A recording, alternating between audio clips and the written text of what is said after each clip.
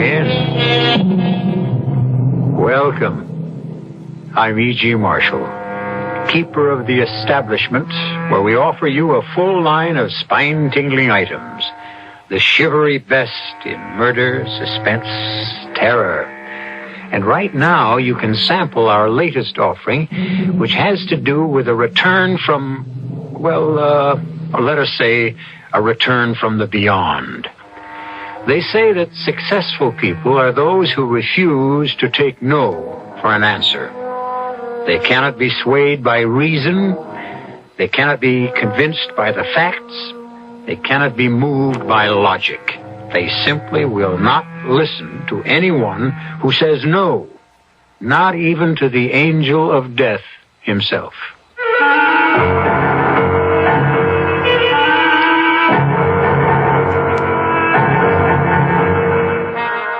Our mystery drama, Is the Lady Dead?, was written especially for the Mystery Theater by Sam Dan and stars Larry Haynes and Joan Loring.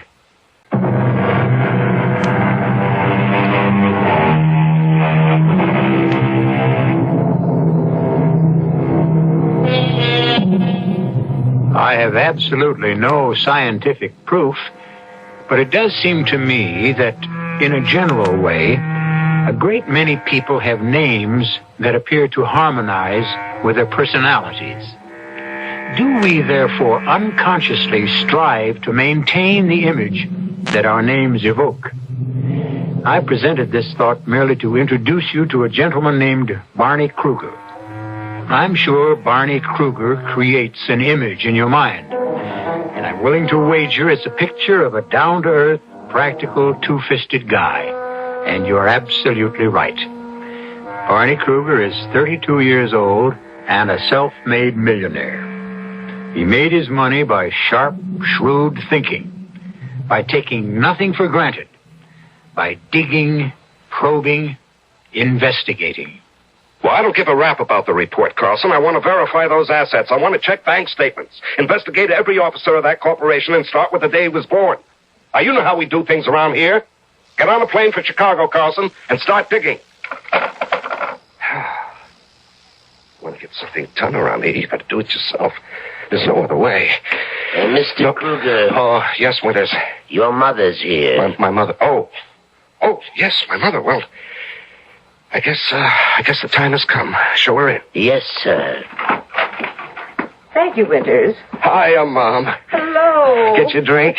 No, thank you. Well, this is a happy surprise. Surprise? Well, I thought you'd be in Europe at least another week, and so when you just called me just before. Oh, yes. I did come back ahead of schedule, didn't I? Barney? Yes, Mom. Well, something seems different. Different? What do you mean different? Oh, I don't know. The apartment just seems different. Did you have anything done? There's a definite air of difference about the place. Oh, good or bad? Well, I'm not sure, but I rather like it. I don't know what it is, but I like it. Now tell me, dear, how was Europe? Oh, you know, Europe. Oh, honestly, Barney, I'm sure you've lost count of the number of times you've been to Europe in the past 10 years. Oh, no, I haven't, Mom. I've gone exactly 85 times. You can check my secretary. She has all the records. Well, what's the difference? All you know about Europe covers some airports, hotels, restaurants, some offices, a few mines, a few mills. Mom. You never get to do anything in Europe. I mean, you don't get to do anything European. Oh, Mom. Now, look, next time, try something different. Mom, I did do something different this time. Don't tell me. I'll bet you bought a department store instead of a steel factory. Well, not exactly. Now, it doesn't... I got married. Married? Yes, that's right. Oh, well, congratulations, dear. Now, where is she? Well, she's right here, Mom. Well, can I see her? Well, of course you can see her. It's just that I wanted to break the news to you first myself. Barney, I'm so happy. I can't believe it. Well, I can hardly believe it myself. Well, now, how long have you known her? Let's see. What's today? Thursday, huh? Well, it's exactly a week. A week? Yes, and what a week, Mother. And who is she? Rachel. Rachel? Mm-hmm. Well, that's a lovely name. Rachel who? Rachel, I don't know. You don't know her last name. Well, I did. But I don't seem to remember, Mother. Well, what's the difference? She's Rachel. She's Rachel Kruger now. Well, how did you meet her? Well, it's like a dream, Mom. It's just like a dream. I know, but you had to meet somewhere. Yes, well, I ran her down. You what? Well, you know, Mother, in England, they drive on the wrong side of the road. You mean you drove on the wrong side of the road? Well, I don't have any trouble with it while I'm driving straight ahead, Mother. It's when you come to a turn and you have a tendency to swing over to the right. And so we had a little collision. Barney! Yeah, well, no one was hurt or even scratched, Mother. Well, that was how we met. And so I took her to a garage to get her car fixed and then to dinner while we were waiting. And it just happened, Mother. We just fell in love. You don't believe it? Oh, I believe it, Barney. Yes, we both knew it. And there just didn't seem to be any question about our getting married. I would have asked you to fly over, Mother, but time suddenly seemed so precious. We didn't have a minute to waste. Mm-hmm. I can't tell you how happy we are, Mother. Now, don't even try. It's just... Just what? Well, it's just this is so unlike you. The fact is you don't even know this girl. Oh, well, I do know her, Mother. But you don't know her parents, her background. You don't know anything about her. I know everything. Well, for instance, where was she going when your two cars collided? I never asked her. Uh-huh. That's what I mean. Well, I know everything I want to know, Mother. It's certainly not the way you do business. This isn't business, Mom. This is love. I never thought I'd hear you talk like that. Well, the same rules don't apply. In love, all you've got to go on is your heart. And if you can't trust that, well, you're in trouble, I guess. Well, Barney, look, I am all for it, and I'm all for Rachel. And when can I finally see her? Right now, Mother. You're having dinner with us.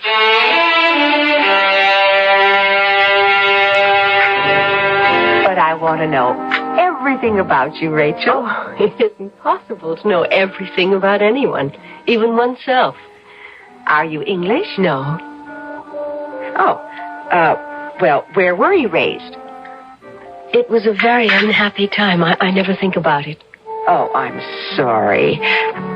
Are your parents alive? I have none. Oh. Well, what happened? They were killed. Oh. Was it an accident? No.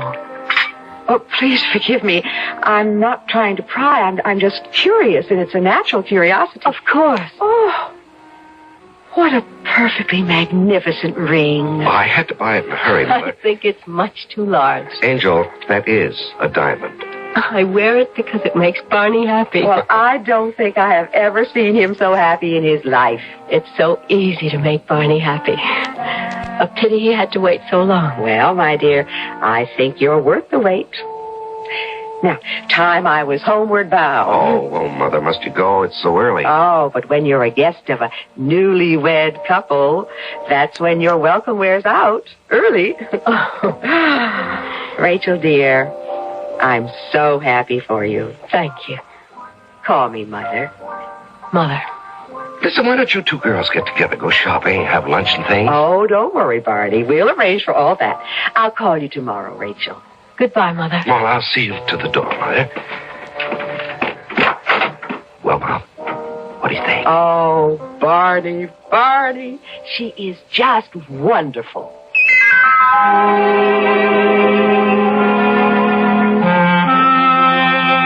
Rachel? Yes? Aren't you asleep? What is it, honey? It's nothing. Oh, no, it is something. Oh, Barney. I didn't know people could be so happy.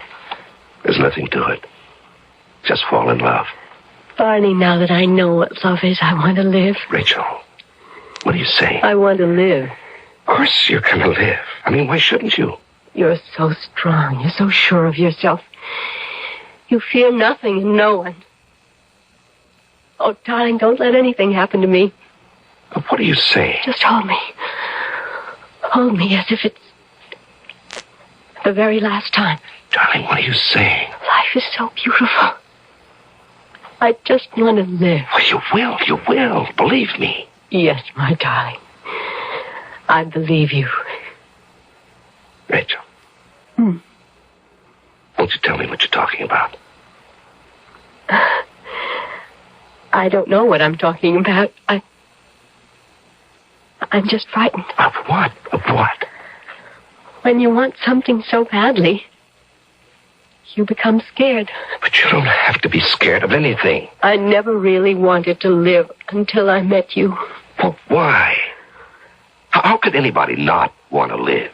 Oh, there are times when life can be a terrible thing, and death Oh, is no, only... no. Now, we're not going to have any more of that kind of talk.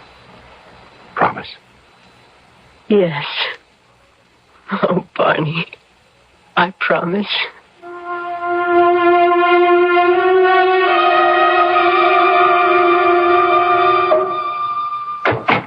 Barney, what a surprise. Hello, Mother. Would you like something to eat or drink? No, I didn't come here for that. Well, of course not, but every mother has to ask that question. It's part of the franchise. Mom, I'm worried. Why? Well, it has to do with, Rachel. How did you know? I'm worried, too. Oh, why are you worried? It's something in her eyes. What? I don't know. Yes, I see something in her eyes, too, Mother. Something that scares me, and I don't know what it is, either. I think it's a look of fear. Well, what can she be afraid of? We don't know. Actually, we don't know anything about Rachel. We love her, but we know nothing about her. Mom, Rachel is afraid of dying. Is she ill? Oh, the best doctors in the country can find nothing wrong with her. But I think I know what it is. What are you saying, Barney? You've heard of people who died of grief. Of course. Well, why can't people also die of happiness? Barney. Mom, Rachel is dying. Something's killing Now, her. Barney, don't say that. Mom. I'd better answer that. Hello? Mother. Oh, Rachel, dear. What? How are you? Mother, is Barney there? Yes, dear. I'll put him on. Barney. Yes, thank you. Rachel. Barney, please, come home quickly. Quickly. Barney. Darling, why didn't you call the doctor? Because... Well, I'll phone him this minute. No, please. Just hold me. But, Rachel... Don't leave me. Don't leave me for anything. Rachel, you need to be... No, I have everything I need, everything I want. Right here, right now. Oh, darling, I want to live so badly. Well, you will. Don't let me go. Don't let me go there, Barney. To that place. Please, Rachel, don't talk like that. If I let go, bring me back. Oh, Rachel. You're so strong, you can do anything. You can do anything. Rachel. Promise.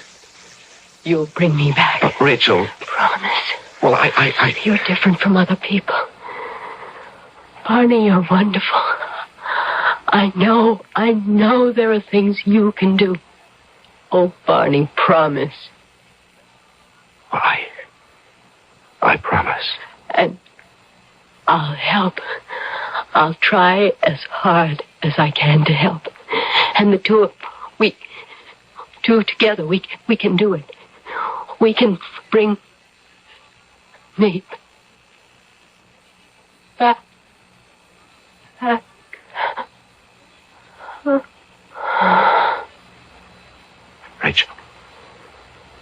Rachel.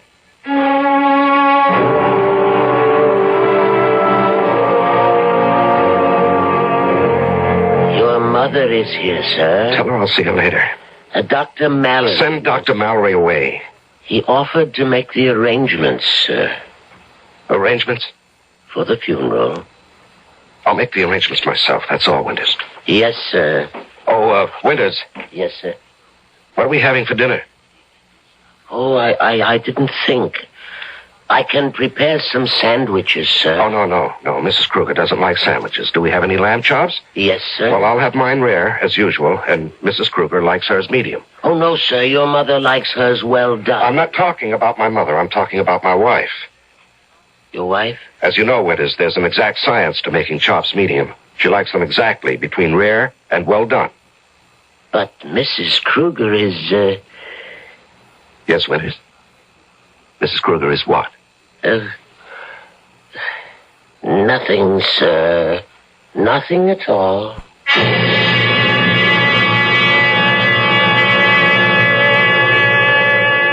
There may be an exact science to broiling lamb chops, but you must admit there's a fine art to being a rich man's butler.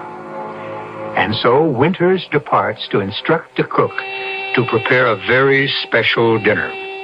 A dinner for 2 people, one of whom is alive, the other dead. And we'll be back after dessert when I return with Act 2.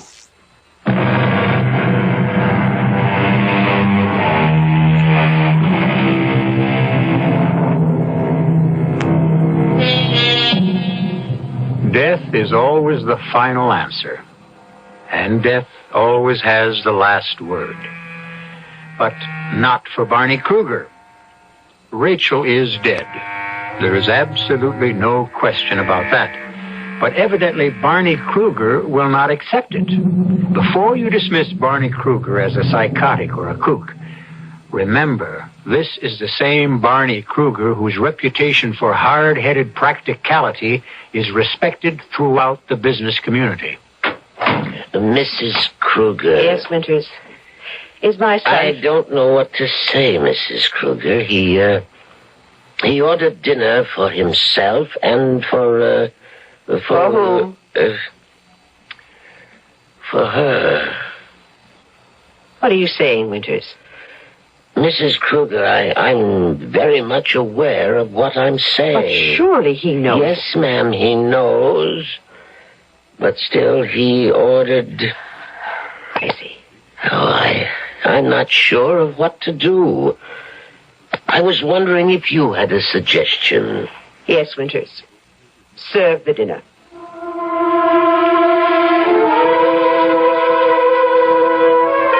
Barney? Come in, Mother. Sit down. Have you had anything to eat? Oh, yes, Mother. Everything's fine. Well, Winters told me... Do you want to look at Rachel, Mother? She's even more beautiful than Yes, Barney. Now, we have to make certain arrangements. You know that, don't you? You know, she came into my life so suddenly, Mother. And so, suddenly, she left it. Barney. I can't believe that. I won't believe it. Barney, the ring. No, I won't believe it. You really don't intend to bury her with the ring? Bury her? Well, yes, Barney. We have to make arrangements. We won't do any such thing. We'll bury her ourselves. Barney. No one must ever touch her, Mother, except the people who love her. Will you help me? Well, just the 2 of us. We'll see Rachel to her grave. Barney, now you really shouldn't bury her with a ring. Why not? Because the ring is worth that diamond is worth Yes, I know. Rachel said it herself. It's worth the Queen's ransom. Well, it may sound rather hard and unfeeling, but what can that ring mean to her now? Oh, everything, Mother. But I don't think... It means that I believe she's still my wife. Yes, of course. And it means I haven't given up hope. Hope? Of what? Well, so long as she wears that ring, we can... Can what? We can bring her back. Bring her back? Yes, Mother, bring her back. Barney, the age of miracles is past. Oh, no, it hasn't. It's still here. Barney. You want to see a miracle? You want to see one? Come here. Barney. No, Mom, I mean that. Come here. Where? Just look. Look in that mirror. Well, why do you want me to look in the mirror? So you can see a miracle. I don't think... You are the miracle, Mother. What are you... What did it say about you in the Sunday paper, Mom? I don't remember. Well, I remember. I memorized it. I was so proud of it. Mrs. Elwood Kruger, the acknowledged social leader of the city, stunningly attractive, impeccably groomed, was hostess at the reception for the senator. Barney, darling, look, I don't... You don't what, Mother? You don't remember? You don't remember how it was when I was a little kid? You don't remember that my father was a hopeless drunk? Barney... And how you washed dishes in an all-night hash joint so you could support the 3 of us? And when he died in a charity ward, you were thankful because it meant one less mouth to feed. Barney, why I looked at you, Ma, every day.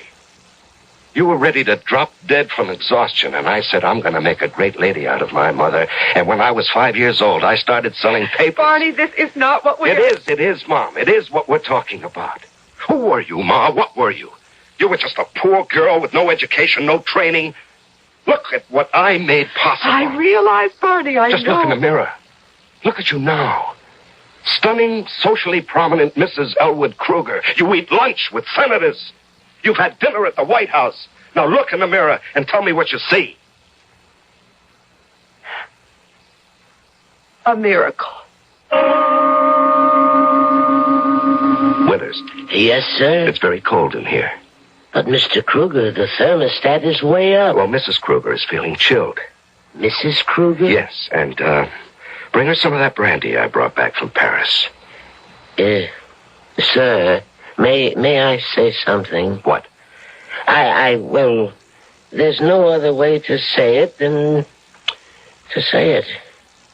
Sir, Mrs. Kruger isn't here. I'm aware of that, Winters. You buried... Her funeral was this afternoon. Yes. Then you have to admit... What? What do I have to admit? You have to admit she's dead. Yes, Winters. She's dead. For now. For now? Yes, for now. Winters, I'd like to ask you something. Yes, sir. I need a man to work for me without asking a lot of questions, who believes in what I tell him. A man who's with me. You follow this? Yes, sir. Till now, that man has been you, Winters. Yes, sir. So, my question. Is that man still you? Yes, sir. That man is still me. Well, you have to believe with me, Winters. Understand? I think so, sir. Fine. Bring Mrs. Kruger her brandy. Yes, sir. Thank you. Will Mrs. Kruger want anything else? I don't think so. Yes, sir. Thanks again.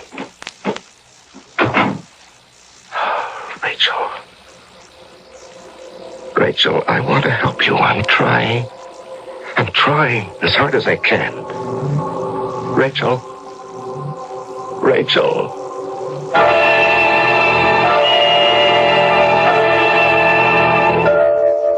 I'm very much concerned, Mr. Kruger. Mr. Kruger? Oh. About what, Carson? Well, the amount of our investment, we're dipping very deeply into reserve capital. Well, that's what reserve capital's for, isn't it? That's why we're getting on a plane for Chicago to see if we, Yes, go on. We're going to Chicago to see if... Shh. Don't talk. No, I guess I'm hearing things. Well, now I have all the information you need about Henley. Henley? What do you mean, Henley? How did you know about Henley? How do I know? Mr. Kruger. That's why we're going to Chicago to acquire Jason Henley and Company. Oh, yes, Henley. Rachel? Rachel? Where are you? Mr. Kruger, who are you looking for? I'll see you later. But our plane leaves for Chicago. She was just here. She can't have gone far. Mr. Kruger, we have to get on that plane. You get on the plane. You go. But you're the one that has to examine the assets. Well, you do it, Carlson. But you have to make a decision by tonight. You make the decision. You go there, and you make it. Mr. Kruger, where are you going?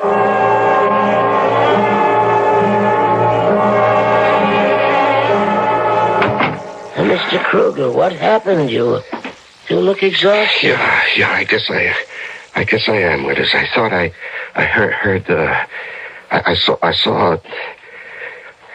I ran, Winters. I ran around for hours trying. I know why. It's because this would have been our anniversary, our first anniversary. Yes, sir, I know that, sir. I took the liberty of opening this bottle of champagne, and I brought 2 glasses. Oh, thank you, Winters, thank you. Good night, sir. Yes. I thought I did it, Rachel. I thought I did it today. I thought I brought you back. I thought I hurt you. But I'll keep trying. I'll keep trying. I'll never stop trying. Rachel. Oh, Rachel. Rachel, I can see us so clearly that day. That crazy day I ran into you. And you were so frightened at first. You were so scared. It was all I could do to get you to tell me your name. And I kept asking, what's your name? What's your name? And you just kept staring at me. And your eyes were so big. And finally, you said, My name is Rachel. Rachel. That's a very pretty name. What's yours? Barney. Barney. I like the sound of that. I'm sorry about the car. Oh, I don't mind. I never liked this car anyhow. Well, I'll tell you what I'll do, Rachel. I'll have it fixed. No, I won't have it fixed. I'll buy you a new one. Oh, are you that rich? Oh, I'm fabulously wealthy. But don't hold it against me. Do you know you really are a very nice person? How can you tell? I learned how to recognize good people. It was very important for me to know that at one time. Rachel, do you want to hear something crazy? Nothing is really crazy when you think about it for a while. No. This is the wildest thing you'll ever hear. What is it? Here I am, an American, driving through a place called Henley, just outside of London. I hit a car some girl is driving, and we stopped to talk. And 10 minutes later, I find out I'm in love with this girl. All I know about her is her name. Her name, Rachel. Now go ahead, tell me I'm not crazy. Perhaps we're both crazy. All I know about you is your name, Barney. And I love you. Rachel, you're here. I'm here. It's you. It's really you. It's not my imagination. Put your arms around me, darling. And the ring, your wedding ring. You're wearing the ring. Oh. You couldn't be wearing the ring if it weren't really you, Rachel. Oh, Barney, you did it. You brought me back. Yes, you're back. You're back. That's all I have to know. You're back.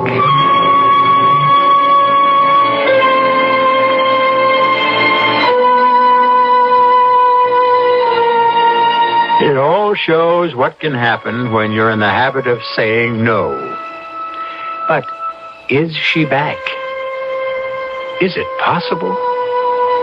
You remember the story of Orpheus? He went to the land of the dead to reclaim his lost bride. He almost succeeded, too. However, there was a little detail he forgot about. I won't forget to return shortly with Act 3.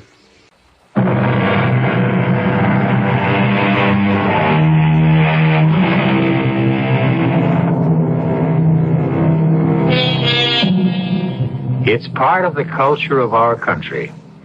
We raise the kids on slogans like, never say die, don't give up the ship. And when threatened with annihilation by a numerically superior enemy, didn't an American general earn immortality by simply answering nuts? Barney Kruger took it all seriously. He believed he could attain any goal he set out to reach. He's even brought his wife back from the dead. Barney, I knew you would do it for me. I knew you would do it. Oh, Rachel, I can hardly believe it. Everything in the room. It's exactly the same. Exactly. Yes, I didn't touch anything. Nobody touched anything. Everything is here, you see? Just as I left. Yes, your clothes, all your things. Even the book you were reading, darling. Oh. Look, it's still open to the same page. That's why I could come back, Barney, because everything that's me is here. Oh, you were never gone, Rachel, never. Keep me here, Barney. Keep me here. Yes, I will. I just wish I knew how. But you know how. You know. Hey, excuse me, sir. I thought I heard you talking here. Winters, look, it's Mrs. Kruger. See, dear, it's Winters. You always liked Winters. Isn't that just great, Winters? She's back. Yes, sir.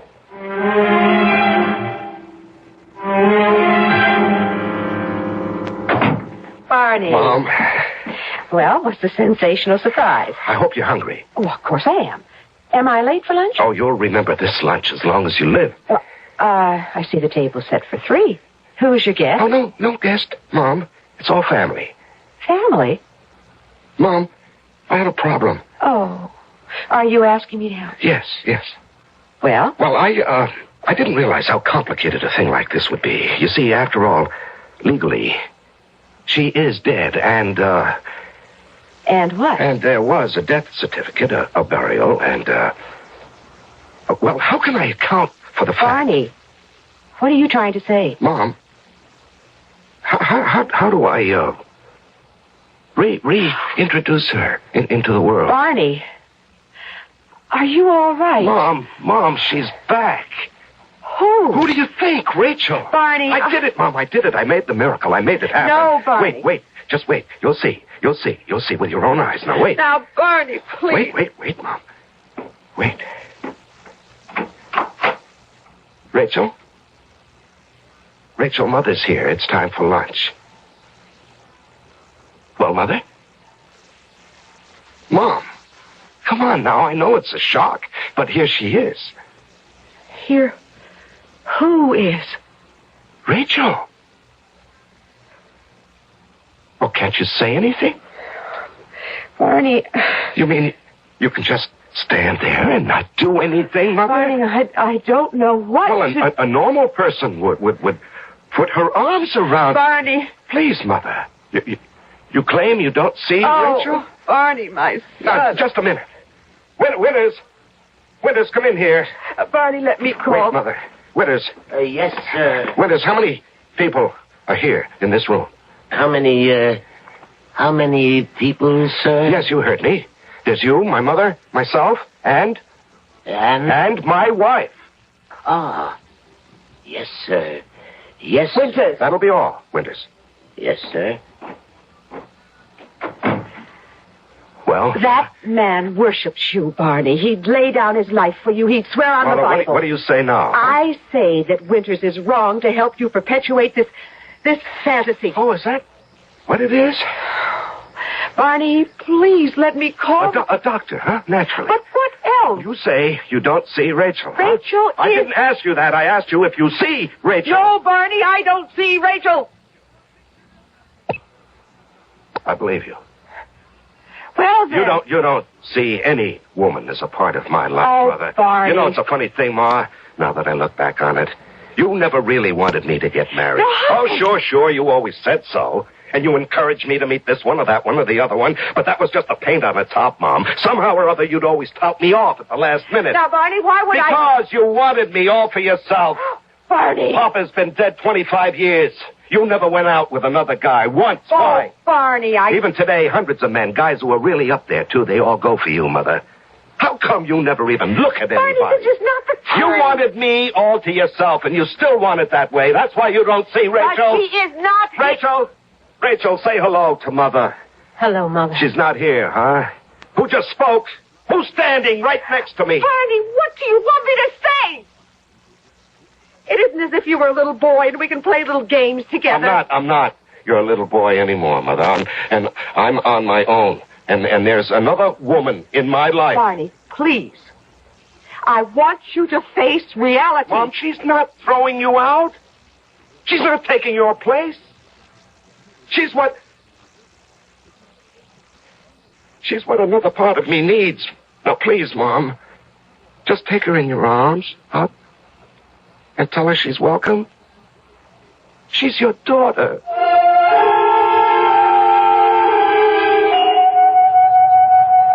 What do you want, Carlson? This is the first time you've been to the office, and Is that so? I've had to make a lot of judgments. Well, that's what you get paid for. But if I'm wrong, we can go broke. Oh, come on now. Lay everything on the table, and I'll straighten it out. Well, the Midwest merger... The Midwest merger? Well, I'll tell you what I've decided. I've been juggling all the facts, and now that I think about it... Yes? Now that I think about it, just a minute. Now, the option expires this afternoon. We really have to move quickly. Yes, just a minute, please.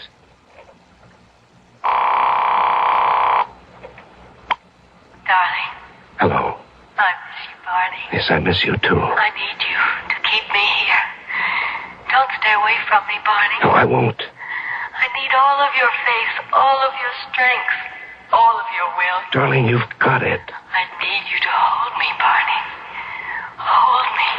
Yes. Hurry back to me, darling. Hurry, before I slip away again. No. Don't do that. I'll be right there. Hurry, Barney. Hurry. I'll see you, Carson. Where are you going? I have an important date. Mr. Kruger, we are going broke. Can't you understand? I need $500,000 to cover an option this afternoon. We don't have... Well, don't bother me with details. And unless you raise another $500,000 by Wednesday morning... All right, I'll raise it. But I don't see when you can raise... Just leave it to me, please. Now, I'm going home, and I don't want anybody to disturb me. Barney, do you ever get tired of me? After the life you led before? Now, what kind of life did I lead before? Well, you went everywhere. Well, we go everywhere, the two of us. Even if we never leave the house, we sit here together and... Oh, Barney, I hope I'm enough for you. No. We don't need that kind of talk. Because I'll have to be enough for you. I'll need you with me all the time.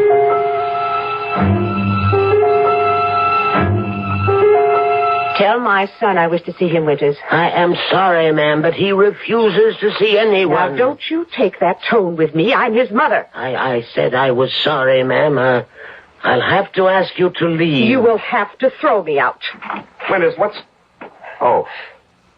That'll be all, Winters. Yes, Barney, I must talk to you. What's there to talk about, Mother? Barney, this newspaper.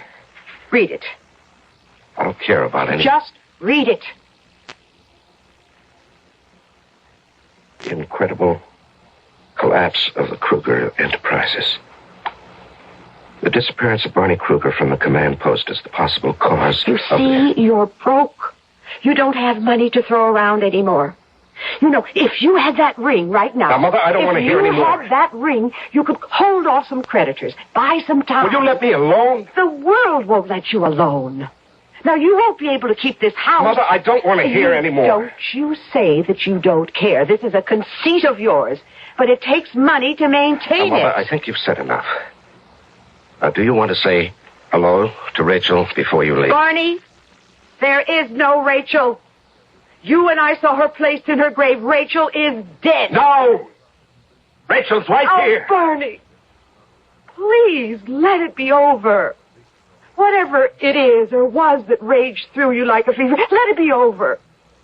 Come back into the world. Come back where you belong. No, I belong with Rachel. Goodbye, Mother. Oh, you're like your father. He was a man who was intoxicated by liquor, and it destroyed him. And you're intoxicated by Rachel. Mother. By a dead Rachel, and she will destroy you, too. I won't hear any more.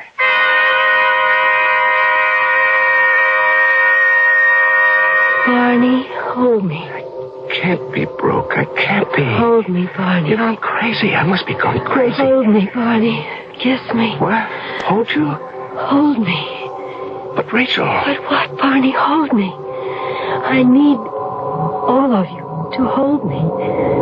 Put your arms around me. But Rachel, you're I'm what, Barney? You're dead. What did you say? You're dead. Oh, yes. Now I'm dead. But if you're dead, why do I see you so clearly? Because all of your strength hasn't left me yet. It's going, and soon I won't. Rachel. Rachel, are you here? No, Barney, you couldn't keep me here. You weren't strong enough. You don't want me badly enough. Rachel, you're becoming dim, Rachel. I'm no longer your wife. Here, your ring. No. Take your ring. No. I don't want that. I don't want it.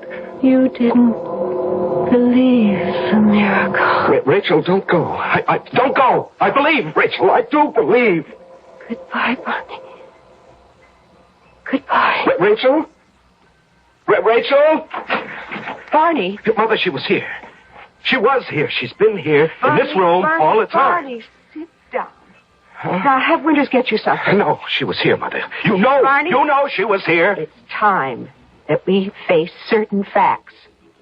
Now, you know that Rachel has... Barney! Look! What's that lying on the floor? Well, Mother. It's the ring.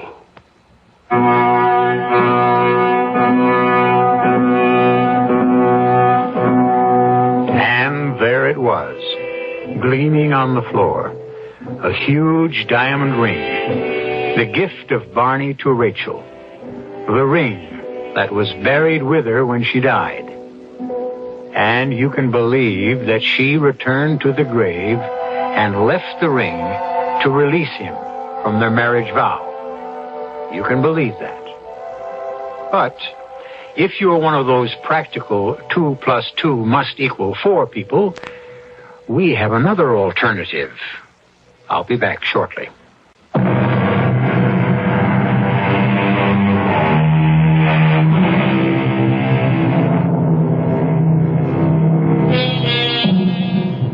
Did Rachel come back from the dead and leave the ring? An explanation that might satisfy some of the more literal-minded among us is that, realizing how strapped he was becoming financially, Barney may have paid a visit to the grave and removed it himself. After all, it was his ring. It goes to prove that we have a denouement to satisfy every taste. Our cast included Larry Haynes, Joan Loring, Ann Petoniak, and Leon Janney. The entire production was under the direction of Hyman Brown. This is E.G. Marshall inviting you to return to our Mystery Theater for another adventure in the macabre. Until next time, pleasant dreams.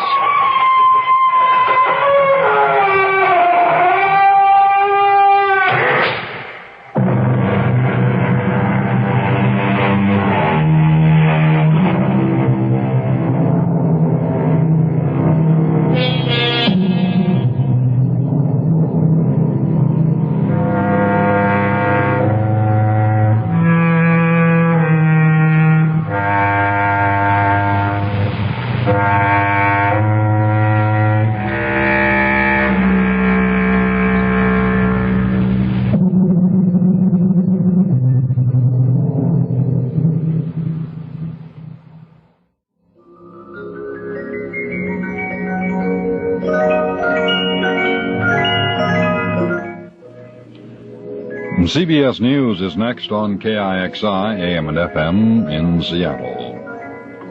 The time, 11 p.m. CBS News. 13 people have been indicted in an alleged $130 million oil stock fraud. This is Doug Poling reporting on the CBS radio network. The U.S. Attorney's Office in Los Angeles says among those indicted was Robert Trippett, president and board chairman of the Homestake Production Company. The Attorney's Office says over a 9-year period, there was a domino effect in which prominent businessmen and people in show business were drawn into the scheme. Homestake Production was billed as an oil exploration and drilling firm, but the government charges no drilling or exploration took place. Among those supposedly swindled were such celebrities as Jack Benny, Walter Matthau, Andy Williams, and Phyllis Diller. Also listed as investors in the company were Walter Wriston, chairman of the First National City Bank of New York, and Russell McFall, chairman and president of Western Union. The Securities and Exchange Commission has charged a California-based silver and coin dealer with selling nearly $1 billion in non-existent silver in what appears to be the biggest fraud of its kind in U.S. history. The SEC named the Pacific Coast Coin Exchange, also known as Monex International Limited. More news in a moment.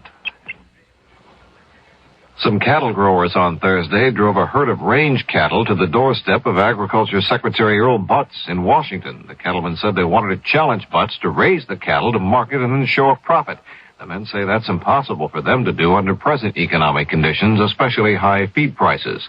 There are predictions that cattle prices will be on the upswing before long. Ike Pappas reports from Sioux City, Iowa. Agriculture experts say farmers may be enduring depressed cattle prices now, but it's all part of the natural price cycle in the beef industry. They point to 2 years ago when cattle prices were high in favor of the farmer. Agriculture Secretary Butts says the cycle will start up again and farmers will get higher prices for their live cattle, but that won't be for a year or so. Meanwhile, Butts says the government can do little to help increase the price. Farmers apparently are seeking their own solutions. They are at the moment selling off large numbers of cows and calves for slaughter and feeding 25% fewer cattle in an effort to cut down the expected record supply of beef, hoping to get a higher price sooner than Butts predicts. Industry leaders say beef prices, now down from near record highs earlier this year, should start up again by mid-1975. The Agriculture Department confirms beef prices will move higher next year, but it is not predicting how high. Ike Pappas, CBS News, Sioux City, Iowa. In Boston, the NAACP has gone to court requesting National Guardsmen and more state police be sent to South Boston schools where there was more violence Wednesday in the high school. Boston NAACP President Thomas Atkins told what the action is intended to accomplish. Because black and white students have inside the schools had weapons, and because white students and occasionally black students have engaged in sloganeering and mouthing of racial epithets, we will be asking the court to order the school department to promulgate regulations banning racial epithets, sloganeering, or the weapons being brought into the school. A hearing on the NAACP motion will take place in Boston Friday morning. In Atlanta Thursday night, Georgia Governor Jimmy Carter announced he'll be a candidate for the Democratic presidential nomination in 1976. Now this. There will be a partial eclipse of the sun Friday morning visible in the United States. The eclipse will be most extensive in the east and least extensive on the west coast. It will occur at 9:25 in the morning Eastern Time, but weather forecasters say an expected cloud cover may obscure the phenomenon. This is Doug Poling, CBS News. This is your friendly music station, KIXI, dial 91 AM, Seattle.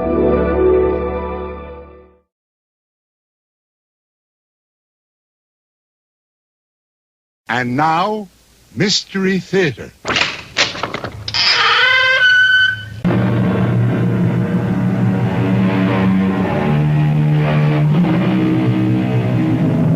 Come in. Welcome. I'm E.G. Marshall. It's been said that you can always recognize a werewolf simply by shaking hands. If the handshaker has hair on the inside of his palms, QED, a werewolf. Of course, this is an old wives' tale. As for me, I'm perfectly willing to accept the fact that the whole idea of werewolves was absurdly exaggerated by the superstitious during the Middle Ages. However, I would like some explanation of the concept everyone recognizes today, of the subconscious, something inside a person which can take over and utterly control a person's mind and actions, particularly under great stress.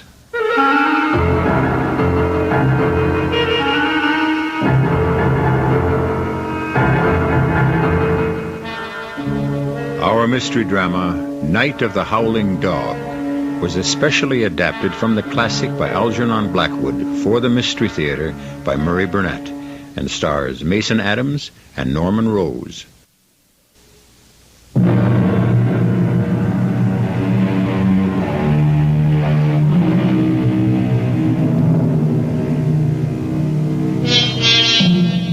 The pages of fiction are filled with surrogates passionately pleading the causes of other lovers to beautiful ladies. The characters of Cyrano de Bergerac, John Alden courting Patricia for Miles Standish, and the devil himself serenading the beautiful Margarita on behalf of Faust. These are only a few examples that come immediately to mind. However, I had never heard of a lover deputizing an animal to forward his suit until now. And to bring you this amazing story, I introduce an eyewitness. It's strange that as I approach the end of my years, I now find more people willing to believe the stories of my adventures with my employer the famed psychologist of the occult, Duane Carter. When I was working so closely with Duane and writing down these excursions into the dark recesses of men's soul and minds, I found nothing but skeptics. Today, perhaps since we know more, we now realize there are still things we don't know. At any rate, let me start at the beginning of this incredible phenomenon. It all began when Duane and I said goodbye at London's Waterloo Station on a hot July day in 1912. Now, Ernie, we've got a full fall schedule, so you be sure and get plenty of rest. I want you to be raring to go when we meet in Stockholm on August 15th. Unless, of course, you should send for me sooner. Send for you? If I'm going to need you, Duane, then I'm hardly going to have a restful vacation. Nonsense. Both of us know the strange effects a stay in the wilderness can have on people who wear the trappings of civilization the rest of the year. Well, you were the one who prescribed getting back to nature as the prescription that straightened out Timothy Manning's life. If he hadn't come to consult you, he'd still be preaching in a pulpit, making his wife and daughter's lives miserable. But Timmy isn't the only member of your little party. Are you trying to sound a warning?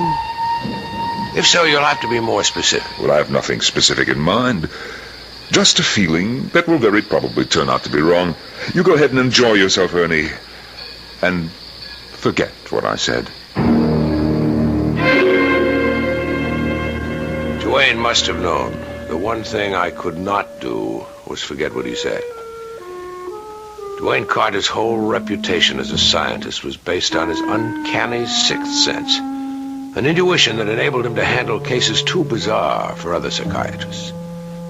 So I was more than ordinarily alert as our boat approached the shore of the small island we'd chosen for our camp. Easy there, Ernie. Peter, lend Ernie a hand and we'll pull the cutter further up the beach.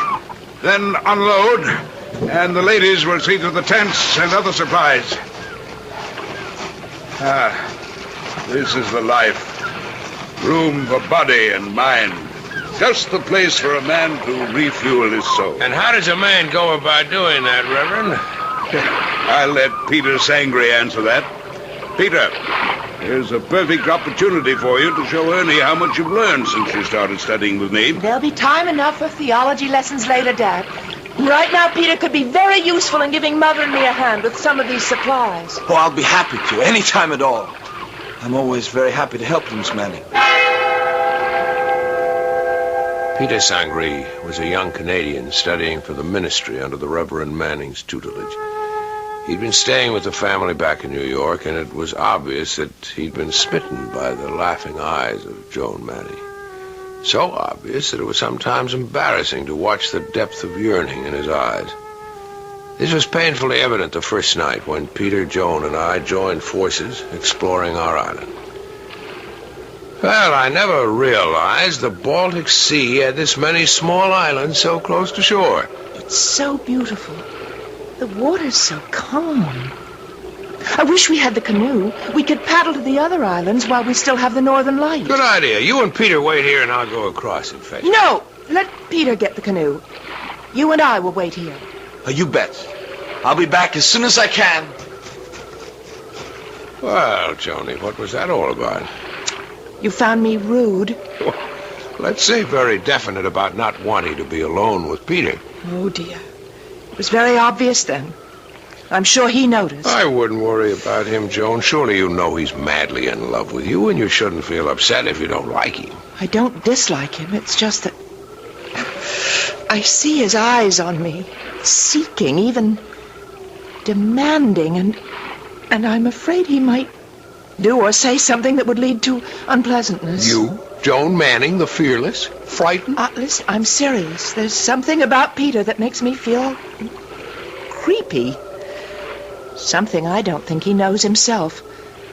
I'll confess it draws me, attracts me, but at the same time it makes me afraid. Joan, I don't know whether you're trying to tell me you're afraid of Sangre or something in you. My heart tells me there's something in Peter Sangre. Something buried deep inside him. Something dark and perhaps even dangerous. And I'm desperately afraid and desperately curious. How long has Peter been studying for the ministry with your dad? Almost a year? This is the first time that you've had this feeling about him? Yes. It only happened since we came here, away from New York and civilization.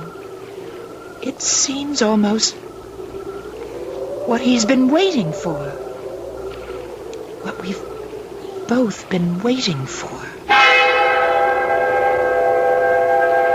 The business of setting up camp for the first few days relegated that strange conversation to the back of my mind. But the Reverend Timmy brought it back sharply with a strange prayer one night. We give thanks to you, O Lord, for our safe arrival. We also give thanks for our excellent health and pray this may continue for all of us, and the weather be fair, the fish be plentiful, and that nothing from the kingdom of darkness nor any evil thing disturb our nighttime tranquility. Daddy, what brought that on? Just a thought, Joan. It came into my mind, and I let the Lord know of it. Reverend, I don't think we should put thoughts like that in the Lord's mind. I think I can explain, Mr. Simpson. Well, you, Peter? Yes, sir. You see, I don't know if any of the others felt it, but I know that I sense something. Some presence here on the island with us. But that's impossible. Our exploration showed there were two things lacking on our little island: fresh water and animals. I didn't say anything about an animal, Joan. I said a presence. Now, come, children. Perhaps my prayer was out of place. Let's all be off to our tents and a good night's rest.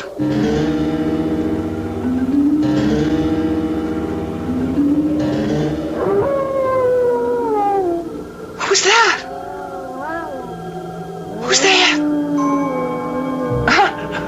Whoever it is, let's not play tricks. I know someone's trying to frighten me. I'm coming out and see whoever it is that's playing this childish game.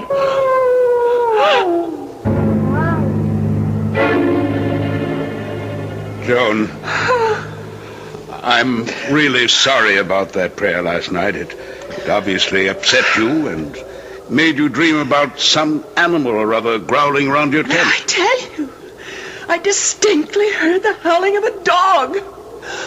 Didn't anyone else hear it? Well, of course not. No one else heard it because you dreamed it. Because of the lack of water, there's not an animal of any size on the whole island. You know we have to fetch our water from that little island across the way. I know what I heard, and it wasn't a dream. Well, there's nothing to prevent some animal from swimming over. A deer, for instance, might easily land in the night and decide to take a look around. Well, look, Mr. Simpson, I'd like you and the other men to come along with me. Mother, you stay here. You've already seen the tracks. And I want Daddy to apologize to me and admit that I'm not having bad dreams. All right, now. There, look. Look at those marks on the outside of the tent. Are you going to tell me that they're not animal tracks? Certainly they are. These tracks appear to have been made by some type of fairly large animal. I apologize. I'm sorry I doubted you, darling. Oh, Daddy, I'm so frightened. I'm just plain scared.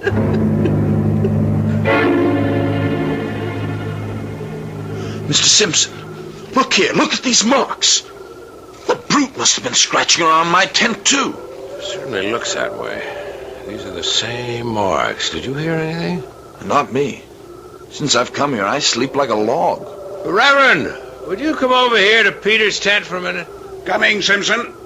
Certainly strange. Wonder if Mrs. Manning heard anything. After all, her tent is right next to Jones. Timmy, what do you make of those tracks? Looks like an animal, right enough. Tell you what I'd appreciate, Simpson, if you don't mind. Well, I'm here to help. Why don't you take Joan out for the day? On a hike or in the canoe and see if you can calm her down.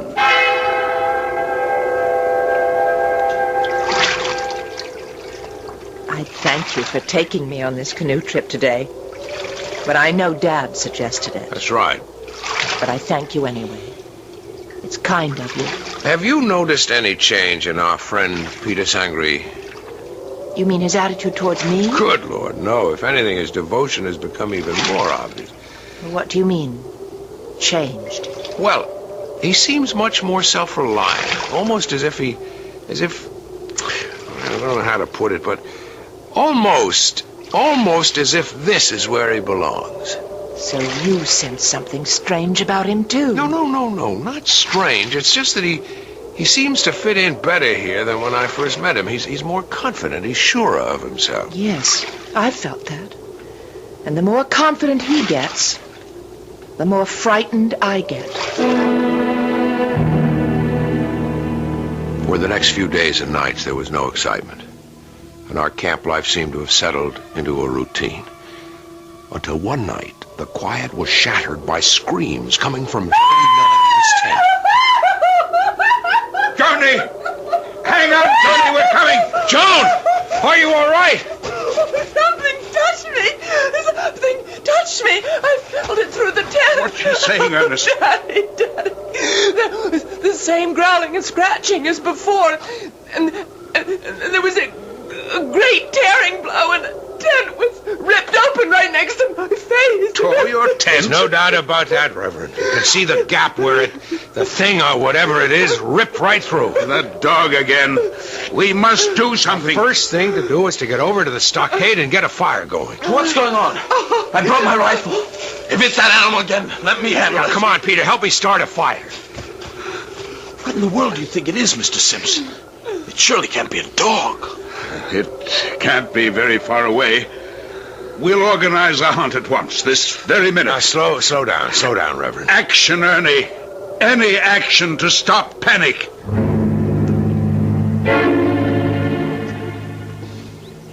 We've gone over every inch of this island, and there's no living creature on it besides ourselves. Peter's right, Reverend. Not even a squirrel could have gotten by us. All right. I know what it was. A dog from one of the farms on the larger island. A dog that's turned wild. It was attracted by our fires and the smell of food, and now it's gone back to where it came from. That's what it was. Oh, Daddy, you don't really believe what you just said? You can't believe that. You just can't.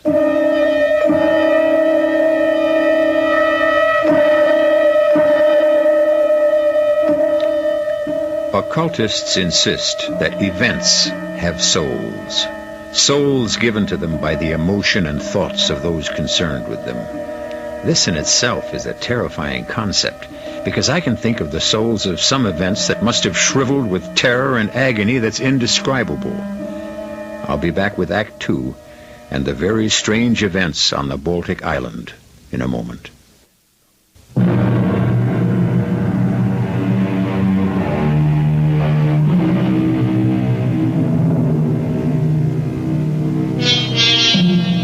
The virtues of life and vacations in the untrammeled wilderness have long been extolled in song and story. We've all longed for the starry nights with the wind sighing softly through the friendly branches of the protecting trees. But nature also has a savage side, and sometimes a trip to the wilderness can bring out whatever primitive savage lurks within us. I hate the rain, especially when I'm in the woods. I thought you could use today to catch up on your studying, Peter. Reverend says I'll pass my exams with flying colors and become a full-fledged minister in the fall. Well, Timmy should know. He should know more about his own daughter, too. What? What does that mean? Oh, nothing. I guess we're all upset by what's happened with Joan. Well, of course we are, but I don't understand what you meant about Joan's father. Forget it. I'm sorry I said it. I just wish one of us would be able to track down that dog, or whatever it is, that's gotten Joan in such a state. She should be all right with her mother. You know that she's moved into Mrs. Manning's tent now, and there should be no more nonsense. Nonsense? Is that what you think is so frightening for Joan? Maybe you should join forces with her father. I had no trouble going to sleep after my rather strange conversation with young Sangree, but suddenly I found myself wide awake. I jumped from dead sleep to absolute wakefulness in a single instant. The rain had stopped. I went outside and sniffed the delicious clean air. A pallid half-moon just sinking into the sea threw a spectral light between the trees. And then, just 20 feet away across the paths, I saw a head thrust round the edge of Peter Sangre's tent. The head of an animal. An animal that had the appearance of no animal I'd ever seen before. Terror struck me. I knew it was the animal. And as I watched, riveted to the spot, the thing turned, slipped between the trees, and vanished. Wake up, Peter! Wake up! Why, well... Peter, come on! What is it? Peter, come on! The beast has been here in your tent. I swear it was about to leap at your throat. What are you saying? Let's not waste time. Quick, get your gun before Joan is attacked. Joan? Oh, yes, all right. Yes, let's get over there. I'm with you. Yes, I see the tracks. It's a wolf. That's what it is. A wolf lost among the islands and starving to death. I don't think so. It was unlike any animal I've ever seen.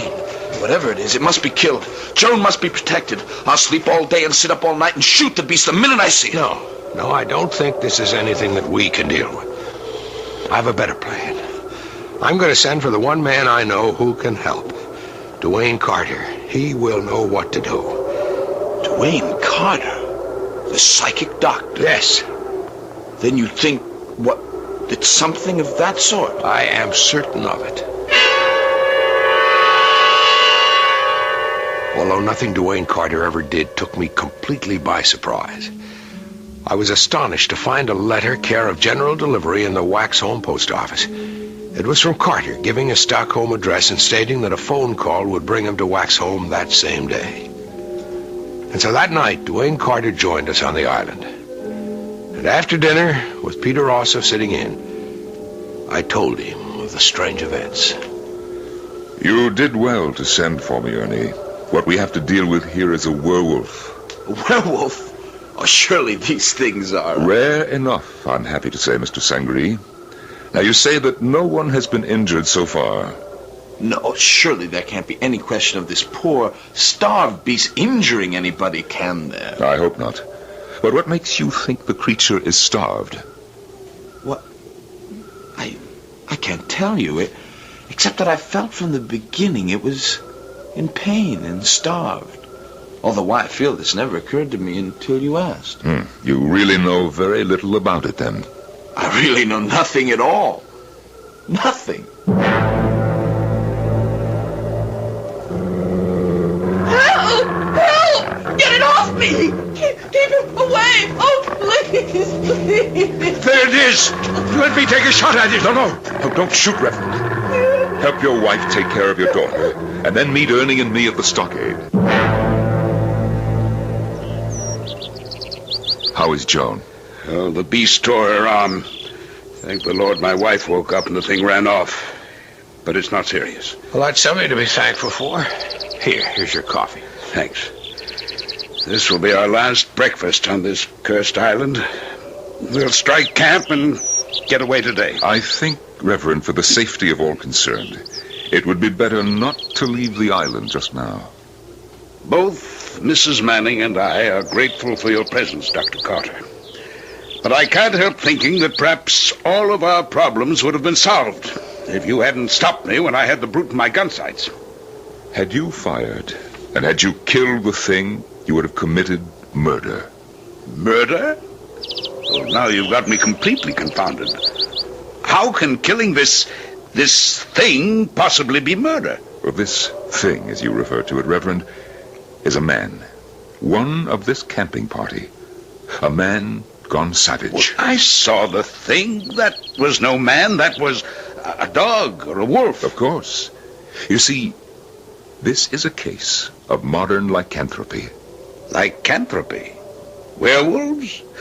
Those superstitions of the Middle Ages can have no actual significance today. We are face to face with a modern example of what I believe has always been a profound fact. Fact? Oh, come now, Dr. Carter. You've heard of the astral body, or as I prefer to describe it, the fluidic body. It has the power, under certain conditions, of projecting itself and becoming visible to others. Well, aren't you talking about two different things altogether, Doctor? An astral body is something people can accept because it's a human form, not an animal. Yes, that's true. But the fluidic body can assume forms other than human. And such forms will be determined by the dominating thought and wish of the owner. You've lost me. You've never really understood the effect of this primitive camping life upon all the members of your party. Old instincts, deeply buried in the subconscious. Instincts no one ever dreamed they had, suddenly come forth in a primitive setting. Well, I'm honestly trying to follow you, Doctor, but ancient instincts and atavism are terms which hardly explain a roaming animal with teeth, claws, and a thirst for blood. That last is your term, not mine. But it's a very exact one. I would say that what we have here is an animal that's impelled to bathe in the very heart's blood of the one it desires. And if I didn't know your reputation, I'd say you have a very strange way of reassuring people. Fear is rooted in ignorance. Reverend, let's suppose that an extremely sensitive young man has fallen very deeply in love with your daughter. Back in New York, this moonstruck young fellow isn't taken very seriously by Joan, and he knows it. Nevertheless, he loves, and he knows that too. Well, does he know what you're trying to tell me? If you're asking if he's conscious of the change that comes over him, no. Oh, but I still refuse Reverend, surely you don't question the violence that's in all mankind. It lurks underneath the surface. And here, on this island, where we shed the trappings of civilization, he feels strong and free. And the feelings of love he's been suppressing back in New York batter at his consciousness, determined to force their way to the surface. And at night, when he sleeps and his mind is relaxed, he dreams.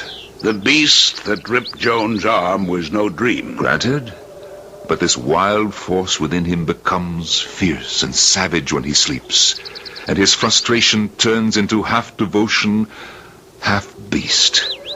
And that is the form that his astral body might well assume.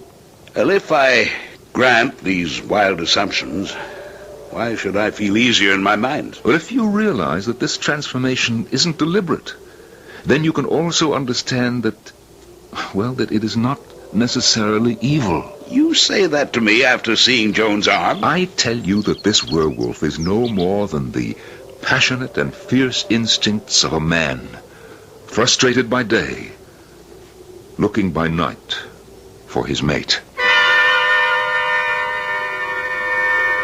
That night we built the largest campfire we'd ever had. And all of us retired early. However, Reverend Timothy, Duane, and I had agreed to meet in Duane's tent. I'm going to open the tent flap now. Keep your voices down and strike no matches. Reverend, is the camp asleep? Well, Peter is. I can't answer for the women. I think they're sitting up. That may be for the best. Could you fill me in on what we're supposed to be watching for? Is it an animal? Report the least sound to me. And do nothing on your own. Nothing. You understand? Right. All right. Shh. Something out there? I'm not sure. Now listen, you stay here. I'll let you know. Timmy and I sat alone for a few minutes, but the good Reverend was restless.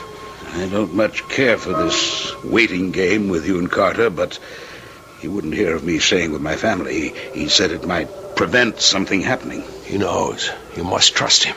Well, it's either this astral body, or double business, as he calls it, or else it's possession, as described in the Bible. But I'm sure of one thing. Whatever it is, it's bad. And I brought my rifle. You brought your rifle, but Duane said... And my Bible. Well, one is useless in this situation, and the other is dangerous. The only way we can win in this game is to do what Duane tells us. That's the safest way, believe me. I'm warning you, Ernie. If anything happens to Joan tonight, I'll shoot first and pray afterwards. Now, what the devil is Carter up to? Sneaking around Peter's tent and making gestures. He looks weird, disappearing in and out of the fog. I think weight, as he told us. Remember, he has the knowledge that we both lack. Well, he seems to be coming back now. Yes, he's heading this way. Peter is in a very deep sleep. His condition is almost cataleptic. Which means, Doctor? The fluidic body may be released at any moment. Now, I've taken steps to imprison it in the tent. It can't get out until I permit it. Be alert for any signs of movement now. I'd better hold on to my rifle. Reverend, I told you there is to be no shooting unless you want a murder. Anything done to the double acts by repercussion on the physical body of the man himself. Now, you better take the cartridges out of that rifle now. All right, Doctor. But I hope and pray you know what you're doing. It was with poor grace that Timmy slipped the cartridges out of his rifle. And then all three of us sat and waited for whatever was to come. It seemed hours, but in reality it was only a few minutes before we heard it. That's Peter's tent shaking like that, Doctor. It's trying to get out. I hear it. All right, Reverend. Quickly, the women's tent. All right. I'll take my rifle just in case. I can always use it as a club. I urge you, Reverend, to be careful what you do. Because I told you this case is complicated. And it's my belief that your daughter and Peter are made for each other. And I think she knows it every bit as much as he does.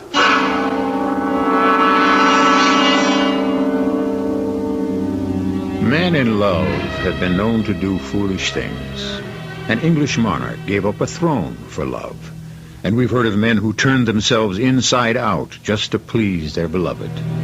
But for me, at any rate, this is the first time I've heard of a lover turning himself into a werewolf.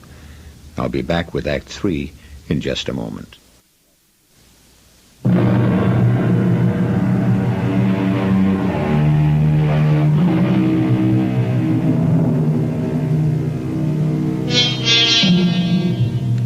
Statistically, there are more people who claim to have sighted UFOs than there are those who claim to have seen ghosts. But the lowest of all in number are those who claim to have experienced the numbing terror of having come face to face with a werewolf.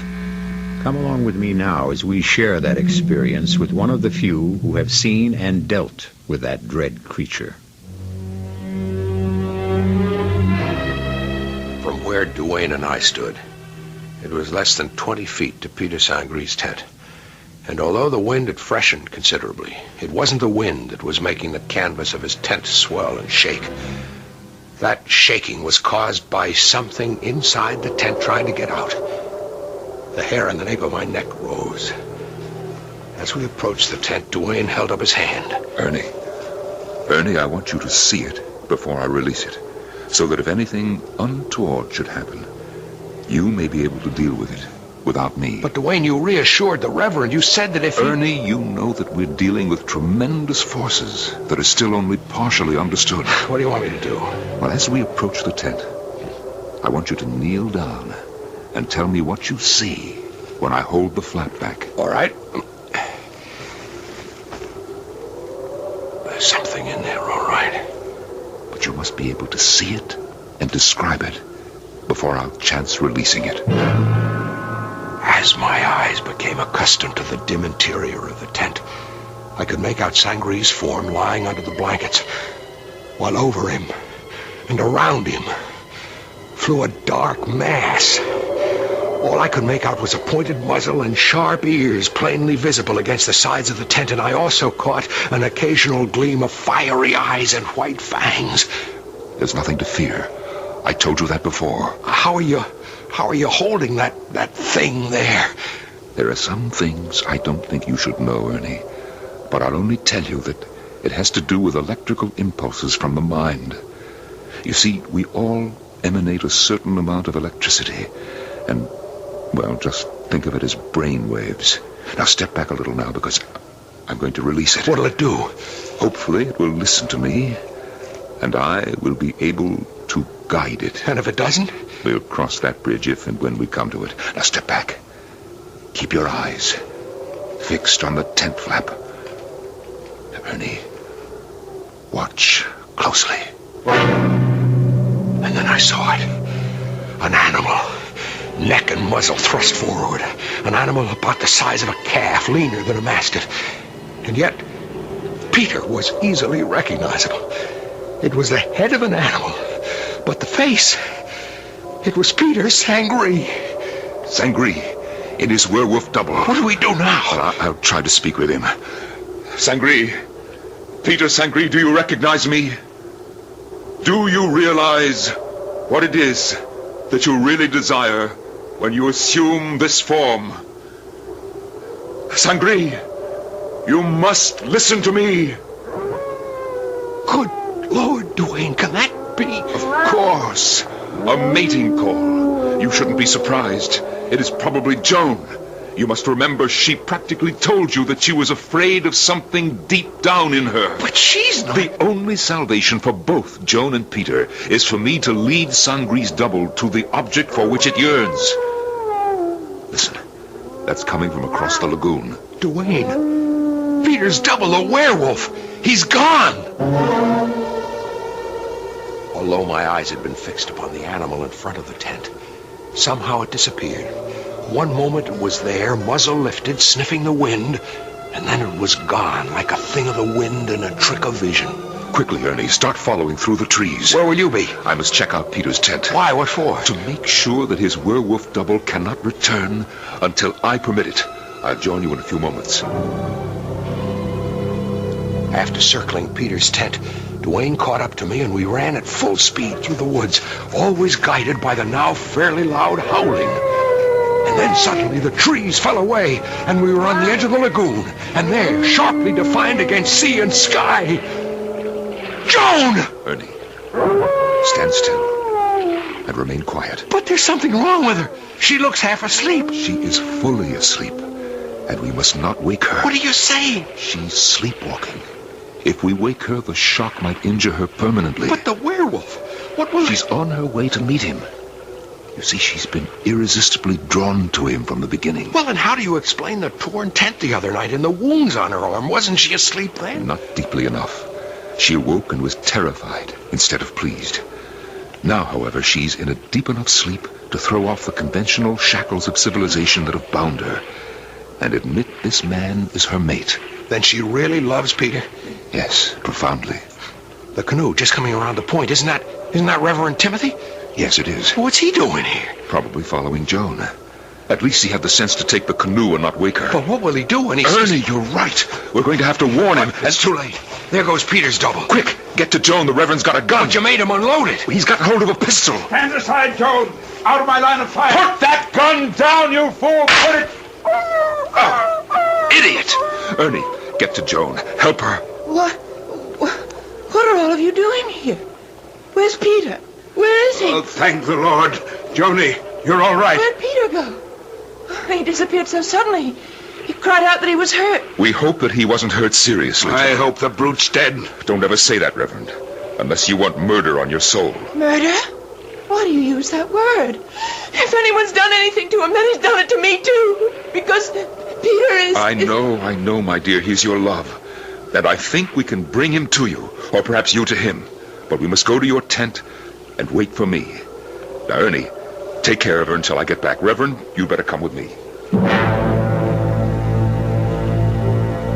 While Duane and the Reverend went off together, I helped Joan back to her tent. You must let me go to him, Mr. Simpson. I know he needs me. You heard Duane. He said we should wait for him.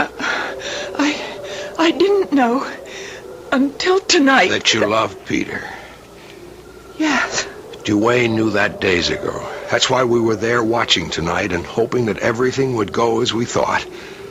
And I think it would have, but for... Go on. But for what? But for an unfortunate happening. It was my father, wasn't it? Now, Joan, I think you should stay calm. It was Dad. He did something that... Something that hurt Peter. Hurt him badly.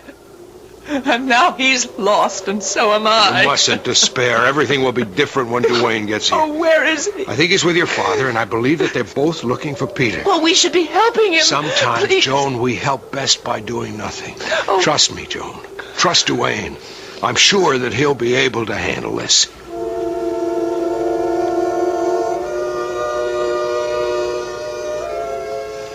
pray that we're in time to help Peter's double return to Peter's physical body. Will that help Joan? I think so. Now, hold it. Now what? He hasn't been back to the tent. Excuse me just a moment. What are you doing? Arranging it so that if Peter's double does make it back here, he can get into the tent and back into Peter's body. More of your mumbo-jumbo. I'm trying to save a life you almost snuffed out. I saved my daughter's life. Her life was never in danger. I saw that beast throw itself at my Joan. If I hadn't fired when I did... You would have seen a miracle. A transformation in that beast and in your daughter. Dr. Carter, I know your reputation, Reverend, I think we should stop quarreling. Both of us want the same thing. And this isn't doing either Joan or Peter any good. Now, I'm going to need your help. Well, you know I'll do anything I can. All right. But what I'm going to ask you to do, Reverend, will go against your every instinct. I'm going to ask for your belief, Reverend. In what? In the fact that the double you saw, the werewolf, if you like, meant your daughter no harm. And above all, the fact that he must return to Peter's physical body. Why do you need my help for that? Because you shot him. And although I know he meant Joan no harm, I also know that Sangri must possess other instincts of the wolf, and those instincts will be crying for revenge. Are you telling me that I'm not telling you anything, Reverend. I'm asking you to serve as a stalking horse, to bring Peter within reach. And then, to believe that I can handle it.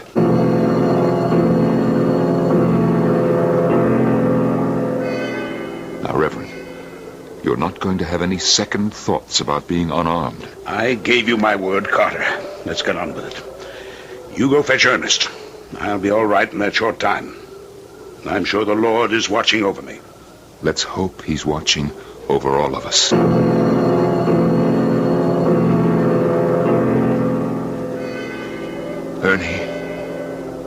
Ernie, come on out.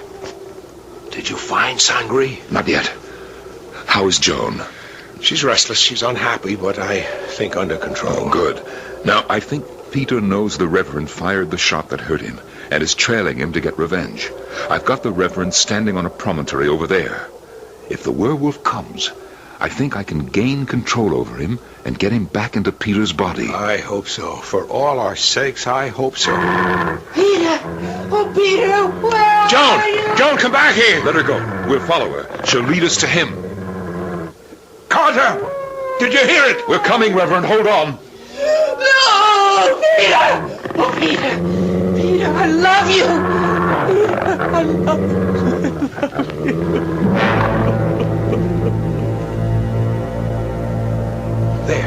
There it goes into Peter's tent. Let's hope it's in time.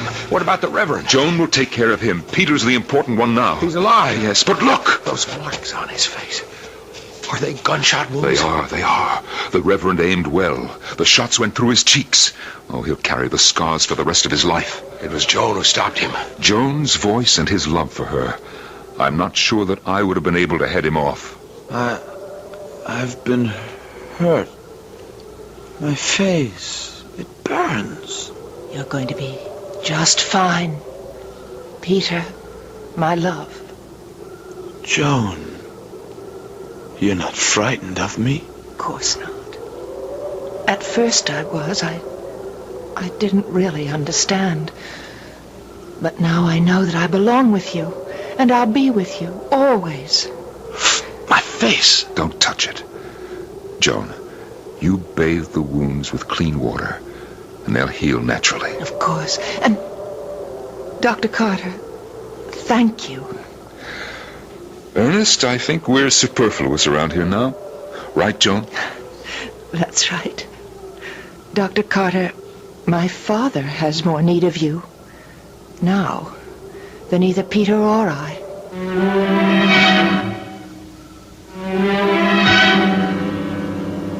And Joan's words proved to be true and not true. As Duane and I came close to Timmy's tent, we heard a voice, the voice of a man praying fervently, praying to his God for forgiveness.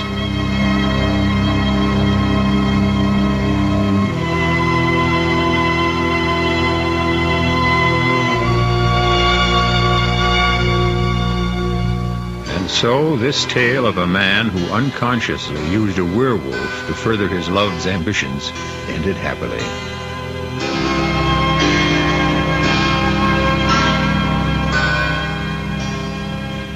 And I no longer flaunt my skepticism. However, I must in all truth say that it's not really the recommended way to go courting, even in today's permissive atmosphere.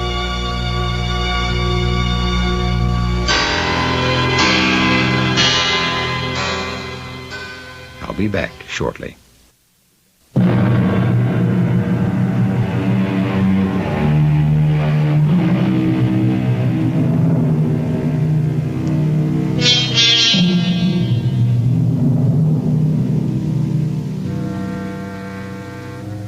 Magicians are well aware that people love illusion. They want to be fooled.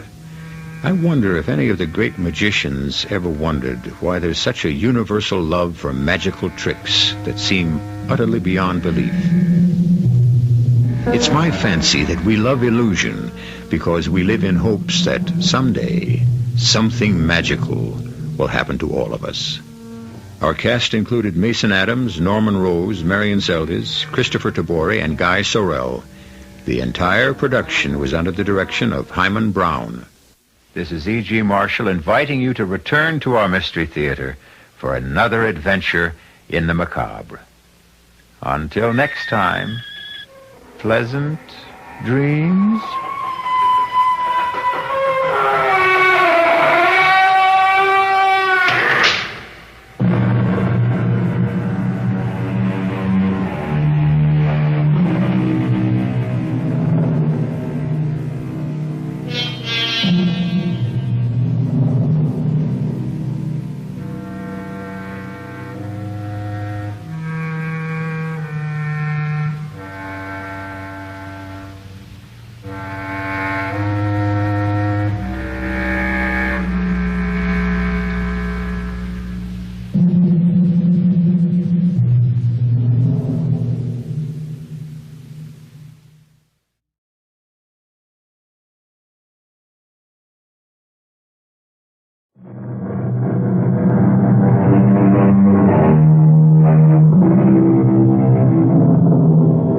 Come in. Welcome. I'm E.G. Marshall. Once again, I invite you to sail with me on a mysterious voyage into the unknown, unexplored country of the human mind. To be fair, it must be said that the mass murder of millions of human beings was not invented during our century. But to be accurate, it should be noted that in our generation, massacres, holocausts, and wholesale slaughter in general has been developed into what might be considered a fine art. Certainly, the atrocities that ancient, uncivilized barbarians committed in paroxysms of superstitious passion have been performed in our day with an almost impersonal and scientific objectivity. Is this better or worse? Or does it matter?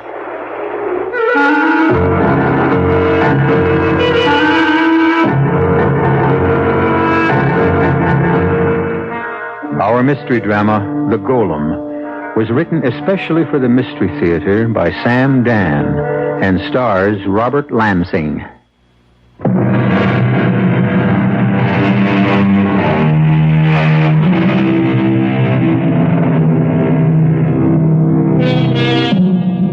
There are times in the history of the human race when things become unstuck.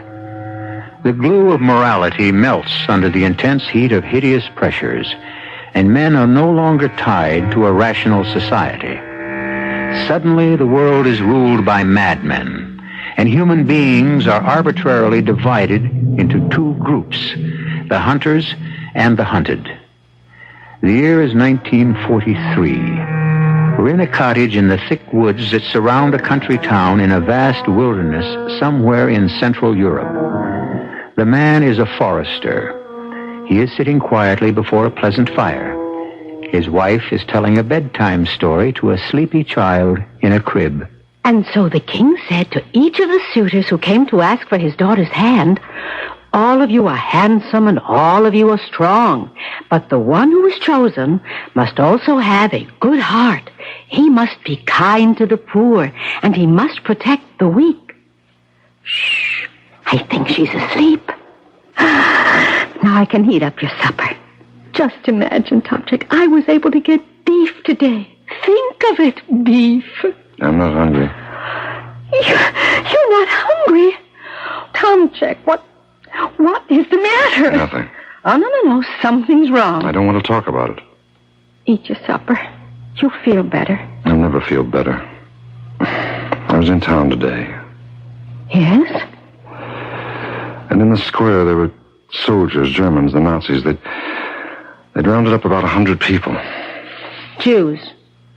Yes.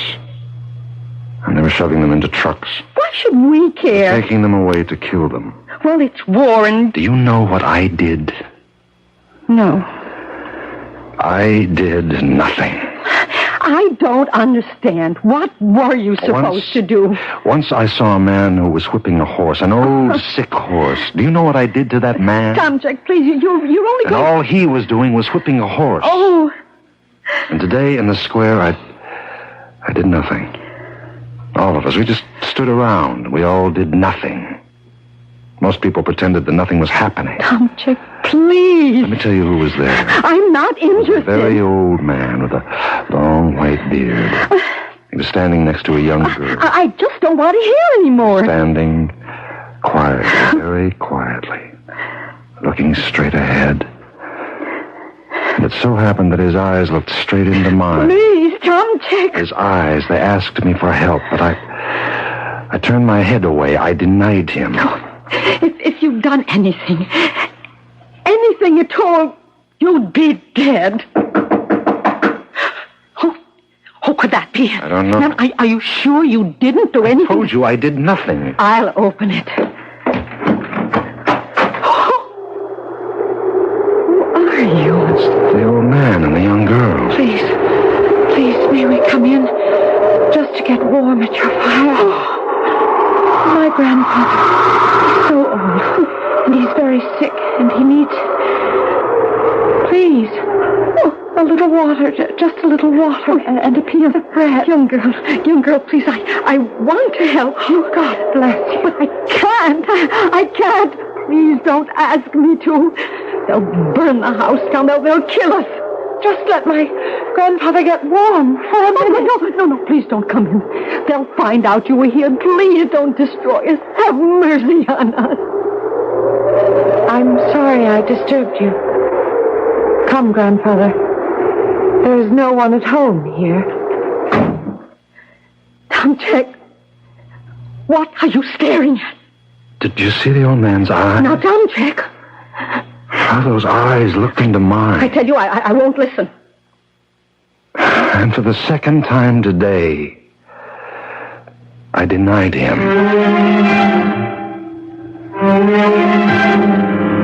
Tomczyk, you haven't touched a bite. Please, you worked hard all day. You must eat. I think I'll go for a walk. Now? Yes. In this weather, but it's crazy. Now, look, you listen I think you've said enough for one day. Open! In the name of the Führer! Nazis! Tomczyk, let me do the talking. Please let me do the talking. Open! Yes, I'm coming. Oh, good evening, Lieutenant. That is the lieutenant's insignia, isn't it? As if you don't know. We're looking for two escaped criminals. Criminals? An old man with a white beard. A girl about 20. What crime did they commit? Tomczyk. What crime? You're a funny one. Tomczyk, this is no time for your jokes. The soldiers are here on serious business. You say you haven't seen them? No, Lieutenant. Then you should have no objection if we search the house. Oh, why should we object? Inside, boys. That staircase leads up to the attic, and this trapdoor is for the cellar. You are Tomczyk Masterik? The forest? Yes. Yes, he is, and I'm his wife, Marina. You've seen no one all day? No, sir. Well, those vermin can't go far. What will you do with them if you catch them?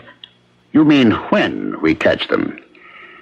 They've given us too much trouble already. We'll just shoot them. Oh, excuse me.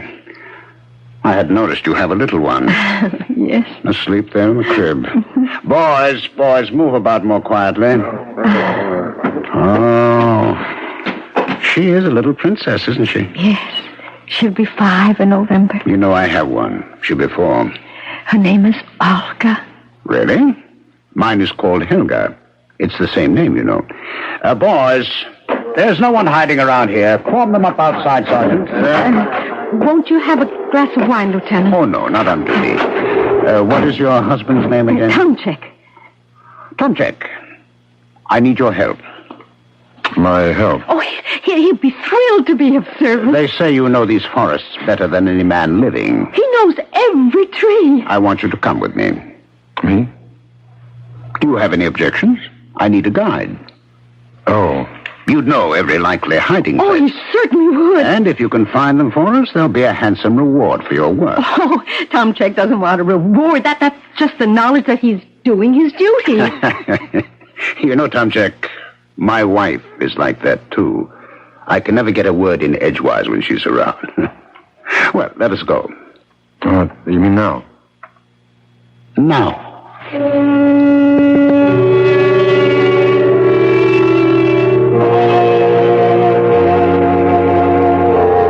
Lieutenant? Yes, Tomchek. I would suggest we go no further. Why? There's no moon. The terrain is getting too treacherous. Is it? We've got gullies, ravines. A man can fall and break a leg. You wouldn't be trying to frighten me, would you? And why would I want to do that, Lieutenant? Or maybe you don't want to find them. They're nothing to me.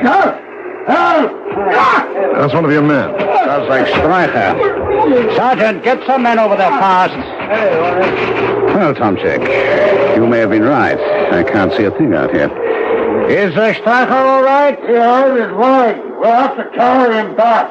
Sergeant, bring everybody close to the path. We're heading home. Tomchek, what chance do they have to survive out there? None. Well, we'll make sure of that tomorrow morning. Cigarette? No, thanks. Oh, go ahead, take one. You know you're dying for a smoke. Well, keep the pack. Plenty of cigarettes. Yes, plenty of good food, good jobs, 4 sensible people. Tell me something, Tomchek. Are you a sensible person? Here, have a light. What is it, Tomchek? What's the matter? Oh, the matter? As I struck the match, I could see your face. You had a funny look. As if you were in pain. Well, I have this arthritis. Well, so do I. But from the look on your face, yours must be pretty bad. Yes. Well, get some sleep. Tomorrow could be another long day.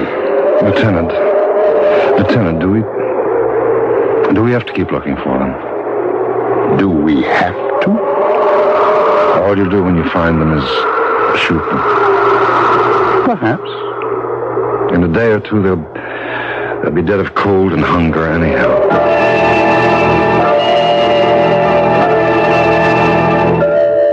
Oh, you're back. Did they find... No. I have something nice and hot for you to drink. Take off your coat. Why are you just standing there? Shh. I want to make sure the Nazis are gone. Why don't you take off your coat? I'm going out again right away. But where? I demand to know where. There are 2 people who need help. But you just said they didn't find them. That's right. They didn't. The Nazis didn't find them, but I found them. How? How could you? The lieutenant and I, we'd stopped to light a cigarette. He was facing one way, and I another. In the flare of the match, I could see, near a tree in the darkness, the face of the old man. You saw the old man? It was only for a moment, but that moment was as long as eternity. His eyes burned into mine. pleading. Tomczyk, please listen to me. Shh. Once again, I turned my head away. And a voice whispered in my ear, a voice I had never heard before, whispered, "This night you shall deny me 3 times. Marina, I have denied him 3 times. I cannot deny him again."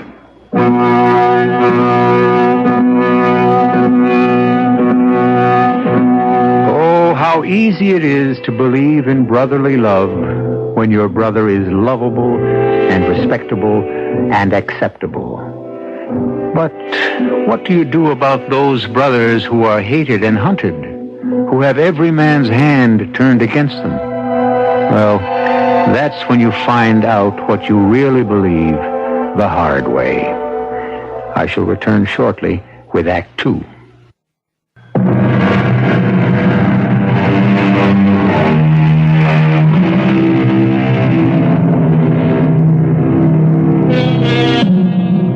His name is Tomczyk. Her name is Marina. They live in a great mountainous forest that covers much of Central Europe. Around them swirl distant echoes of the greatest war in history, and yet their lives seem but little touched. True, almost every night they hear the drone of Liberators, Lancasters, and B-17s. But their small town is hardly ever hit.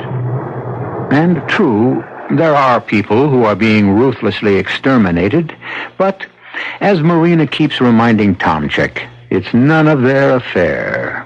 And it wasn't until tonight. Tomczyk, what are you saying? I heard a voice. No. A voice that said... Oh, please, I'm frightened. The voice said, "This night you shall deny me 3 times. And I have. What are you going to do? I need blankets. Oh, no. Food. I won't let you... Something inside me is witchcraft. The old man, he bewitched you. No, you and I, we don't believe in that. All right. You can't help yourself. I know. The voice keeps telling me I must go out there. I know. Now, let me help you. You want to help me? Yes, I'll get a rope. I'll tie you to the bed. What are you talking about? I'll be able to hold you here. Let me. No, please. Tomczyk! Will you get out of my way? No, I'll leave this place. I'll save myself and our child. Tomczyk! Oh, Lord, save us.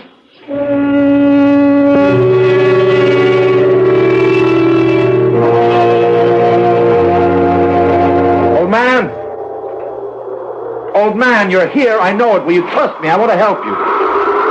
Where are you? You have to be here. I want to help you. No. Don't be afraid. If you need to kill us, do it quickly. Shh, I've come to help you.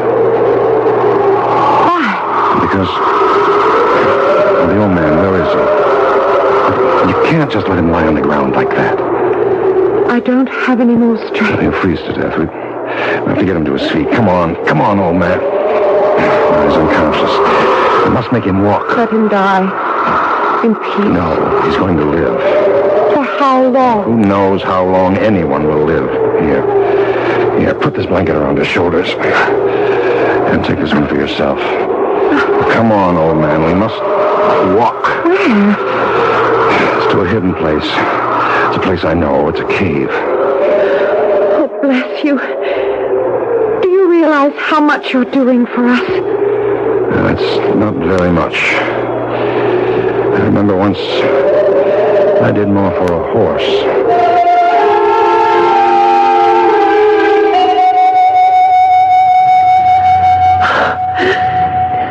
I never thought I'd be warm again. You were less than 500 yards away from this cave. The smoke from the fire. Will somebody see it? No. There's nothing to worry about. This cave is my secret. Here. Drink this hot. Oh. Grandfather? Shh, let him sleep. He'll get better now. I saw you earlier today in the square. How did you escape? I was Well, you see... Oh, I can tell you, I know it. I can trust you. My grandfather was a chemist in Prague. Yes. When the Nazis took over, he was afraid that they would force him to work for them, and so he went in. Well, we went into hiding, and it's been that way, running from place to place. That's almost 5 years. How did you manage? There were all sorts of people. Some were kind enough to help us. Others betrayed us. But you got away. Well, the officer in charge of the convoy, the lieutenant, he kept looking at my grandfather. Why? He must have recognized him. Grandfather was a very famous research chemist. Yes. He'd been working on a formula that would release explosive forces much, much more powerful than dynamite. No, I'm afraid I don't understand. I'm not very educated. I'm only a peasant. I don't really understand it either. And I've been to the university. But he is afraid that they could torture him to working for them. So he said to me, he said... Yes?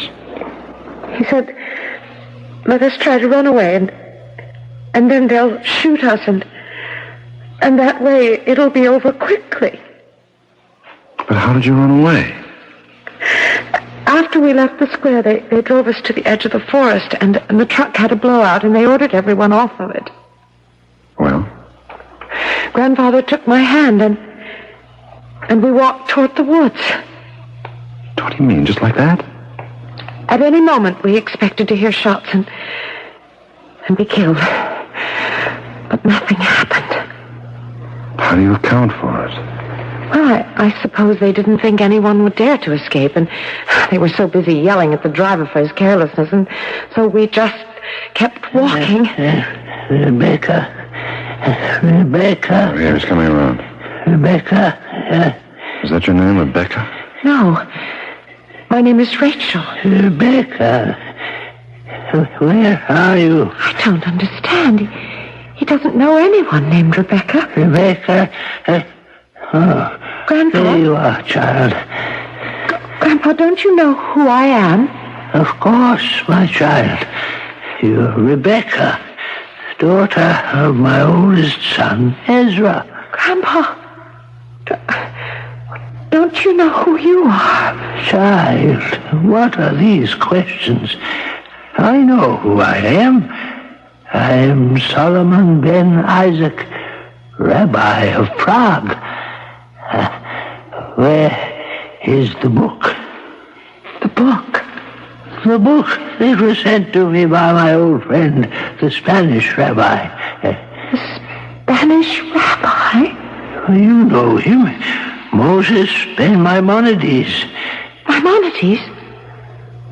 Grandfather, Maimonides has been dead for more than 700 years. And in this book, he speaks of a golem.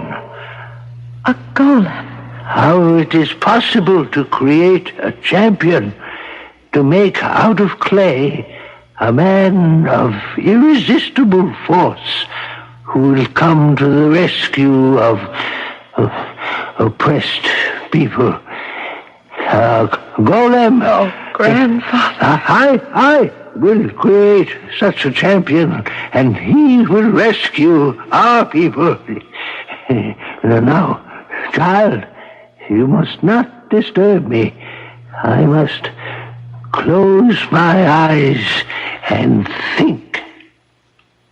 Yes, Grandfather. Oh, his mind is gone. It's gone. What was he talking about? Oh, a legend, a medieval Hebrew legend about a golem.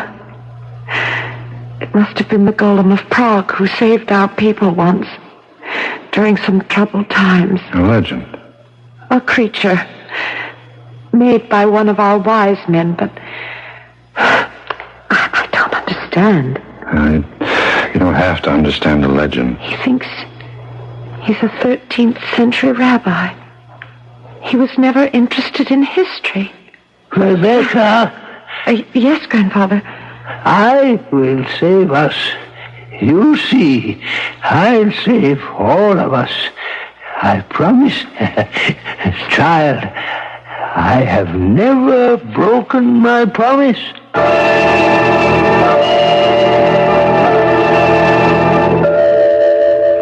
I was scared out of my wits. I thought you'd be caught and shot. Well, I wasn't. You found them, I suppose? Let's not talk about it. Yes, I know who that is. Let him in. As if we have anything to say about it. Don't despise me, Tomchek. Is it so terrible to want to live? Lieutenant. Good morning. A cup of coffee, Lieutenant. Oh, never on duty. Well, Tomchek, ready? Yes, sir. You look as if you didn't even get to sleep last night. Lieutenant, sometimes he's just restless. Here, take these, Tomchek. Well, what's in the package, Lieutenant? Pills. Pills? I stopped at our dispensary. I got you some pills for your arthritis. Tomchek, but you don't have arthritis. Yes, I do. Oh, what are you talking about? Since when do you have arthritis? Well, well, maybe he's had it since last night, eh? Tomchek, we must be off to the hunt.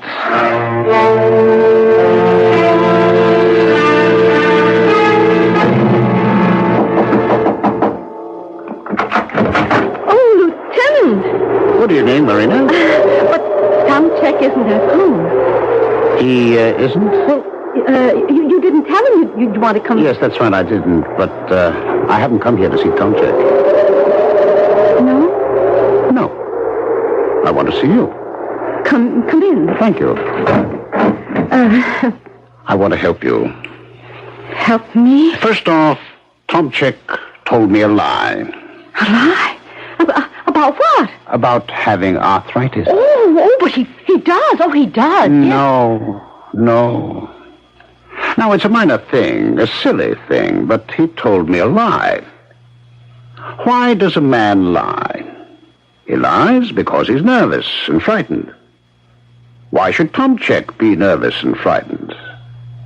Because he's doing something wrong? Something seriously wrong? Like what?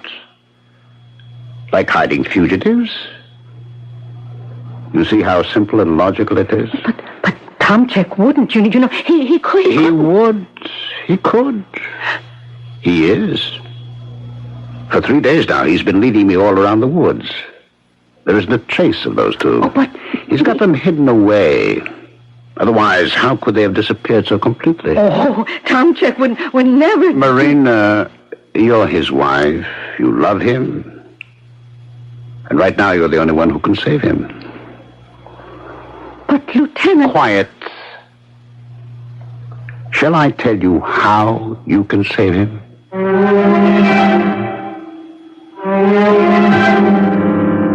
And suddenly a word, a single word, sears itself into Marina's consciousness. The word is betrayal.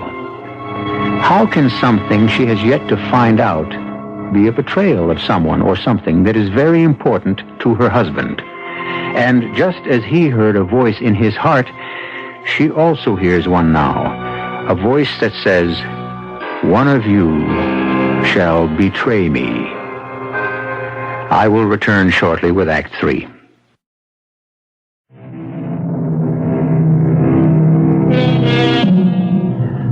There are times when it seems that the Lord sleeps, and the world is abandoned to the will of the wicked.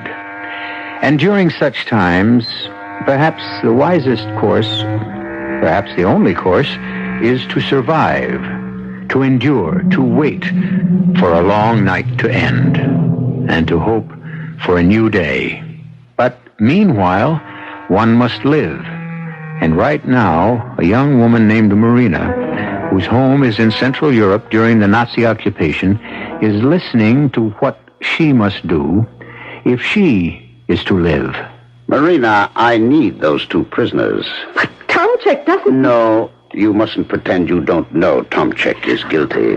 Lieutenant, please. Don't cry. Tomchek, being Tomchek, would sooner die than betray them. But Tomchek doesn't know it. No. We must not go back to the beginning. We're past all that. Therefore, you must find out from Tomchek where they are hidden. And you will find out in 24 hours. Or do you know what I will do? I will shoot Tomchek. You hear the noise, Rebecca? The noise, Grandfather? The noise of the mob in the streets.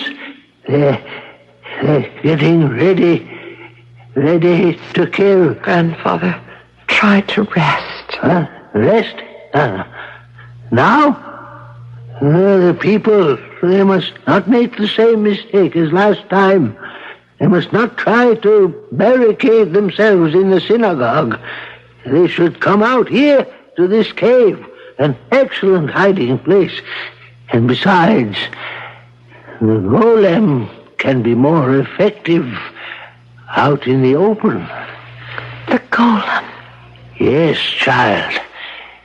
I can make a golem. But that's impossible. What you wish to say is that only God can make a living creature, huh? That's true. But the golem is not a living person. The golem is a force. Yes, Grandfather. Yes. But now rest. A man-made force. Where is Tomchek, the young peasant who is so kind? He will try to return. Could he get me some salt, some clay, and some... Yes, Grandfather, whatever you like. Now, please, rest.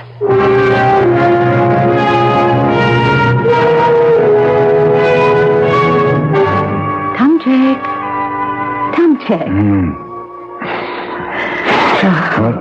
My poor Tomchek, you've fallen asleep over your dinner. Yes, well, I'm so tired.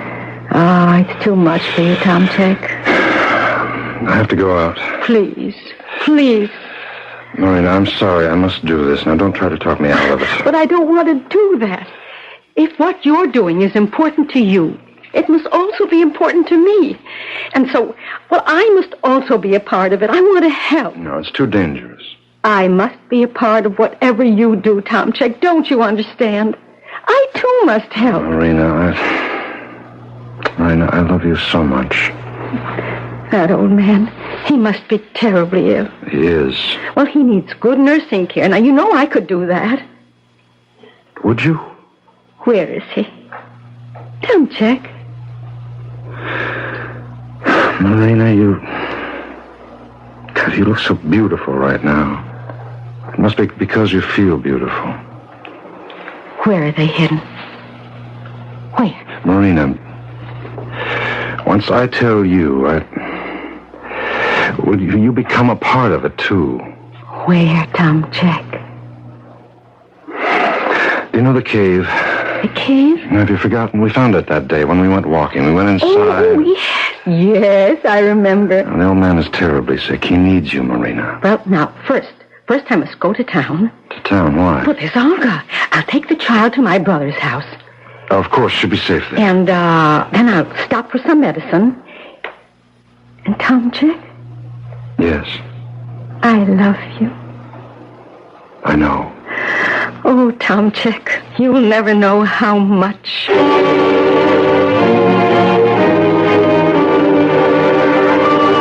How is he now? Quiet. He talks to himself. Oh, I'm frightened. Oh, now most people talk to themselves. No. He talks to himself in Hebrew. Well? He has never learned Hebrew. He doesn't know it. Are you sure? Yes. And from what I can understand, it's a kind of medieval Hebrew that hasn't been spoken in hundreds of years. Now, how would he know it? I don't understand. What is that? I I don't know how to explain. All over the floor, all the way back in the cave.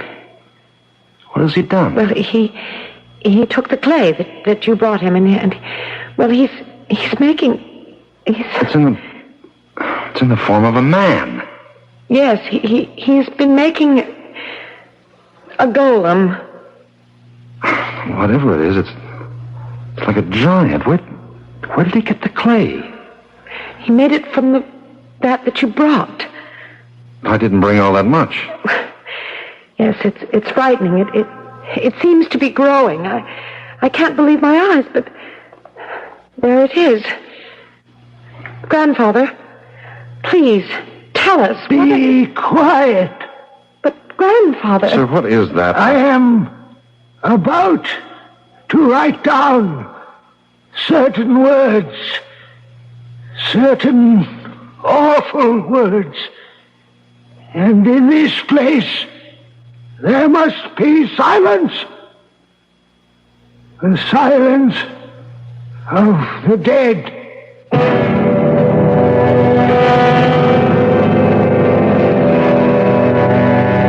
But you promised. You promised. And I shall keep my promise, Marina. You have my word. You'll even be rewarded. Well? They're hiding in a cave. A cave? You must do better than that, my dear. You pick up the pathway just past our house, and you follow it north for 2 miles. Now you come to a deep ravine. In front of you is what looks like a wall of solid rock. But it isn't. No. Because when you climb to the top of it, you will see the entrance to the cave. Thank you. Sergeant, place her under arrest. But you said... I said you'd be rewarded. At this point, I don't know how.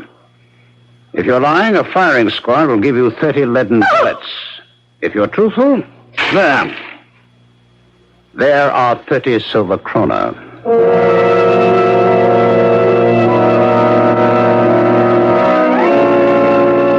He's quiet.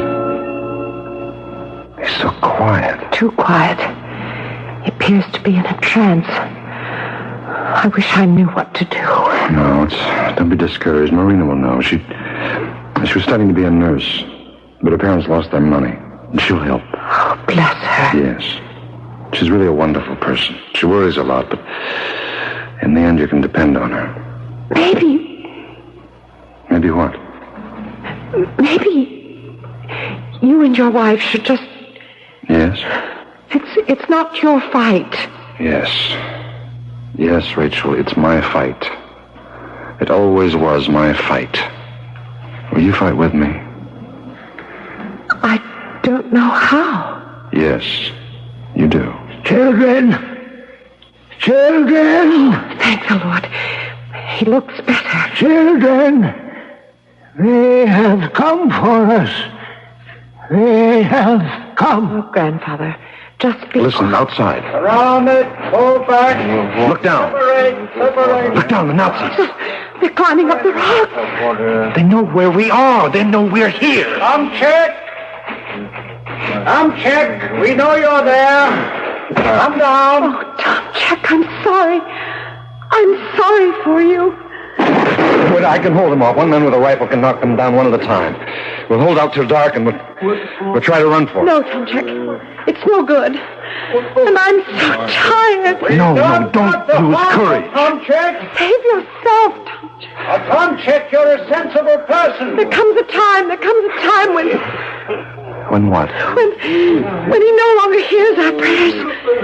When he says, my children, it is your will, do with it whatever you will. Destroy yourselves in your own madness. I abandon you. Rachel, you mustn't say that. Grandfather, let us save Tom Check. Let's give ourselves up. Grandfather. Behold, my children. Behold. That thing he made, it's moving. The people shall be saved. The murderers shall perish. Grandfather, what have you done? We have been sent A champion. It's a giant. The champion shall smite the mad killers of the innocent. Grandfather! I have written the awful, never-to-be-forgotten words. I have breathed the force of life into the champion. Clay giant, it's moving. Clay no longer, but fire and steel. Look at it. You look. Through me, it has acquired the force and power of 1,000,000 suns. He shall burn away the evil that surrounds us. I charge you, champion, avenger, protector, Golem, go forth. Go forth. In there, take them alive. Hey, what is that? Come on. What is that? Quiet.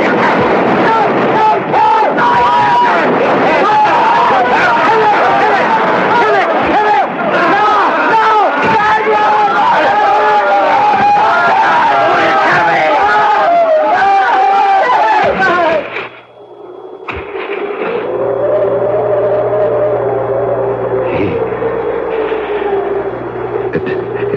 It destroyed them all. To the last man. What was it? You saw a golem. Where did it go? It vanished. As if into thin air. The pious old folks still believe. Oh, and they assure you that the golem will reappear one day when someone shall awaken him to save the people. What is that you're saying? I remember reading the story of the golem. Rachel. Grandfather. My head. I had the strangest dream. I dreamed I was living hundreds of years ago, and I was... Who is this man? Where have I seen you before? Come, Grandfather. We must be on our way. Where? I'm so tired of running. We will join the partisans. It's time we stopped running and started fighting.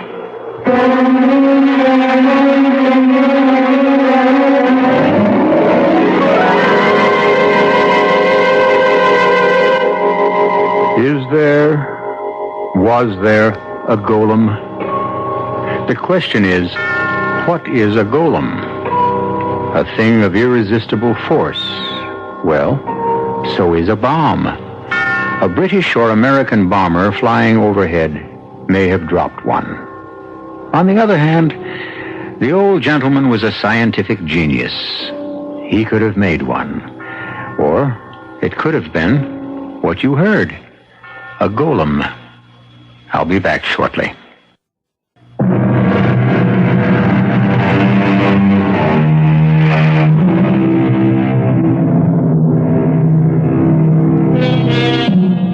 There is a legend that a medieval Hebrew scholar created a creature of great strength and power to rescue his beleaguered people from the madness of a mob, a creature called a golem. It is significant that the word golem means unfinished, and this is fitting because to save the world, we can only depend on a certain amount of help to be given us. The rest of the effort must be our own. Our cast included Robert Lansing, Mildred Clinton, Patricia Elliott, Ralph Bell, and Robert Dryden. The entire production was under the direction of Hyman Brown. This is E.G. Marshall inviting you to return to our Mystery Theater for another adventure in the macabre. Until next time, pleasant dreams.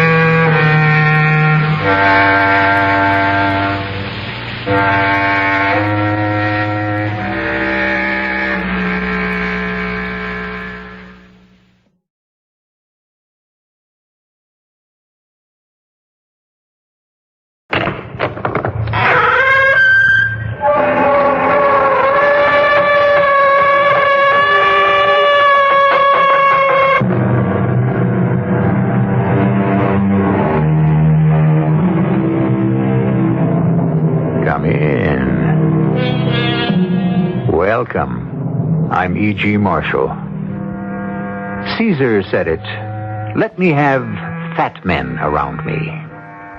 A fat cat is a contented cat. Fat people are jolly people. Sure.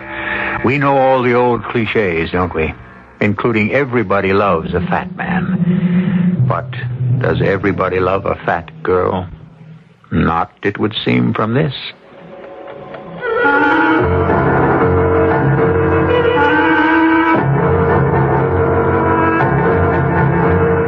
Our mystery drama, Happy Death Day, was written especially for the Mystery Theater by Ian Martin and stars Marion Seldes.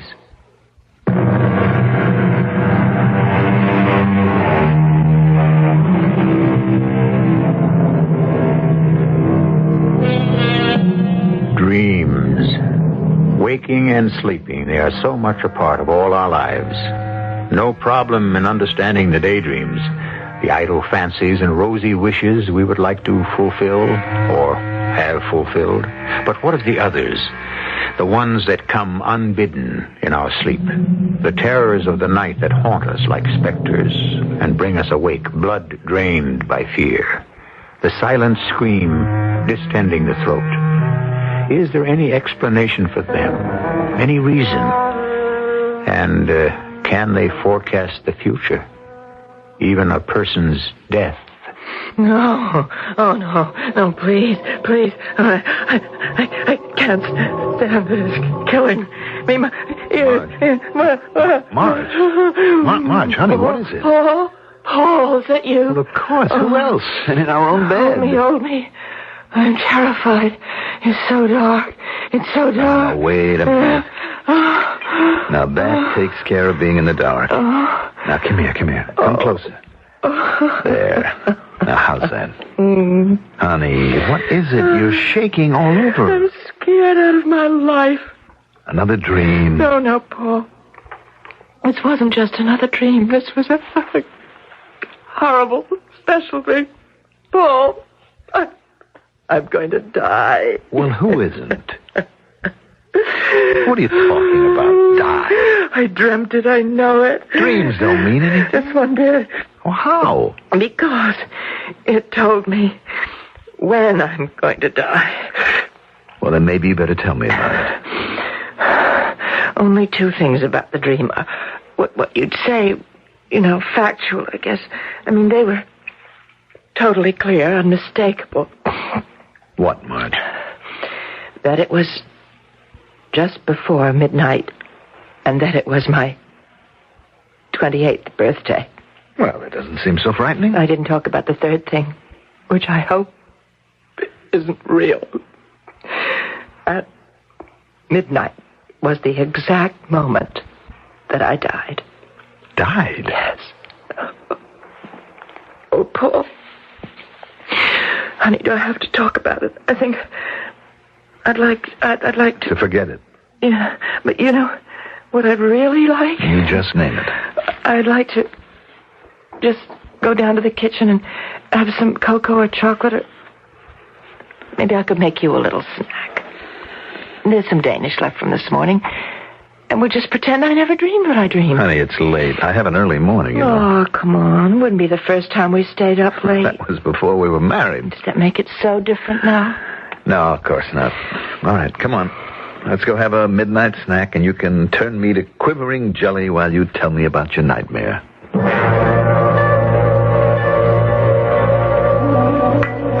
You sure you would like a little mocha cream cake? No, thanks, dear.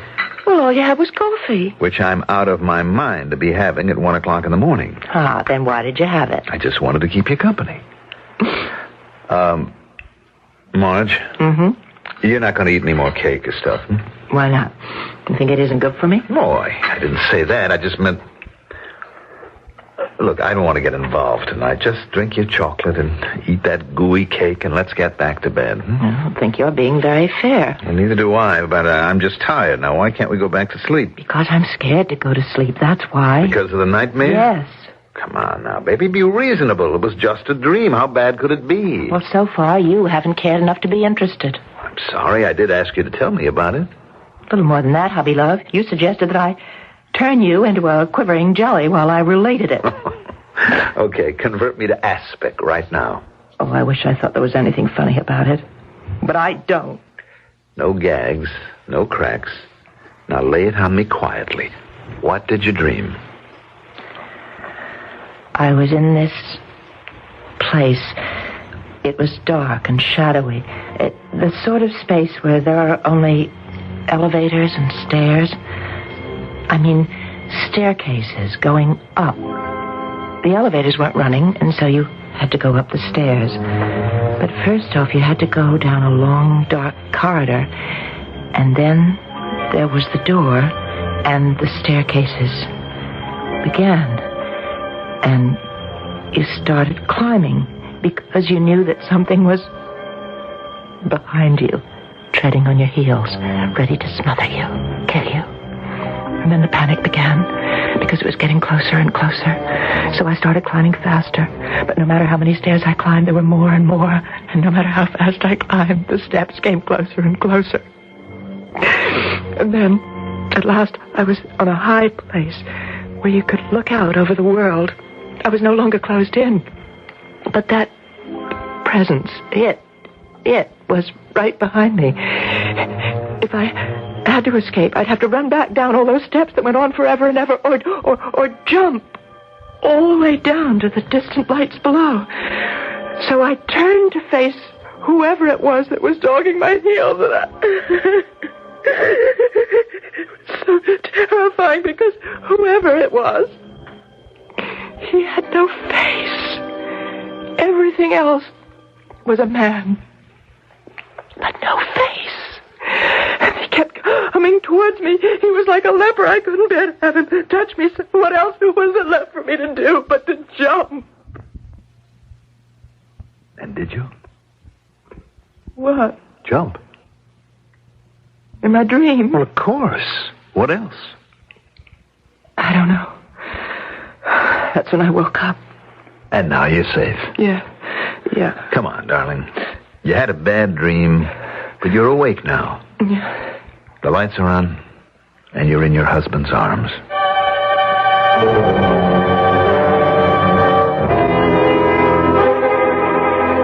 Val, I don't know how much longer I can stand it. Poor Paul. I know my sister's a trial. A trial? She gorges herself on cake and candy. She's blown up like a balloon. And now all this dream nonsense. I have to hold her and croon over her like some lovesick mother with her first baby. Makes me gag. Well, how do you think it makes me feel? The two of you in bed? Well, she is my wife. Only as long as I keep quiet about us. All right, you don't have to remind me. Paul, our relationship may be very close, but it isn't exactly founded on trust. I'm not trying to double-cross you. Well, you better not. Save it for my dear half-sister, who'd better not be your wife any longer than a month from today. Valerie, have a heart. Let me hang a little loose. No.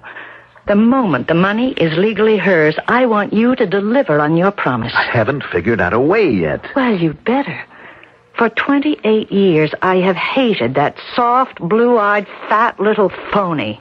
She smommed around my father, all lovey-dovey, she and her mother, while I got the Cinderella treatment, even though I was the first.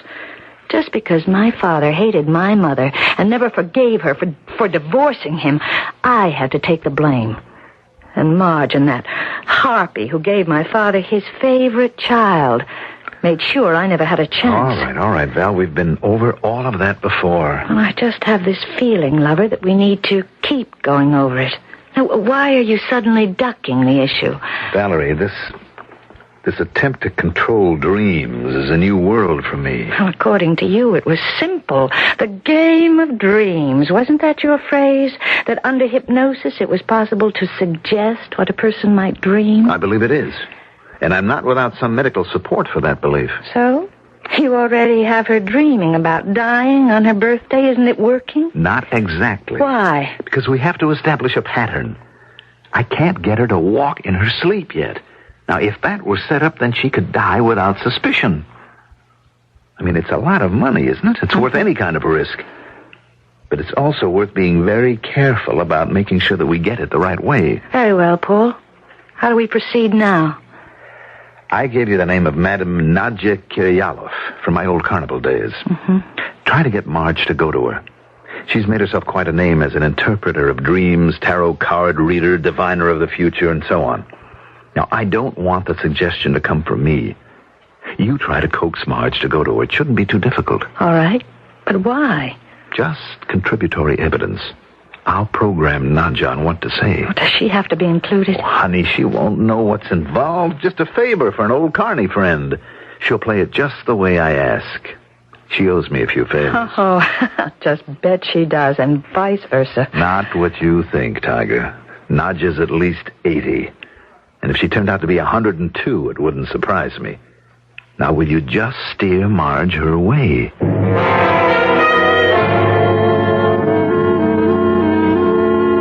Paul leave? Yes, I think so. He said something about a luncheon appointment. Oh, yes, that's business. He thinks it'll be a job offer. Oh, good. I'll make you some fresh coffee if you like. I didn't make any more because I thought you were still asleep. No, I couldn't sleep. I was afraid. Afraid of what, Marge? Oh, afraid I might dream it again. Oh, come on. What's so scary about dreams? Well, let me make you some nice hot coffee. That'll wash away the cobwebs. No, not these cobwebs, not this dream.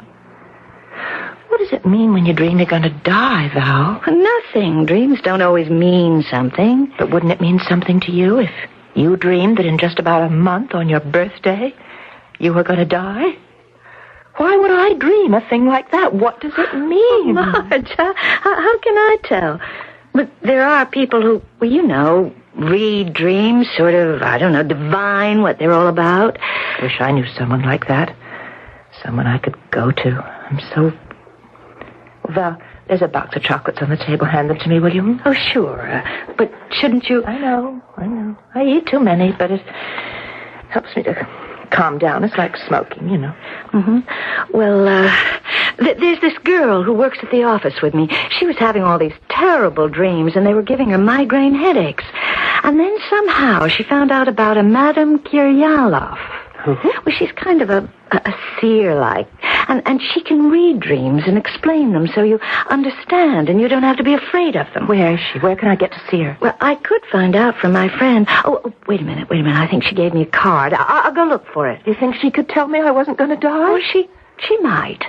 But supposing she told me that my dream was going to come true. Oh, well, she'd never do a thing like that, even if it was? Oh, well, just the same, I think I'd like to go and find out.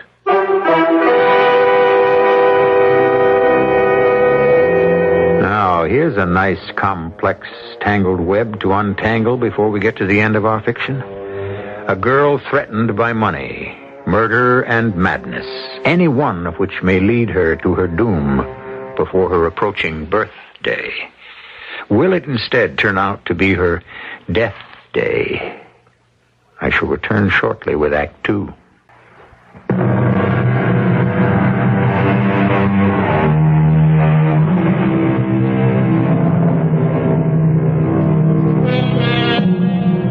Somebody, sooner or later, is always saying something familiar, and usually more than once. Certainly this old saw is well worn by now. It's all in the point of view. We're already pretty well acquainted with Paul and Valerie's point of view, so let's examine Marge's a little more closely. Or rather, listen to her examine it herself. I've always been fat, ever since I can remember. I guess when I was a little kid, they called me chubby. Then in my teens, it was pleasingly plump to the older people. And the boys used to say I was stacked. Once I got into the 20s... particularly after Dad died, it was overweight. Or behind my back, they just called me what I am. Fat. I eat too much candy, sweet stuff and things. I used to think it was because I've always been a loner. I don't think Mom ever really wanted me. Anyway, she died when I was 10. And there was only Dad. And when he went, I guess I would have been lost if it hadn't been for Paul. He was so sweet from the first time I ever met him. Oh, here he is now. Paul! Oh, Paul! Hi, Valerie. Oh, Could you come over for a minute? Well, that's an offer too good to turn down. Well, you're too good to believe. I only aim to please. Oh, I don't know whether I'm doing you a favor, Marge, or just making trouble, but this crazy guy is Paul Werner. Well, I'll admit to the name, but not the nature. Hi. Hi, Mr. Werner. Paul, this is my little sister. I've told you so much about Marge. Well, not so little. Oh, Val and I we're half sisters. That's why we don't look anything alike. There's Dick Patterson. Oh, Dick! Oh, say, would you excuse me, kids, but I've got to ask him about the dart tournament next month. Do you mind? No, not at all. Well, I don't want to leave you alone, Marge. She won't be alone. Not if she can stand my company. I couldn't believe it was happening. Just like in a movie or a storybook, he walked right into my life, like that. You look lovely. You're putting me on, Paul. Why would I do that? Oh, the other night when we met, you made a crack. Listen, I don't blame you, but that I wasn't so little, remember? Yes. So? Well, I meant that you were very much a woman. What else did you think? I thought you meant I was, overweight. Marge, you can't believe that I would make a remark as awkward as that. I'm sorry, I don't know why I brought it up. Well, neither do I. But as long as you have, let's get one thing straight. I don't like skinny women. Oh. I love a figure that flaunts what it is. It says, I'm a woman, and I'm proud of it. Now, before we order dinner, would you like to dance? I'd love to.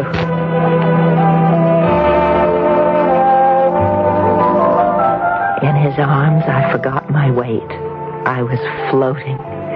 He was a marvelous dancer, and his body, lean and strong against mine as he held me close, put thoughts in my mind I was less ashamed of than thrilled by. You're marvelously light on your feet. I used to dance with my father. I always thought he was the best dancer in the world.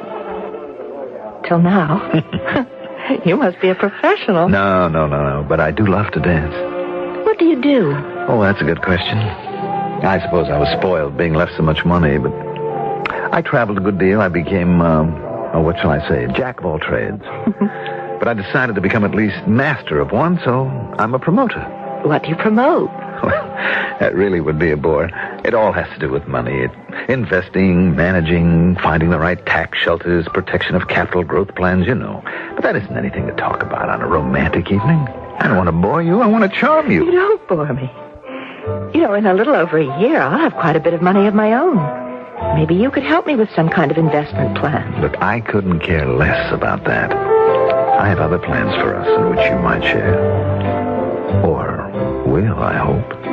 Now, let me hold you close, and let's dance.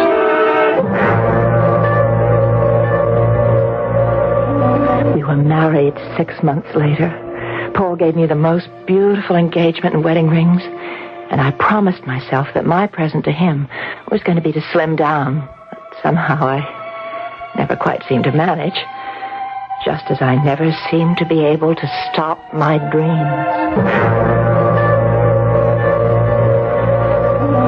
Tell me what you dream. Well, Madame Kyrioloff, sometimes I dream I'm in a room with this snake, and I'm afraid of him, and I run all about the room, but the walls are smooth, no doors or windows. And the snake keeps writhing towards me, and then he reaches up, coiling on his tail, and just as he strikes out at me, I wake up. And that is so difficult to interpret. He is the symbol of man, of fertility. And I think you must not be afraid. You love your husband very much, no? Yes, I do. And you would like to have his child? I suppose so. But you are a little afraid since you never had a child yet. So, that is all the meaning. Now, what other dreams? Oh, there's so many. Well, mainly the one that I came to see you about. If you can get rid of my fear about that one as easily as the others, I guess I wouldn't feel so insecure. Tell me. Well, give me a minute to kind of get hold of myself. This one is so real, it's hard even to talk about it.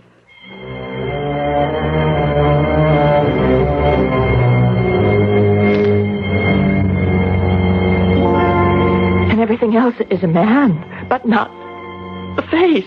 And he comes towards me like a leper, and I can't bear to have him touch me. So what else is there left for me to do but jump?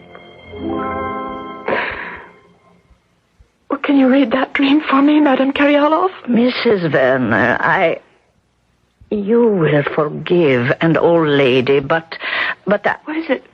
Are you ill? No, not ill. Not in the body, but in the soul. I don't understand. There are people like myself who find paths to the supernatural, but there are others for whom there are no signs, only absolute knowledge. The true mediums, the apostles of the new truth, the future knowledge. You are one of those. And before you, I am humble and afraid. What are you saying? That I'm going to die within the month? My dream is foretelling me that? I have a splitting headache, Paul. Let me massage your neck the way I used to. Now, what's wrong, darling? It's the dream, Paul. I'm scared. I know I'm going to die. Just because of a dream? How many people dream the exact date and the exact age that they're going to die? I don't know. Darling, why don't you let me sit here facing you and persuade you to relax and forget about any fears or dreams? Just the way you always have been able to, since the beginning. I hope I can always help. Oh, Paul, you've always been able to hypnotize me. I don't claim any such magic power. It's true. Something about your voice. That strange amulet you wear around your neck with all the colored brilliance, the little slivers of mirror in it. You mean my Indian charm? Whatever it is, I love it. As I love you. It makes me feel so drowsy. Sometimes I think it swings back and forth like a pendulum. The mark of time. The measure of the tiny bridge we all can cross between the waking and the sleeping. I can feel all the tensions drain away. As they should. As they should. You're falling softly, softly into the transition between the conscious and the subconscious. But you want to forget everything but the peace of being in suspension. Go to sleep. Sleep. Sleep. Until I tell you, I don't want you to hear me when I speak again. Marge? Marge? You are asleep.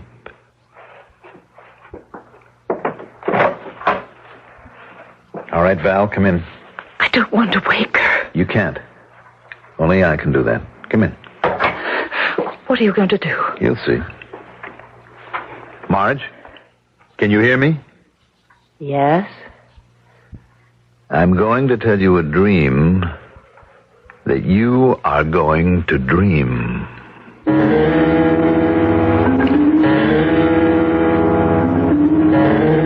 But you will not stop to look at the man or whoever is following you, right? I won't try to see him. You will run from him because you know there is only one escape. There is only one escape. To jump, to fly free and know that you will fall to safety. I will fall to safety? Because I will be waiting to catch you. There is no danger. You will be safe. You must try it tonight. Tonight, Paul? It's too soon. Val, it's only the first of a few times. We need to set it up so that it might happen. And that no one is to blame but Marge herself. What are we going to do? Test it out. Post-hypnotic suggestion. I'm going to tell her that at 11:45 she's to get out of bed. Walk out the door and climb the stairs to the roof of the apartment house, thinking all the way of the dream, remembering it, making it come alive. Can you do that? I can try. She's very susceptible to any hypnotic suggestion. But suppose it works. I mean, suppose she gets up there and she does jump. It's too soon. I mean, she doesn't inherit if she... Don't worry. Once she moves out of bed, I'll have the doorman and the elevator man and the superintendent notified so fast there'll be no chance of anything happening, except establishing an alibi for the night when it really happens. Paul, will it really work? Is it that easy? You plant the idea in her mind and she'll just jump? Wouldn't it be delightful if that's all there was to it? Of course not. You can plant any sort of an idea in the subject's head, and within reason they'll follow instructions, as long as it is not against their own nature or desire. Well, then what's the point of all this? But neither of us want to be arrested for murder, do we? Now, together, the night it happens, we can establish an alibi. But it will only hold up if Marge's suicide is not unexpected, if it seems logical and natural. Because in order to make sure she goes off that roof and her inheritance comes to me as her husband, I'll have to be there to make sure that she doesn't hold back. Now, leave me alone. Before I bring her out of the trance, I want to induce her to dream her dream again.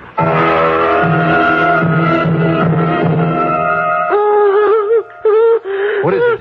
What is it, darling? Dream. That terrible dream. How did it get? Oh, Marge, dear, it's just a dream. Now go back to sleep. Oh, thank heaven you're here to take care of me. Oh, Paul. Do you love me? Of course I do. I don't know how you could. I'm fat. Nobody ever loved me except me. Oh, why do I eat and eat? I don't want to be overweight. Paul, Hush, darling. You're just the way I want you to be. And it's late. You have to sleep now. Sleep. I'm so tired. What time is it? Almost 11:45. Oh. Sleep, darling. Sleep. Yeah. Yes, I can now. And remember. Mm-hmm. Remember. Yes, I remember. I remember.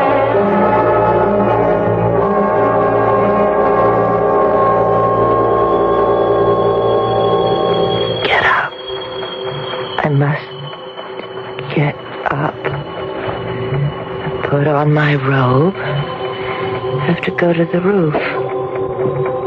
The roof. Oh, mustn't wake anyone. No, not the elevator. The stairs. The stairs. And then when I climb them to the open sky, no more bad dreams, no more defeats. It's a whole new world waiting for me. All I have to do is step off and fly. Fly. The best laid schemes of mice and men gang after gley, said Mr. Robert Burns. In this case, for mice, you could read rat. It's the pleasantest term I can think of for Mr. Paul Werner. And wouldn't it be the supreme irony if, in messing about in fields beyond human control, he lost not only his wife, but the fortune he so confidently expects to have in his hands without even having to wash the blood off them. I shall return shortly with Act 3.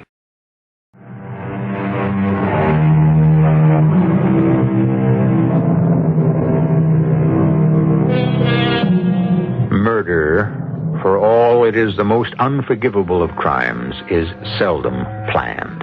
Most murders are committed in the heat of ungovernable rage, by accident, in the heat of some passion. Murder in the second degree. But first-degree murder, the coldly contemplated ending of another person's life, is more complex. And the closer the final moment comes, the more exact and infallible the plans must prove to be. Yeah, Superintendent speaking. This is Mr. Werner, apartment 11A. My wife is sleepwalking again. Send the elevator man to the top floor and meet me there just in case. Good Lord, you don't think... Yeah, Mr. Werner, right away. Help, Mrs. Rook, quick! Her sister's with her, but... Right with you, Mr. Weiner. No, Marge, you can't. You're asleep. You don't know what you're doing. alone. I can fly. All right, Mr. Weiner, I got her. I have her, too. What? Marge. What? Marge, what are you trying to do now? Wake up, darling. Come on. Wake up. Well, Wake up now. Come on. Paul. Where am I? What am I doing here? All right, Marge. You were walking in your sleep again. This happened before, Mr. Weiner? Oh, just once or twice. There's nothing to worry about. She's never gotten this far before. Real dangerous with someone like... I mean, fire laws. We have to have the doors able to be opened from inside to the room. Yes, I know. It won't happen again. We'll make sure of that. Just get us an elevator to bring her back down to the apartment. I didn't dream again that night because I never went to sleep. I was afraid to. I knew I needed help. Someone beyond even my darling Paul or my sister. Professional help. I was going to see a psychiatrist. Mrs. Werner, have you any idea why you dreamed this dream? No, Doctor. A lady that I went to that divines dreams, she... I don't. Tell me. Well, she really made me afraid. She said that my powers of divination were stronger than hers. And I could tell she believed just what I do. And that is? That in a few weeks, when I'm 28, I'm going to die. Well, let's just see if we can't change your mind. You're not your father's first child. No. Valerie was, except by another mother. I mean, he was married before. But you were the only child your father and his second wife had. Yes. And your mother died. When? When I was just 10 years old. Your father didn't remarry? No. He'd already been married twice. So you were an only child? Well, no. There was Val. By another mother? Yes. You were your father's only child by his second wife. The one who didn't divorce him. You were special. You were his favorite? I guess. He left you all his money, didn't he? Nothing to Valerie, your sister? Yes, that's right. Did you feel guilty about that? No, I don't think so. Today, most of us believe that dreams are generally the result of something we've done or experienced in the past 24 to 48 hours. I don't understand. The first thing to do is to look for a literal meaning. But what if I can't find that? Then we're in the jungle. We must take each dream as it comes and try to interpret it. Well, what about my dream? I mean, the one I have again and again. I think it's wholly symbolic. How? I'm going to be very frank, Mrs. Werner. I think, subconsciously, you would like to kill yourself. Commit suicide? In order to be reborn in a new shape. The shape you would like to be. Slim, attractive to everyone, especially men. Attractive to yourself. That's all it is? A kind of death wish? Oh, dear me, no. You have no wish to die. Only to change. But who is the man who pursues me? The one whose face you never see? Yes. Probably your father. You loved him very much.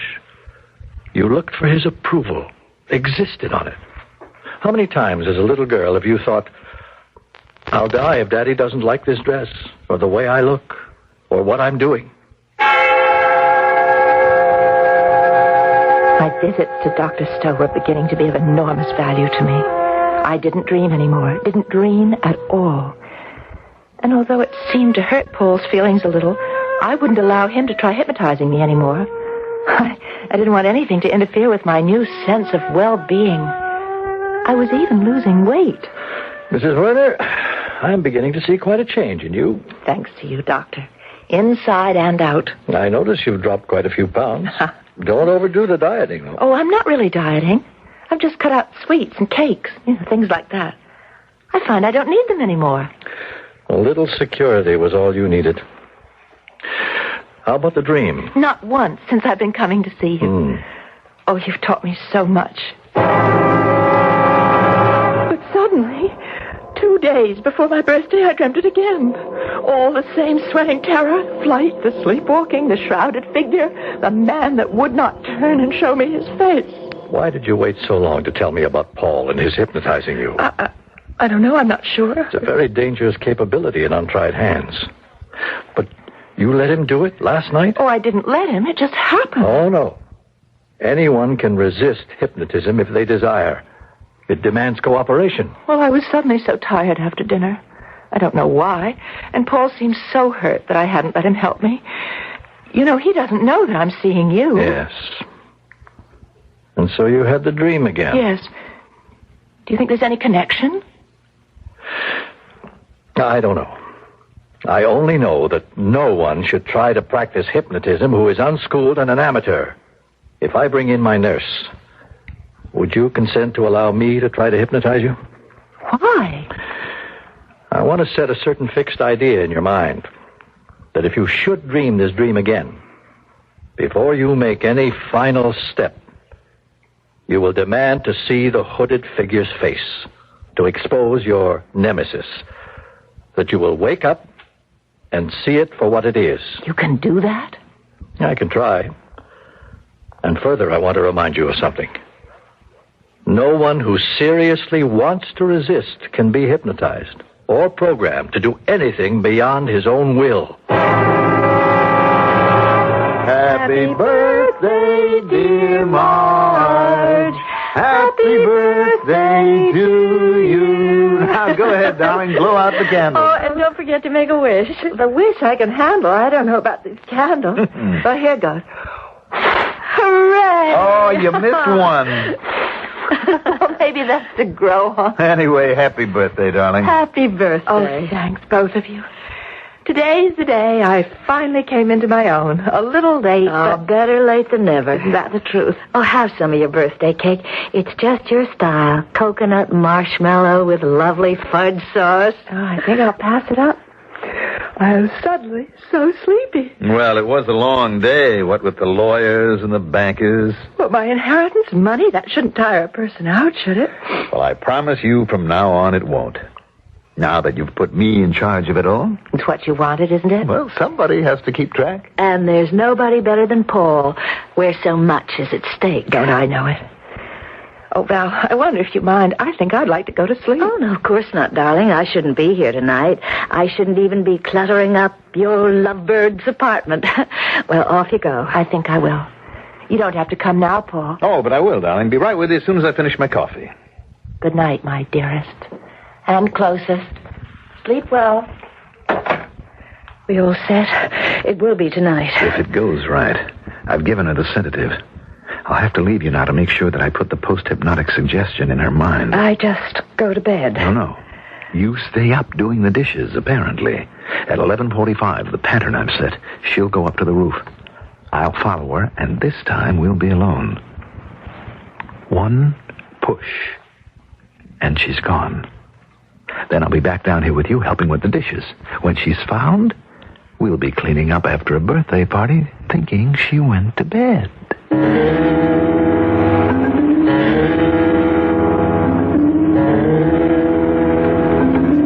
Get up. I must get up. Put on my robe. I have to go to the roof. The roof. Mustn't wake anyone. Not the elevator.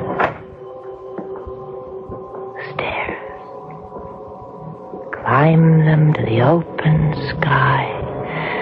No more bad dreams. And then I can fly. Fly.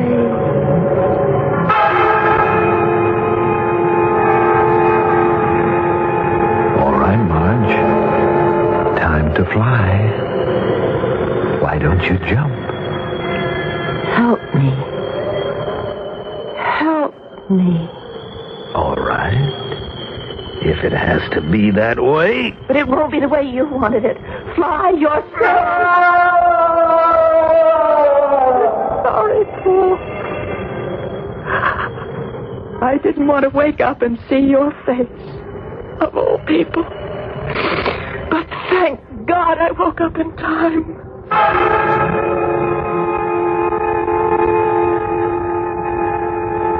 Doctor, did you really know about Paul? Only a suspicion, albeit an educated one. Were you asleep or awake when it happened? I don't know. I only know I forgot about flying and remembered what you asked me to do. Because it was in your own interest. Yes. I turned, and I saw the face of death. The man who should have wanted to wish me happy birthday, but thought only of it as happy death day.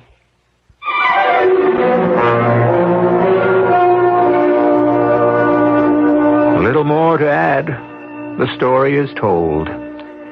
Mr. Shakespeare said, "We are such stuff as dreams are made on, and our little life is rounded with a sleep." Not quite Marge's experience. All she needed was to wake up to life, and apparently that she has done. I'll be back shortly.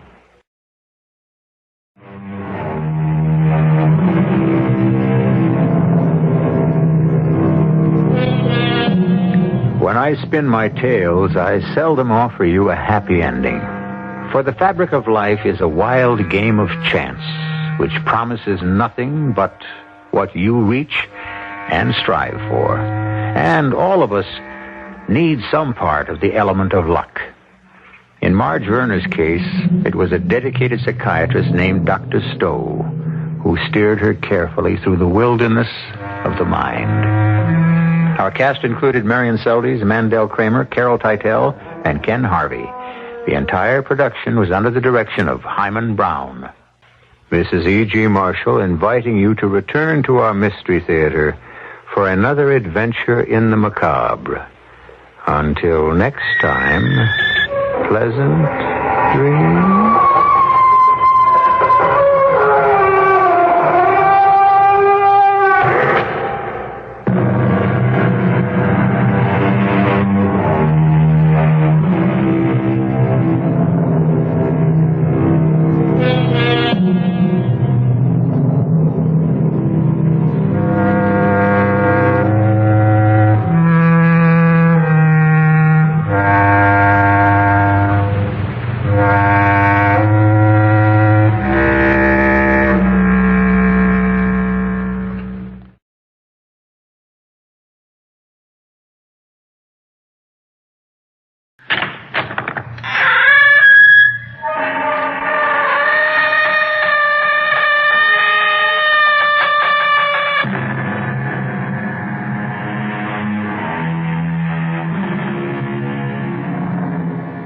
Come in. Welcome. I'm E.G. Marshall. Life is a game that must be played, or so it is said. But in every game, there must be winners and there must be losers, which means that in the game of life, we have two types of contestants, those who will win and those who will lose. The winners, as a rule, get wealth and fame. The losers remain poor and obscure. Naturally, the winners are better players, but does that mean they are better people?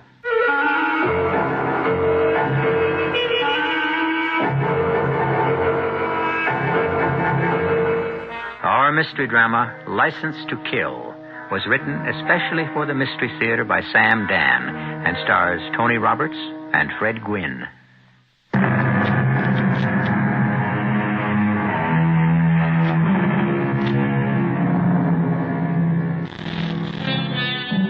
When the great scorer comes to write against your name, he marks not that you won or lost, but how you played the game.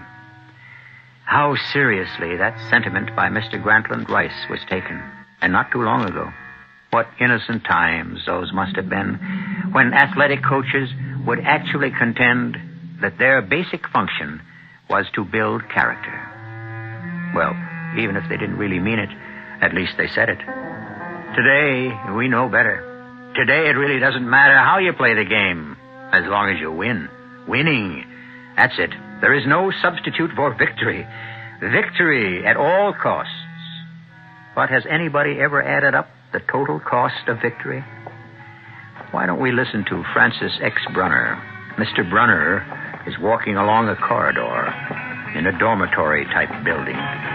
It is the end of August, and the premises are being occupied by a professional football team that has just completed its training camp.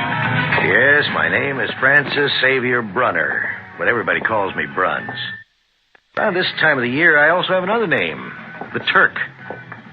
Yeah, I'm the guy who, well, we start camp with maybe 60, 80 guys who want to make the team. By the time the season starts, we got to cut the roster down to the 40. Oh, wait a minute. Room 413. Can't say 13's a lucky number for this one. Chappie? You want to see me, Coach? Yeah, and I'm pretty sure you know why. Oh? That's a shame. You got more raw talent than anybody on the club.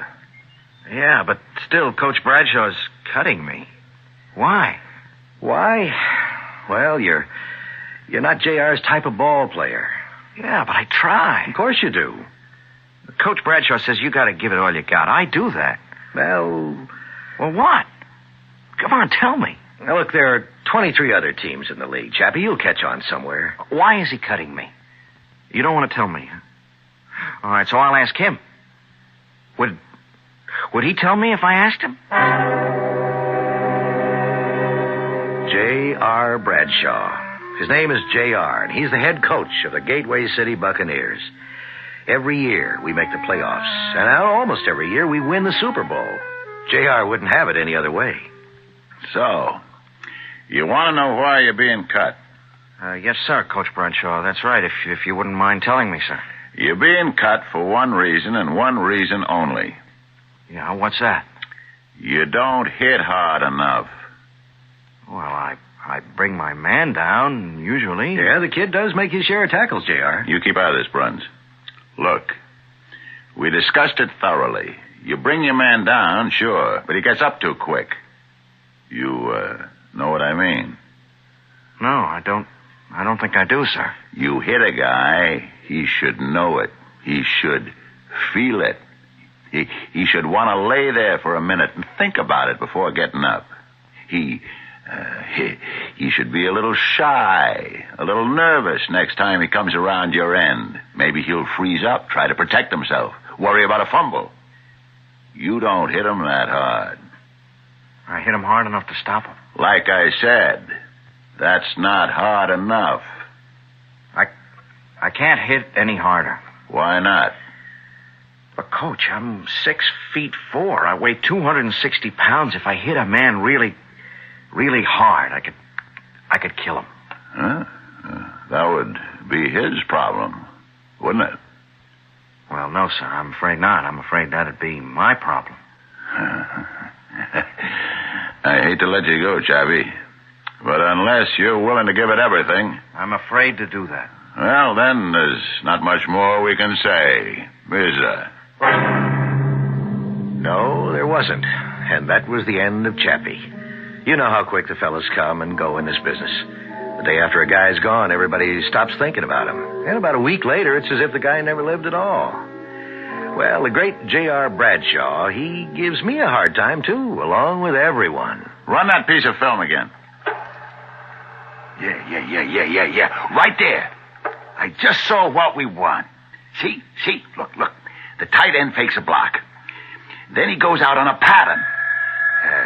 Stay there. Don't answer it. But Nobody got wise to it during the game. And the guy catches 7 passes. Listen, J.R., Now, when he pulls that on the outside linebacker, what we're going to do is... J.R., I think I better answer the phone, huh? I'm going to make him take that phone out of here. I got a sick wife at home, J.R. I want Jerry or Phil, who's ever in there, to answer. I got to answer. What for? Hello? For crying out loud, will you hang up? Yes, Martha. It's me. I don't know. Hang on, I'll ask J.R. Martha, it's Martha. She's not feeling so good, J.R. So, tell her to call a doctor. It's 2 o'clock in the morning. Where am I going to get a doctor? I have to go home to her. Come on. What good are you going to do her? I can't let her stay alone in the house. Hasn't she got a mother or somebody who can come and keep her company? J.R., you got to understand. Look. I'll tell you what's wrong with this ball club. Nobody wants to win. On the field, my players dog it. My coaching staff is always looking for excuses to go home. JR, she's sick. Yeah, all I know is we got the Tigers coming in here Sunday afternoon, and we're not prepared. That's all I know. JR, we've been 15 straight hours on these films. We'll do 15 more if that's what it takes. Look, JR. All right. Get out of here. I'll be at practice early. Yeah.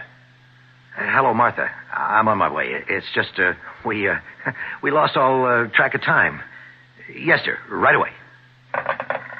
JR, I know how important this session is, but, well, if you were married, you'd understand. Yeah? I'll tell you something. If I was married, I wouldn't lie to my wife. When did I ever lie to Martha? You didn't lie just now? You said on the phone you lost all track of time. That was a lie. Well, I had to tell her something. And what are you going home now for? Well, I told you, JR. She's sick. She was also sick 8 hours ago. Why didn't you go home then? Look, JR, I don't have to take that from you. Take it or leave it. It don't mean a thing. Matters is, winning a ball game. You have to make sacrifices. Oh, I know that lecture by heart. You should. You heard it often enough. Look. Technically, you're the best defensive coach in the business. But that's all you'll ever be. Somebody's assistant. You'll never have a ball club of your own. And if you do, you won't last out the season. And how many seasons will you last out, JR? I mean, when it's all over, what'll you have to show for it? The winningest record in professional football. Okay, JR. And that's what they can carve on your tombstone. JR, he's forever complaining. He believes in running scared. I must say that Chappie had disappeared completely from my mind, and I never dreamed that Chappie would come back into my life. It happened at Mady's. It's a night spot where the sports crowd hangs out.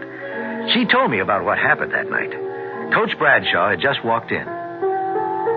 Well, here's the Papa Wolf himself. Hiya, matey. How are the little wolflets doing? I catch one of them breaking curfew. It'll cost them $100. How does it look? Sunday against Dallas. We're gonna take a bath. Oh, the way you cry, we could fill a tub with your tears. Yeah, what I need is a big, tough defensive end. Well, you did cut the biggest defensive end I ever saw, that kid, Billy Chapman. Big, yeah. Tough, enough, no. Who's in the joint tonight? Well, let's count. You, me, the bartender, the piano player. You should know by now the joint is always dead on Wednesday nights. Why's that? Must be conscience night. I never heard of it. You don't have one. But one night a week, most guys will make it a point to stay home with the wife and the kids. What for? What is the use of talking to you? Well, why Wednesday night? Beats me. Some places it's Monday, or Tuesday, Thursday. If a guy wants to get someplace in this world, he has no business being married. Is that a fact? Being a winner is a full-time job. Takes everything you got, 24 hours a day. I got kids in my ball club. They make more money than the President of the United States. Well, they can throw a football further. They think they all got it coming to them. So, do they concentrate in the game? They own restaurants and hamburger stands, chain stores. See, that's the trouble with the kids today. They're not hungry. What's happened to the good old-fashioned values? Coach Bradshaw? What are you doing in here?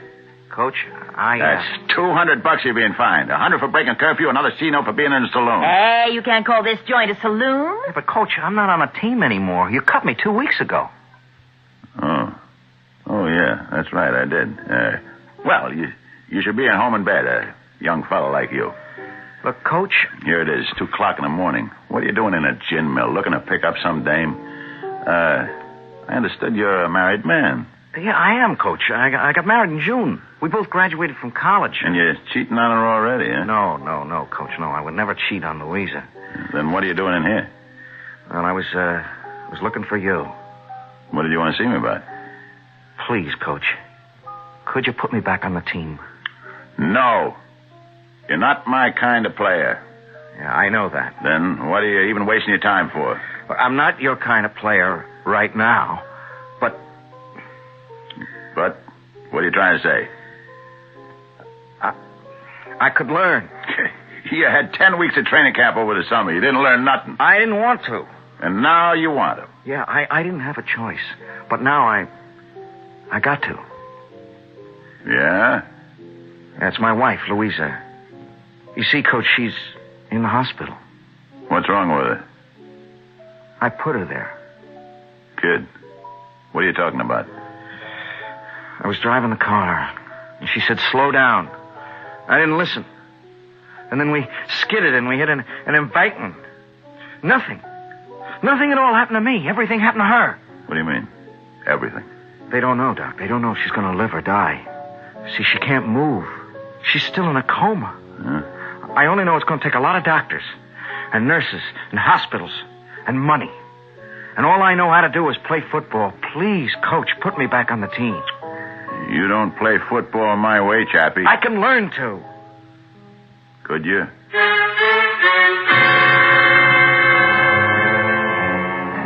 A rather gentle giant is now in the hands of a man who believes in showing no mercy and giving no quarter. Can a man change his essential nature? Before he can answer that question, he must first discover what his essential nature is. Do you know yours? We'll know more about our story when I return with Act Two.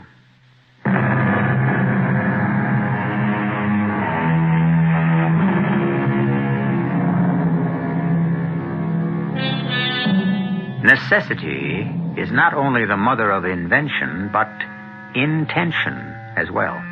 Ideals, beliefs, morals, yes, these may be the things to which we aspire because aspirations, as everyone knows, cost nothing. Actions, on the other hand, usually carry a price tag. So, when all's said and done, we generally do what we can afford. So, you want to play football, huh? Yes, Coach Bradshaw. My kind of football. Yes. I'm going to need money. I must do everything for Louisa to get well. I understand they call you Chappie. Yes, sir. Gee, what kind of a name is Chappie? Hey, what does it remind you of? I don't know, sir. Malted milk and lollipops. Chappie. From now on, no more Chappie. From now on, your name is Chopper. Yeah? You are looking at the Chopper. He is the fearsome fiend that bursts through the blockers, then chops down that quarterback. And when the Chopper chops them down, they stay down. Did you hear what I said? Chopper. JR, you were born a couple of thousand years too late. You should have been around back in those Roman days and trained those gladiators. What do you think it's all about today? It's the same thing. I'm just honest about it, that's all. That's why I collect all that flack from the bleeding hearts. That's why the people go to a game, see? They go to see blood. Coach Bradshaw, I'm not sure I can... You're not sure you can what? Put yourself in line to make $1 million to save your wife's life? But it's not in my nature to hurt people. Your carelessness put Louise in the hospital to begin with. Look, that was an accident. It was your fault. She told you to slow down, but you didn't. Hey, yes, but... You wanted the excitement. Or maybe you wanted to prove to her you were the boss. Why did you have to do that? JR, lay off. No. We're getting at something. What was the argument about? How did you know there was an argument? So, you admit there was an argument. It wasn't an argument exactly. What was it? Nothing. Why, were you mad at her? I wasn't mad at her. Me and Louisa never argue. She wanted me to give up football. She wanted me to give up football, which is why I wound up being cut from the team. That's it. You didn't want to give up football. She wanted it. She was right. That's why you crashed the car. Will you put me back on the team? What's your name? My name is Billy Chapman. What's your name? You know my name. It's Chappie. Once and for all, and for the last time, what's your name? The Chopper. Say it so I can hear it. Say it so the whole world can hear it. What's your name? The Chopper. Louder. The Chopper. But I didn't find any of that out till later. So much later. First, I knew I got a call from J.R. Bruns, I want you out in the field early tomorrow morning. Yeah? I got you a brand new defensive end. You did? He's a killer. Oh, who'd you trade for him? Nobody. I picked him up. Oh, come on, J.R. You just don't pick up a major league defensive end. Wait till you see him. What's his name? His name's the Chopper. The Chopper? What kind of name is that? It'll explain itself.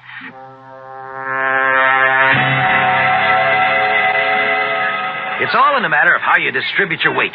Now, you have to be ready to read the play and commit yourself. See? I think so. Okay, good. Now, you take a stance like this, Chappie. Hey, hold it. Bruns, what did you just call him? What do you mean, what did I just call him? Answer the question. What did you call him? I call him by his name, Chappie. That's not his name. It's not? It's the Chopper. That name's got to become part of him. He's got to believe it.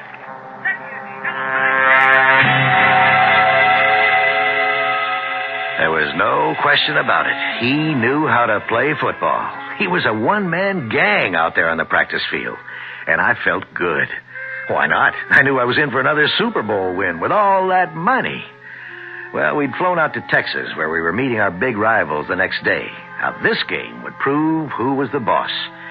We had a coaches' meeting, as usual, till 1 a.m. I think J.R. calls so many because he hates to be alone. I'd just gotten back to my room when there was a knock on the door. Coach Brunner? Hey, what are you doing up so late? Can I come in, sir? If J.R. decides to run a bed check, it'll cost you $100, son. I don't know what to do. About what? About football.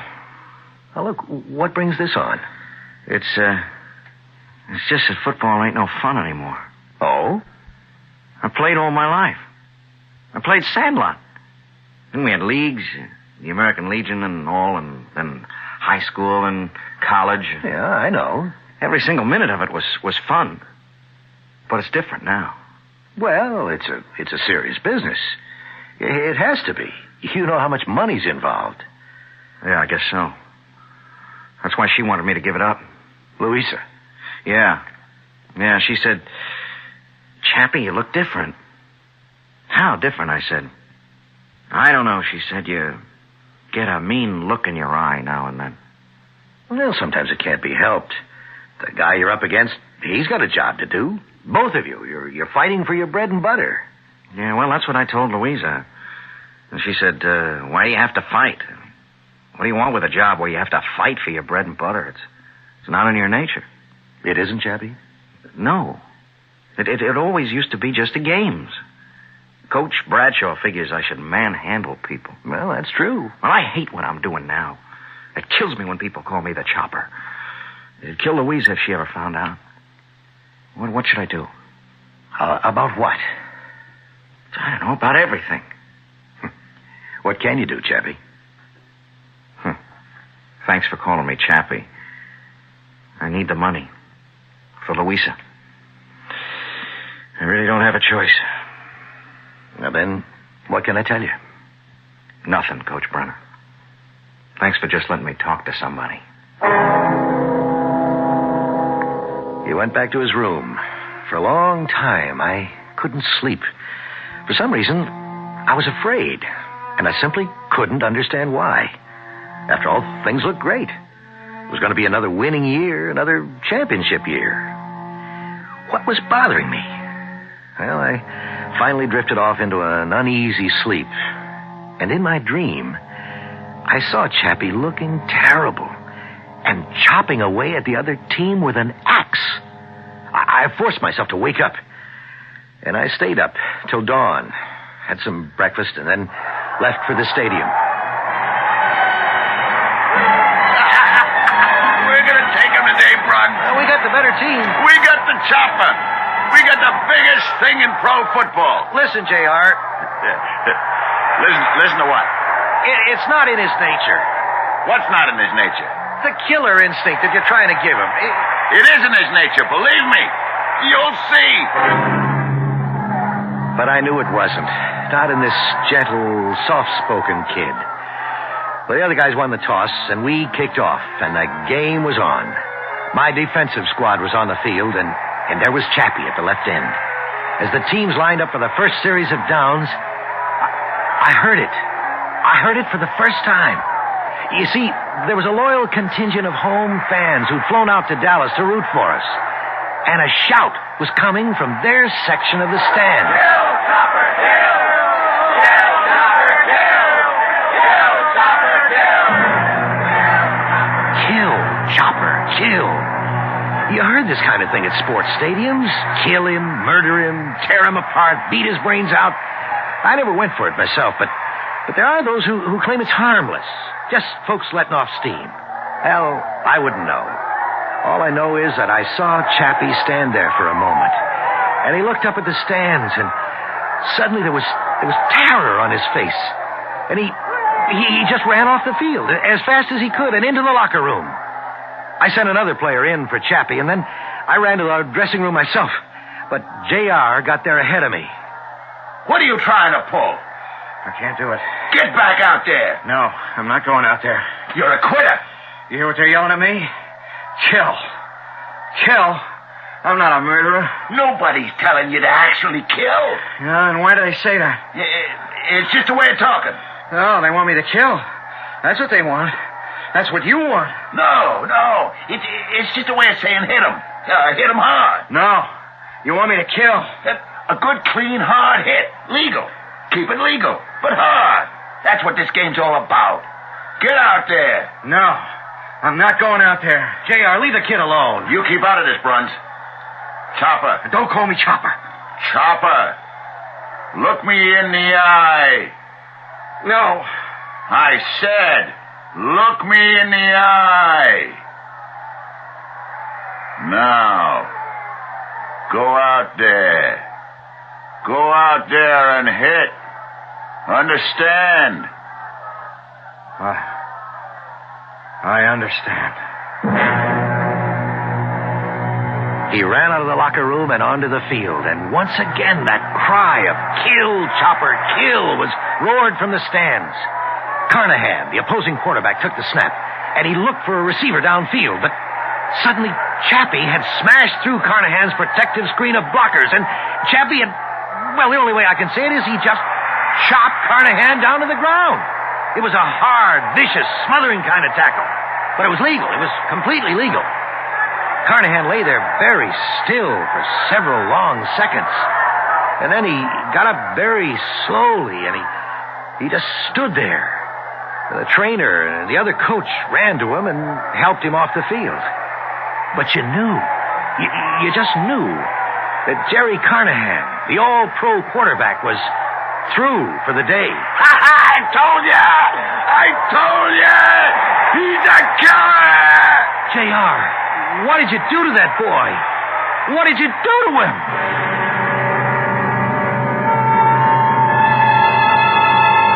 Obviously, J.R. has transformed Chappie into Chopper. But what kind of transformation is this destined to be?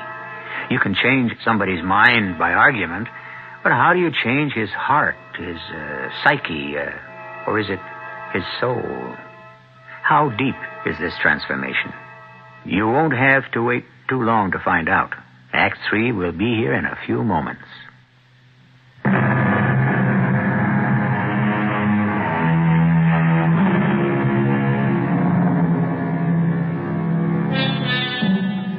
There are those who say that people never change. The child, they say, is the father of the man. And when you point to dramatic switches in attitudes and personalities, they say it's nothing really new. That's how that person actually was all the time, underneath. Is it true? Are we always basically the same? Well, the case of Chappie, or the Chopper, may provide fuel for one side or the other. It was, What word can describe it? A triumph for Chappie. And that's how it was, week after week.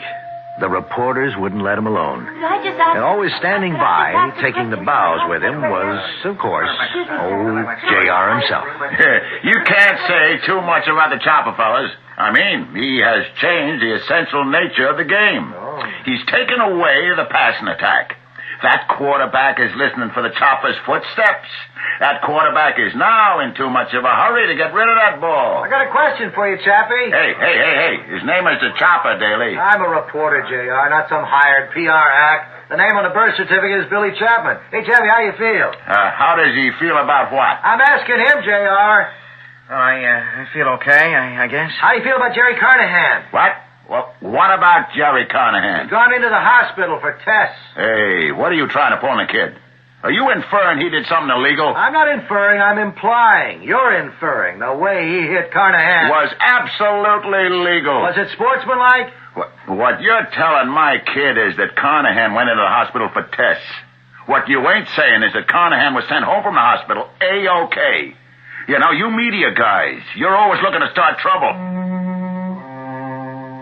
And so it went. I didn't see very much of Chappie from that point on. Oh, sure, at practice, naturally, but, I mean, afterwards. He'd never come around to see me and just talk the way we used to.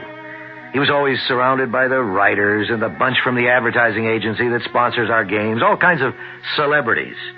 There's a whole crowd that takes up a new sports hero, and sometimes they completely turn his head. But, you know, I wasn't worried about Chappie. Or was I? Anyhow, I wasn't very much surprised when I got a call at home one night. Bonds?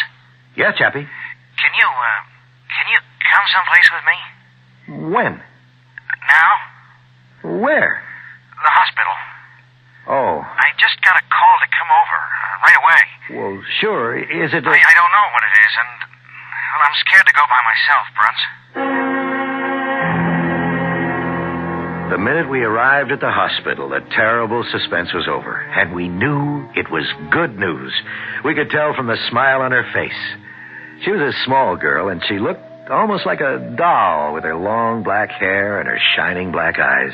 Chappie, oh, darling, it's a miracle. What happened? I just opened my eyes, and I woke up. You mean you don't need any operation? No, I don't think so. And you're feeling okay? Oh, I feel a bit weak. But the doctor says in a week or two everything will be just fine. Oh, Louise. Why don't you folks kind of excuse me? Oh, no, please, don't go, Coach Brunner. I'm tired. I've got to go back to sleep. But just promise me that you'll keep an eye on my Chappie till I can come home and do it myself. Promise? Sure, I promise. Now, Chappie, honey. Now, you can quit playing football. What? Oh, I know all about you, darling. The nurses asked me if I was married to the Chopper. Oh, Louisa, honey, that's... Oh, it's awful. It's just publicity. They call you a monster, a fiend, a killer. Well, that's just the way the writers have it. It sells papers. You put this poor Carnahan fellow in the hospital. Louisa, it's all in the game. But what are you doing in the game? You promised to quit. I know. You swore you'd quit. Honey, when we had the accident, it looked bad for you. You know that. I mean, the doctors were talking about treatments that... Well, I'd have had to be a millionaire. But as it turns out, I don't need them anymore. We had a miracle. Yeah, but I had no way of knowing that, so I had to make money the only way I really know how. By killing people? Honey, I had to go back. Well, I understand. To make money for me. But I'm going to be all right now. So you can quit. Quit?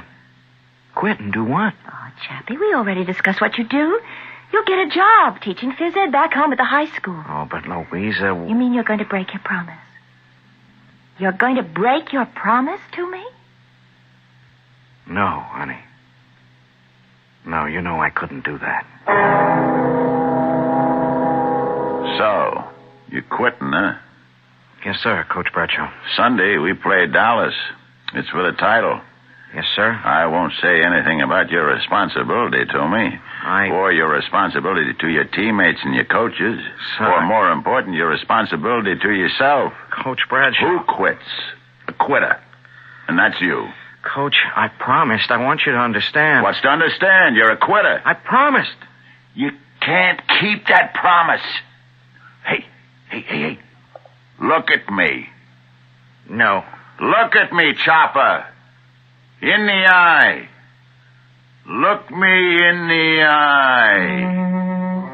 I could see a shudder pass through his body. If I were a superstitious man, I could believe that... Well, never mind what I could believe. Chappie went back to the hospital alone, so I don't know what happened between them. But he didn't quit. And about 10 days later, Louisa left the hospital. And she didn't leave Chappie. So I guess she decided to put up with it. Most women do in the long run, don't they? And then one day at practice, I saw her in the stands. She waved at me. I could tell by her face she wanted to talk. I don't know what to do, Coach Brunner. About what? That's not my Chappie, not that killer down there on the field. He knows what he's doing. He doesn't. Something's gotten into him. What do you mean?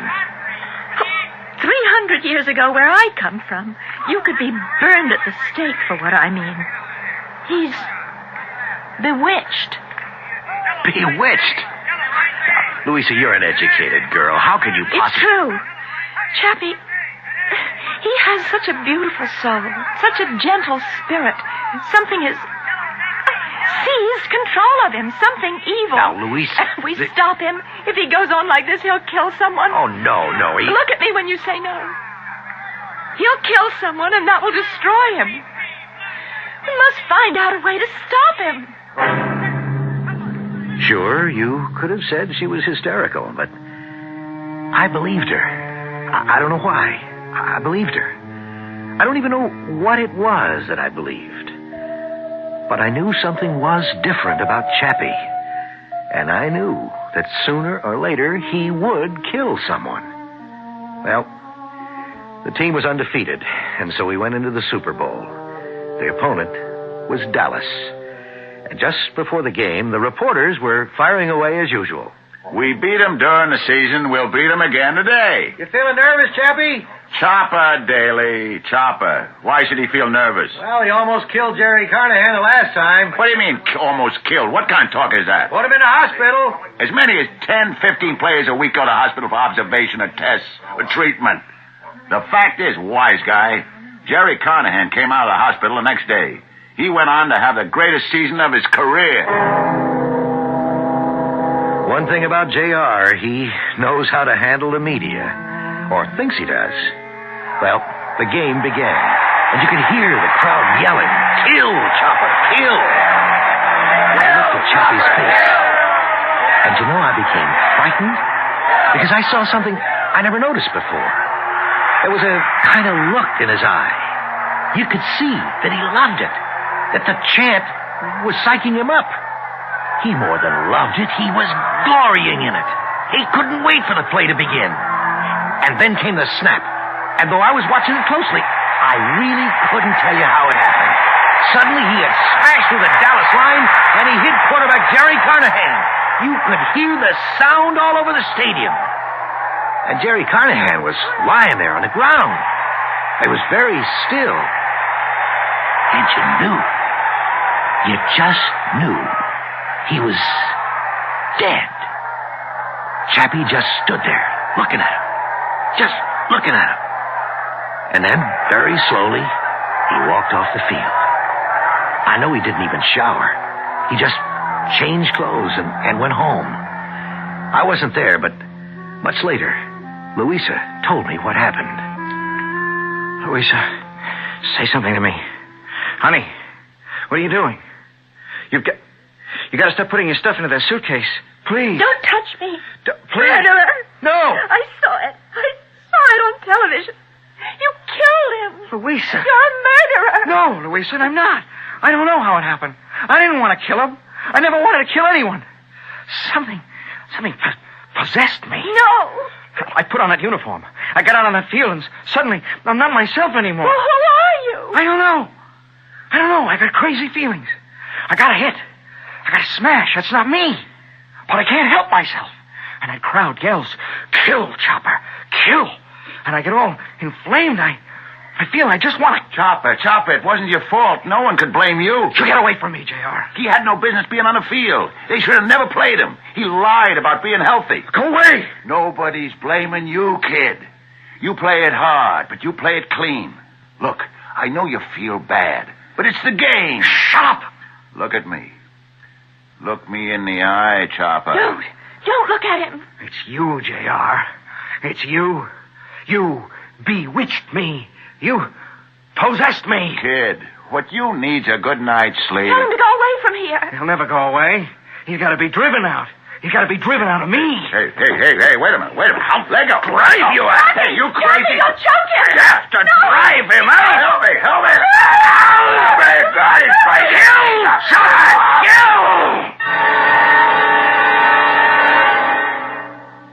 And that's how she told it to me, a long time later.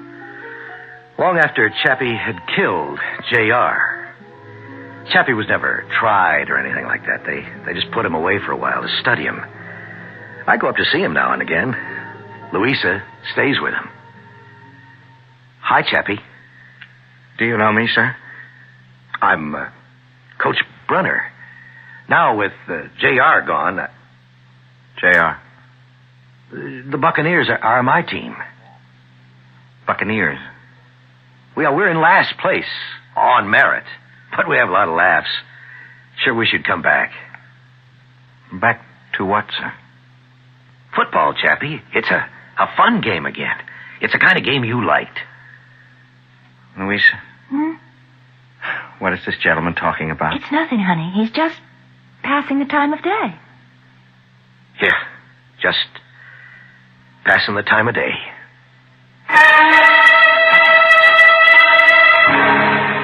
You may have it any way you wish, which is more than you can say about most stories. Was Chappie possessed by the violence of his coach, J.R. Bradshaw? Was the violence an inherent part of his own psyche? Is man basically violent? If we knew all these things, there would be very little mystery left in the world. I shall return shortly.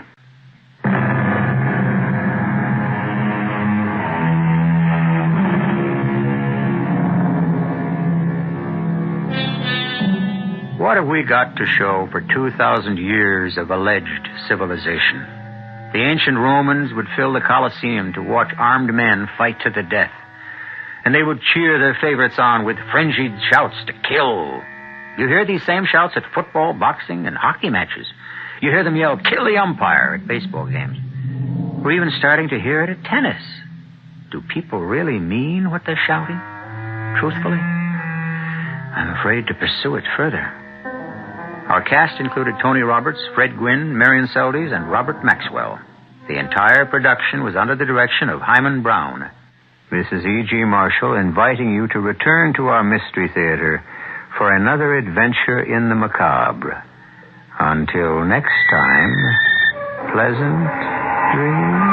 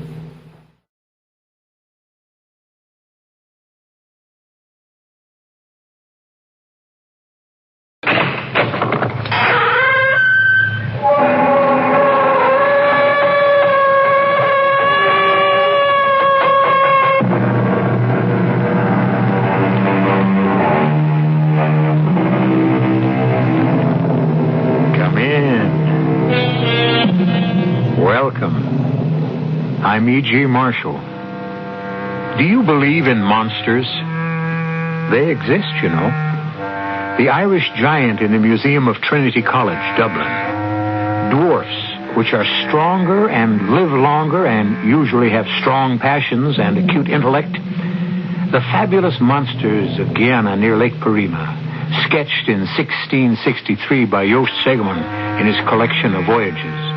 Those are just a few examples which will lend credence to the story we're about to hear.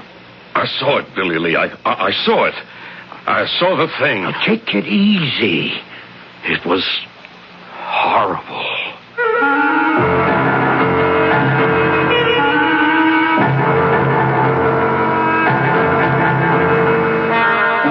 Our mystery drama, The Horror of Dead Lake, was written especially for the Mystery Theater by Roy Windsor and stars William Prince and Gordon Gould.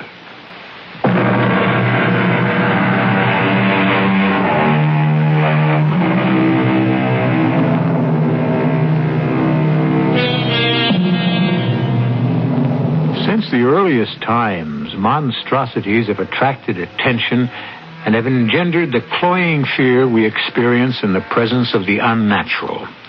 The Loch Ness Monster, for example. Is it fact or fiction? The search for it still goes on. Cyclops? The monster with one eye? Oh, there undoubtedly was such a creature because there still are. Really. At a point where the nose sticks out from the forehead, there's a single orbital cavity with an eye in it. Well, in this tale, we encounter another deviate from nature when we discover the hideous thing that inhabits the dead lake. Claude? Yes? Was it all right? Not too grim? No, it was all right. I know how much you loved your father. Well, he lived a long life, and he didn't suffer. The lawyer went over things and assigned them to me. The savings, the old house, that kind of thing. It was sad, come to think of it. But it's over now. You know, Polly, there's something I never told you because I'd forgotten about it. And so had my dad, for that matter. Oh? A castle in Spain? A map where the treasure's buried? You know, you're not so far off at that. My dad left me 50 acres of land near a small town in Florida, Orisville. 50 acres? Mm-hmm. And with land down there selling for a fortune? Well, not this land. There's something funny about it. A long time ago, back in the early part of the 18th century, a certain Silas Baxter, an ancestor of mine, was, I kid you not, a pirate. Claude. He must have run a pretty good ship, because when he left the sea, he bought those 50 acres and built himself a castle. He called it the Captain's Doubloon. A castle? Oh, not a great big one, but big enough. The history of the Captain's Doubloon has been handed down from one Baxter to another, and was among my father's papers. I see. What I've been left is the Captain's Doubloon in a state of ruin, the acreage, and something named Dead Lake. Why? Because nothing lives in it. That's creepy. My father never had any interest in the property. I don't know if he ever saw it. But we do own a ruined castle and 50 acres of land. With a dead lake where nothing lives. That's right. Claude, we ought to sell it. I think so, too. You know, it's funny nobody has ever wanted to buy it. Maybe they did. But my father never said anything about it to me. Dead Lake. Claude. Yeah? Let's go see it. You mean it? Sure. Florida's no big trip from Philadelphia. Can you get time off from your job? I think so. I could take off Friday, and we could have most of Friday and the weekend. I can't promise anything, Polly. The Captain's Doubloon is a ruin, and maybe the acreage is worthless. But what about Dead Lake? I'd like to know why it's dead. Wouldn't you? Yes. Tell you what I'll do. I'll telephone the lawyer who settled my father's estate. Maybe he can give me the name of someone to see when we reach Orisville. I don't think Orisville's much more than a widening in the road. I'm so excited. A deserted old castle, a dead lake. Makes chills run up and down my back.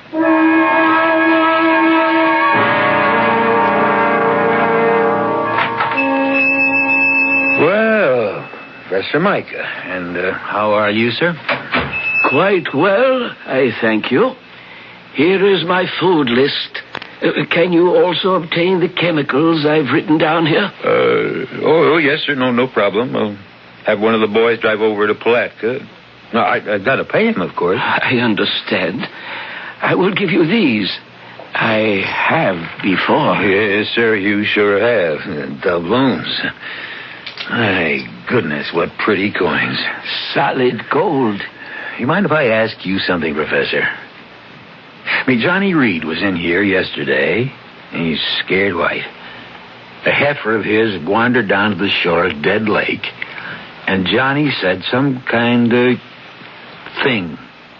Grabbed it and dragged it under the water. Johnny said it bellowed something terrible. Did you hear it? You know anything about it? It is wise to stay away from the lake. I do not go near it. I remain in the castle and do my work. Well, maybe not for long, Professor. You've been squatting there so long, I guess you feel you own the place. But the real owner's coming to Orrisville Friday afternoon, tomorrow. A fellow named Baxter. Same as Captain Silas Baxter, who stole all them doubloons from the Spanish. Like these you just gave me. I have found a few. Well, where'll you go if Baxter tells you to get out? I would have no choice. I would leave. He will discover that the property is worthless. When he goes home, I will return. Maybe. You got this idea of developing the land and selling it for home sites. You have tried to do that before, Mr. Billy Lee. I sure did. Those persons I drove over to look at the land never did find their child. Quicksand? Not according to the sheriff and his men. They scoured and dredged the lake. All they found was some of the child's clothes. Yes, regrettable. The lake is dangerous. Why? There are unknown things in nature. It is better to let them remain unknown. Now, I will return tonight for my supplies. Oh, hello there, Professor. Good morning. I tell you, Billy Lee, he gives me the creeps. He may be gone soon, Johnny. Yeah? How come? New owner's arriving tomorrow. Named Baxter. I can't say I'll be sorry to see Professor Micah go. He's in league with the devil. You remember that parrot? Oh, I sure do. Grew to have a wingspan of 10 feet. Vicious thing. I remember we all went out and gunned it down. A horrible thing. Where did it come from? His experiments? That was just an ordinary little old parrot, no bigger than a crow. You saw what it became. Micah did that. He's always experimenting with something. Look here. More doubloons. Wonder how many he's got. Just a few, he says. Old Silas Baxter's supposed to have had thousands of them. But even if that old room's full of them, I wouldn't go near it with an army. You gotten over your scare? No, and I never will. That was the awfulest thing I ever saw, that poor heifer being pulled under the water by some thing. Now, what did it look like?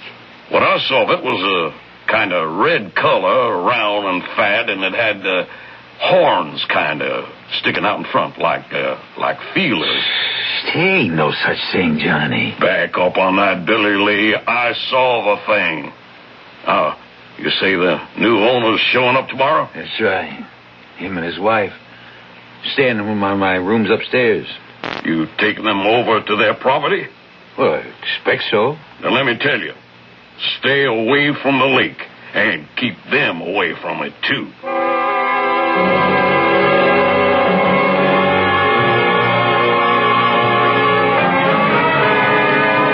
The room's lovely, Mr. Harrison. Oh, Billy Lee. Oh, I'm pleased you like it, Mrs. Baxter. It's fine. I like your store, too. Oh, it ain't much. Just a general store. Got just about everything in it that folks around here need. Well, it's very nice. Not bad for a one-horse town. Horseville isn't much, but those of us who've been here all our lives, we like it. If you want excitement, there's Palatka close by, and St. Augustine's only 40 miles away. Nice country. We landed at St. Augustine and drove down. I enjoyed it. There's lots of pine, isn't there? Oh, sure is. Paper pulp. It's big business down there. And cattle. He's a rancher now. Hi, Johnny. Oh. Meet Mr. and Mrs. Baxter. Hello. Johnny Reed. How do you Hello, do? Mr. Reed. How are you? Baxters. You really interested in the captain's doubloon, Mr. Baxter? Well, I don't know. It's my property. I might want to sell it off or interest some developer. I should think it would be worth quite a fair amount of money. You look skeptical, Mr. Harrison. Why are you shaking your head? No, don't go scaring him, Johnny. That's just what I'm going to do. It's not fair to keep him ignorant. Is it Dead Lake? Now, how did you guess that, ma'am? Well, the name. There's something spooky about a lake that's dead. It's dead all right, except for one thing. There's something in it. Something I saw with my own eyes, and it's really something terrible. Oh, come on, Mr. Reed. I don't blame you, Mr. Baxter, for looking at me as if I'm escaped from the mental home. But a few evenings ago, one of my herd, a nice little heifer, went to the edge of the water of Dead Lake, and some awful thing grabbed it and dragged it under. A thing? What's a thing? Nobody knows, Mr. Baxter, but Johnny saw something. And strange things have happened down there before. Oh, and another thing, Mr. Baxter. For over 30 years, a squatter's been living in the ruins of the castle. A man named Micah. He was a professor. I'll tell you about him when we drive out. Spoke to him yesterday morning and said he'd probably have to clear out. He agreed, but you'll meet him. A professor? And he's a squatter? What does he do? You'll excuse me for saying it, Miss Baxter, but I think he consorts with the devil. Oh, that's a little hard to believe in this day, Mr. Harrison. He's some kind of scientist, always sending for chemicals to Palatka to St. Augustine. He's, now what did he call himself? An something or other. Embryologist? What's that, Claude? It's a branch of science concerned with the formation and development of the embryo. Teratology is the study of deviations from the normal. By golly, that explains the parrot with the 10-foot wingspread. What? It's the truth. I can swear to that, Mr. Baxter. Half the village went gunning for it. We shot it down. Oh, it's not possible. Yeah, neither is that thing that lives in Dead Lake.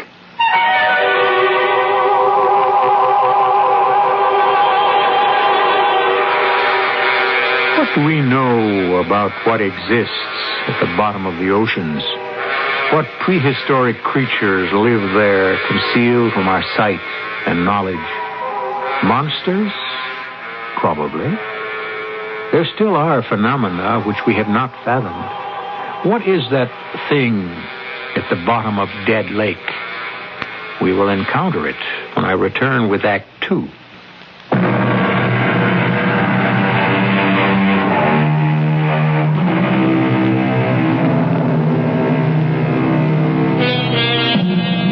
The subject is monsters. We seldom think about them, if we ever do, but there are monsters all the same. They are, in fact, studied in zoology under a special branch named tetralogy, concerned with deviations from the normal in the embryo. When deviations occur, the result can be a monster. Primitive man believed that a monster was the result of a woman's pact with Satan. Nonsense, of course. But the fact of the monster remains. What beautiful little birds you are. Which one of you will it be today? I have grown attached to all of you, but it must eat. An immutable law of nature.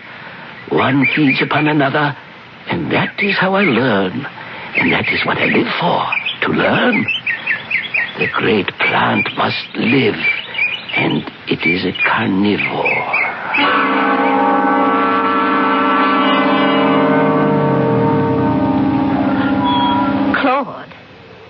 Bruin is right.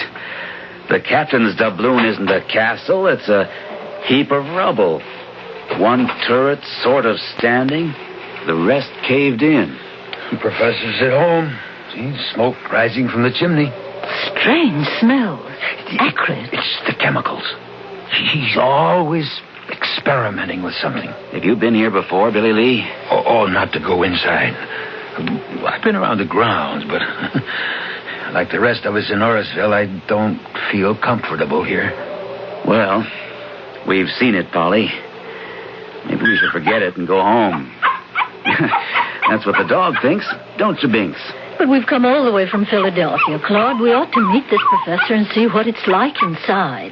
And ask him about those doubloons he brings to Billy Lee for food. What do you say, Billy Lee? Well, I guess I don't have to say anything. There's the professor now. Afternoon, Professor.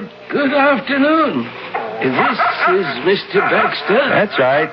This is Baxter, my dog Binks. How do you do? Yes, a dog. I'm the legal owner of all this property, Professor Micah.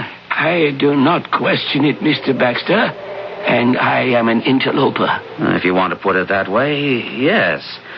So, when it's convenient to you... Of course. I will gather my few possessions and leave. You've been here 30 years? Oh, longer than that. It is an isolated place. I do my work here, my experiments. Like that monster parrot? I told him about that, Professor. You remember how some of us in the village had to gun it down? Yes, I have not forgotten. A pity. Well, I don't know about that. I mean, killing sheep and almost dragging off a child. The destruction of a master's scientific achievement, a phenomenon, proof that experiments in tetralogy can produce new breeds of animals that could change the face of the earth. I wonder if we might see the inside of the castle. You are the owner. Well, I don't want to inconvenience you. It is no inconvenience, but I caution you, do not wander away alone. I have experiments in many stages of development. Some of them are dangerous. A Venus flytrap is one of them. Oh, I know about them. They eat flies. Interesting little plants. Carnivorous. Follow me. It would be wise not to bring the dog. I'll take him back to the car, Polly. No, let me. No, come on, Binks. Hey, you folks get your fill of the castle. No, I'll be outside. Come on. Come on, Binks.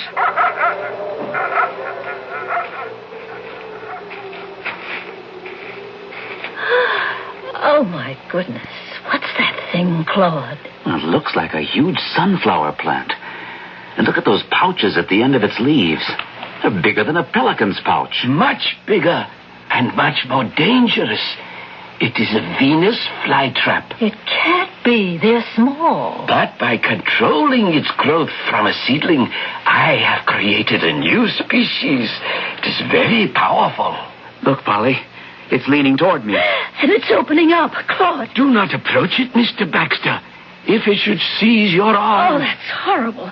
Claude, stay back. Well, that's the first thing that will go. I'll take an axe to it. Let's get out of here, Claude. You live here, Professor? Yes, in the ruined tower. This is my plant room. Is there a basement? Yes, but except for me, the dungeon is unsafe. You've got more things like this down there? My experiments are varied. Professor, please clear out as soon as you can and destroy these experiments of yours. That's Binks. But Claude, that's Binks. He sounds like he's being killed.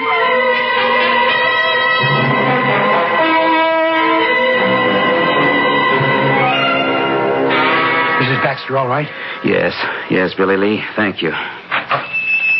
Glad you're still open. What happened? I can see by your face. Their dog. What? It wasn't anyone's fault, Billy Lee. Binks slipped his collar. No. And ran loose. Yeah, down the dead lake. I ran after him, but not in time. I saw it myself this time, Johnny. It rose up out of the water, a round, huge, slimy thing, and dragged the dog into the lake. What is it? What is the thing? I never saw anything like it in my life. I don't know what it is, but it's probably one of Micah's experiments. We went there this afternoon. My wife and I went into Micah's room in the castle. And, Johnny, it made my hair stand on end. Binks, that's our dog, whined and wouldn't go with us. Billy Lee said he'd wait outside with the dog. I was taking him back to the car. He fought the leash so hard, he slipped his collar and he flew toward Dead Lake.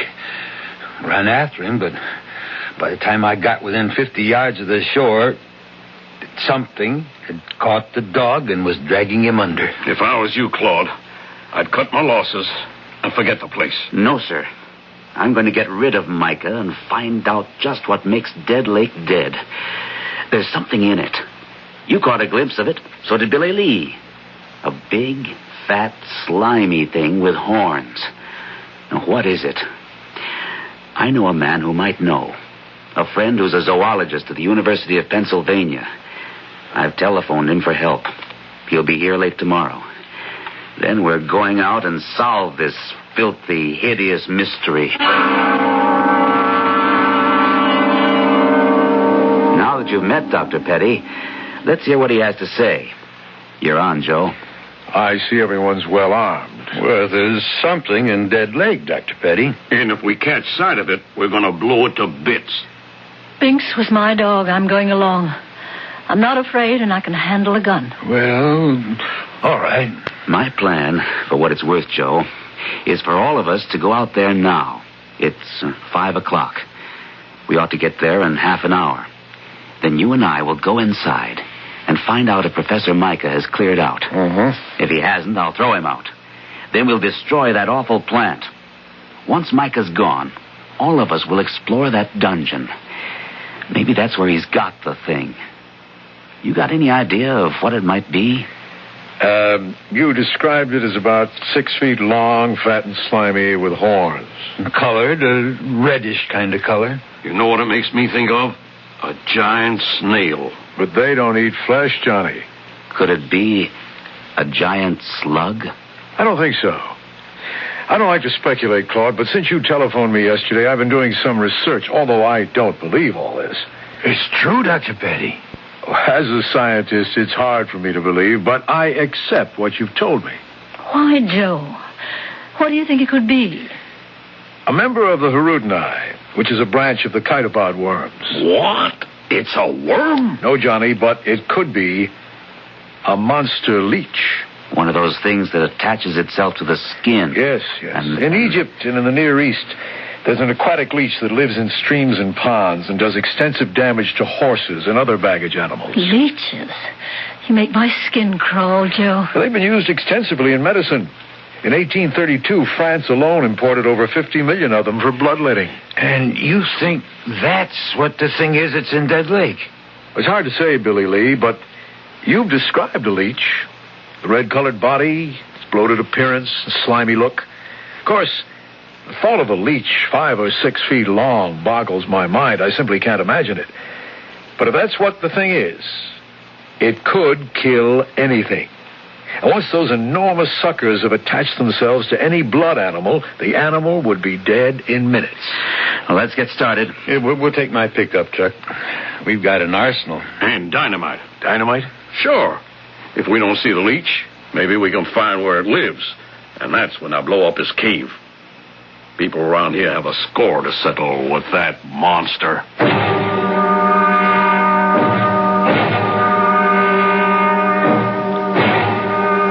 I told you to get out, Professor Micah. So you did, and I will leave now. I have not had time to... Out. You have a rifle and a shotgun. Why? We think there's a monster leech in Dead Lake, and we intend to destroy it. Fantastic. I want you out of here. I have packed what I can carry. The rest I leave to you in the name of science. Get out, Professor. That marvelous Venus flytrap. I never saw anything like it, Claude. Look at those traps, undulating and stretching toward us. He said it's powerful. That's the first thing we take care of. You have the shotgun, Joe. Look at us, inching toward us. I'll release the birds. They're what he fed to the plant. Look at them go.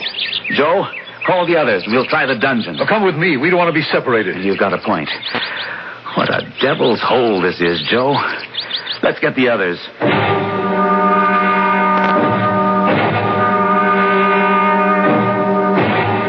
Glad I brought the axe. Did you see that thing try to wind itself around me? Some kind of vine? Strong as wire. It's just awful down here. What's that over there, Claude? Shine your light. A huge door. Hinged with a drop lock. Do you think... Don't open it, Claude. Shh, listen. Mister, what's that? Sounds like something breathing underwater. Wet, bubbly kind of breathing. There's one way to stop that. No, Claude, don't shoot. I've got a better idea. There is something behind that door. If it's the thing, the giant leech, you won't kill it with one shot. Oh, what's your idea, Dr. Petty? Well, that door must open into a tunnel, and the tunnel probably leads to the lake. Now, if we can trace the tunnel from above, on the ground, and see where it leads to, Johnny here can dynamite the entrance and block the thing in. That's when we'll have it trapped, and that's when we'll kill it. Good idea. Everyone stick together, and we'll go back upstairs and out. Oh, I never want to see this place again. You'll be all right, Polly, when we get out into the air. Come on. Walk between Joe and me.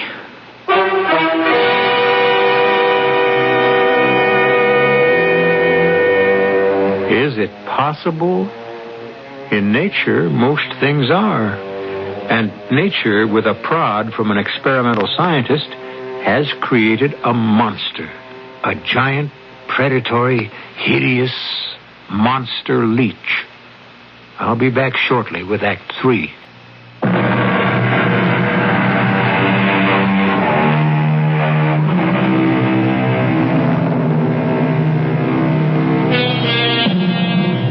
Have you ever had a leech attach itself to your skin?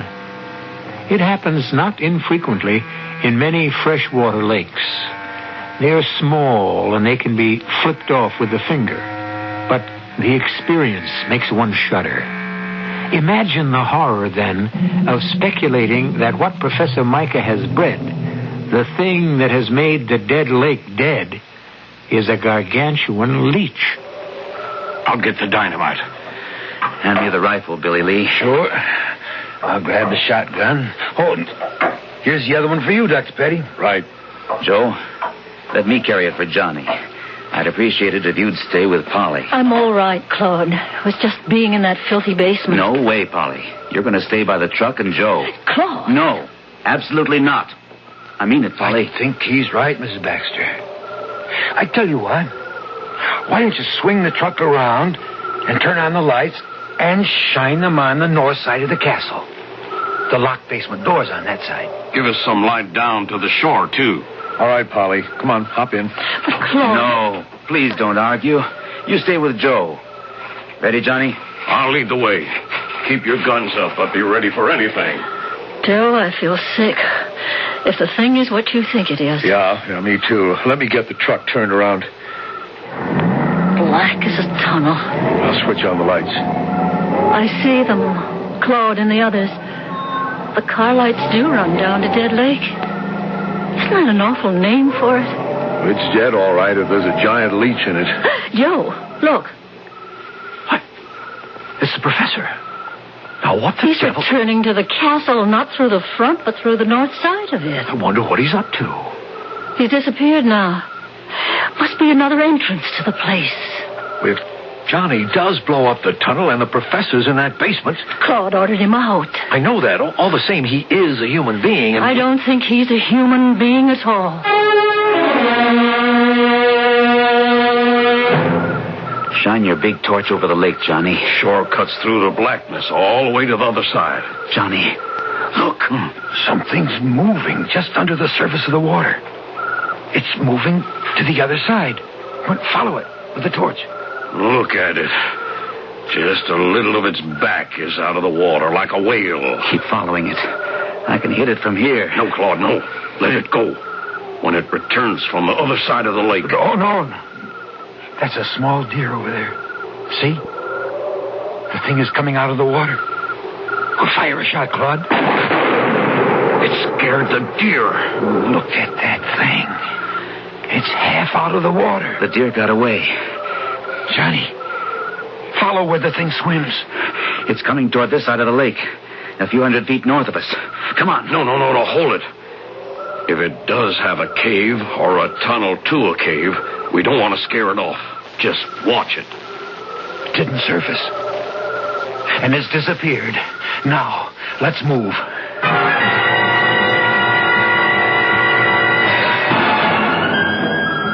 All set, Johnny? Yeah. Here goes. Claude, run that torch along from where Johnny blew the entrance, back toward the castle. That's it. Look. Yeah. The force of the explosion in the tunnel lifted the ground above the tunnel, and now we can see its path. It does go to the castle. It goes to that barred door in the basement. We've got the thing trapped. Maybe it's dead. That was a terrific blast. But we got to make sure, Claude. There's only one way to do that. We have to open that big barred door.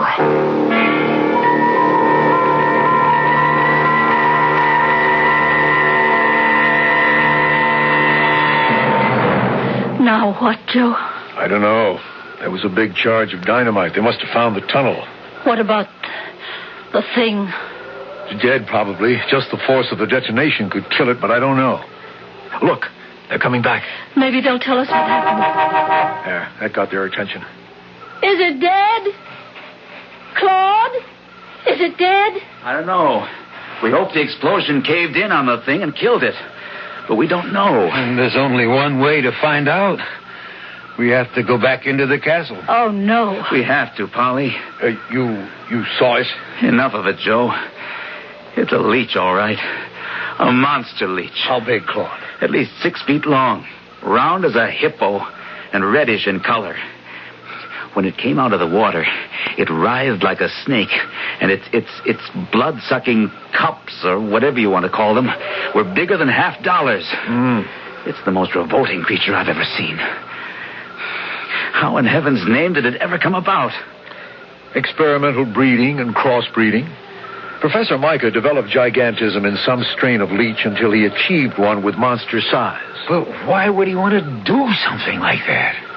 All scientists, Billy Lee, are fascinated by the subject of life. How it can be controlled and developed. He's in there, Claude. In the castle. Micah? That's right. The headlights from the truck picked him out just as he disappeared through some of those big stones on the north side. Well, then, we may have killed him. The blast. If that blast blew open that hinged door... Come on. Let's see where he went in. We'll follow him. Leave the dynamite detonating box here, Johnny. Grab this shotgun. You told him to get out, Claude. Why would he want to come back? Joe, I'm afraid. Now, you stay here with me. There's nothing we can do to help. But if something should happen to Claude, and it was my idea to come down here, he didn't want to. And now if something should happen...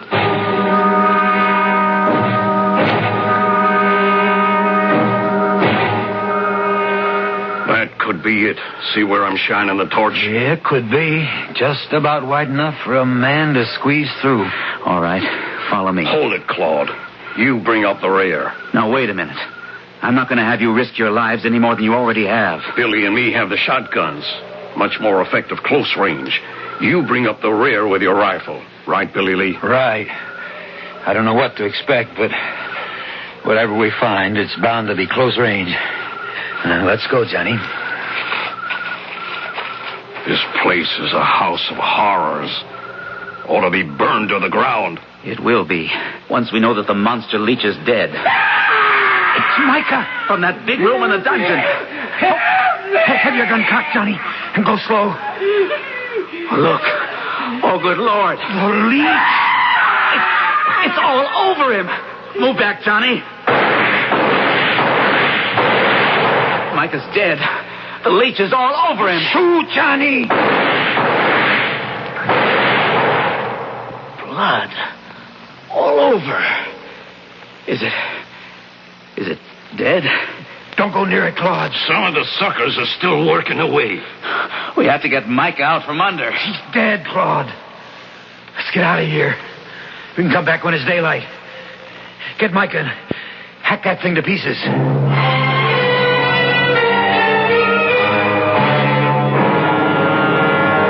Joe, I can't stand it. You just have to, Polly. We're not leaving this truck. But those gunshots, what have they run into? I can't guess. You can, but you won't. What if that blast of dynamite blew out that hinge door? If the thing wasn't killed in the tunnel? Hold it. They're coming out of the front of the castle. You see the flashlights? They're safe. Oh, Joe, they're safe.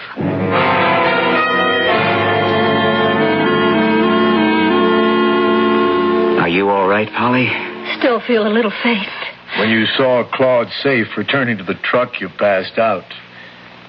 I remember. Joe was right.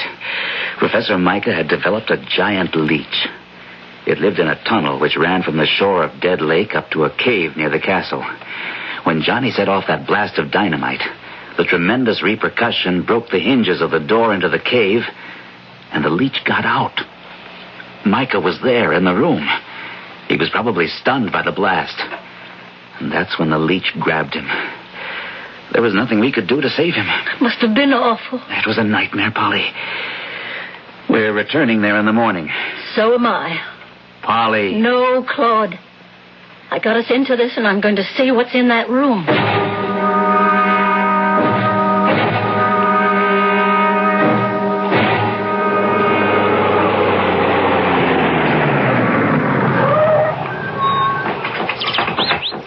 Listen to the birds. Life has kind of returned to the captain's doubloon. I don't feel much like going down into that basement again. And I'm not sure it's safe for Miss Baxter. Don't you worry about me, Johnny. Now that I know the monster leech is dead, I'm not afraid. All right. But let's go in through the front. Have we got everything? Lights, ropes? And my shotgun, just in case. And camera. Watch your footing, Polly. And when we go down into the dungeon, stay between us. Let me lead, Claude. I've got the gun. There it is. Oh, Claude. Poor old Micah's under that thing. Aim that big light right at it, Johnny. It's incredible. It's 6 feet long and 4 feet thick. Micah let out one scream, and then he was dead. Partly fright, maybe. Keep the light trained on him, Johnny. We'll try to pull him free. Let me take a few pictures first. No one's going to believe this horror. Claude, what about Professor Micah? What happens to him now? We give him a decent burial. And Joe wants to find out, if he can, why Micah did all this.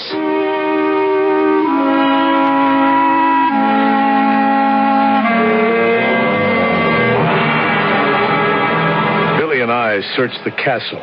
In the one tower, still partly standing, Micah had a room and his books and a small laboratory. Yeah, there were a lot of papers and chemicals. But the real discovery was this diary.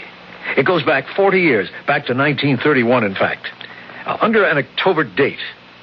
Listen to what Micah wrote.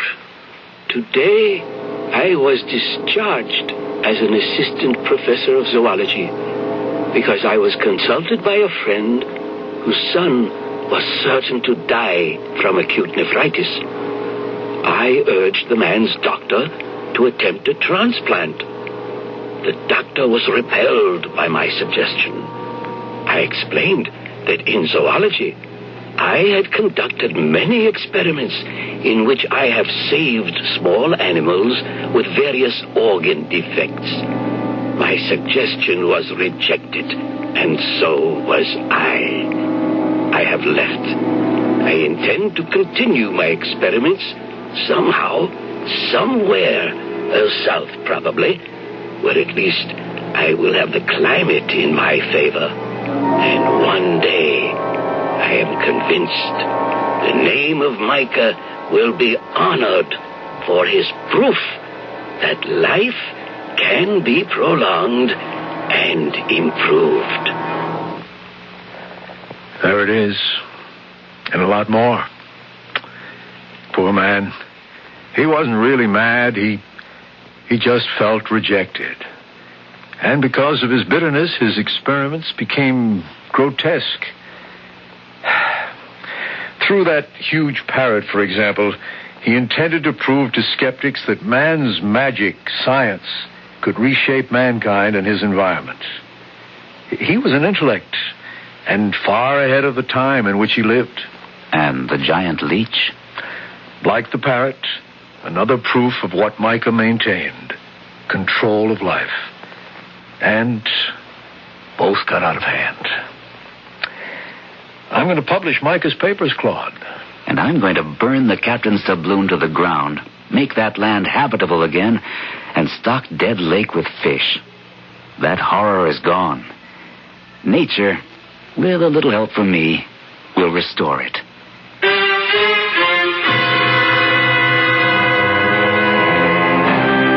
Nightmares are made of such stuff as a dream about a monster leech, because the word makes the skin crawl. And when in sleep a fiend or incubus oppresses you, wake up. It will go away. But was it real or just a nightmare? I'll be back in a moment.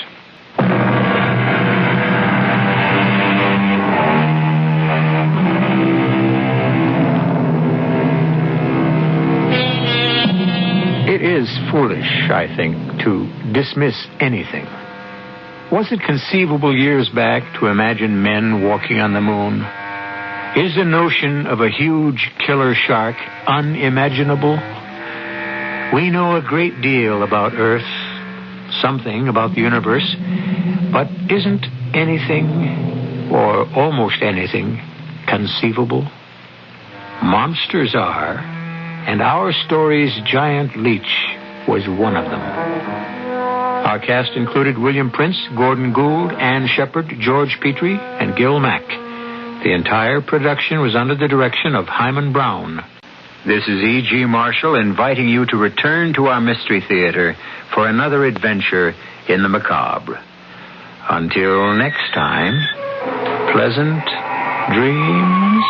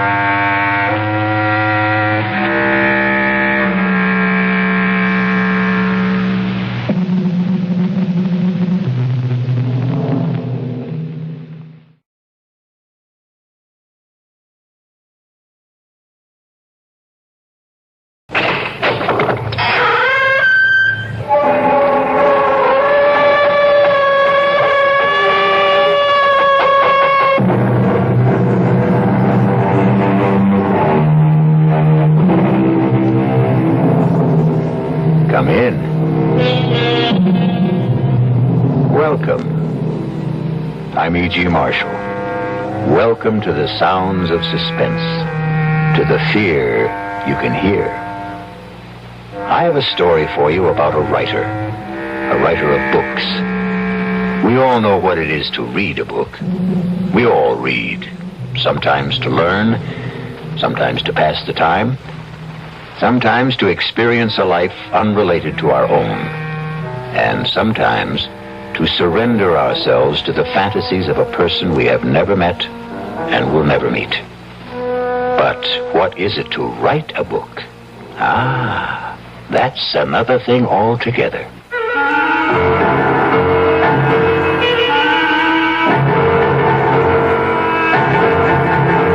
Our mystery drama, 3 Women, was written especially for the Mystery Theater by Elspeth Eric and stars Ruth Ford.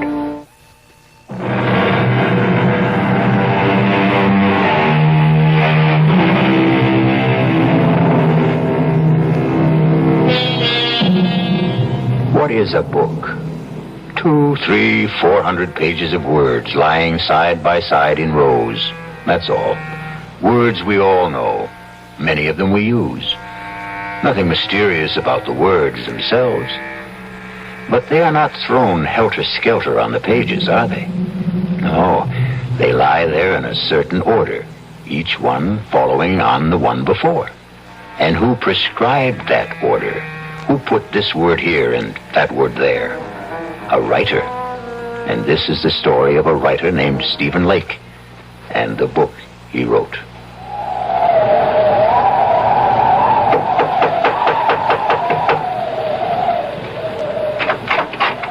Yes? Does Mr. Lake live here? Yes? Is he home? Yeah, he's home. Could I see him? Well, he's working. Could you tell him, please, it's Mr. Higgins to see him? Higgins? I'm a publisher. Look, could I step inside? It's terribly cold out here. Yeah, I guess so. He really is working, isn't he? I mean, I hear him, his typewriter. You're a publisher, you say? Yes, that's right. If you just tell him... You can go on up. Up? Yeah, up that ladder. That's where he works, up there. Oh, thank you. You get to the top, just bang on the trap door. Well, yes, thank you. Bang hard so he'll hear you. Yes, all right. He heard you. Mr. Lake, I'm Albert Higgins. Albert Higgins. Not from... Yes, from Higgins and Hart. All right to come up the rest of the way? All right. Well, I should say. Can you make it? Can I help you? I think I can. Yes. Here we are. I can't believe it. Mr. Albert Higgins. Very same. This where you work? Yes, it's the only place I can get away. I live with my wife and my mother-in-law. That was my mother-in-law who let you in. Well, it's nice and secluded up here, anyway. May I take your coat, Mr. Higgins? Oh, thank you. No, actually, I think I'll keep it on. You're cold. Well, it's awfully cold outside. Well, I think it's even colder in here. I get where I don't notice it. You have a stove, I see. Yes, but sometimes I forget to put wood in. Just a second, I'll get it going again. That's a real old Franklin stove, isn't it? Genuine article. I haven't seen a Franklin stove in years. They're great, if you remember to keep them lighted. Please sit down, Mr. Higgins. All right. Well, now, I'd better explain what I'm doing here. I'd sure like to know. My secretary handed me your manuscript just as I was leaving the office for the weekend. We have a little ski lodge up here, my wife and I, right up the road from you, as a matter of fact. Yes, I think maybe I've seen it. Right off Route 7, about a mile north. Yes, that's it. Well, I was coming up by myself, and on the train I read your book. When I got to the lodge, I read it again. I like it a lot, except for one thing. What's that? You've made one grievous error, Mr. Lake. Or may I call you Stephen? Call me anything. What's the mistake? You've killed off the most attractive character in the book. You mean Clarissa?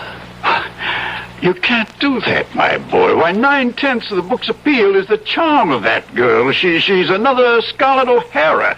You can't spend 200 pages making us fall in love with this marvelous creature and then, poof, just like that, have her die on us, go out of our lives. You just can't do that. But I have to. Well, you don't have to at all, Stephen. You've written a marvelous book. I want to publish it. All I want from you is 10 new pages, the last 10. Write me 10 new pages at the end and let Clarissa live. I can't. I can't. Now, Stephen, that isn't asking much. It's everything. I can't do it. She has to die. She has to. Why does she have to die? Because if she doesn't die, I don't know what'll happen to me.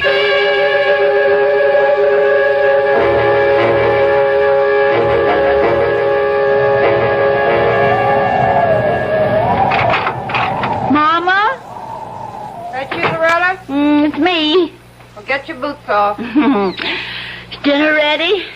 Just about. Have you called Stephen?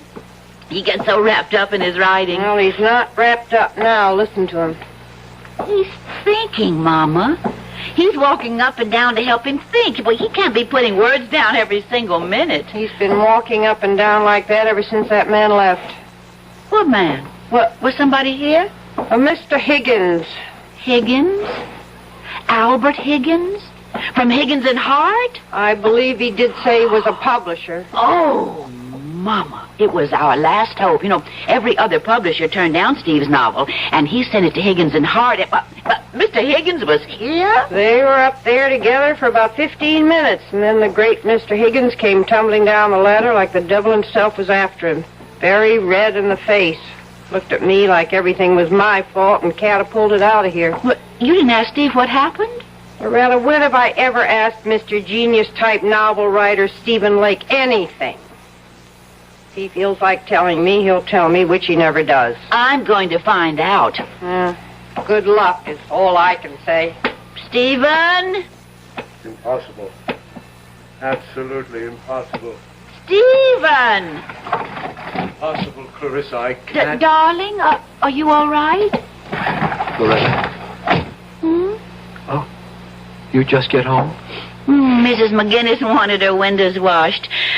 Darling, Mama said... I don't want you washing windows. Stephen, Mama said there was a man here today, a Mr. Higgins? Albert Higgins. He really was here? He has a ski lodge up the road. He didn't just drop in, did he?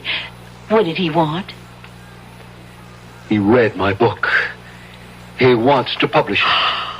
Oh, Stephen, well, why didn't you say so? He wants me to change it. Well, does he want you to change it a lot? Completely. Oh, well, would that be a lot of work? The last 10 pages. He wants me to let Clarissa live. Is that all? Oh, Stephen. What do you mean, is that all? Clarissa is supposed to die. It's all been decided. She has to die. I can't let her go on living just to please Mr. Higgins. But it's not just Mr. Higgins. Oh, Stephen, I wasn't going to tell you yet, not for a while. But I can't go on doing housework for other people much longer. I never wanted you to do housework for other people. But pretty soon, I won't be able to. I'm going to have a baby, Stephen. You're not. You must be wrong. Oh, no, I'm not wrong. Not about this. You must be. Well, Stephen, aren't you glad? Just a little bit, and coming right now. What with Mr. Higgins wanting to publish your book, why in the spring we'll both be having babies. You'd be having your book, and I'd be having... I can't let Clarissa live. I can't do it. She has to die.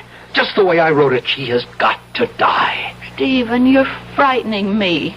I'm sorry. What difference would it make if you let Clarissa live? All the difference in the world. It's not as if it were real. It's just a book. It's not just a book. Loretta, I can't talk about it anymore right now. Well, you think about it, won't you? About rewriting it? I'll think about it. Well, Mama says dinner's almost ready. I'll be right down. Well, don't be long. I won't. Clarissa, I can't let you live. Oh, yes, you can, darling. I can't. You can do anything you put your mind to, Stephen. Anything at all. You're such a great man, darling. You can do anything. Absolutely anything at all. You know you can. Mr. Higgins, this is Stephen Lake. I have to see you, sir. No, right away, if that's possible. I'll come to your place. Yes, it's better that way. In an hour. All right, sir. I'll be there. Oh, that's my sweet Stephen. My dear love. My own brilliant boy. My Stephen.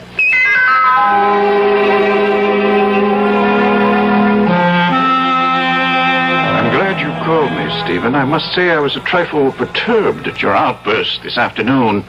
It seemed such a little thing I was asking, to kill off a character like Clarissa in the last 10 pages when you've spent the entire book constructing her magnetic personality. It's not right. I have to do it, sir. But it's cheating, leading your readers up the garden path. I'll tell you something which perhaps I shouldn't, but anyway, I discussed with my wife the possibility of a sequel to this book, using the same central character. Clarissa? It's a shame to waste a character like that on one book. there should be another, and perhaps another. How can we do that if you kill her off at the end of your first book? Mr. Higgins, I've been writing for 7 years steadily. I've never sold anything. 6 years ago, I got married. My wife, Loretta, has been working as a domestic all these years, and her mother goes out every day to do other people's laundry. I haven't brought in 1 red cent in all that time. But now you will. Lots of red cent. The house we're living in, that's an abandoned 1-room schoolhouse. We bought it a year ago with every cent we had in the savings bank. $400. At a county auction. The room where I work used to be the place where they stored supplies. We got the Franklin stove from a junkyard. If you want the truth, we stole it. Young writers never have it easy, Stephen. My wife has never complained, never once. She's scrubbed other women's floors. She's washed their dishes and dusted their furniture and scoured their bathtubs and polished their silver. Well, in view of all this, I should think you'd jump at the chance to have your novel published. I do jump at it. I am jumping at it. Only I can't let Clarissa live. She's got to die 10 pages from the end of the book. But that's unreasonable. Don't you think I wanted her to live? Don't you think I kept her alive as long as I could? You think I wanted to kill her? I had to. I can't for the life of me see why. Because I'd fallen in love with her. Oh, come now, Stephen. Deeply, hopelessly, irrevocably in love. Now, my boy, I've been a publisher a long time. I've talked to dozens of authors. They all fall in love with characters they've created. It happens all the time. Clarissa isn't just a character. Well, of course she is. She didn't exist before you created her, did she? She exists now. Good heavens, man. She came out of your mind. She has no life except the one you gave her. Maybe she did come out of my mind, but now she's got a life of her own. Well, in a manner of speaking, of course she has. And I want to prolong that life, Stephen. I predict great success for Clarissa. And for you. You and Clarissa are one, you might say. No, we are not one. We must never be one. I want her dead. And out of my life. On my word, I can't follow you. Mr. Higgins, if Clarissa is allowed to live, I shall desert my wife. Desert your wife? My wife is going to have a baby. Well, then why on earth would you desert her? Because I love Clarissa. I love her with the kind of love I never knew existed. A love that has more power over me than I have over myself. I can't fight it. I can't escape it. It haunts my waking hours and my dreams as well. Those last 10 pages of the book weren't easy to write, Mr. Higgins. But I had to write them. I had to free myself somehow from a love that was destroying my soul, my life. I don't think you're quite sane, Stephen. Neither do I. Suppose we were to publish the book as it is. Oh, if only you would. And Clarissa dies. What then? Why then, she'd go back to being a character in a book. And if you let her live? Then I would follow her. My life, my body, even my talent would belong to her. I myself would belong to Clarissa and to her alone.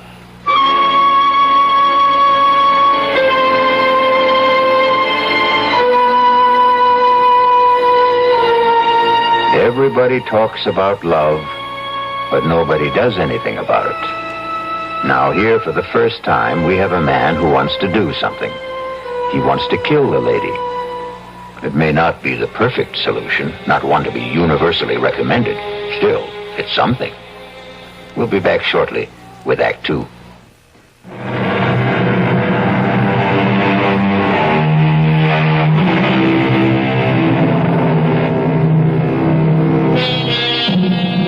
It was an American writer who said it, and not so long ago. Novelists, whatever else they may be, are also children. talking to children in the dark. Listen with me now to the second act of Three Women. Stephen is talking to Clarissa, a character he created in one of his books, in the dark. Clarissa, I can't let you go on living. But I want to, Stephen. Of course you want to. We all want to. But I want to so badly, and it's your fault, Stephen. Why is it my fault? Because you gave me such a wonderful life in your book. I enjoy it so much. I can't bear the thought of giving it up. Neither can I. Neither can I. To have had a life like that and then to die 10 pages from the end of the book. I know. When the book is published, you'll be dead. I don't see why, Stephen. I really don't. Because till now it's just been you and me and this room and words on paper. But after the book is published... What will it be then? It'll be something that sells for $7.95. $1.50 in the paperback edition. My goodness, you're counting on a big sale, aren't you? Just hoping. But it won't have a big sale if you kill me off, sweetheart. It might. What was that? Who came in? Probably my mother-in-law. She gets home early to get dinner ready. Will she come up here? I don't think so. She hardly ever does. Oh, then let's talk some more about how much you love me. She is coming up here. Oh, bother. Well, we'll talk some more later. I am not going to let you kill me off, Stephen. It's too cruel. Just a minute. All right to come up? Of course, Mother. Give me your hand. What a place. How do you stand it? I like it. Cold, too. Your fire's gone out. You been working? Oh, no, not much. Well, what have you been doing? Figuring something out? Well, trying to. Figuring out what to do with the last 10 pages of your novel? More or less. Stephen, it's not up to me to tell you what to do. Then don't. I don't know one book from another, but this book of yours, it's a novel, isn't it? It's a novel. About made-up people, right? Yes. So what's the difference? You can do what you want with made-up people. They can live as long as you're alive to write about them. True? Is that true? Yes, that's true. So, if Mr. Higgins says you should let this character, this Clarissa, go on living, what's the difference? Let the lady live. Who cares? Also, and I don't mean this as a reproach, we can use the money. Believe me, I know that. So, if a little lady is worth more alive than dead, I say let her live. Yeah. Not a lot of work. The way I understand it from Loretta, I mean, you don't have to write the whole book over. Just the last 10 pages. Well, what's that? You can knock that off in no time. Well, I better be getting on down and get dinner started. It'll be ready in about half an hour. I'll be down.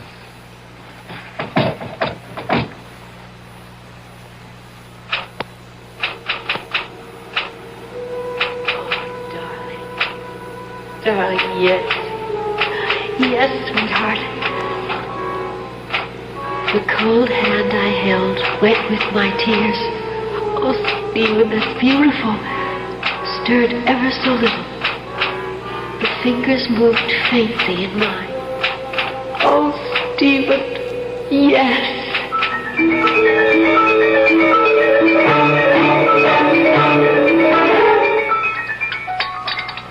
That was a very good dinner, Mother. How would you know? You hardly tasted it. Well, what I did taste was awfully good. Nobody's going to eat anymore. I'll clear. Well, let me help you. Oh, don't be silly, Mama, and I'll finish up. You go back to work if you want to. Well, all right. I guess I will. Poor Stephen. He looks awful. He hardly eats anything anymore. I had a talk with him today about changing a book. What did you say? I said, what's the difference? Character in a book can be alive or dead. Who cares? Stephen cares. Well, why should he? Oh, Mama, he's a writer. Writers care about these things. It has something to do with, artistic integrity. You think maybe somebody's putting things into Stephen's head? Artistic notions, things like that? Who would do that? Mr. Higgins wants him to change the book. I wasn't thinking of Mr. Higgins. I was thinking of some woman. What woman? I don't know what woman. I don't suppose I should say this, but lots of times I hear him talking up there. Oh, Mama. Steve talks to himself all the time when he's trying to work things out. This isn't talking to himself. This is talking to somebody. There's a big difference. And another thing, that mattress he has up there, it looks to me like there's two people been lying on it. Mama! All right. I told you I shouldn't say it. Now I'm sorry I did. He didn't seem very happy about the baby. I should have kept my mouth shut.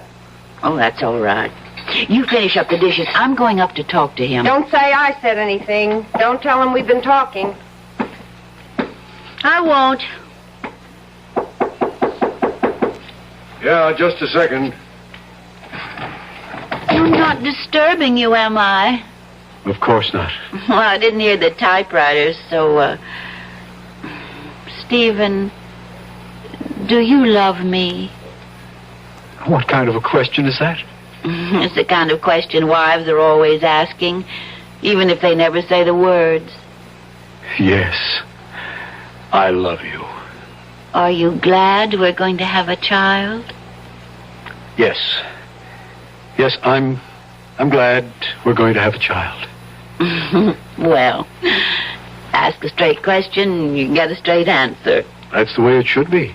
So, I'll ask you another one. Why don't you want to change the book? Loretta, I just don't. Well, it's not a straight answer. I know it isn't. I just can't. Stephen, I'm going to ask you another straight question. Are you interested in some other woman? Interested? No.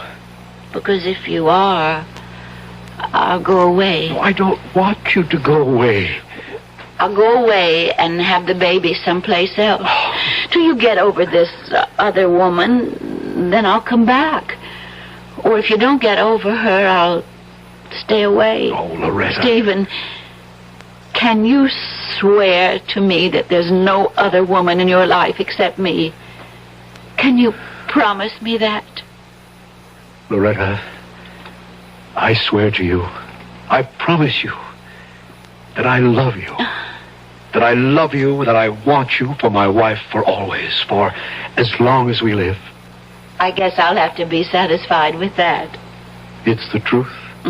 All right. I'll let you work now. Oh, I thought she'd never leave. Please, Clarissa, I don't feel like talking to you right now. Why didn't you tell her about me? How could I tell her about you? She wouldn't believe me. Nobody would.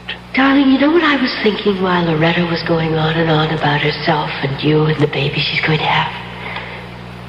I was thinking, why don't I have a baby? Oh, not in this book, of course, but later on in some other book. I'll have this perfectly gorgeous child who'll have my sweet disposition and your marvelous brains. How about that?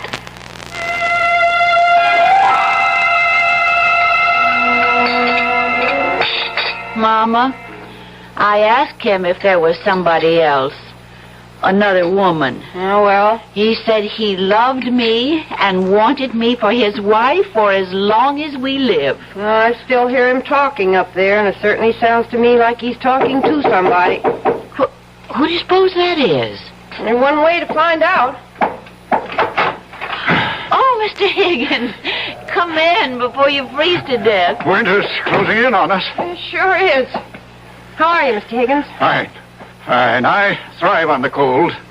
Mrs. Lake, your husband's in, I hope. He's up there, working, I guess. Has he talked to you about, about Clarissa, keeping her alive? He just says he doesn't want to. All right to go up and see him? Oh, sure it is. Good luck, Mr. Higgins. Thank you.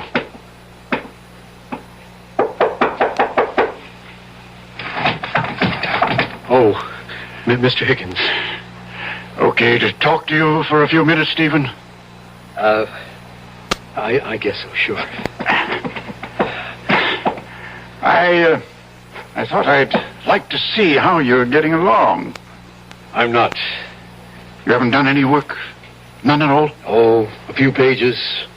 They're over there next to the typewriter. Okay to have a look? If you want to. Mr. Higgins, if you're here to talk to me about letting Clarissa live... I most certainly am. I'm not sure I can take it anymore. My mother-in-law's talking to me about it. My wife talks to me about it. Stephen, this is very good so far. And the hardest thing of all is Clarissa talks to me about it. Do you know what she wants now? She wants a baby. My baby. We could probably work in a baby later on. Mr. Higgins, if Clarissa has a baby, am I going to love it more than Loretta's baby? Stephen, these pages are very good. Now write the last couple of pages. I've got to kill her off, Mr. Higgins, and never write about her anymore. Never. Oh, now, Stephen, stop it. Calm down and try to be reasonable. I can't be reasonable. I love my wife, Mr. Higgins. I want to live with my wife and our child. I can't live with her and Clarissa, too. No, Mr. Higgins. Clarissa has to die just the way I wrote it in the first place. If she dies in this book, then I can't write about her anymore. And if I don't write about her anymore, she won't exist. Stephen, I won't publish the book if Clarissa dies. I've put it to you straight. Don't you think you owe it to your wife, to your mother-in-law, to yourself, to make this little concession? Concession? What will happen to them if you don't? What will happen to them if I do?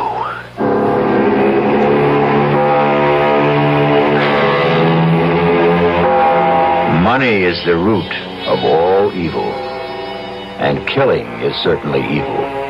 Yet, here we have a man who wants to kill and is letting himself be talked out of killing for money.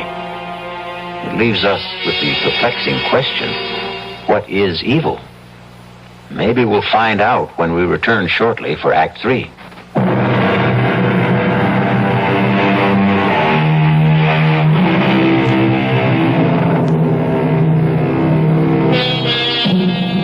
Pity the poor novelist, alone with his thoughts, his visions, his conceits, his fancies, his only solid, substantial companion, his typewriter.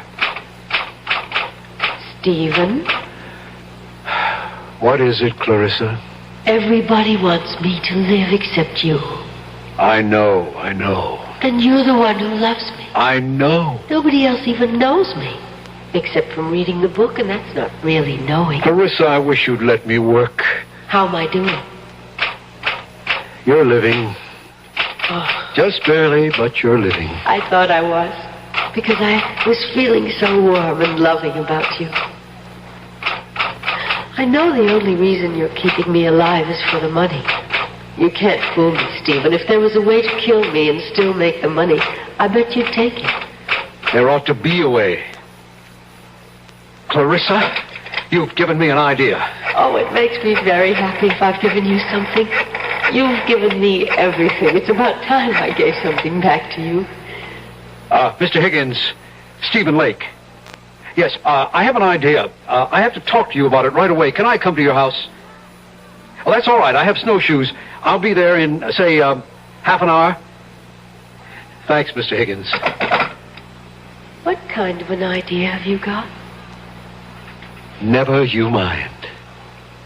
I'm coming with you. I don't want you tagging along. I want to tag along. Where are my snowshoes? Right there. Now, what's this big idea you have to tell Mr. Higgins? None of your business. Is it about me? As a matter of fact, it is. So then it is my business. Stephen, you're not going to kill me off, are you? I thought that was all decided. Are you?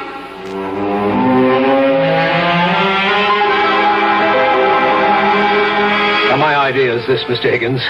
I'll finish up the book just the way you want it. Good. Clarissa stirs and comes to life. Whatever it was she was dying of, she only went into coma, etc., etc. I'll work it out. I'll give you the book in a couple of days, maybe by tomorrow. Good. Then, if you still like it... Oh, I like it. It's yours. Only, I want it in my contract that whatever money the book makes goes to my wife. I want her to get all the proceeds. But it's your book. Well, I just happened to write it, that's all. And writing it... I nearly ruined my wife's happiness and my own. I don't want any money for that. Stephen, it seems to me that you're simply feeling guilty about your feelings for Clarissa. I am. Guilty as hell. And about the other books, the ones after this one. You're not going to tell me you don't want any of that money either. I want somebody else to write those things, not me. You're joking. Mr. Higgins, I've got to get Clarissa out of my head. And the only way to do that is to put her into somebody else's head. Let somebody else keep her alive, not me. Well, I suppose we could find a ghostwriter, but at least let me have those last 10 pages with Clarissa alive. Mr. Higgins, you'll have them. Tonight.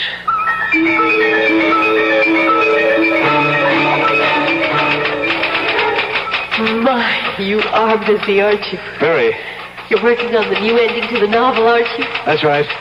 And I get to live and live and live and live. Clarissa, it's cold in here. Why don't you do something useful, like putting some wood in the stove? I don't know how.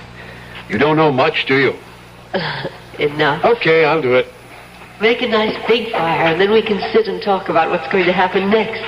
What do you mean by next? And all the other books, the ones you're going to write after this one. Now blow on this fire, will you? Oh. At least you can do that. Okay. Go on, tell me about the other books. I don't know anything about the other books. Would you like to hear some of my ideas? Not really. Well, that's enough. You can stop blowing. It's caught fire. That feels good. I think the next novel ought to be in Venice. Clarissa, I have made a deal with Mr. Higgins. When I finish these 10 pages, thereby keeping you alive, I shall turn them over to him to replace the original 10. And then I shall write no more books. Well, no more books about you, anyway. But Mr. Higgins thinks I'm wonderful. He wants lots of books about me. He's going to get lots of books about you, but they won't be written by me. But who'll write them? A ghost. A ghost? I don't want to be written by a ghost. I'm part ghost myself. Oh, he'll be a real live man. A ghost writer. That's what they are called in the publishing business. But it won't be you? Definitely not me. But it will be a real live man. Yes.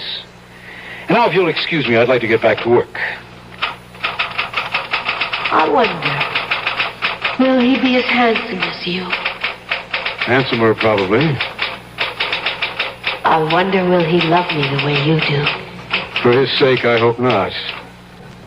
I wonder, will I love him? Why should you love him? Why not? You never loved me. Oh, that's the way you wrote it. I couldn't love anyone. Except yourself. But he might write me differently, mightn't he? He shouldn't. He should follow the character exactly as I've set it down in the first book. But if he falls in love with me, he might want it changed so I could fall in love with him. It would be so much more convenient for everybody. Clarissa, you wouldn't. Wouldn't what? Fall in love. Fall in love with the ghostwriter. Would you? How should I know? Well, you wouldn't have his child. You wouldn't do that. I think I'll put another piece of wood on the fire. Or would you rather do it? Clarissa, would you have his child? There. Oh, look. That's a nice fire. Lovely. Answer me. Would you have his child? Well, Stephen, if that's the way he writes it, I guess I'll have to. Stephen, what are you doing? Oh, no, you're not going to have his child, no. Stephen. You're going back to where you were in the original. You're going to die 10 pages from the end of the book. You're not going to burn the new pages, Stephen. You're not. Help! Help! Someone help me! I'm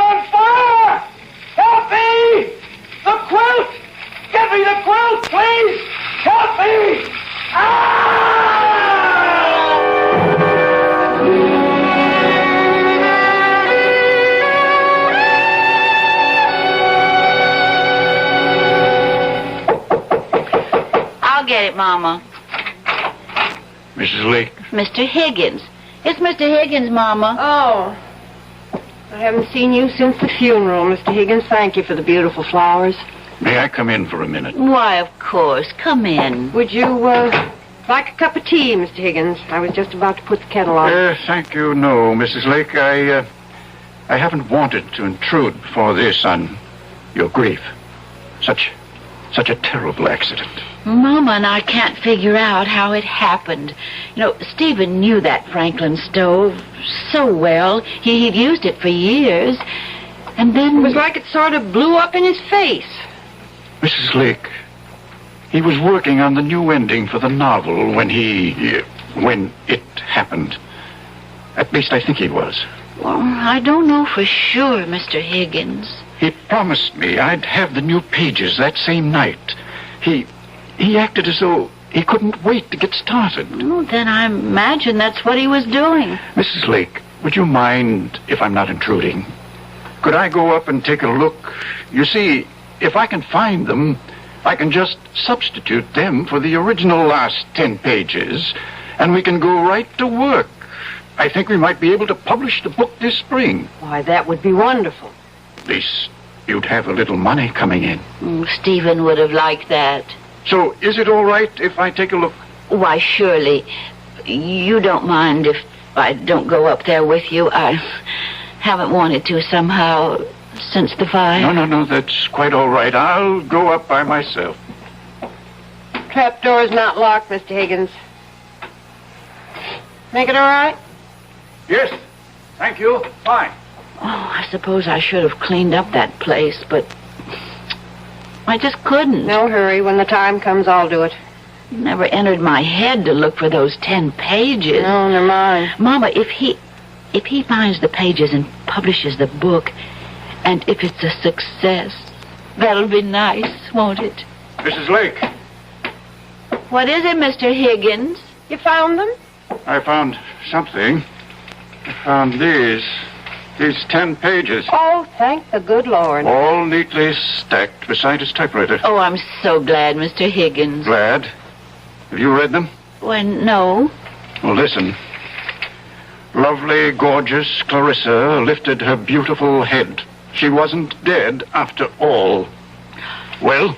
But that's not the way Stephen writes. I could hardly believe my eyes. That creamy complexion was beginning to pinken.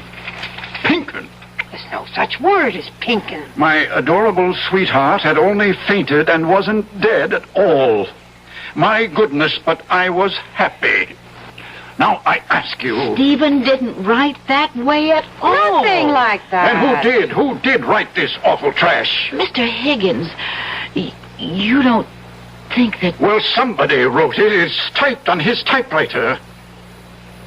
You don't suppose it is possible that Stephen went mad and wrote this awful stuff while he was unbalanced? Mr. Higgins, if Stephen was a certified lunatic, he couldn't write 10 pages like those there.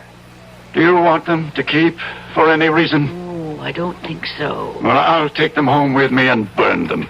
Mr. Higgins, does this mean that there won't be any book at all? Why, I hadn't thought... I would so like to have a book of Stephen's published. Tell you what we'll do, Mrs. Lake. We'll go ahead and publish the original version, the one where Clarissa dies. You say something? No. Sounded like a ghost, kind of.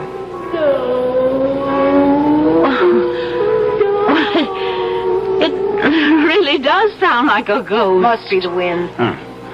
Well, I'll be getting along. And don't you worry, you two. There'll be a little money coming in. It's still a good novel, even with Clarissa dying. Too bad, though. I'd hoped Clarissa would have a long and happy life, but such is fate.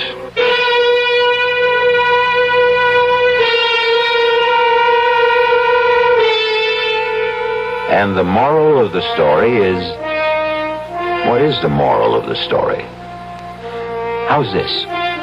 Lie if you like, but never believe your own lies.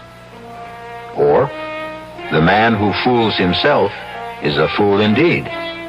Well, something like that. You figure it out. I'll be back shortly.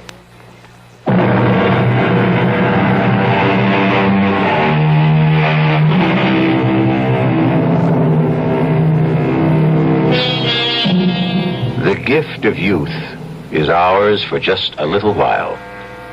Fame is capricious, and money slips through our fingers. Health is a godsend, subject to recall. Even the benison of love can elude us, or it can wither in our hearts. But the blessings of imagination, they belong to us forever and ever. Our cast included Ruth Ford, George Petrie, Elspeth Eric, Joan Loring, and Roger DeCoven. This is E.G. Marshall inviting you to return to our Mystery Theater for another adventure in the macabre. Until next time, pleasant dreams.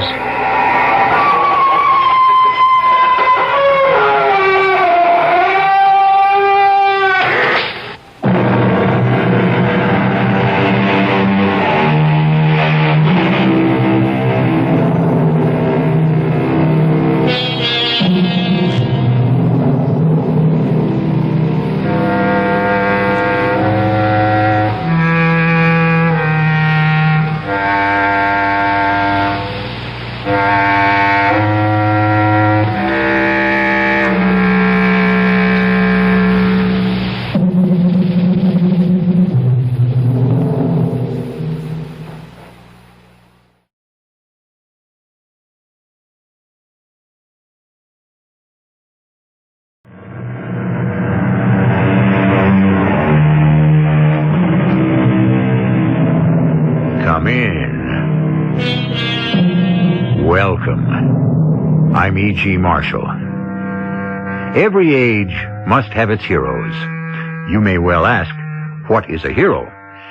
Obviously, a hero must be one who performs heroic deeds. In the past, we had great patriots, great soldiers, great statesmen, and great scientists. Active men and women who changed the face of our nation and the course of our history. Is it a commentary on our times that today's heroes are only images on a screen?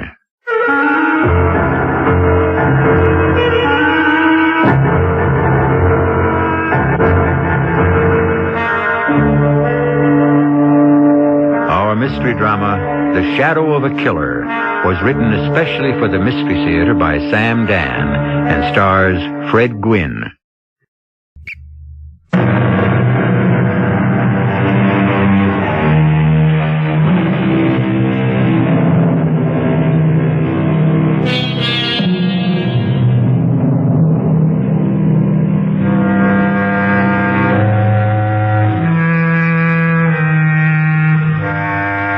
The nondescript-looking sedan comes to a stop before a seedy-sagging tenement building in a desolate section of a dreary slum. 3 men get out. One is tall and rugged, with what might be described as craggy features. Quietly, they enter the dismal hallway. Each has a revolver in his hand. They stop before a door.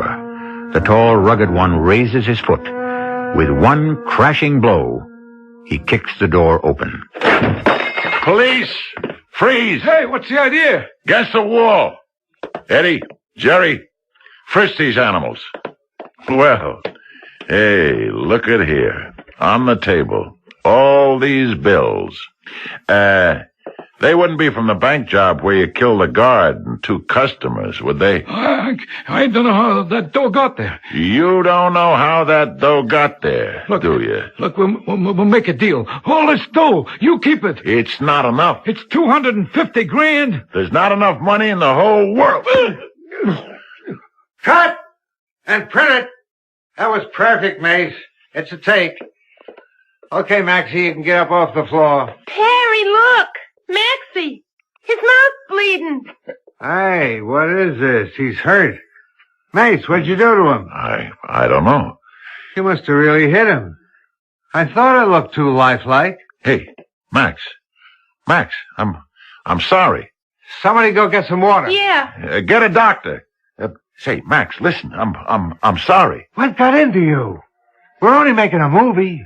Max. Yeah? What? Oh, good. He's coming around. Oh, what happened? You're gonna be all right, Max. You're gonna be all right.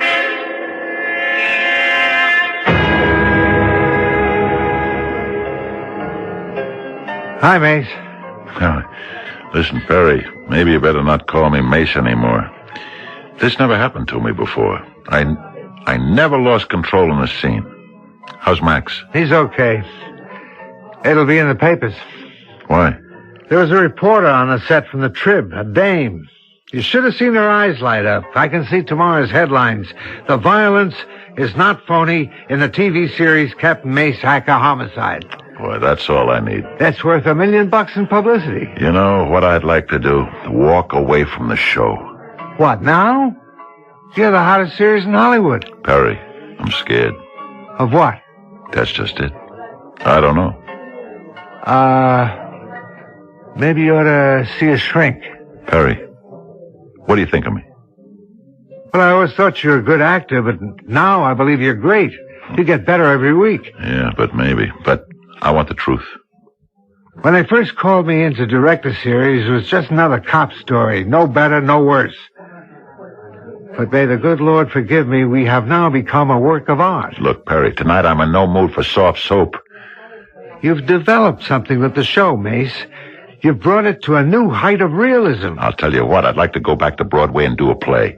In the first place, they'd never let you out of your contract. Second, you're doing some absolutely first-rate acting right now. That's the problem, Perry. I'm no longer sure it is acting. What does that mean? I wish I knew what it meant. It's got to mean something. Yeah. Perry, I've been trained as an actor. And I know that what we create is an illusion. Well, sure. But what if what we create is real? Real? How? In what way? Don't try to nail me down. It's just a character. I don't know. When I walk off the set, sometimes I get the feeling that I'm not walking away from it. You're too intense. That's no help. Perry, you're a stage actor, a fine one. You've played the classics, Shakespeare, Ibsen, Chekhov. You come out here to do a TV series. You're accused of selling out, of frittering away your talents. So you say to yourself, I'll show these jokers what acting really is. I'll prove that performing as Mace Hacker can be as great as performing Hamlet. That's what you think, huh? And you've proved your point. Now you can relax.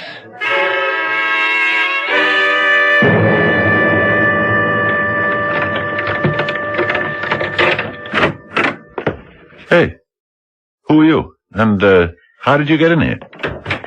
My name is Irene Fluitt. I was on one of the studio tours. We watched you filming your show, and the guide pointed this out as your dressing room. So I sneaked away from the rest of them and came back here. The door was open. Yeah, and so here you are. Oh, please don't have me thrown out. I never have anybody thrown out. I'll say to you what I say to the rest of them. If you want a picture with my autograph, I'm glad to oblige. And now, let me open the door for you. But please... Look, let me explain something. We have a fantastic security system here. Special cops who know exactly how to handle this type of situation. So, if you think you might be able to work this into a big deal, you'll never get it off the ground. I don't want your money. I don't want your autograph. And I don't want you to make love to me. So what's left? I want you to listen. Look, I really don't have any time. I want you to find my husband. Find your husband? He's disappeared. Why don't you go to the police? You're the police. What? You're Captain Mace Hacker. No. I'm Alvin J. Miller. Please, Captain Hacker. Look, Mace Hacker is a character dreamed up by a writer. And I'm just an actor who plays the part. Don't say that. Mace Hacker is a fictional character. No. He is not a fictional character. Mace Hacker is the best detective in the world. There is no Mace Hacker. I see him every week. I believe in him. And now finally I'm talking to him. How would it be if I got you a taxi? No, please. Please don't dismiss me as if I were a nut. I know I sound like one, but I have seen you on television, and I feel your absolute dedication to law and order and justice. Oh, those words. Listen, the writers put those words in my mouth. But neither they nor anyone else can put that conviction in your voice. You are Mace Hacker, and you know it. You're the world's best cop, because you've had more experience, more training than any police officer in the world. What are you talking about? What cop has worked on as many crimes as you have? And you've solved them, because you used correct techniques. Look, I really don't have any more time. Oh, please. Please find my husband. Look, Mrs. Please. Fluid, you have to understand that No, don't turn me down. I have nowhere else to go. Please. Maybe they've murdered him. Maybe who murdered him? I don't know. But he knew too much. About what? I don't know. But they had to get him out of the way. Who had to get him out of the way? They did. Who are they? My husband drives a truck. Last Wednesday night, he was very nervous. He couldn't eat his dinner. What's the matter? I asked him. Please, Mrs. Fluid. No, I won't leave here until you listen to me. Look, I'll tell you what I'll do. Mrs. Fluid, let me drive you to your home, and you can tell me about it on the way. This isn't a trick now. You're going to listen to me? You've got to promise. I promise.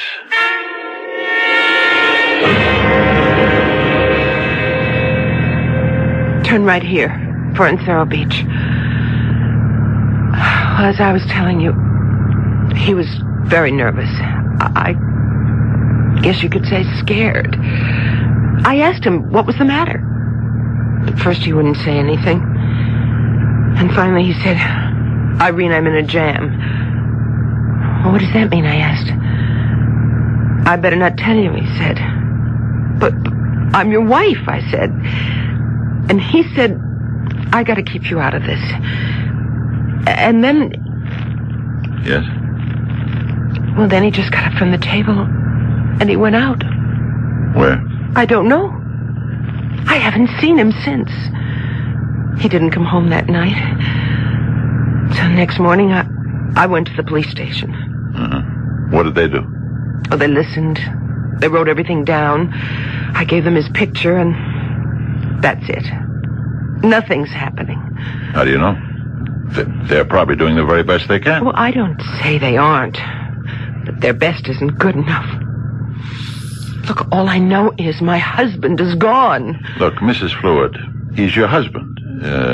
You may feel a special way about him, but the fact is, he was in wrong somewhere. Somehow. He said so himself. He told you he was in a jam. But he wouldn't do anything wrong. I know. Oh, this is the house right here. Hey, this is the house. Quite a place. Well, ever since we were married, that's all both of us ever wanted. A nice place to live in. Oh, please, won't you come in? I'd like to, but I'm due back for a story conference in about 40 minutes. Please, so find my husband. What makes you think I can? Because you're Captain Mace Hacker. Oh, please, let's not start that all over again. But you are, whether you like it or not. Mrs. Fluid, I'm sorry. I have to go. You're afraid. Of what? Afraid you'll be unable to live up to your responsibility. What responsibility? Your responsibility to me. What responsibility do I have to you? To me and to the millions who watch you and who believe in you. I never asked anyone to believe in me. Oh, but you do. You speak to all of us and you say, I'm here to protect you. You can count on me. Now, you know you say that. But those are just words. The writer's words. But we believe you. I believe you.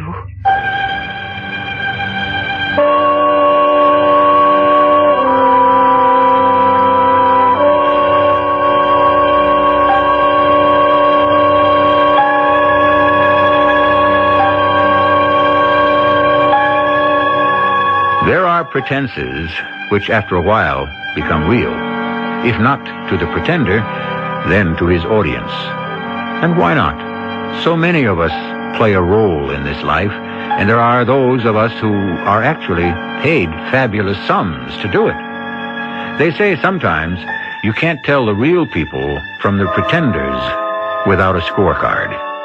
Maybe we'll have to issue some in Act 2, which comes shortly.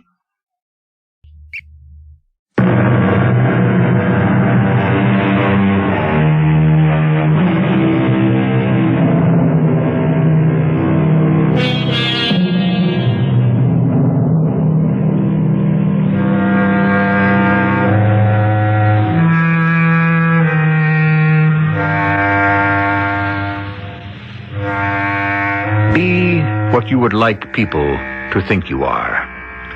This is a piece of advice that comes to us from no less a philosopher than Pythagoras himself. And so there must be something to it.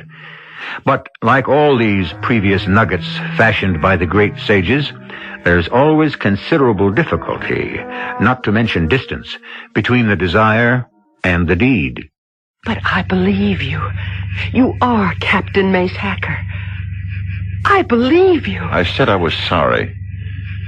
I'll never believe anybody again as long as I live. Mrs. Fluid. Mrs. Fluid?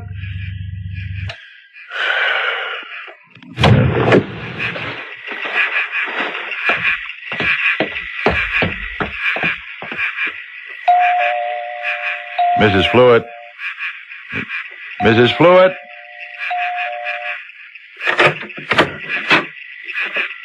Yes. You must let me apologize. For what? That's it. I don't even know for what. But I have this feeling I've done something wrong. May I come in? Say, this is a beautiful home you have here. We're very proud of it.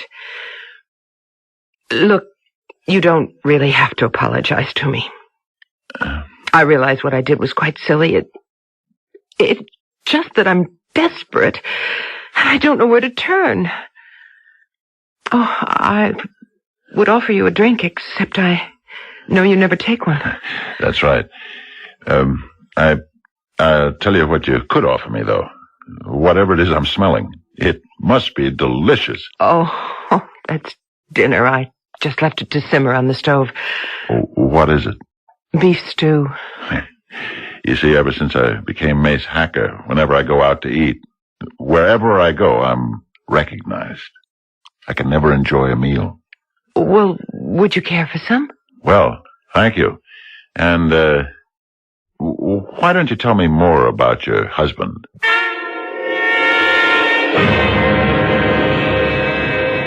All right. I want to do the scene between Hacker and Inspector Kelly again. We have practically the same dialogue in every show. You should be able to do it in your sleep. So let's do it in one take. Roll 'em. Mace Hacker, script 28, scene 27, take 2. Action. First, Mrs. Fluid, you tell me your husband drives a truck. Then I find out you live in this fantastic house in very exclusive Encero Beach. Cut! Hey, where do those lines come from, Mace? What? Mace, what script are we doing? I don't... Who is Mrs. Fluid? Mrs. Fluid? Yeah, whose husband drives a truck. Mace, none of this is in the script. Yeah, I realize that. You okay? Yeah, sure. I just must have been thinking about something. You want to take a break? No. It's okay. I'll be all right. Let's take it again.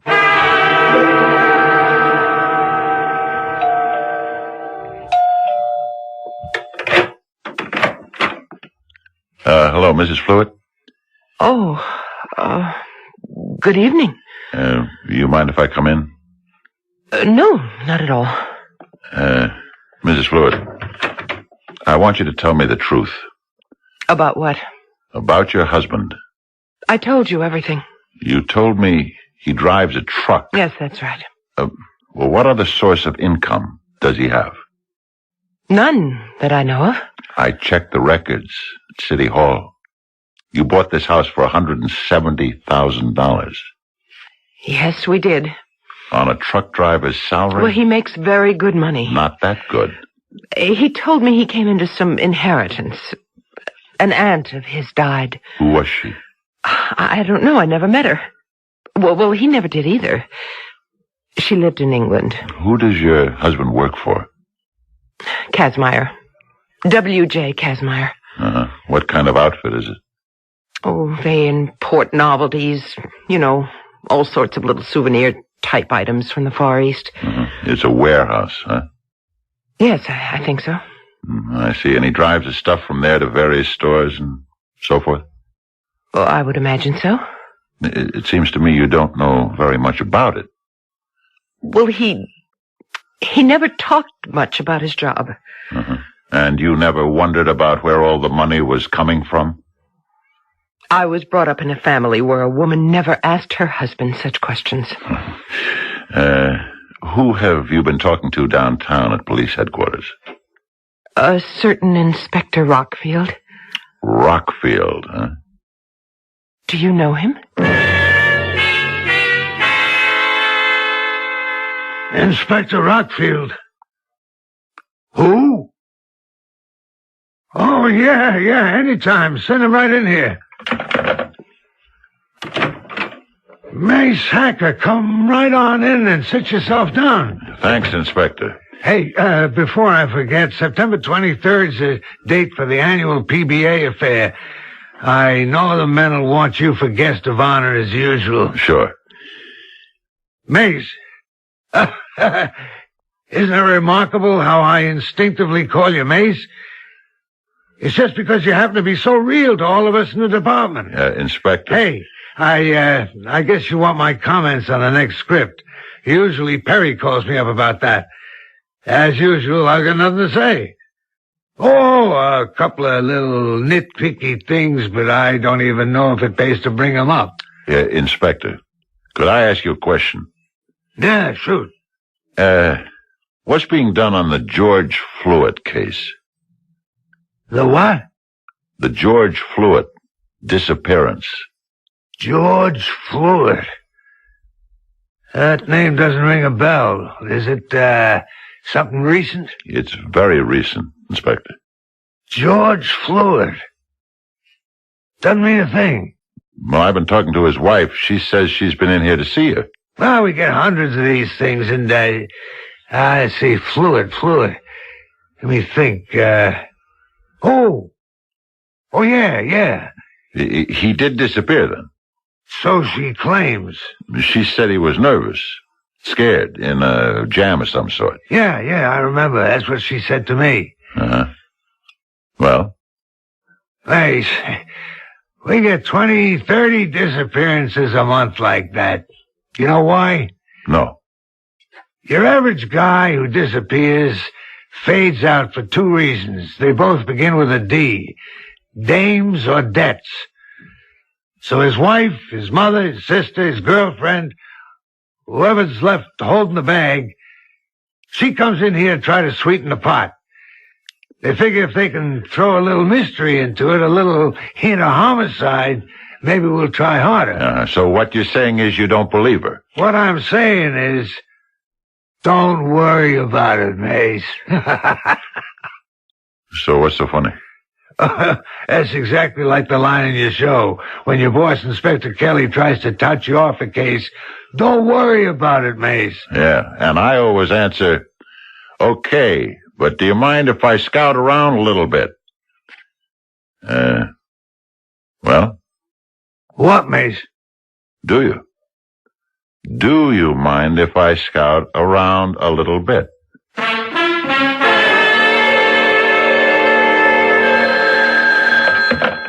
Yeah? Who? Oh, what are you talking about? I can't believe it. It must be a joke. Yeah, all right, send him in. Mace Hacker? Mr. Kazmaier. Why, it is. It is Mace Hacker. Do you mind if I come in? Sure. Come on in. Thank you. Sit down. What can I do for you? I want to talk to you about George Fluitt. George Fluitt? I understand he drove a truck for you. Oh, yeah, he did. What do you know about him? All I know is he hasn't been into work for over a week now. Do you have any idea why? No. Was he in any kind of trouble that you know of? Trouble? No, not at all. Are you in any sort of trouble, Mr. Kazmaier? Me? In trouble? What kind of a question is that? A very simple question. Now, wait a minute. Are you actually working with the police? You didn't answer the question. No. I'm not in any trouble. I may be back. Thank you, Mr. Kazmaier. You've been a lot of help.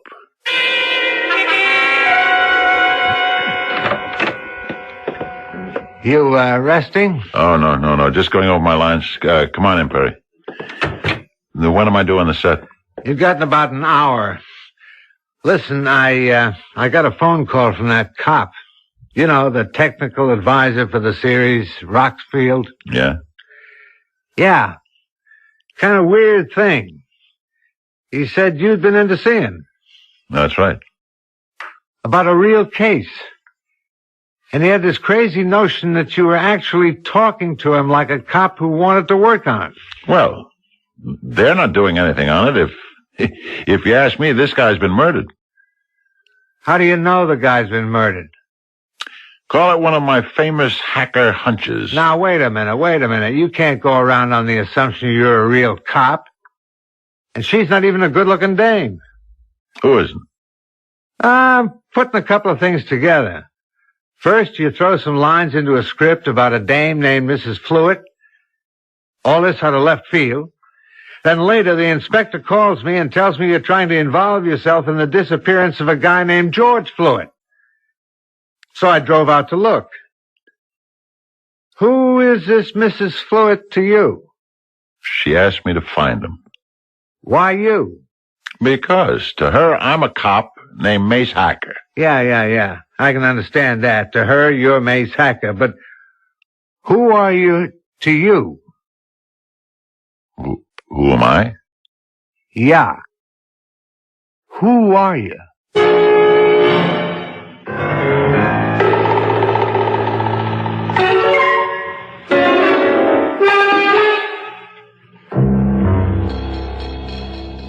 Well, who is he?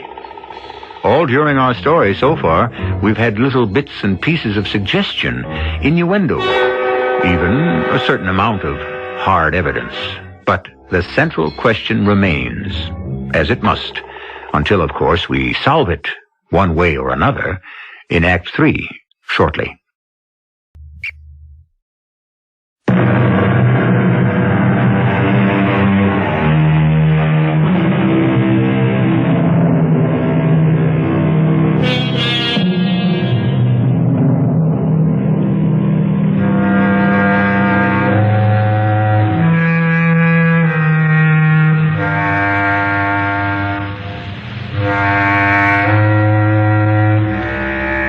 Most of us are fated to live out our fantasies in private.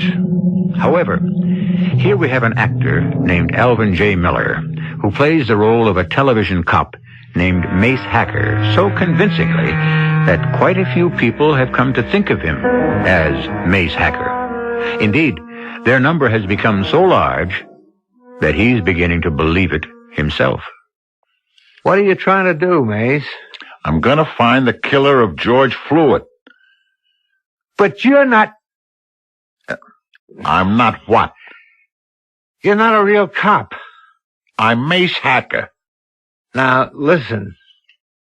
It happens. It happens to all of them sometimes, especially to actors who play doctors and detectives. You get so involved in it, after a while it seems to be real. It is real. No, it is not. It's just a story that comes up on a screen for an hour, and it's gone. You turn off the picture, and it's all gone. But I'm still here. Mace Hacker is still here. A lot of this is my fault. I've been working it too hard. Listen, maybe you'd better... I know what you're going to say. Maybe I should see a doctor. Why not? Why should you be the only big star that's never been to a shrink? Mace Hacker has to help this woman. Why? Because she's getting the runaround from everybody else.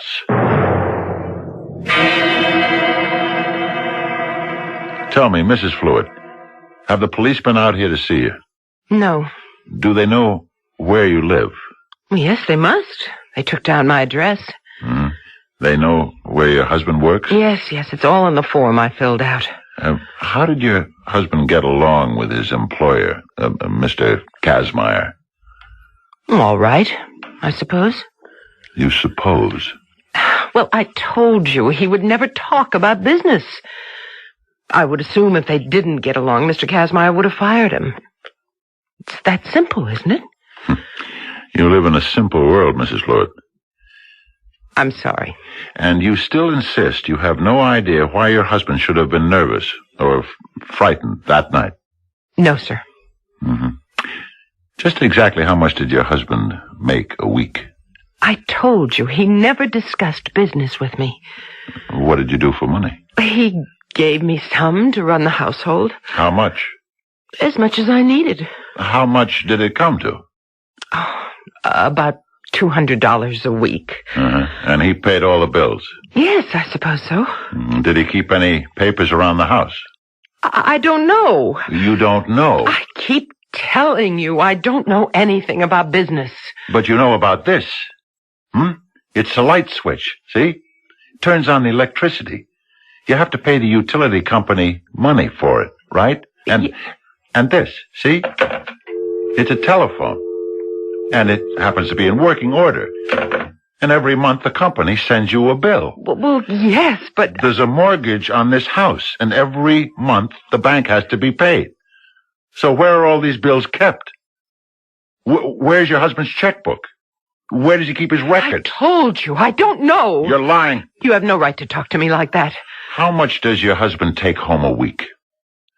Not enough to give you $200 for your pocketbook. Not enough to maintain a place like this. So where does the money come from? I don't know. You never asked yourself, how does a truck driver pay for this kind of a setup? I told you there was a legacy. What legacy? Where's the letter from the lawyer? I never asked him. You never asked him anything. Because you didn't want to know. But you knew there had to be something dishonest going on. No, You're living in this house 3 years now, Mrs. Fluid. Where did you live before? And please don't tell me you don't remember. I didn't say that. You had a 2-room flat over on Vanderlee. Not such a hot neighborhood. Your husband worked for a big national outfit, Universal Transport. But everything changed the day he took the job with Kazmaier. Didn't it? Didn't it? Yes. Why? What do you want me to tell you? The truth. The truth.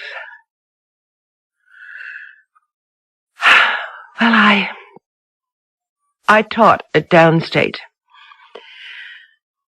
I was one of those plain-looking girls who did well at school, but not so good at other things. Like dates. It's an old story. They're the best kind. All my friends said it couldn't work. He and I, we were from 2 different worlds. He'd never even finished high school, but he was a man. And he was handsome. And I guess he was in awe of me. Can you imagine? Yeah. He just couldn't believe his good luck. That someone like me could be attracted to someone like him. At first, I couldn't believe it myself. I come from a very poor background. I worked hard to put myself through school. I always yearned for nice things. And so you started to demand them. It's funny how it worked. I never said one word. That can be the loudest demand of all. That's right. The money started to roll in. It's the only way I can describe it. And you never asked him a single question. I couldn't. Why not? Because I had to justify it to myself. And so I created a kind of make-believe world where everything was all right. And then when he disappeared, I couldn't accept it. So I also had to go to a make-believe detective. What else can I tell you? I guess you told me everything.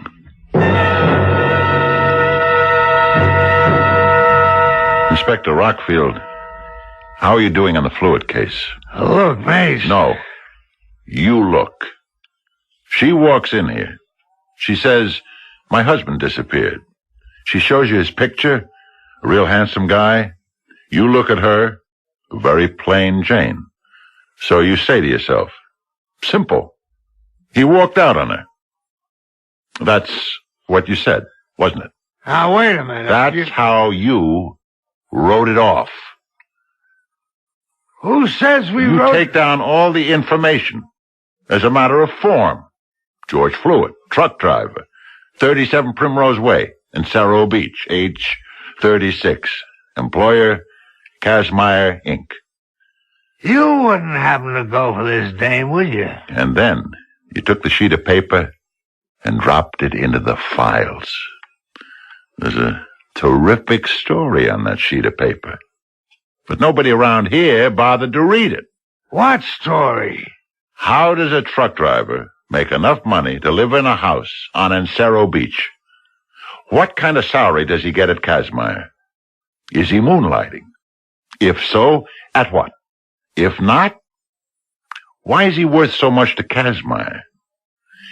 Kazmaier imports novelties from the Far East. So, what else could they be importing? 100 questions. But how many did you ever ask yourselves? None. Now look, this investigation is proceeding along in an orderly manner. Hey, you wouldn't kid an old buddy, would you? I'm telling you, the secret lies at Kazmaier.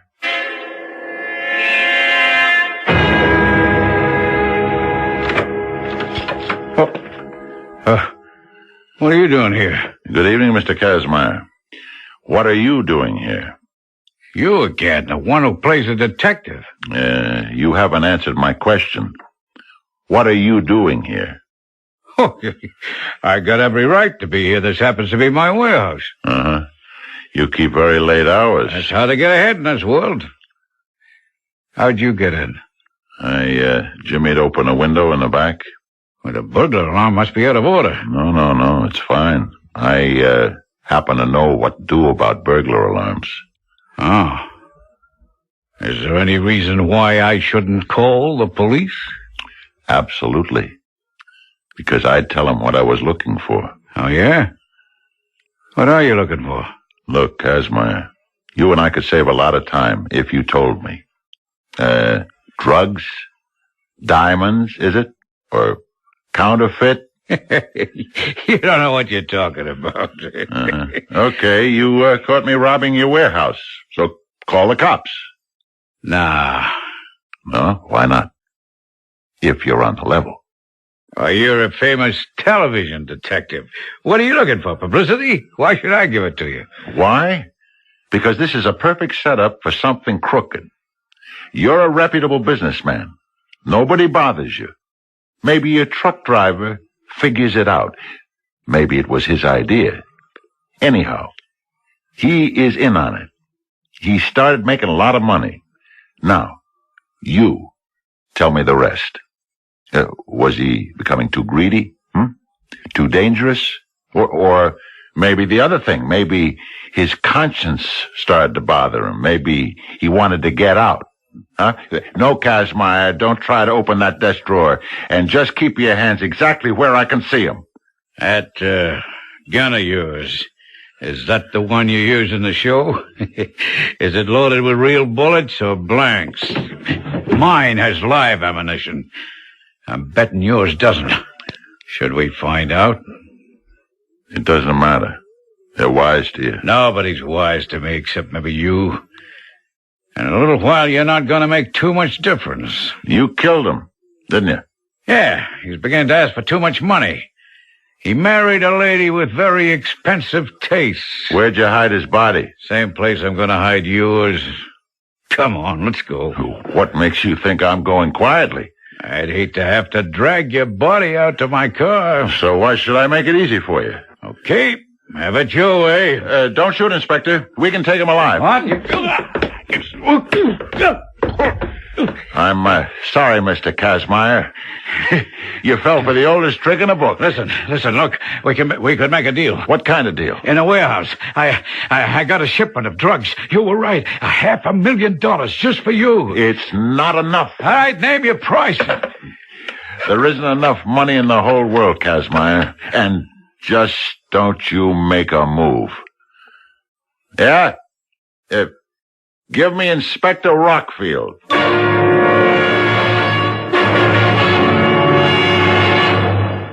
Mace, it's absolutely fantastic. You actually found the killer of this fellow Fluid. You solved the case. Yeah. Well, how'd you do it? Oh, how do I always do it? Just routine police work. The media's eating it up. The whole country's talking about it. It was a good show. What was a good show? Listen, Perry, for a while back there, the scripts were all beginning to sound the same. But this time, the writers really wrote a great one. About Irene Fluid and her husband. Mace, that wasn't a show. You never even meet the guy. But, you know, you can picture the whole relationship he has with his wife. The writers could only come up with something like that every week. We're ready on the set, Perry. Yeah, okay. You ready, Mace? You know me, Perry. I'm always ready. All right, everybody. Places. Roll 'em.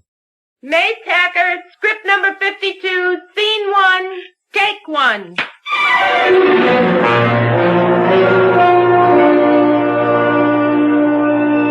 The problem. Does any of us really know who we are and where we are? It's all rather complex, you know. It would be relatively simple if we knew the difference between reality and illusion. At one time, the separation was quite obvious. Now, it may not even exist. But I do, and I shall return shortly.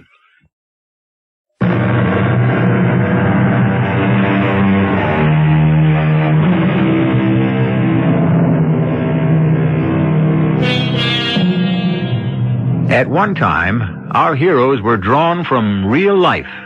They were real people who did real things. Buffalo Bill actually rode a horse in the wild, untamed West and shot buffalo. Today, our Western heroes are movie stars. Our great soldiers are movie stars. Our great doctors and detectives and lawyers are movie stars.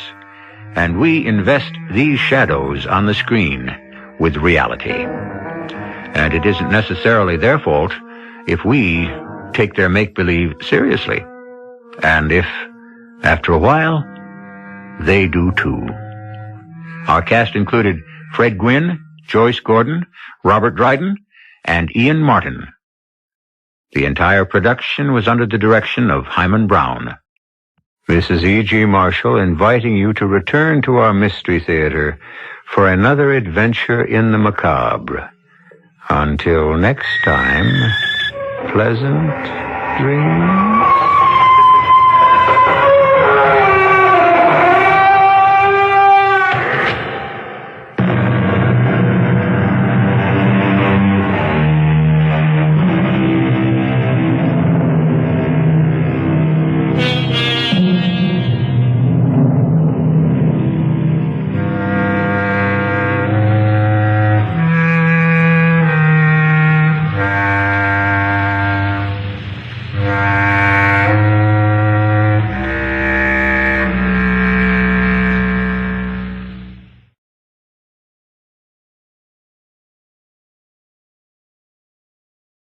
The CBS Radio Mystery Theater presents... Come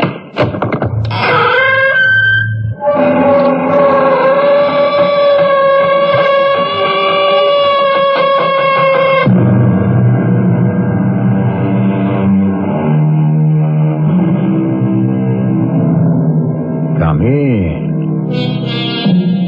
Welcome. I'm E.G. Marshall.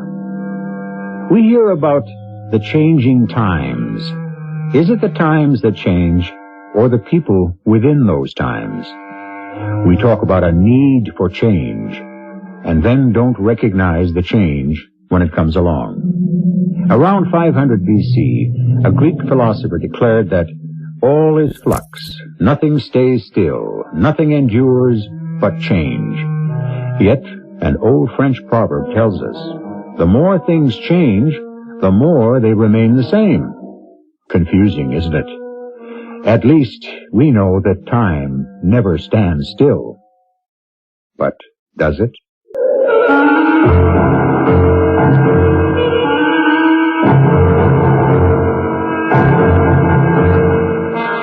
Our mystery drama, Too Early, Too Late, was written especially for the Mystery Theater by Elizabeth Pennell and stars Russell Horton and Marion Seldes. I'll be back shortly with Act One.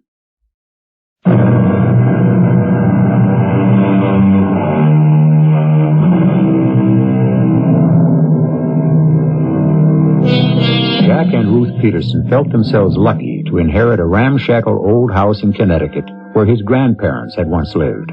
The place was closed for a long time until last summer when the couple began fixing it up. They recalled past holidays there and decided it would be a great place to spend New Year's Eve. They have invited a friend from childhood to join them. Ah, good dinner, Ruth.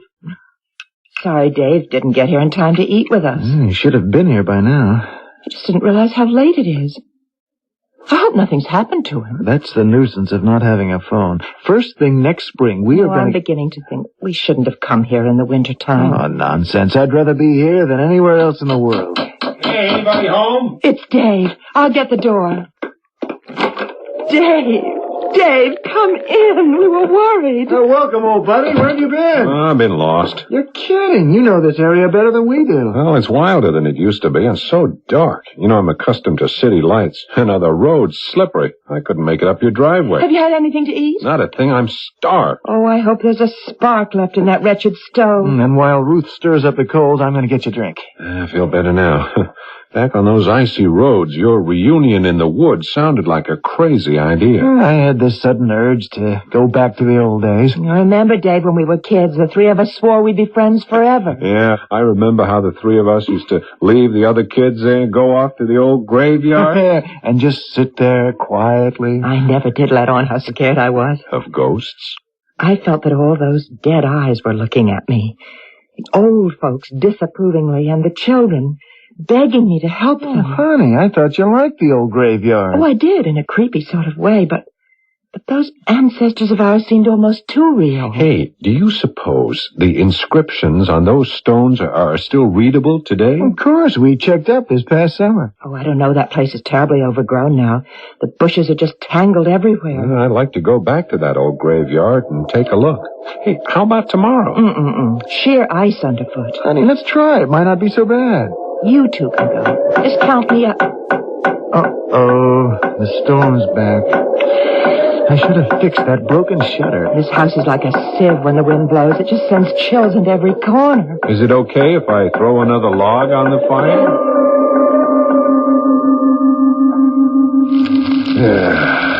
Nothing like a roaring fire in the country. I remember these sudden windstorms. I love them.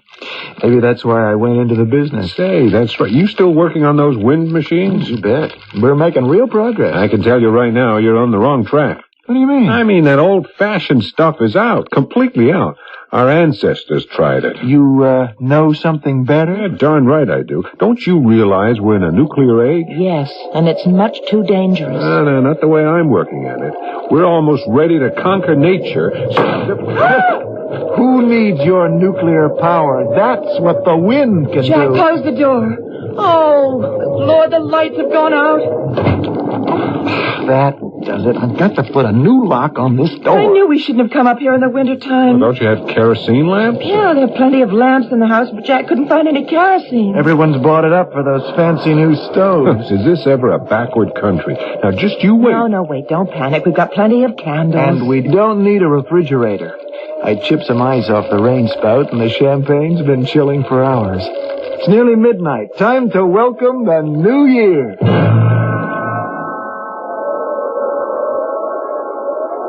Here's to us, and to a wind that blows everyone good. Well, let's conquer that wind. Here's to nuclear energy. Oh, wait a minute, you guys. While we're drinking champagne, millions of people are starving. I drink to a better chance for survival. For everyone. Yeah, that's what we all want. A happier new year.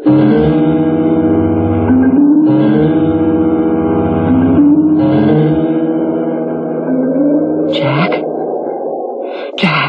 wake up. Do I have to? Yes. Hold me tight. I want to be sure I'm alive. Oh, honey, you're shivering. I just had the most ghastly dream. I had a strange one, too. Oh, but mine was so frightening, so real. So was mine. Listen, there was this terrible man. I guess he was terrible. I couldn't exactly see him. But he kept telling me over and over that I had to obey his orders. That's extraordinary. Well, what did he tell you to do? He told me I must go to the graveyard. When? At noon, today. I don't believe it. You don't have to believe in dreams, do you? Now listen, there's more. The voice told you to go exactly 6 paces behind the furthest gravestone in the northwest corner. How did you know? Because I had exactly the same dream. But that's impossible. Is it? What was the next step? To dig a hole? To the depth of 2 feet? Yes, that's what he said, and then we'd uncover something that might change the whole course of the next decade. It's weird. You and I agree on a lot of things, but we were never any good at ESP. Wait till Dave hears about this.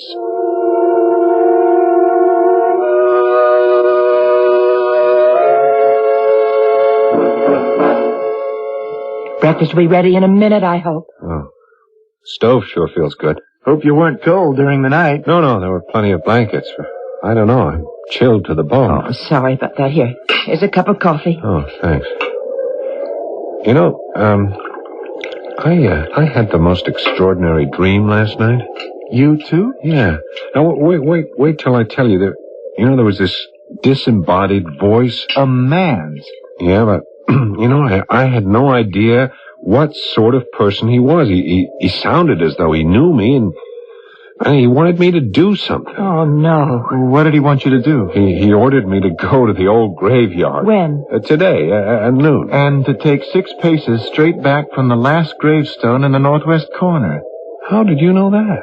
Because I had the same dream. And so did I. That's incredible.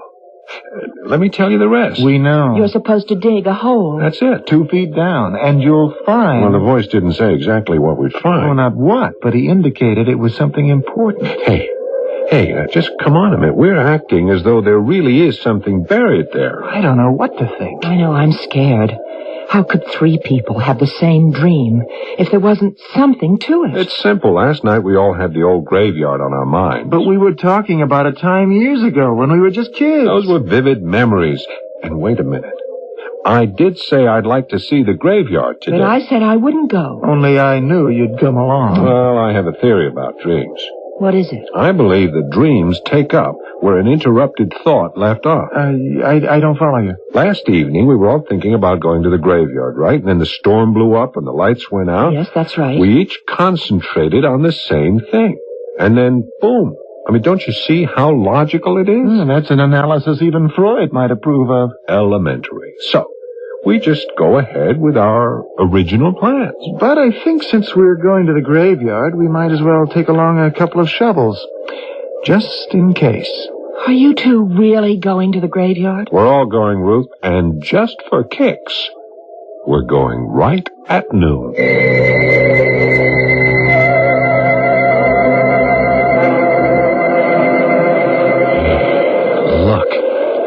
I'd forgotten how beautiful it is. We've never been here in the wintertime. It looks like an ice palace. Hey, this one's my great-great-great-grandfather. He lived to a ripe old age. Why did they carve such an awful skull thing with wings? Oh, that's the traditional angel of death. The person who lies under here was drowned in Lake Ontario. How'd you know that? It says so. Hey, listen. A church bell. But there hasn't been a church around here in 100 years. Yes, there's a church over the hill. I know, it's 2 miles away. Well, it's a clear day. The atmosphere and wind are just right for sound to carry. And the dream said noontime, so if it's striking... Do you suppose... I'm getting out of here. No, just a minute, Ruth. I'll tell you one thing. We couldn't possibly dig a hole in the ground. Why not? Because the ground is frozen absolutely solid. Look, I'll show you. Well, I'll try over here. Yeah, you see, Ruth? Look, it's hard as marble. Well, I'm glad of that. Because anyway, we could get arrested for digging up a grave. Only we're supposed to dig beyond the last tombstone. That's out of the cemetery. Ground will be just as hard over there. Well, at least we can see if there's some sort of marker. Yeah, why not? Here's the last stone. Okay, let's measure off 6 paces. How long is a pace? That's a big step, like this. 1, 2, 3, 4, 5, 6. Okay, I'll show you why we can't possibly dig a hole. You try over there, Jack, and don't break the shovel. Okay, here goes. Good Lord! The ground is soft as butter. It can't be. Just one step back and look. It's hard as a rock. Come over here and dig.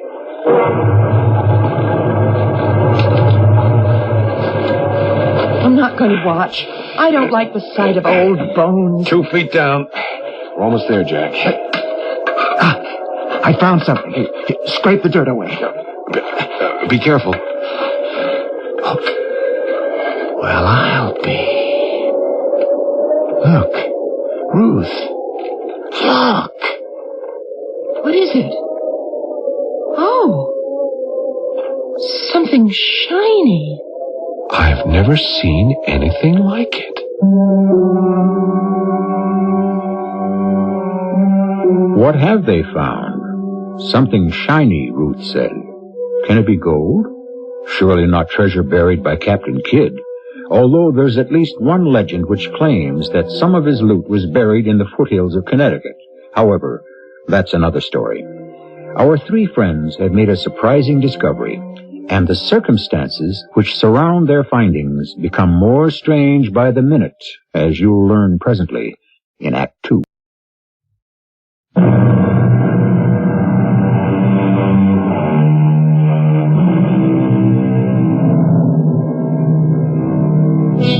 What is the fabric of dreams? Are they fashioned of fragments from the past, or do they portend the future? Something remarkable has just taken place. 3 people have had the same dream. Moreover, this dream has led them to an old graveyard on the first day of a new year in the 1980s. They have just dug a hole in the ground, roughly coffin-shaped. And what they uncovered has left them stunned. How can this be? Jack, don't touch it. I think it's some kind of a bomb. It can't be a bomb. It's encased in glass. No, that's not glass. I struck it hard with a spade. Plastic? No, I don't think so. Plastic doesn't gleam like that.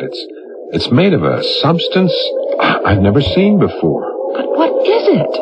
I'd say it's a time capsule. Lord, storm coming. One more minute we'll be drenched. There's not a cloud in the sky. Wind. Hang on to me, Jack. I can't stand up. Get down on the ground, everybody. No need to behave like that. Get up. That voice. It's his. Whose voice? The man in our dreams. Don't let your imagination run away with you. I knew you'd come. Greetings. Isn't it his voice? Where's it coming from? Over there, by that last tombstone. But that's where one of my ancestors is buried. He died in 1790. You're so right. He can't be a voice from the dead. Right again. Someone is playing tricks. They planted a tape recorder. Wrong about that. Tape recorders went out of use years ago. But You came from there, from the grave of... You must be my great... Nonsense. Do I look like a man from the 18th century? No, you're dressed just like us. Of course. Then you must be a descendant of one of the people buried here. That would make you a distant cousin. Sorry to disappoint you. I'm no blood relative. But I do know all these people. I know them very well. Ah, let's stop this nonsense. You're a joker. You were crouching behind that stone. And it's time to tell us what this charade is all about. I don't play charades. This has to be some sort of game. Surely you haven't forgotten your dream. Who are you? That, dear lady, is of little importance. What does matter is who you are. And what you're going to do about it. Would you stop talking in riddles and tell us what you're driving at? In due course. Right now, we must all get down to business. So far, you have obeyed instructions and uncovered what we sent you to find. Tell us what that thing in the ground is. You were right in calling it a time capsule. I suppose, in a way, that's what it is. No ancestor of mine ever buried an object that looks like that. I don't think anyone thought about time capsules back in the 1780s. Exactly. So, if it's just been buried, who wants to open it? We know everything that's going on today. Who said anything about today? This capsule contains the future. Oh, then I'm going to break into it. Not so fast. Here's the spade. Let's dig it up. No need for that. Put the spade down. Okay, then help us get this thing out of the ground. It's very simple. Stand back. The capsule will come out right over there. Do you see what I have in my hand? Well, sure, it's a flashlight. What an antiquated idea. This is a beamer. A what? I focus the beam like this, and... The capsule's coming out of the ground. We'll track it over here where there's space for us all to gather around. Hey, it's bigger than I thought. Must be nearly 4 feet long. The last one we buried was much bigger. We've come a long way in the past century. Well, for Pete's sake, open it. Why don't you do it? It's very easy. Just lift off the shell. Here, Dave, I'll help you. You see how light it is? It's like something out of science fiction. There is no fiction about these scientific instruments. Unbelievable. Computers? Scanners? What strange-looking bottles. Why, that's a miniature space module. Ah, they've put too much in here. I told them there would be only 3. By 3, do you mean Ruth and Dave and me? Are you talking about us? Of course. Why do you think you've been summoned here? We haven't the slightest idea. You'd better find out. How stupid can you be? But no one has explained... I know. And the young lady is shivering. Well, it's the 1st of January. It's cold. We'll fix that. We'll start a fire. Oh, come on. This frozen wood will never burn. Who needs wood? This nuclear pellet will do. Nuclear pellet? You want to blast us all out of this world? Oh, what a lot you have to learn. One small pellet from this bottle, and this is just the spot. There. Oh. Let's get away, Jack. There'll be an explosion. There sure is. If this crazy man is really playing around with a neutron. Calm yourselves, my friends. How do we know we can trust you? You have no alternative. We're all here together for a purpose. Look, Mr. Whoever you are, you'd better get to that purpose right now. We've had enough of these magic tricks. Warm yourselves by the fire while I get your material from the capsule. Then I'll give the proper instructions to each of you, one at a time.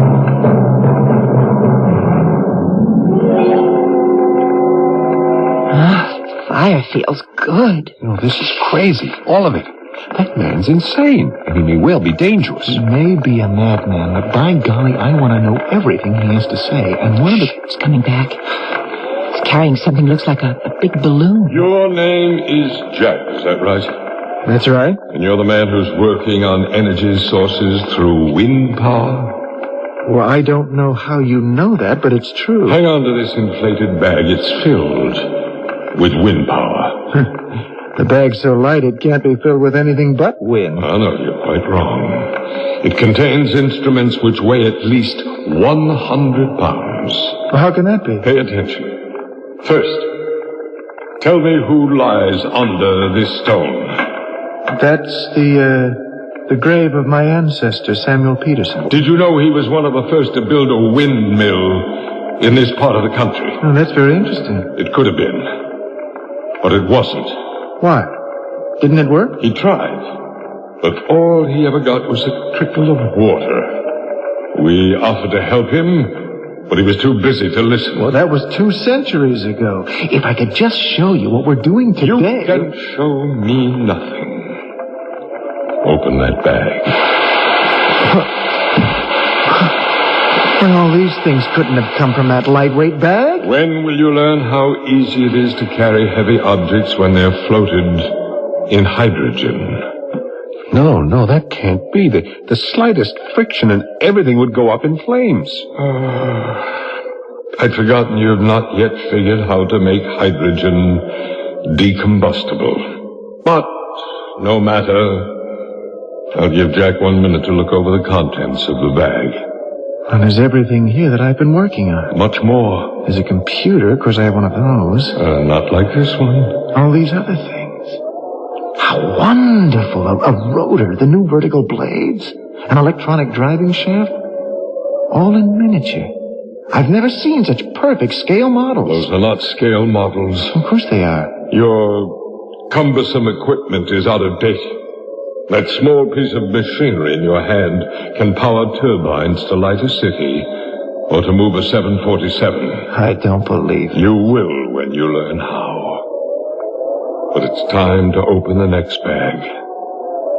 I'll get it. He's mad, you know. That stuff is a bunch of junk. But how can I tell without testing it? Your name is Ruth. Yes, I know nothing about machinery. You are concerned that some people don't have enough to eat, right? You have no idea how many people are dying of starvation. Open the bag. It's filled with bottles and seed packets and chemical retorts. Enough there to feed the world many times over. You're joking. Those seeds can be treated to germinate within minutes rather than weeks. Oh, how wonderful if that were to be true. And what are these pills? Each one contains more nutrients than a full-course meal. Then why haven't we heard about them? I try to keep up with all the literature. That's why I'm here, to help you. With a bag full of seed and pills? How do I know these things aren't poison? Is there no trust left in the world? You're a woman with a brain. Use it. The formula is there. Find out for yourself. He's gone for the 3rd bag. This one has to be for you. And your name is David. You consider yourself an expert on nuclear power? On certain aspects of it, yeah. Well, that's the whole point, those aspects. Open the bag. Another bag of tricks. You know, I'm not interested in the scale model of a reactor. Our problem is getting rid of hazardous wastes. We're on the right track. You're darn right we are. We're reprocessing uranium and plutonium, leaving no more than 10% radiation. That's too much. I suppose you know how to get rid of it. Read the instructions and you'll find the way to end all thermal pollution. That'll be the day. It will, if you want it to be. Oh, the fire's going out. It's getting so dark. I think there's going to be a snowstorm. It's only a passing cloud, but I must be on my way. I'll inflate the bag so you can carry your precious materials home. You mean we can keep these things? Only if you make proper use of them. Well, come with us, then. There are a lot of questions I want to ask. Oh, no. No, you're on your own. If you 3 are doing more for humanity than the people buried under these stones, then prove it. Well, what do you expect us to do? You will use the information I have given you to help solve the problems of a troubled world. That's a big order. We don't expect it to happen overnight, so you will have 1 month in which to make progress. Who's calling the shots? That's out of your hands and mine. But I'll meet you here 1 month from today at noon on February 1st to find out how you're doing. Good luck.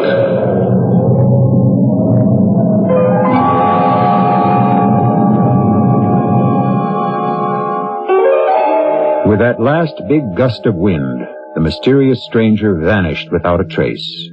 Then the three bewildered people returned to the country house with what they called their bags of tricks. If you are skeptical, so were they.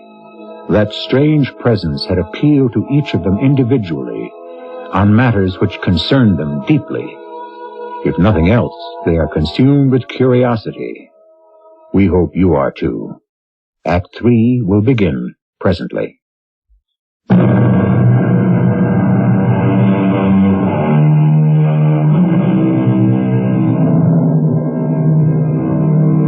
Our three friends have spent an extraordinary afternoon with a presence who did not identify himself. They have been challenged to show what progress can be made in important fields of human endeavor. Baffled by the circumstances, they are compelled to examine the materials which have been placed in their hands. Several hours have passed, and their absorption has been complete. It all makes sense, Wolf. Every page of it. The combination of ingredients used in these pellets is fantastic.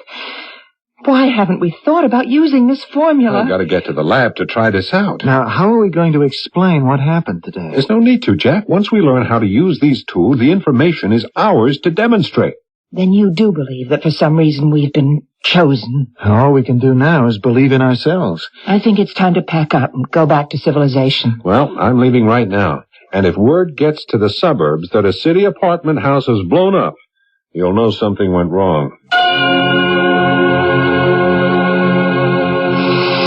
Jack, you must come to bed. You've been working on the car every night this week with almost no sleep. It's nearly ready for testing. I am getting close, very close. How do you feel? Oh, I never felt better. Why? I just feel guilty about not cooking dinner. Well, who has time for dinner with so much to do? Yes, but we can't use up the food pills until I learn how to make more. Yeah, that does it. Now, I'll just turn on the ignition. It works. By heaven, Ruth, it works. What's so unusual about starting the motor? How'd you like to drive this car without ever buying another drop of gasoline?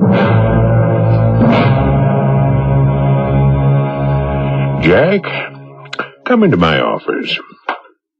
Glad you called me, sir. I have something very important to show you. Now, Jack, what's this I hear about you not attending the WPNA meeting? We're too busy, sir. And who do you think you're working for? I never believed so completely in wind power as I do right now. Now, let me show you my car. What the devil do I care about your car? Please, when you see it, you'll know what I've been working on all week. Well, you can drive me to the plant. 3 o'clock this afternoon.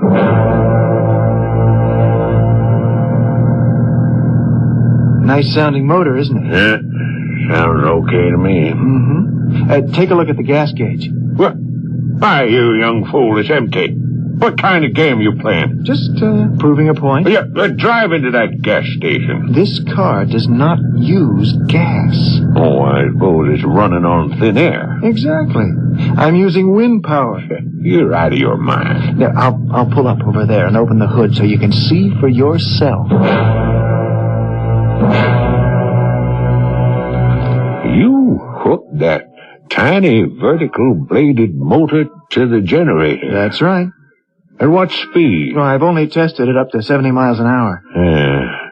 How far will it go without being regenerated? Huh? I've only driven 250 miles, but it regenerates itself.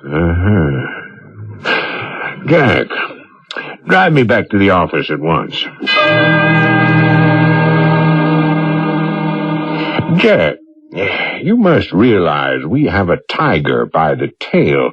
Now, how many people know about this invention of yours? Well, you're the first one I've come to. Good. So until the details can be worked out, this must be kept an absolute secret.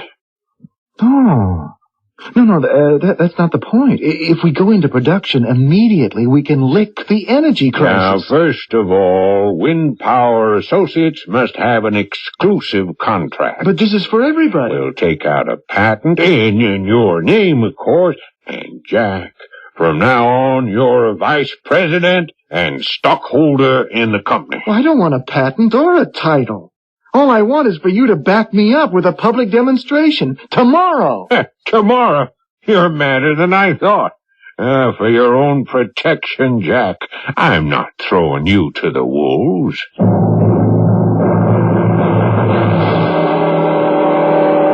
Ruth Peterson, what's going on in here? Looks like a jungle. These seeds. There's just never been anything like them. Now look, it's almost ready to be harvested. That whole side is wheat. And over here it's rye. And the tub, that's full of rice. Well, how did all that stuff get in here? The storeroom was empty just a couple of days ago. That's why I called you. I've been given a formula with which I treated these seeds. And you pour some water in that bowl and I'll just show you what happens. It's going to be good. Now, I'll sprinkle some of these seeds in the bowl. Now watch. Well, I'll be a... Well, you're opening up like those magic flower things we had as kids. See? They just start sprouting immediately. And when they're planted, well, there are the results. We can feed the world. Ruth, come into the conference room and make a report. Mr. Bascom, you say you've come up with something that limits radiation? Well, yes, sir. I'd like to show it to you. I'm a very busy man. Can't you sketch in the details? No, sir. It's all set up in the testing room. I thought you'd been given instructions that no more nuclear devices would... Sir, this experiment is different. It's like nothing you've ever seen. Is everything sealed? Yes, sir. Sealed tight. Put on your face mask. The light will be bright. Here goes. Well, you had your explosion, and according to the Geiger reading, there's a high radiation count. I installed a container which will open with the heat and pour its contents over the contaminated area. Watch, sir. It's working. By George, the counter has stopped. Yes, sir. That means all contamination has been eliminated. David, if what you've just done can be proved, we must contact the Pentagon immediately.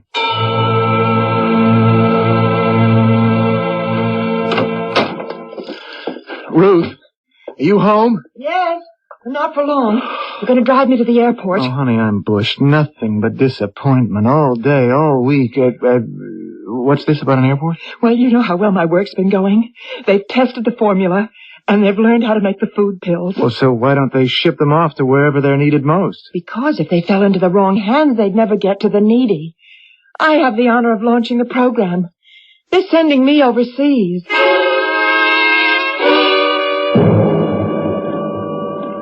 Oh, the Pentagon. I'll never learn my way around this place. Just a minute, sir. Yes. Sign here. Look, ma'am, I've been here 5 times in the last couple of days. Sign here. I've signed in duplicate and triplicate. I've even been fingerprinted. Look, please, could you tell me which way to room 1405? Down the hall to the left, then turn right. Mr. Bascom, we are deeply impressed by the documentation on your experiment. Please, sir, would you untangle me from all this red tape so we can go to work on the disposal of hazardous wastes? All in due time. You have given us what can be a clean bomb. Wait a minute. I want nothing to do with bombs. But if we had a missile which was truly clean, imagine the possibilities. My information must not be used for making weapons. I'm concerned with saving lives, not destruction. Look, I want those documents back. I should have gone straight to the Nuclear Energy Commission. We work directly with them, of course. I know they'll be interested. Okay, then give me my papers and let me go. These have now become government property. Okay, I'll go to the president. I'm sure that eventually he will want to see you. I mean right now. Naturally, you'll be living in Washington. We will provide security. A man with your information must be protected at all times.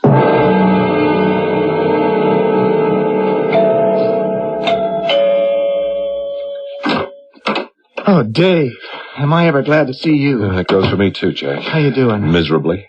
Before any damage is done, I must get to the president. How's it going with you? Rotten. I've drawn charts. I filled in forms. The auto industry won't talk to me till their big convention in April. I tried going straight to the press. They think I'm a nut. Yeah, I know what you've been going through. Excuse me. Hello? Hello? Who?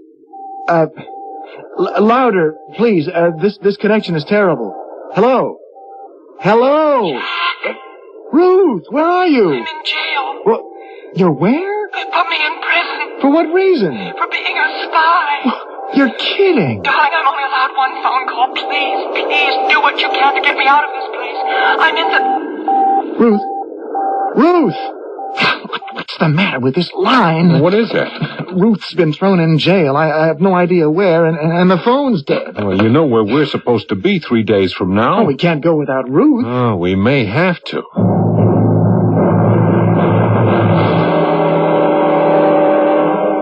This house is colder than ever. Yeah. Mind if I throw some wood on the fire? Go ahead. I guess we'll be up all night. I can't imagine getting any sleep. You do think he'll be there, though, don't you? He'll have to be. I get more worried about Ruth by the minute. Well, he's the one who's responsible. He'll have to bring her back. Hello! Ruth, darling! You all right, Ruth? I'm okay. I wouldn't go through that again for anything. How'd you get away? They released me yesterday without any explanation. I was put on a plane and sent home, and I rented a car at the airport, and here I am. Oh, thank the Lord. Of course, I had to be here. Tomorrow, we have a rendezvous. I'm sorry to get up so late. Good morning. I'm not sure that it is. Maybe I'm not awake yet, but I feel very strange. I hope you didn't have bad dreams like mine all night long. Your dreams couldn't have been as wild as mine. I need another cup of coffee. Well, fresh air ought to fix us up. Remember, we agreed to go to the old cemetery.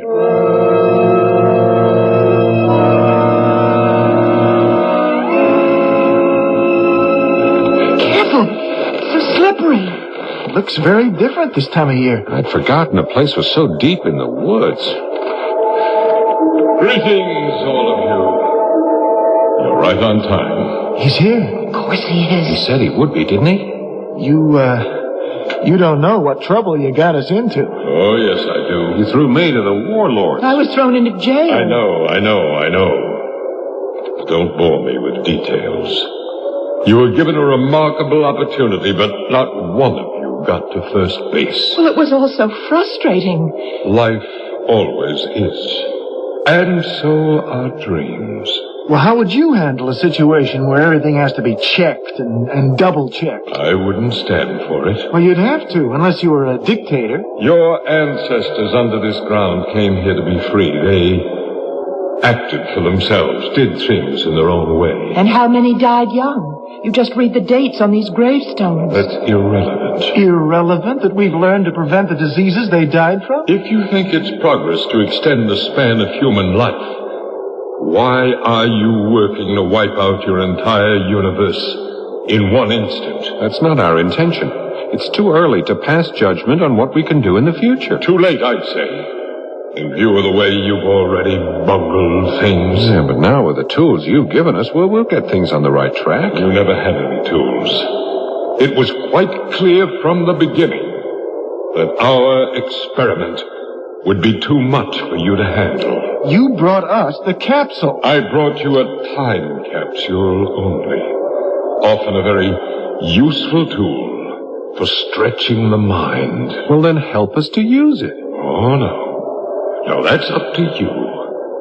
Too early, too late. Anything's possible in the time machine, and right now, It's time to go back. He's gone. Yeah, I've had enough of this old graveyard. Let's get out of here. Ooh, race you down the hill. Not me. I feel very tired all of a sudden. I have a headache. I'll see you at the car.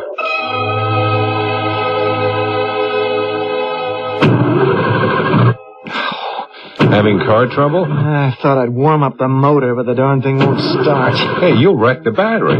Jack, look at the gas gauge. Well, it's empty. I swear we filled it yesterday. Didn't we, Ruth? It sounds crazy, but I don't remember.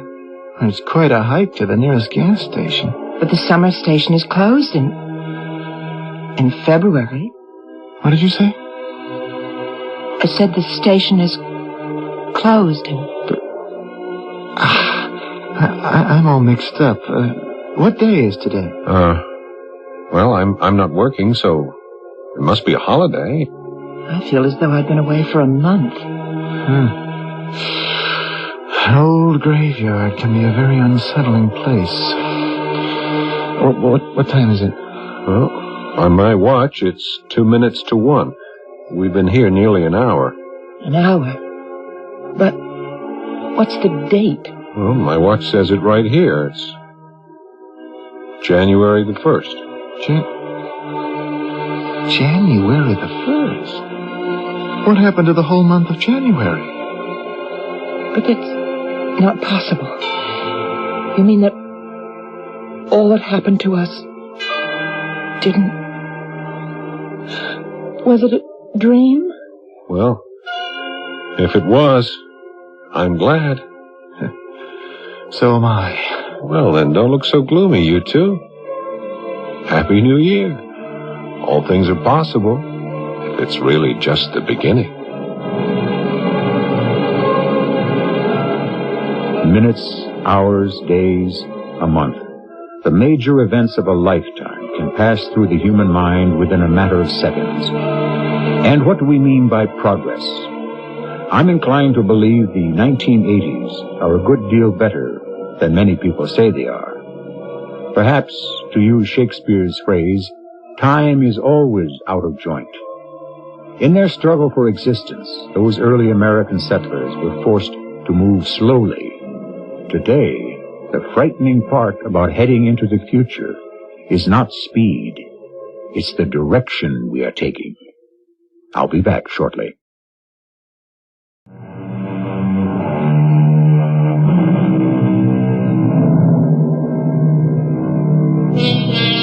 It's not unusual to come across a ghost in an old graveyard, but a ghost of the future? Our ghost, if that's what it was, offered some tantalizing possibilities. At least he indicated there are better things ahead. Author George Orwell painted a far gloomier picture, but we're so close to 1984 that some of Orwell's predictions can't possibly come true. Or can they? We are forced to revert to that well-worn cliché, only time will tell. Our cast included Russell Horton, Marion Seldes, Paul Hecht, and Arnold Moss. The entire production was under the direction of Hyman Brown. Radio Mystery Theater was sponsored in part by Raven House Paperback Mysteries. This is E.G. Marshall inviting you to return to our Mystery Theater for another adventure in the macabre. Until next time, pleasant dreams.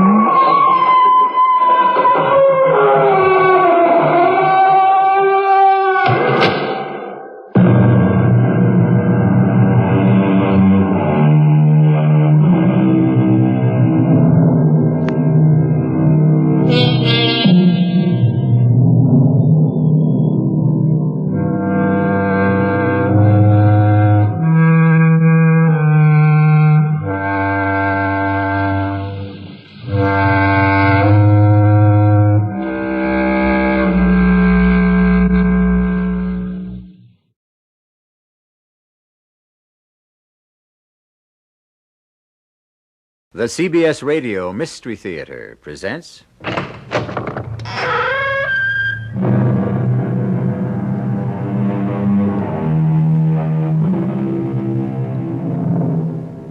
in.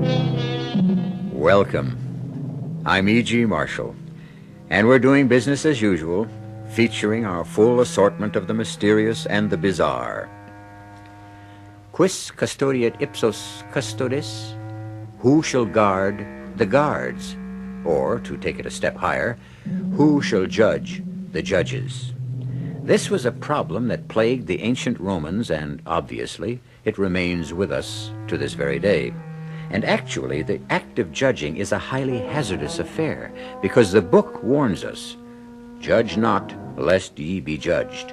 And so, between the necessity to judge and the admonition not to do it, we human beings are in a constant state of doubt, which is not the worst thing in the world.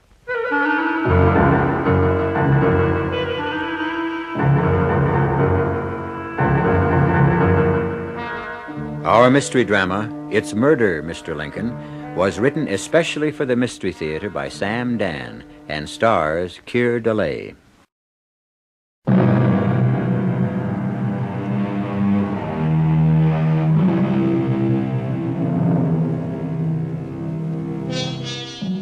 When conditions are bad, we Americans always spend a great deal of energy not in finding a solution to the problem, but rather in deciding what to call it.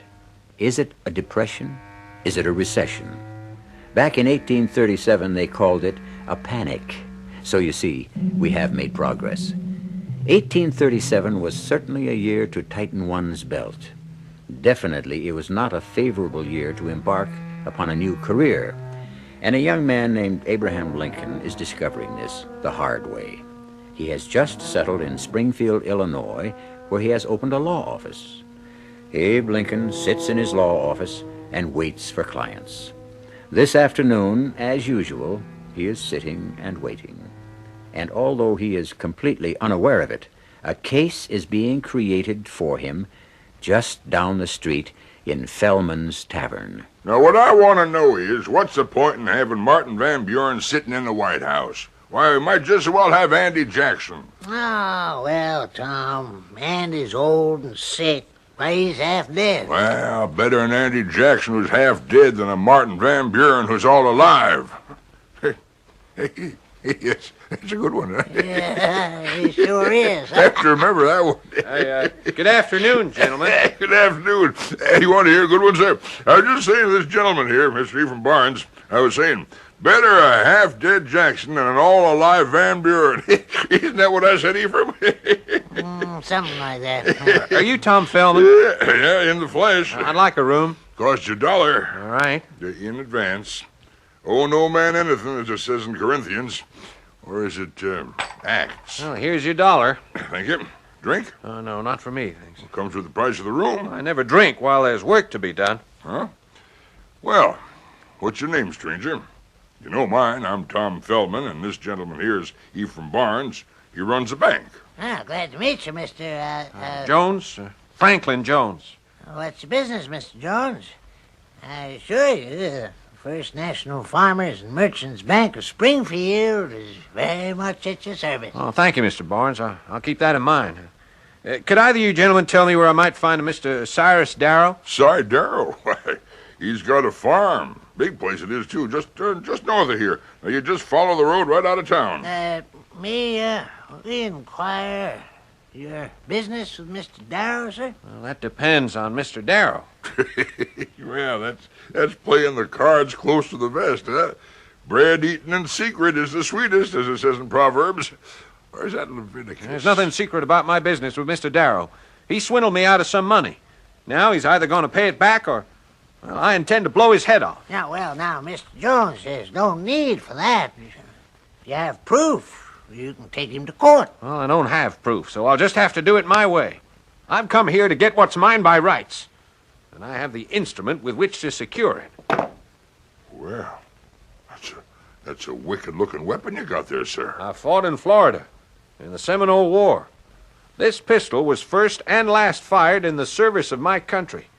I earned the right to use it in my own behalf. Now, sir, you cannot flout the law. Yes, indeedy. The law is sitting right here by your side. in me you see the sheriff, and Mr. Barnes is the judge for this term. Well, gentlemen, all I can say is that if a man don't get no justice, he will have to make his own. My room, sir? Up the stairs. First door to your right. Supper's at 5 o'clock. That young fellow bears a bit of watching. Yeah. I pity him if he goes up against old man Darrell. Cyrus will just chew him up and spit him out. Wicked-looking pistol, that. You know, I'm not a wagering man, Ephraim, but if it was, I'd lay my money on Cyrus Darrell. Poor fella. Seems kind of young to die after surviving an Indian war and all.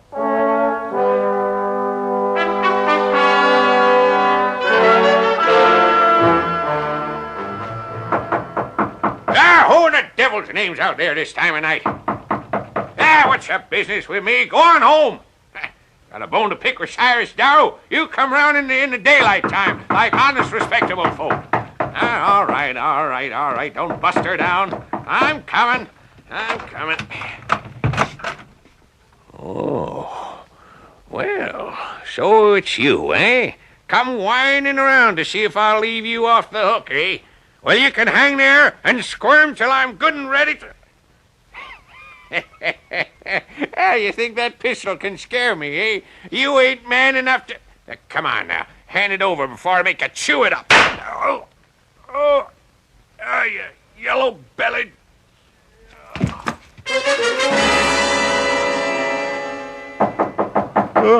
What? Who's there? The sheriff. Sheriff? That's right. Open up in the name of the law. All right. Oh, hi, Mr. Fellman. Oh, Mr. Fellman, the tavern keeper. No, sir. It's Mr. Fellman, the sheriff. You'll have to come along with me, son. What for? What for? Mr. Jones, it looks like you did what you came here to do. What's that? Kill Cyrus Darrow. Killed Cyrus Darrow, but I didn't. He's dead, son. Big hole in his forehead caused by the forcible entry of a pistol ball. There must be some mistake. No, sir. There's no mistake. This your pistol? Of course it's my pistol. It was found 50 yards away from Cyrus's house. No, you couldn't have found it 50 yards away because... Because? Well, it can't be my pistol. I remember I put it back in my bag. Yes? Yeah. Hey, it isn't here. Of course not. How could it be in that bag and in my hand at one and the same time? I didn't... Mr. Jones, as sheriff of Springfield County, I hereby arrest you for the murder of Cyrus Darrow. What? And may the Lord have mercy on your soul. What are you saying? Well, that's right. That's right. I shouldn't say that just yet. After all, you ain't been tried. But you'll get a fair trial before they hang you. I don't know what to say, Franklin. I don't know what to say. I didn't kill him, Emily. I didn't. Franklin, everyone says... I don't care what everyone says. You just gotta believe in me. Why did you have to come here with a pistol? Why did you have to threaten him in public? Why? Why? Because I'm stupid, that's why. Oh, Franklin, I'm sorry. I guess I really am in the soup this time. This man, Cyrus Darrow, was very well liked. And the evidence against you, it's so strong. Evidence? What evidence? What evidence? Oh, Franklin, your threats to kill him, the pistol. I swear to you, Em. I believe you, darling. But there's gonna be a trial. Well, I'll make them believe me. I'll make everyone believe me. You'll need a lawyer. Yeah, well, I'll hire a lawyer. And Yeah, what is it, dear? a lawyer. Yeah, well, that's just what I said, my darling. I'll hire a lawyer. Dear, there are no lawyers. No lawyers here in Springfield, the state capital? Why, in a place like this, there are nothing but lawyers. I've been asking around, and I've gotten answers. One fella says, "Sorry, ma'am, I just couldn't take on another case." And meanwhile, he's got his feet on the desk, and I can see the holes in his shoes. And then another fella says, "I never did try a murder case." What is it? There isn't nobody in this town doing 15 cents worth of business, and they say, each of them say to me, "Sorry, Miss Jones, I just can't see my way clear." Well, why won't they take my case? Well, Is it because they don't think they can win? Emily, that should make no difference. Law says every man's entitled to a lawyer. I know, but what the law really means, every man's entitled to a lawyer provided he can get one.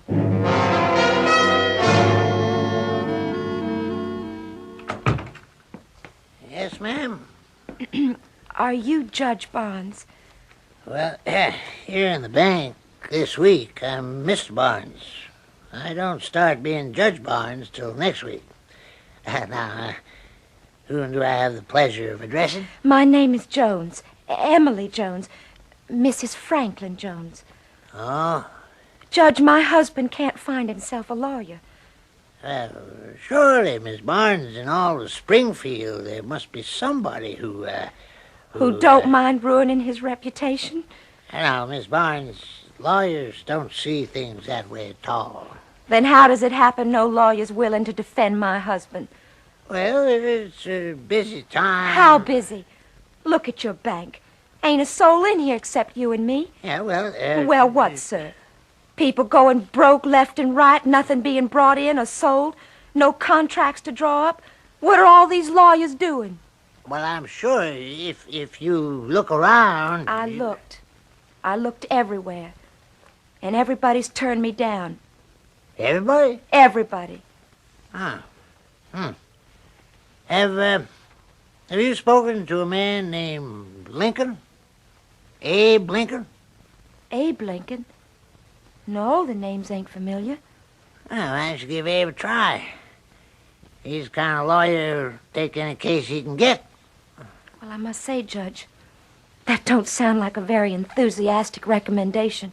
Well, ma'am, it's the only recommendation I can give you.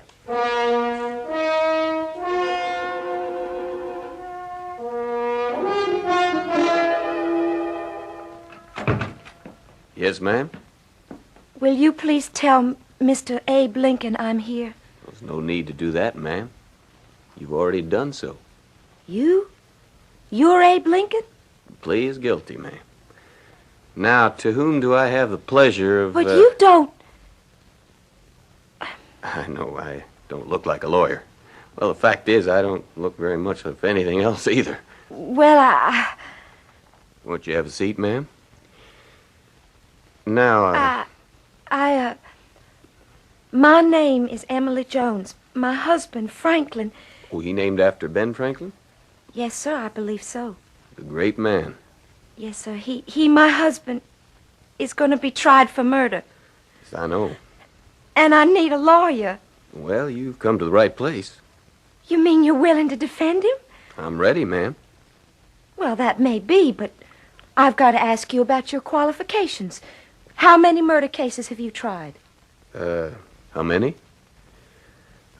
To be exact, ma'am, none.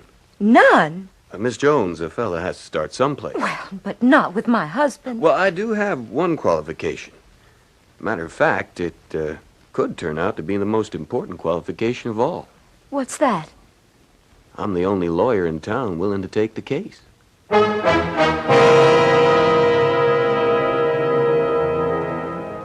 Didn't Longfellow say, "Lives of great men all remind us we can make our own sublime, and departing, leave behind us footprints on the sands of time"? Yes, he did. However, what we should realize about the lives of great men is the fact that most of them weren't always great. Can you imagine being unhappy to have Abraham Lincoln as your lawyer? I'll return shortly with Act Two.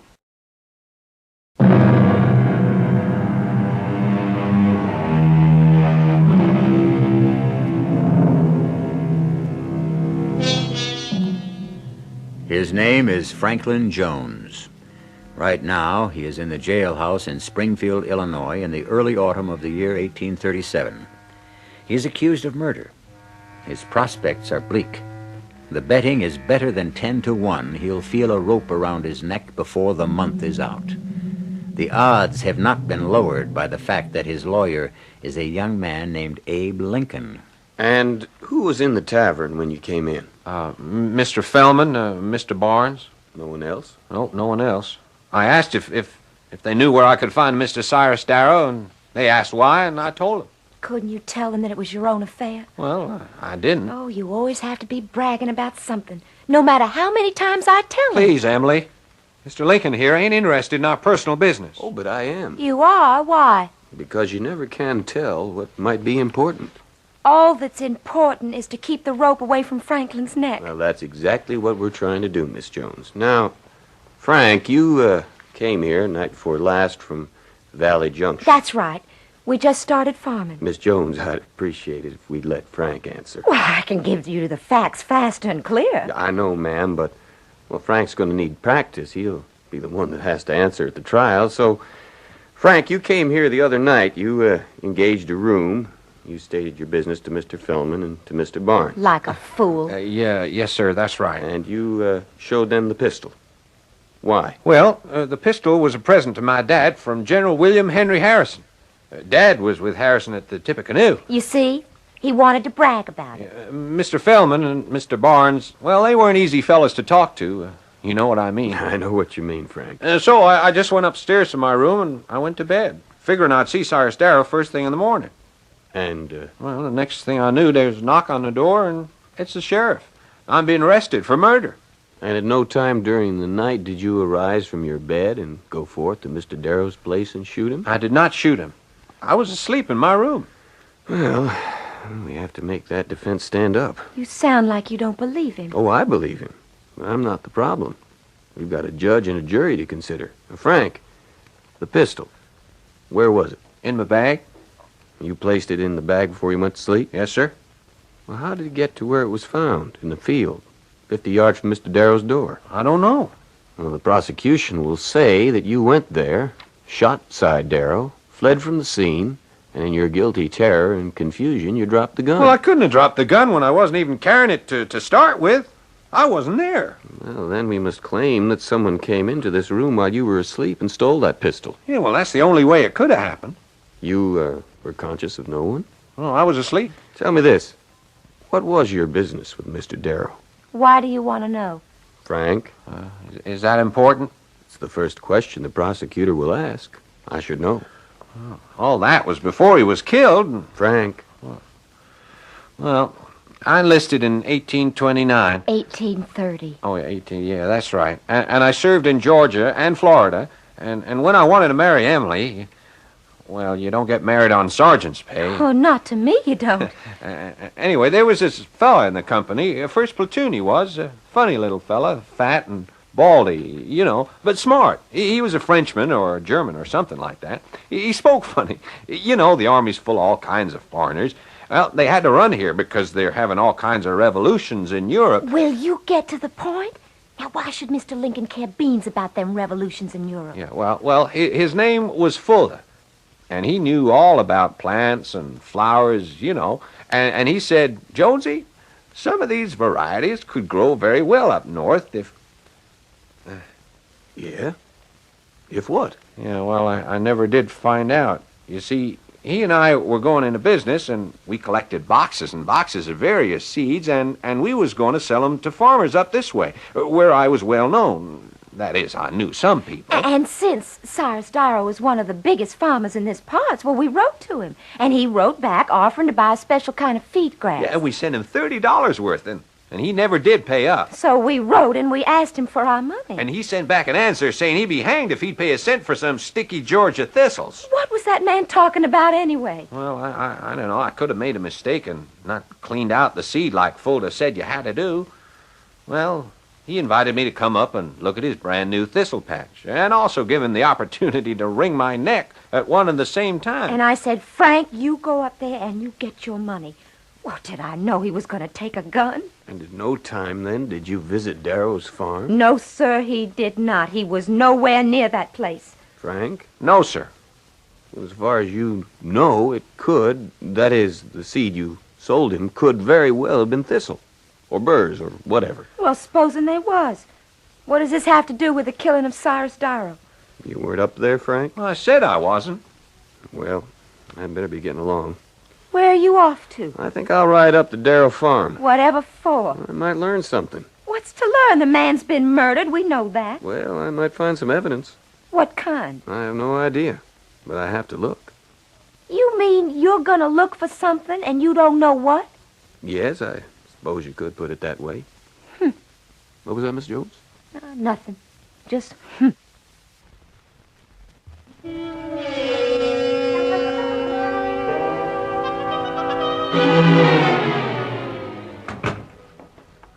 Hello, Abe. How are you, Tom? Fine. Sit down. Doing anything? Well, I'm about to take a run up the Darrow farm. Maybe some evidence. Mm-hmm. Yeah. Evidence. Evidence of things not seen, as it says in Leviticus. Hebrews. Yeah. Leaving soon? Well, I'd like to get back before supper. You've taken the Jones case. Yep. I was retained this morning. Well, Abe, you think that's wise? Wise? I'm a lawyer. Well, you have to think of your career. You know, you gotta lose that case. It's plain as a cabbage on a rose bush. The boy's guilty. Isn't that why we're having a trial? Oh, we're having a trial because the law says he's got to get one. You know what the verdict's going to be. Tom, I'm surprised at you. No, Abe. You're the surprising one. Now, look, you can't win. If you lose, you look bad because you're a loser. And if by some miracle, yeah, you could have a miracle, because as Milton says, the age of miracles is forever here. That was Carlyle. Well, anyhow, if by a miracle you win, well, folks will resent it. Why? Well, the boy's so obviously guilty, people want him to hang. Look, Abe, I'm thinking of your future. My future? Yeah, you could have a great future in politics. I've seen you operate. Why, it was you single-handed got the state capital moved up here from Vandalia. Oh, no, that's not really true. It is. Now, Abe, you could go far. Oh, no, not me. Now, why do you say... Don't look like a politician. It's the way a politician's supposed to look, Now, that isn't so. He's got to look kind of solidly dignified, like Daniel Webster, or sharp and smart like Clay or Calhoun, or shrewd like Tom Benton, or even jolly like Steve Douglas. But he can't, he can't afford to be funny-looking like me. Well, I wouldn't say he was all that funny-looking, Abe. I'm too tall, too thin, and I'm too bony and gawky. But you got all the brains. Well, brains alone was never enough. Abe, is there some way you could get out of trying this case? No, I mean it for your own good. Cy Darrow was well-liked. I wouldn't get out even if I could, Tom. Cy was very well-liked, and folks are mad. You think about that. Well, there's nothing to think about. Well, just thought I'd paint you a picture. After all, as William Shakespeare said, forewarned is forearmed. No, that was Miguel Cervantes.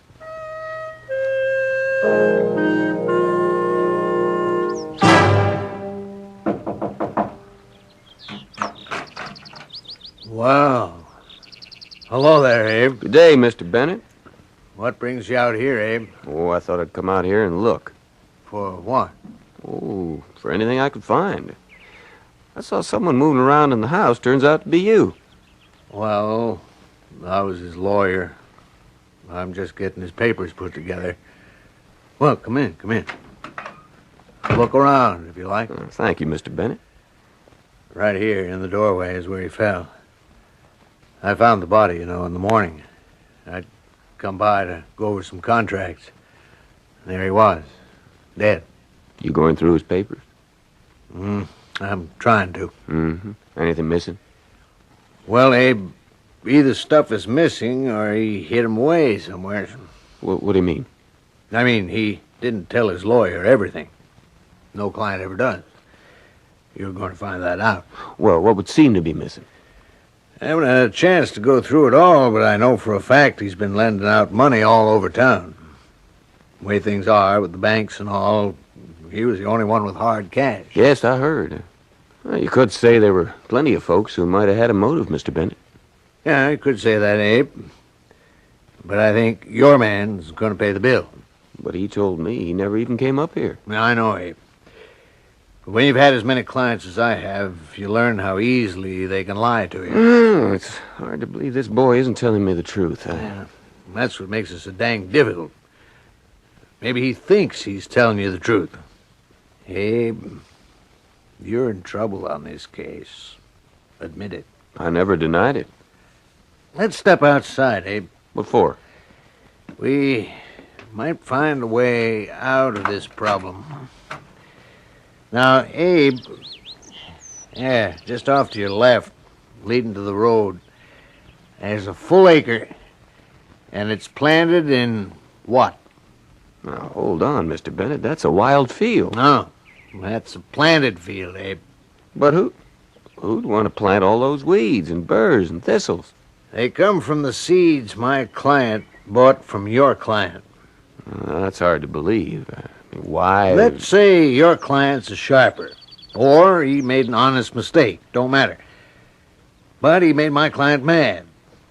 My old Si was ready to kill that boy on sight. You get my point? Mr. Bennett, I think I do. Now, taking it straight from there, you begin to see a new line of approach in the case? Mr. Bennett, let me tell you, sir, I am eternally in your debt. To think, I had just considered this case was hopeless. Abe, when everything looks hopeless, that's the time you really start to hope.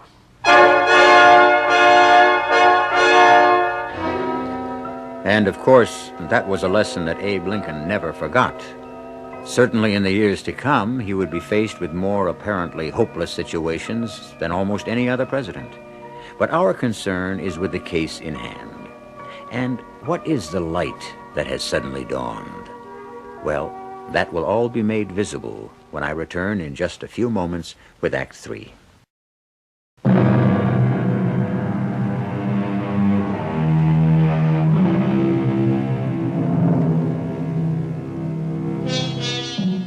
It is always surprising to consider that what we call psychology is a science of recent vintage. We speak so easily of things like the split personality, the other self, the protective falsehood, without realizing that these terms would be unintelligible to people who lived even 100 years ago.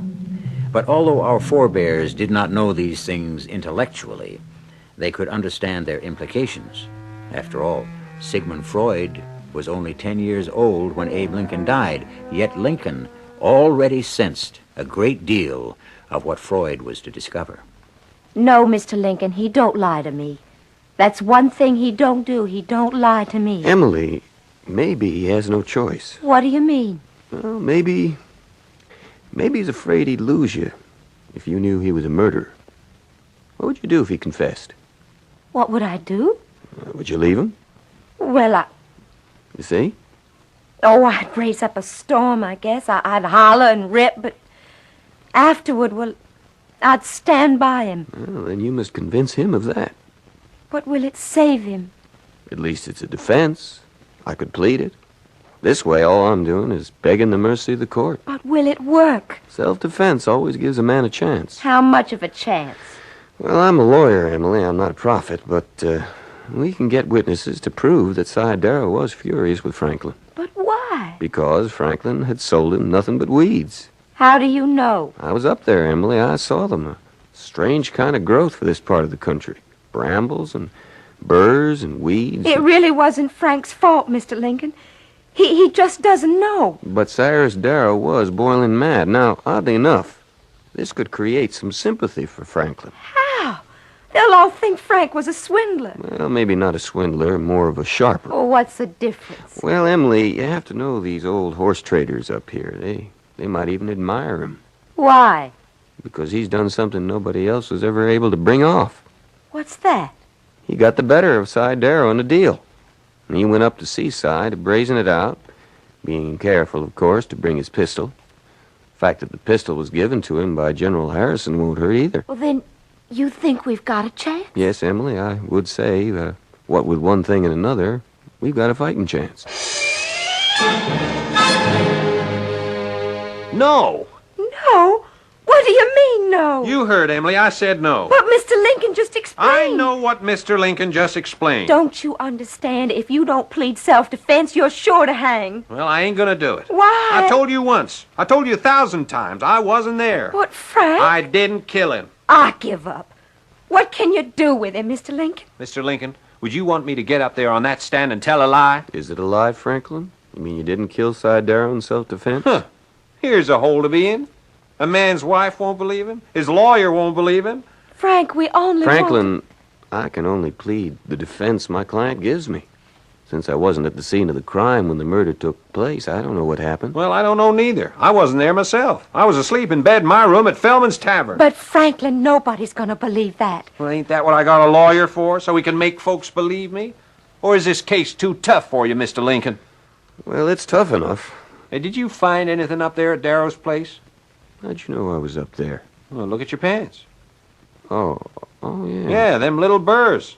Almost too small to see, unless you're looking for them. Yes, sir, you'll be picking them off your pants legs for weeks. I thought I'd gotten rid of most of them. No, sir, they're hidden where you can't even see them. And some of the seeds, why, they'll even germinate on the clothes, seems like.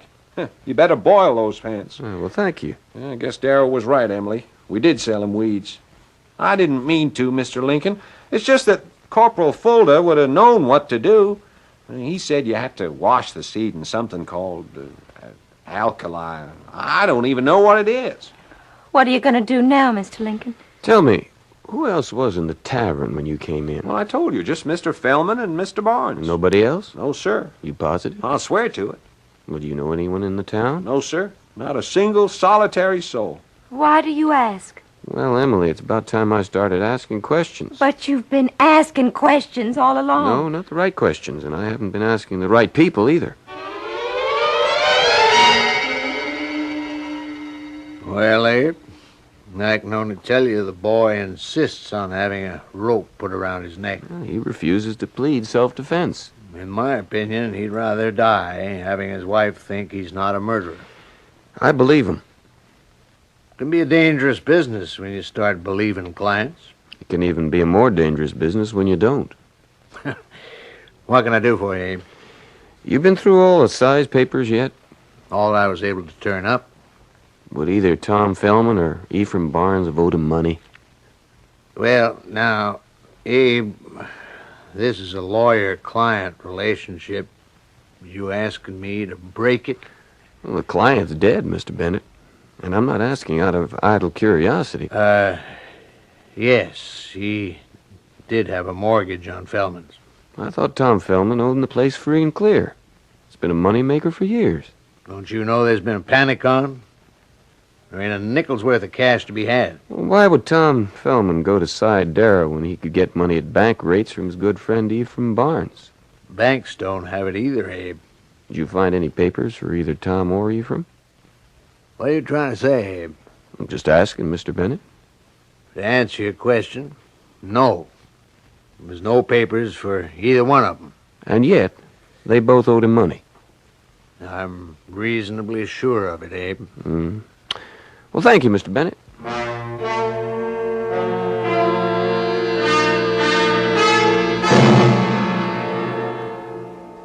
Good afternoon, gentlemen. Well, Abe. Afternoon, Abe. Have a drink.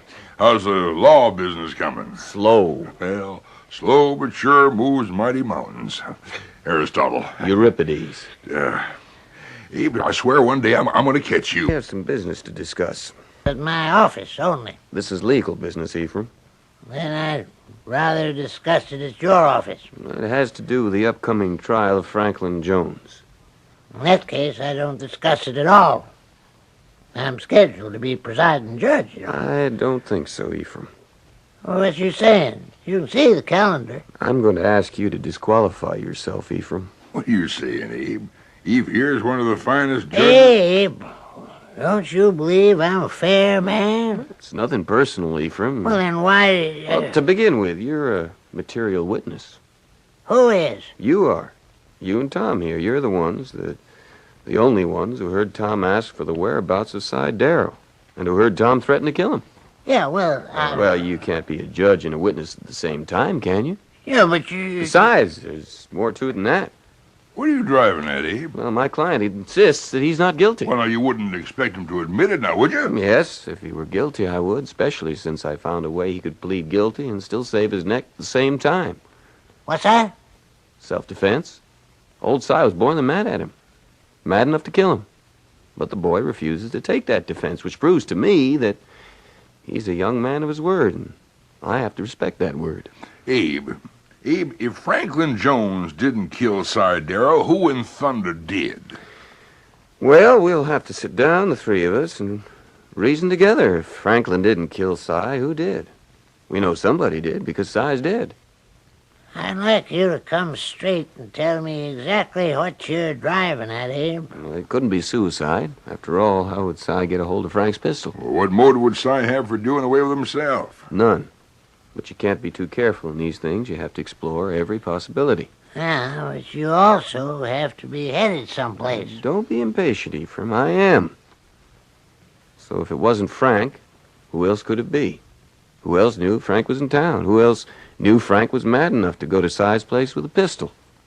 Who else did even know that Frank had a pistol? The answer? Either one of you two. Well, hold on there, Abe. Are you saying that Eve here, or me, could have killed Si Darrow? Huh? Well, Abe, I am your best friend in town. How could you even think... Abe, I thought you was always a man of good sense. But this is monstrous. Have either of you gentlemen been up to see Si lately? Well? I ain't been up to Si Darrow's place since I bought a pony from him in 33... No, it was 34. Well, yeah, it's been 3 years. Ephraim? It's been at least a year since I had occasion to visit Si's farm. Where'd you transact your business? Whatever business we would transact, we would do at the bank. Gentlemen, one of you two is lying. Hey, now look here. Now, you want to be careful now, Abe. Friendship only excuses just so much. Let me borrow that chair. Now, I'm going to put my foot up on the seat of it. What for? Oh, come on, let's humor him. He's mad. You'll notice that the lower part of my trouser leg is covered with very tiny little sticky burrs. Yeah, so? So these are typical of a growth that occurs only in northern Florida or southern Georgia. You can't find them anywhere else in the country except at Si Darrow's farm. Well, now, what's that got to do with the price of tea in China? They grew from seeds sold to Darrow by mistake, by Franklin Jones. I still don't see what you're driving at. I was up there just before. That's how they got all over my pants leg. Now, will each of you gentlemen please place his foot up on the chair? I'll be hanged if I do. Is that a prophecy, Ephraim? Eve, them little burrs, them sticky little burrs. You got them on your... Ephraim, if you wasn't up at the Darrow place, how'd them little burrs get all over your pants?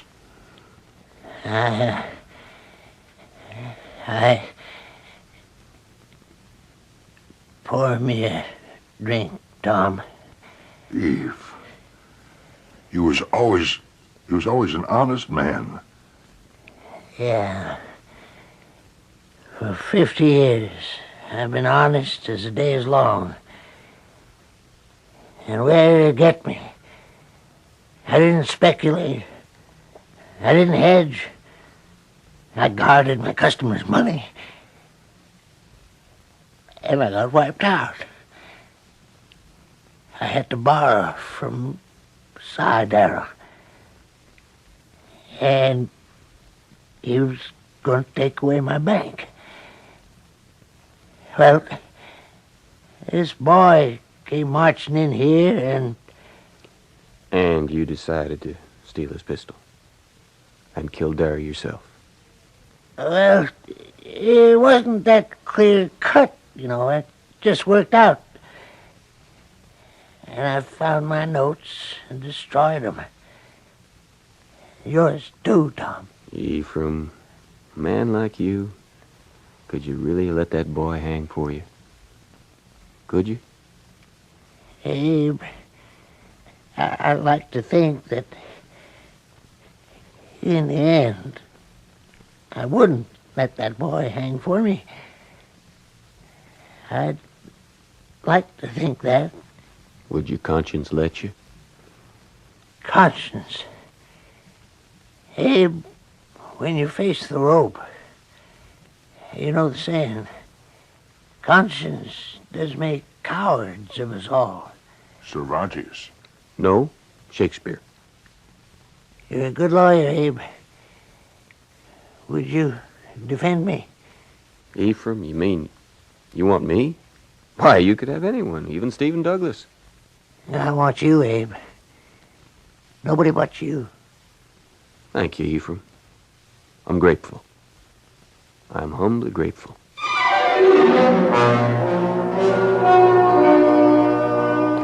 Well, the case went to trial with a new judge and a new defendant.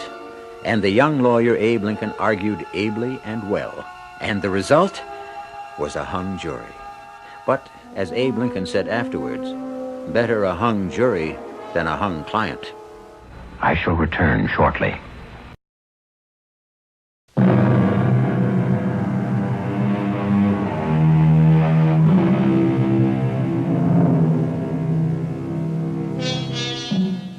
Franklin and Emily Jones, Tom Fellman, Ephraim Barnes, they are all obscure footnotes in the book of Abraham Lincoln's life. And yet, these are some of the nameless, unknown people who helped shape his character. All around us are young men and women whom we, in our anonymous fashion, are also molding by our precept and by our example. And we are molding them into what? Think about it. Our cast included Keir DeLay, Jennifer Harmon, Paul Hecht, Joe Silver, and Robert Dryden. The entire production was under the direction of Hyman Brown.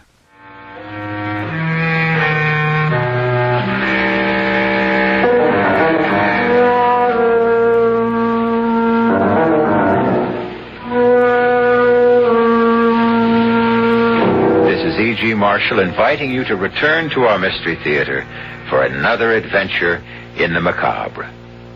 Until next time, pleasant dreams.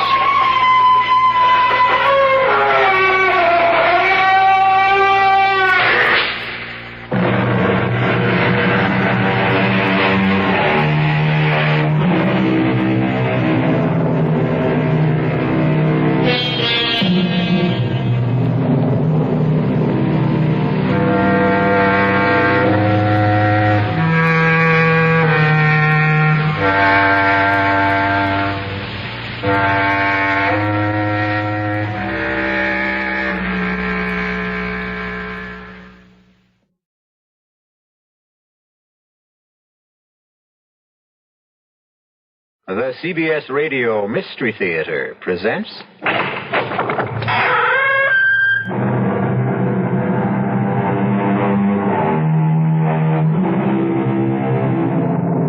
Come in. Welcome. I'm E.G. Marshall. Welcome to the terrifying world of your own imagination. There are many fearful places that surround us. Ancient houses where ancient whispers never die out. Evil lands where the light of reason vanishes. But the most horrifying of all lies deep inside of us. Few of us dare look into our minds and hearts and souls. And when we do, we find it more than we can bear. This is essentially what happens in this tale of Joseph Compertino, a young man who looked into the souls of others only to find destruction.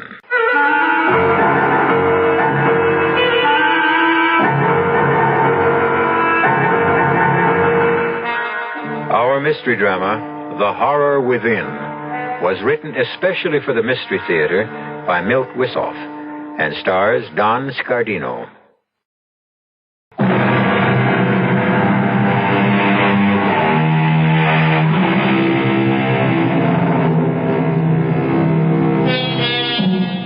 It has been said that a journey of 1,000 miles starts with a single step. In our weird tale, the journey of 1,000 horrors starts in the light of day in a most prosaic fashion. Joe Compertino, who has been orphaned, is on his way to visit his uncle in the city. He waits in a diner for a truck driver to finish his meal. Have something to eat, Joe. I'm not hungry. Well, how about a sandwich or some soup? Hey, it's chowder. It's nice and thick. No, Effie, I don't want any. I've got to save the little money I have. It's a long trip. Oh, I wish I were going too. Any place is better than this. Oh, it's not a bad town, Joe. The people don't mean any harm. Oh, sure, they don't mean any harm. Calling me a nut all the time, making fun of me. Now relax, Joe. You're getting excited again. Yeah, I guess you're right. They're not worth it. I wish you were coming along. Yeah, what would your uncle say? I don't know. I only saw Uncle Pietro once, when I was a kid. He came to visit... Oh, hey, look, Joe, that truck driver's getting ready to leave. Oh, okay, I guess I better... Yeah, sure. Sure, you better go. All right, Effie. Yeah. And thanks for getting me the ride. You ready, kid? Let's go.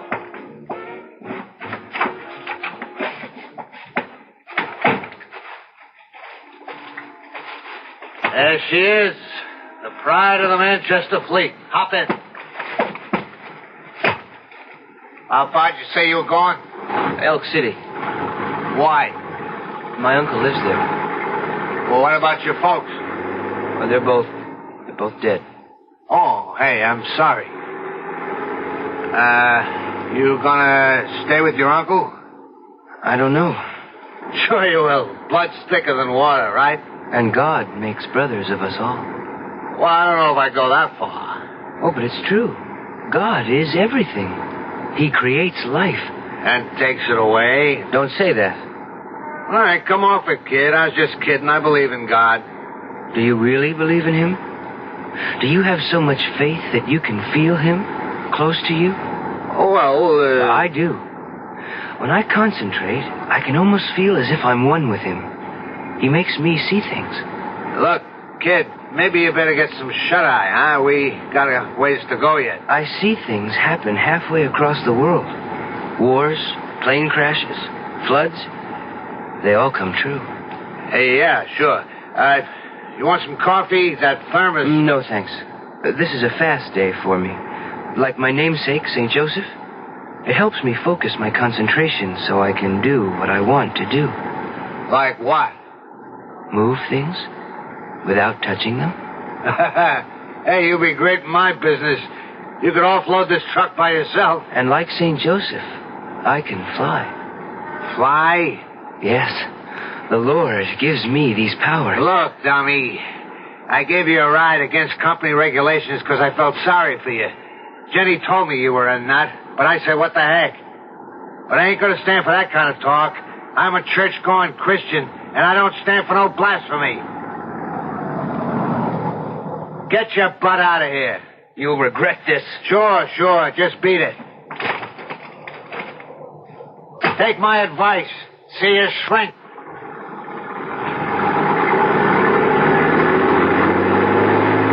Lord, make him see the true light. Lead him from transgression. Thank you, Lord.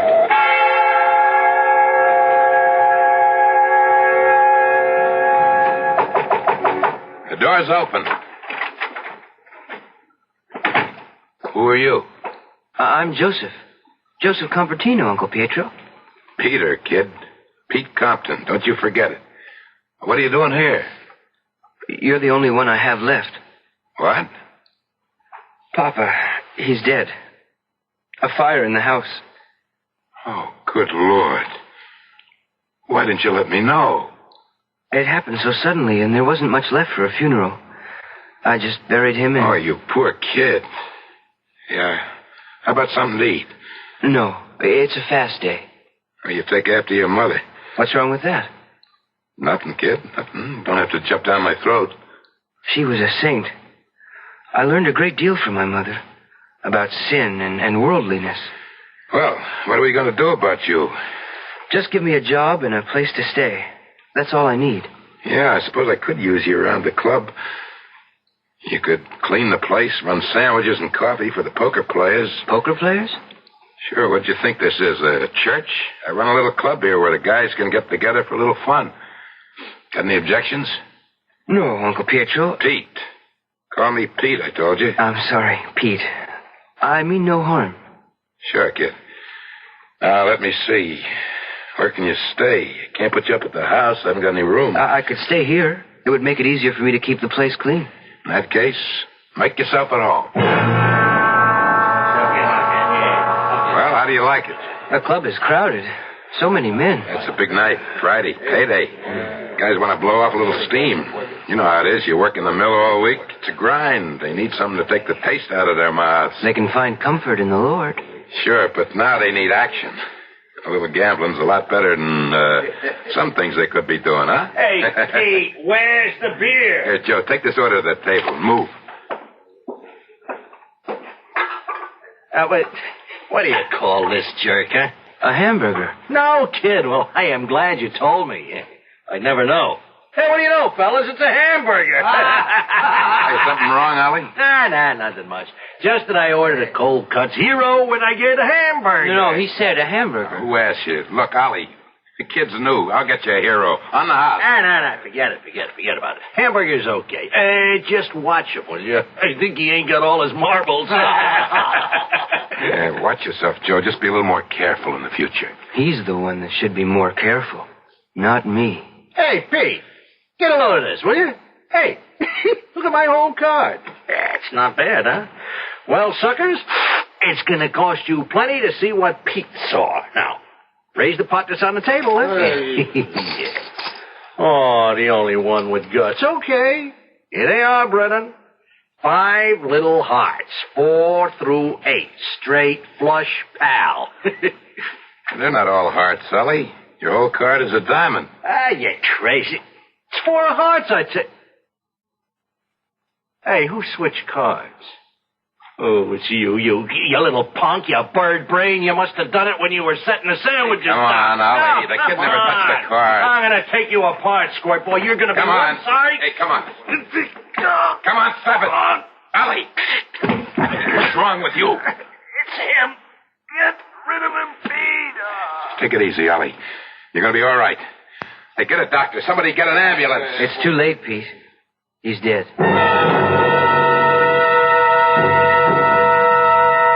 I can't believe it.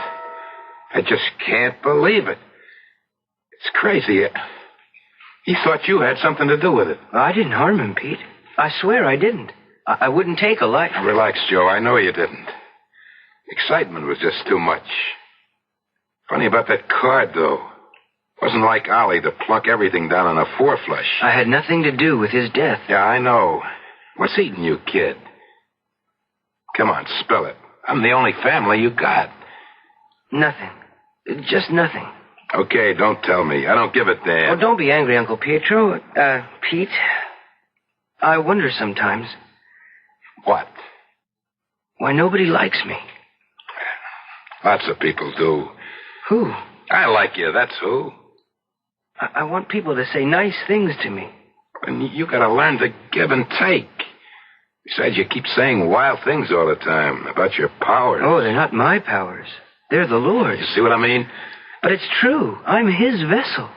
We all are.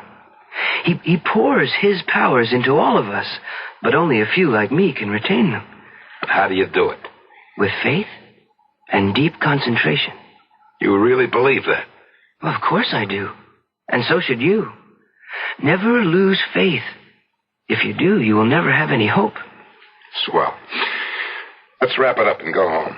You've used that brush on the floor long enough. Save some of it for tomorrow. You really think that you can... I know it. Let me show you. Oh, hold on. Before you deal the cards, let me cut the deck. It makes no difference. Okay, if it makes no difference, let me cut. All right, I'm going to deal 5 cards face down. We'll both call them. And if you don't call as many as I do, then you promise to lay off? I promise. Well, go ahead, cut. That one. It's the Queen of Spades. No, Peter. It's the 10 of Hearts. Turn it over. You made a lucky hit. Try it again. 4 clubs. Nope. 8 of diamonds. That's 2 in a row. Still believe it's luck? Let me see that deck. I know every kind of marked deck.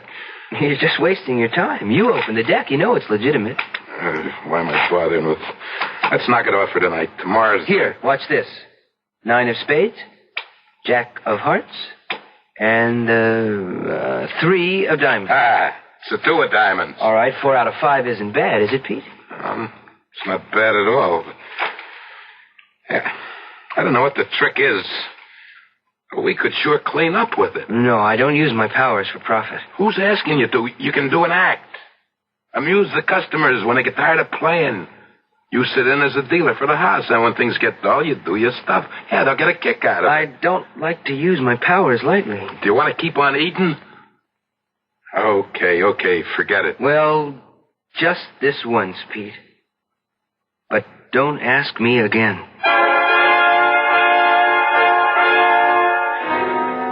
A deal has been made between Joe and his Uncle Peter. It seems so simple and so innocent on the surface. But like most seemingly simple matters, who knows what currents and eddies swirl beneath the surface? We will, I trust, know more when we return shortly with Act 2.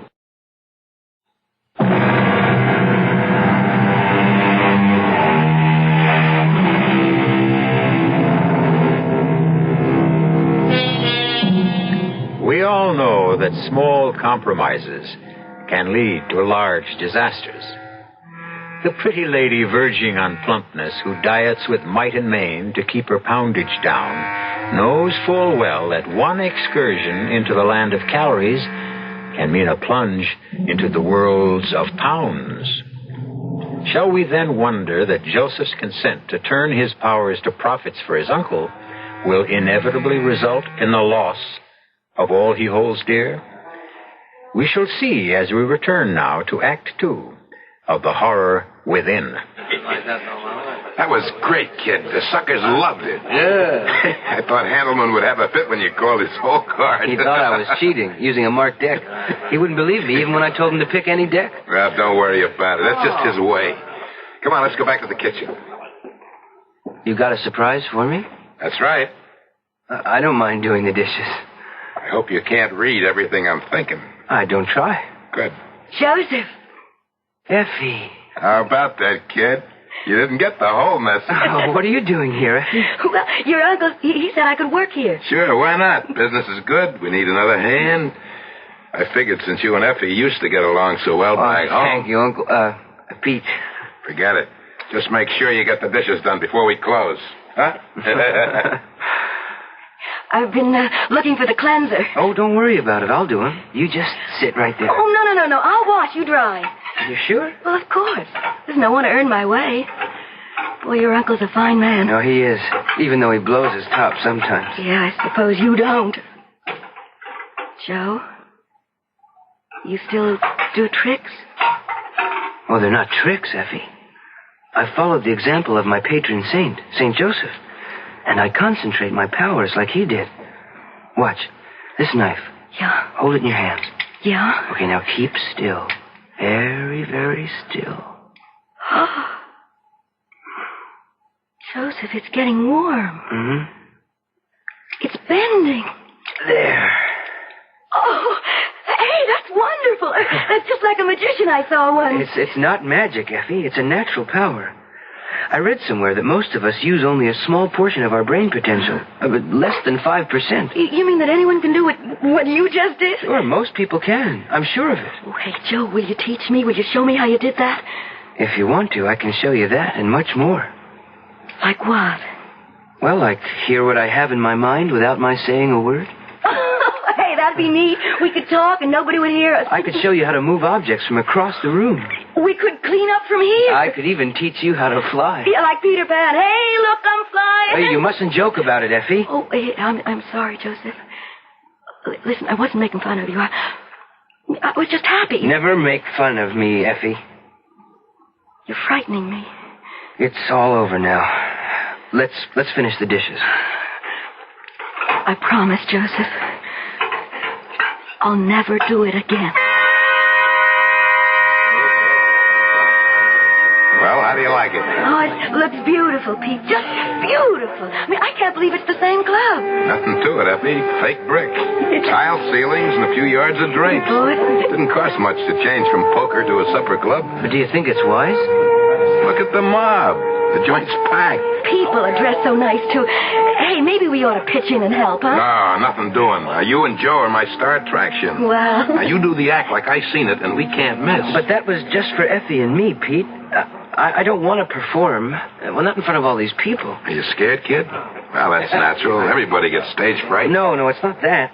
I told you before, my powers are between me and St. Joseph. I can't do it for money. What's the difference if you do it in the back room or out here? Well, he's right, Joe. You can't hurt anybody with a little fun. A little pleasure can help brighten up people's lives.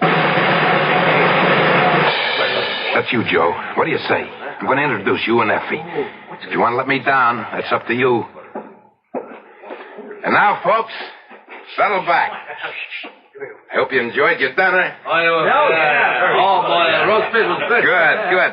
The Cafe Compton presents its star attraction, the amazing Joseph and Company. They'll entertain you with an act never duplicated before in the history of the entertainment world. Yeah, sure. They'll read your thoughts, perform illusions. And here they are, the amazing Joseph and Company.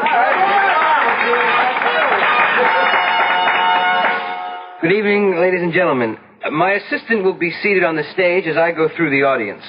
She will receive the thoughts I send to her across space. You can give me any kind of message or clue, and I will transmit it to her.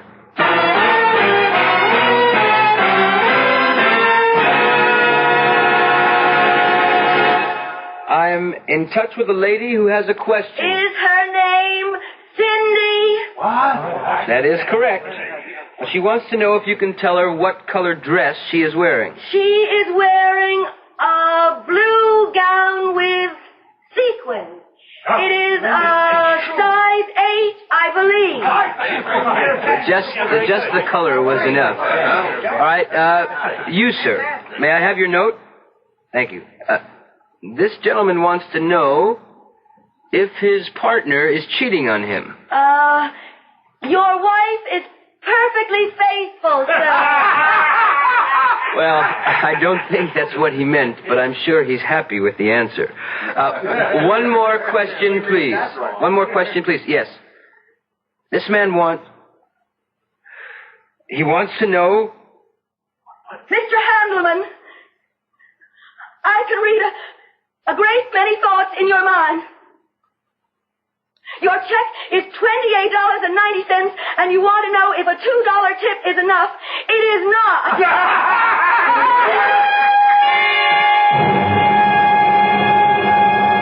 Joe, you were great tonight. Just great. Everybody loved your act. Hey, I better get out front now and help close the place down. We'll have a bite to eat later, okay? Sure, Pete. That Handelman. I hate him. I know, Joey. Listen, you frightened me. And that's why I made a joke out of it. Joe, you wouldn't... No, of course not. I'm a servant of the Lord. I do His bidding. That's why I wonder about all this. I feel it's wrong. It's a lot better than what you wanted to do to Handelman. Joe, you think you could really do what you... If God wills it. Oh, well, then you never will, because He preached love. It's hard for me to feel love for someone who... How about me? I love you, Effie. With all my heart, I love you. Well, then let's get married, Joe. Yeah, let's get married tonight. Tonight? But how can we? We'll go to Rabbit Falls. There's a justice of the peace there. No, Effie, no. We'll wait and get married properly. In a church. By a priest. Well, if that's the way you want it, Joe, but let's do it soon. I'm happy that you want to marry me in such haste. Yes, Joe, please, let's get married as soon as possible. Well, that sounds more like desperation than romance. I can't explain it, Joe, but I don't know, I feel... Well, like something terrible is going to happen. I want to be your wife, Joe. I want us to be together for the rest of our life.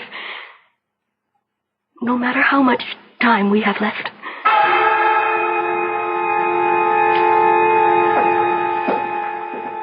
Good evening, Father. Am I late? No, you're the first one here, Mr. Compton. We have lots of time for the rehearsal. Is your nephew's family coming too? Well, I am his family. All that's left of it. And the bride-to-be?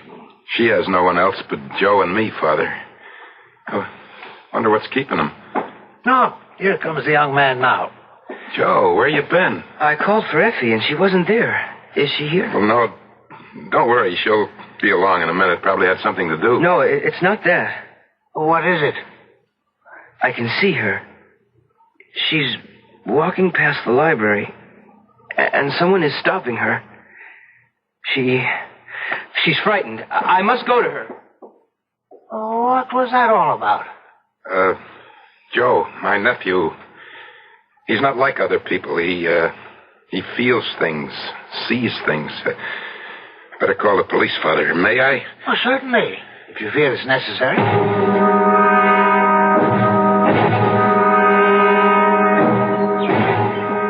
She's gone, Pete. Effie's gone. They'll find her, Joe. Just take it easy. You don't understand. Sure I do. You're upset. Come on inside the house. We'll have a cup of tea. He's right, Joe.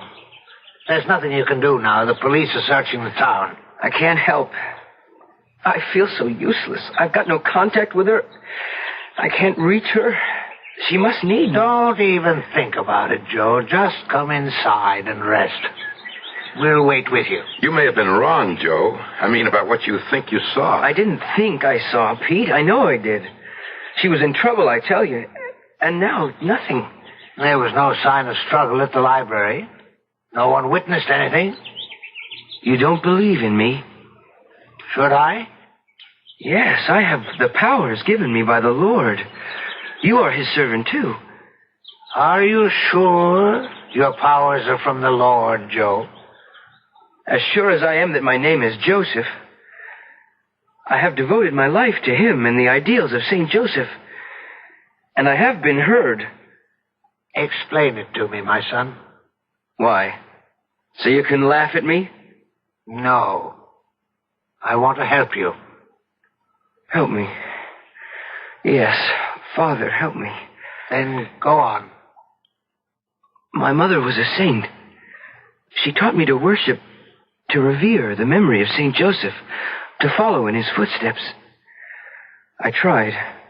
I poured all my energies into being one with St. Joseph. I learned how to direct all the forces of my mind and soul. Even when I was very young, I could make objects move. I could see things that happened far away. Then one day she was gone and I was bitter. That's understandable. Well, for a while, I used my powers for wicked things. People turned against me and I became an outcast. Even my father drew away from me. Then my father was taken from me. I saw the light.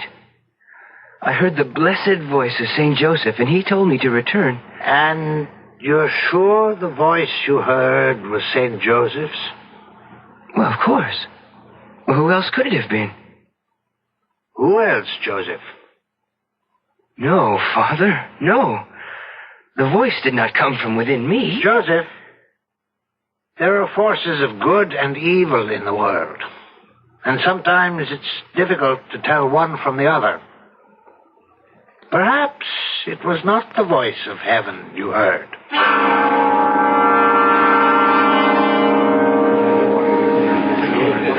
Good house tonight. Oh, we're still mobbed. Why don't you get dressed, Joe? In a minute. Any news yet about Effie? Not a word. The cops are still on the lookout, but they haven't found anything. I can't believe it. I just can't believe it. I told them where it happened and exactly what he looked like. Well, there must be hundreds of guys in town that fit the description you gave. You got to understand. I don't want to understand. I want to find Effie. I tell you, Pete, I saw her just as clearly as I see you now. She was walking by the library, and this guy passes her. And he turns back. Joe, the cops know all that. Well, then why don't they find her? Hello. Speaking. What's that? I see. Sure, I understand. No, he's here with me. Yeah, we'll be down. What is it, Pete? It's Effie, isn't it? Yes, Joe. The cops. They found Effie. Well, is she all right? Bad news, kid. I want to see her. You will, kid. They want us to identify her. Identify her? What are you saying, Pete? They're waiting for us. At the morgue.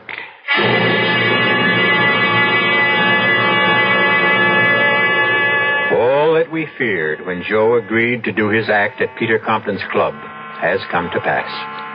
Effie is dead at the hands of a madman, and Joseph Compertino says he was a witness to what happened. It hardly seems possible. But then again, I'm sure you will agree. The impossible is becoming the usual with greater frequency these days. We'll know more when we return shortly with Act 3.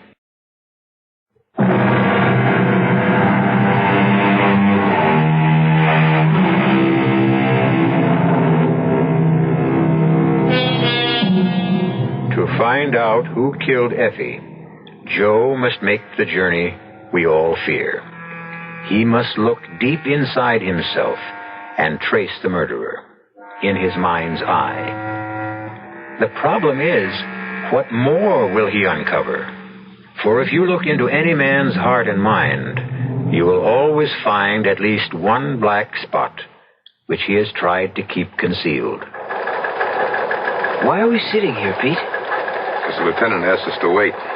He'll be back in a minute. She looks so different, Pete. Like a poor imitation. Don't think about it, Joe. I can't think of anything else. I've got to find the man who did it. I'll never rest until I find him. I'm sorry I kept you waiting. I had to check a few things out. It's all right, Lieutenant. Now, Joe, you don't mind if I call you that? No. Good. When did you see this taking place? Oh, Pete and I were at the church waiting for Effie when it flooded my mind. And what time was that? It was about 6:37. I see. And was that the time you felt it was actually happening? I guess so. I hadn't thought about it. Well, think about it. Were the streetlights on? Do you remember anything that might give us a handle? Well, it seems... Well, the library was closed, but the streetlights weren't turned on. And that would put it at about 5:30. But you saw it happen in your mind about an hour or so later, huh? Can you explain that? No, I can't. Well, did you actually see them go off together? Did they get into a car? No. Well, I don't remember. All I know is I can see them together, and I knew something bad was going to happen. What's this all about, Lieutenant? Well, I'm just trying to get things straight. You know, there are some loose ends here. Like what? Well, for one thing, we found the body off Highway 50. That means she was in a car when she died. No, it means she was in a car when she was thrown off on the side of the road. She died hours before then. You mean to say she was thrown out in the middle of the day and no one saw it? Oh, it wasn't in the middle of the day. Doc Hadfield estimates she died about 6 o'clock in the morning. Well, with this new daylight savings time, it must have been pitch black when he... That's right. That means, Joe, your mind's clock was off about 12 hours. You couldn't have seen her walk past the library when you said she did. I can't believe it. Joe, didn't you talk to Effie today? No. But she said she was going to the city to do some shopping. She said she'd be away all day and meet us at the church for the rehearsal. But you called her? Just before I left to meet Pete. I wanted to see if she got back earlier. And she wasn't there, obviously. Now, who answered the phone? Nobody. Where were you early this morning? In bed. Asleep. Say, what's going on? Well, why all these questions? Every little bit of information helps. I don't like it. Can I go now? Yeah, of course. Just stay around where we can reach you, Joe. We may have some more information later, and maybe some more questions.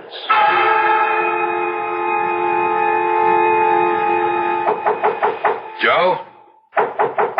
Joe, open up. Were you asleep? No, I was just thinking. Did you eat anything today? Yeah. I'll bet. You haven't moved out of your room for days. I'm sorry about the club, Pete. That doesn't matter, kid. But it's all my fault. Forget it. I've got no future without Effie. You cooking something, kid? No. It's funny, I smell something burning. Oh, it's incense. Oh, you're not going through that again, Joe. Forget that stuff, kid. That's not going to bring Effie back. No, but it will put me in contact with her murderer. Don't do it, Joe. It's not right. I spoke to Father Coyle about it. You had no right. He says you're literally playing with fire. He doesn't understand either. Why don't you explain it to him? Let him help. I'm not leaving here until I see things clearly. You don't have to. I brought Father Coyle with me. You can come in now, Father.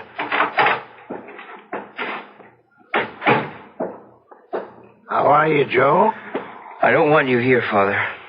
Your uncle asked me to help. I don't need your help. I think you do. You told me how much you loved our Savior and St. Joseph. You're not appealing to them now, are you? I don't know what you mean. Oh, yes, you do, Joe. The incense, the magic circle on the floor, the Kabbalistic figures. You're reaching for the hand... All right, what if I am? What good did piety do? I lost my parents, then Effie. Perhaps I'll get some help now. From Satan? You don't want his help? He doesn't share. He possesses. I don't give a damn if he swallows me whole. I want my revenge, Father. I want to see the man who killed Effie suffer as I am. I want to see him in the same kind of torture. He is, Joe. Believe me, he is.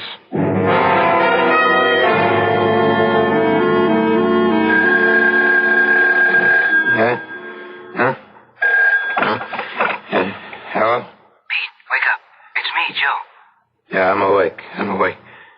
You know what time it is? Yeah, I know. It's 6 o'clock in the morning. Sunday morning. Don't you ever sleep? I will, after tonight. Pete, I've got him. You don't feel up to riddles, Joe. Who you got? That slimy monster who killed Effie. I've got him dead to rights. Now, look, don't do anything stupid, kid. Let me call Lieutenant Tawney. He can handle... No, Pete. I don't mean I have him in my room. I've got him in the mind. It worked, Pete. I've been put in touch with him. I want to go on tonight. Joe, without Effie, you haven't got an act. Oh, yes, I have. The biggest show I've ever done. Well, I don't know. Please, Pete. Don't stand in my way. You're asking me to walk in the dark, Joe. Square with me. I can't, Pete. You've got to trust me. Then why can't you trust me? You wouldn't understand. Try me. All I can tell you is I'm zeroed in on him. I've got him in my sights, and you can help me nail him. How? Well, billboard my return to the club tonight. Play it up big. Hit the murder angle. Promise the suckers a startling revelation. I guarantee he'll be there. He won't be able to resist the bait.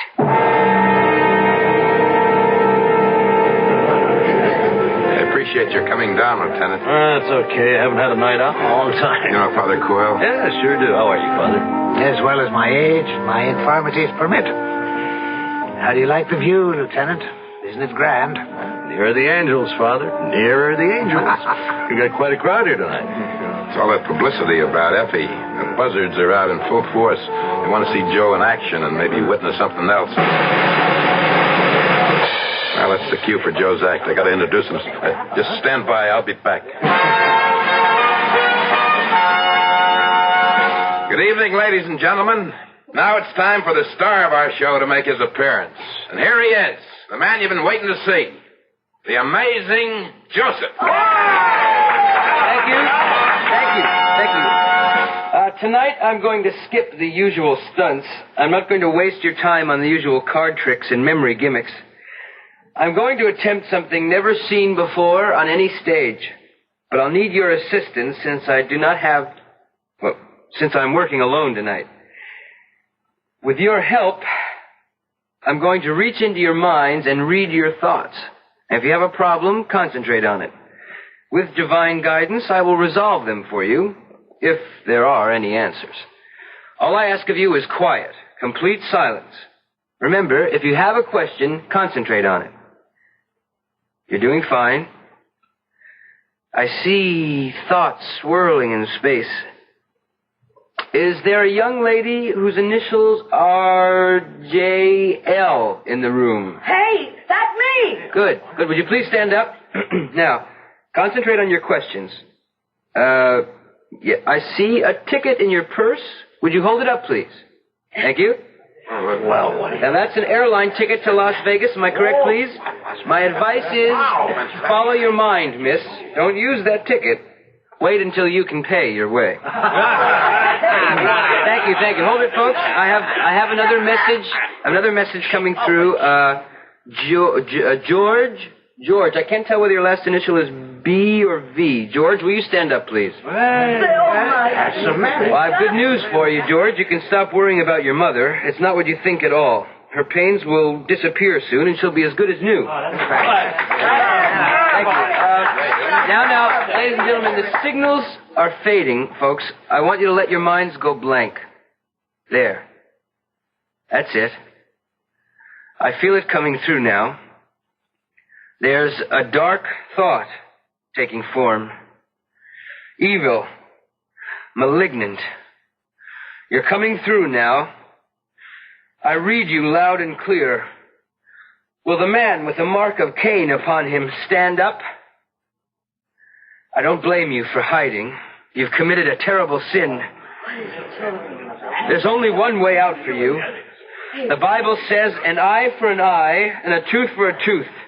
And a life for a life. Stop it, Joseph! I called for silence. What you're doing is wrong! He must pay for his crime, Father. It's not for you to judge, Joseph. Don't try to play God. I am his instrument. Are you sure, my son?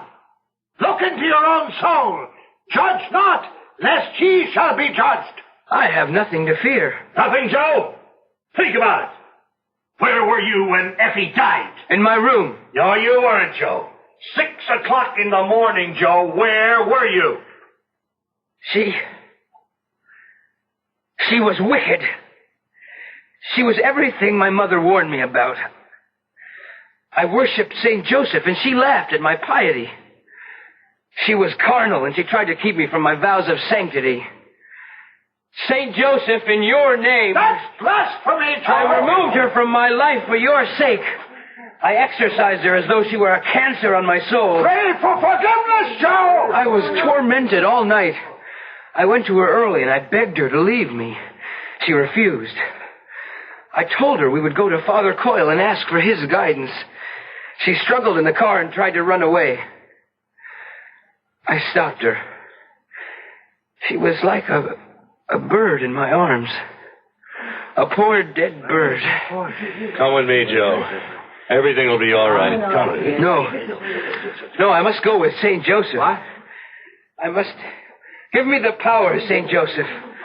Let me fly to you. Don't, Joe! Stay away from the window!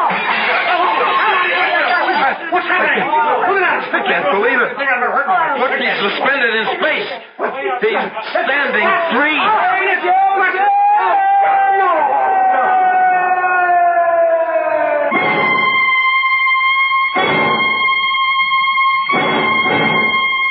Poor Joe.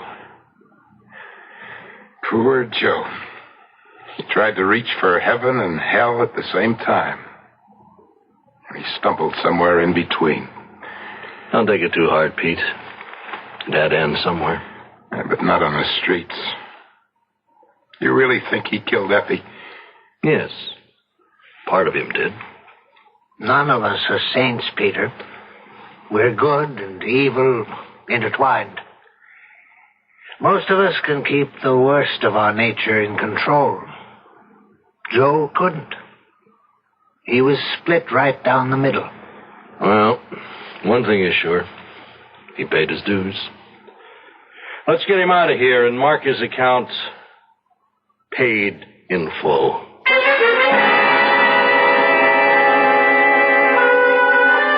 The worst we feared has happened. Joe took the fearful chance of looking deep inside himself for truth, and found that the truth was more than he could bear. I'll be back shortly.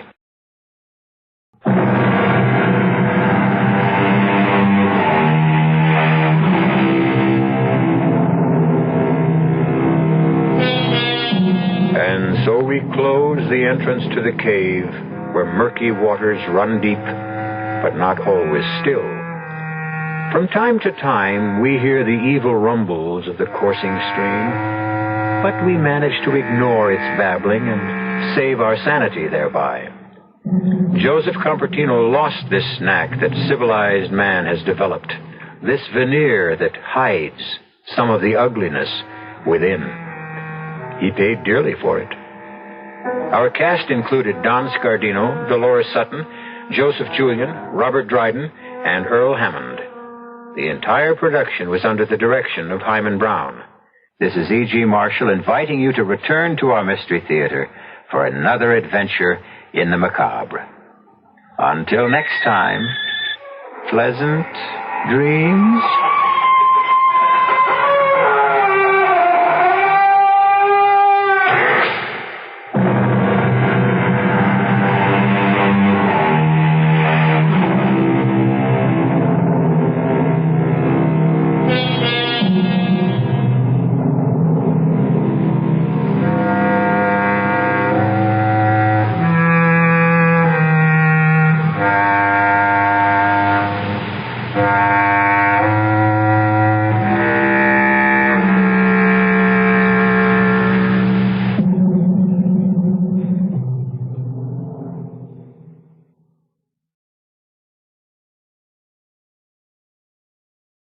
And now, Mystery Theater.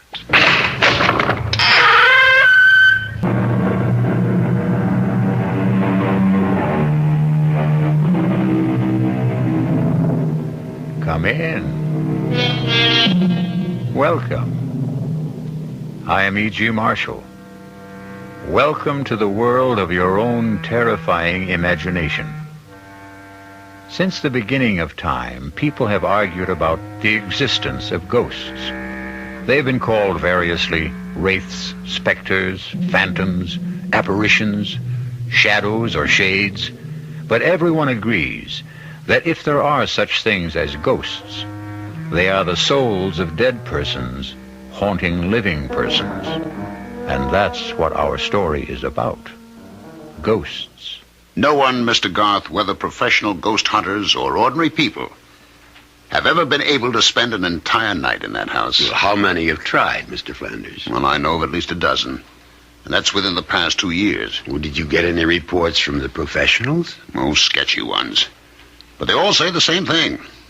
That whatever or whoever it is that haunts that house, the manifestations are the most powerful and evil in their experience.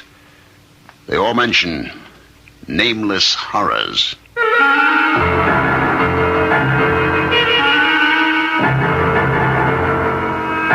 Our mystery drama, A Ghostly Game of Death, was written especially for the Mystery Theater by Murray Burnett and stars William Prince.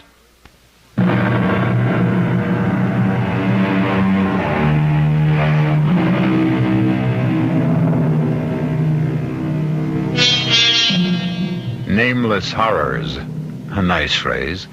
But as soon as you put a name and identity to horrors, somehow they prove bearable. In the last century, people have shown that they can and do bear up under mass genocide and atomic bombings. But the horror that is nameless, that is the most fearful of all. And our spine tingler will try to put a name to one kind of horror. You are not real. There are no such things as ghosts. I'm just imagining things. But I see you. I see you. No, don't. Don't hurt me. Whatever you are, please, stay away from me. You want me to leave the house? I will, if that's what you want. Just please let me by. I'll go right down the stairs, walk out of the house, and never come back. Is that what you want? Please. No!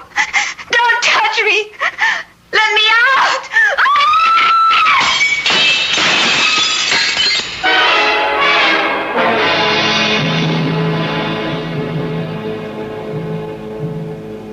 Suicide. That's what all the papers say, Mr. Garth. But we know better. It's ghosts. That house is haunted. Mr. Flanders, my field of study is the supernatural. But I can't even begin to tell you whether I can help or not until you get control of yourself. I'm sorry, but this whole thing is just about putting our firm out of business. Well, the house, Mr. Flanders. Do you have anything on the history of the house? Yes. It was built in the early 1800s by a sea captain named Ephraim Hatch for himself and his bride, a young lady named Lucy Endicott. And they lived in it for some 4 years until the tragedy. Mm-hmm. You have the details? Well, Captain Hatch was supposedly a hellraiser in his youth, but also a great seafaring man. He was in whaling and, if the rumors are true, slave trading. At any rate, he amassed a fortune. He fell in love with this Endicott girl who was the town beauty, married her, settled down, and built this house. Mm-hmm. The tragedy. Well, the story goes, as nearly as we can piece it together, that the captain returned from one of his voyages earlier than expected and found his bride entertaining a lover. And he killed them both. Horribly. And ever since, the house has been haunted and unlivable. We're building a condominium. This house is a key location, right in the middle of the property we own. We can't even get records to tear it down. No one will go near the place. Well, you keep telling me that no one has lived in the house. What about this girl who just died there? Oh, that was a stupid idea of my partner's. Her name was Roberta Ginley, a television reporter. She wanted to make a name for herself, and my partner sold me on the idea that if she spent a night in the house and then went on television and told people about it, our problems would be solved. And now we're in a worse mess than before. That's why we came to you.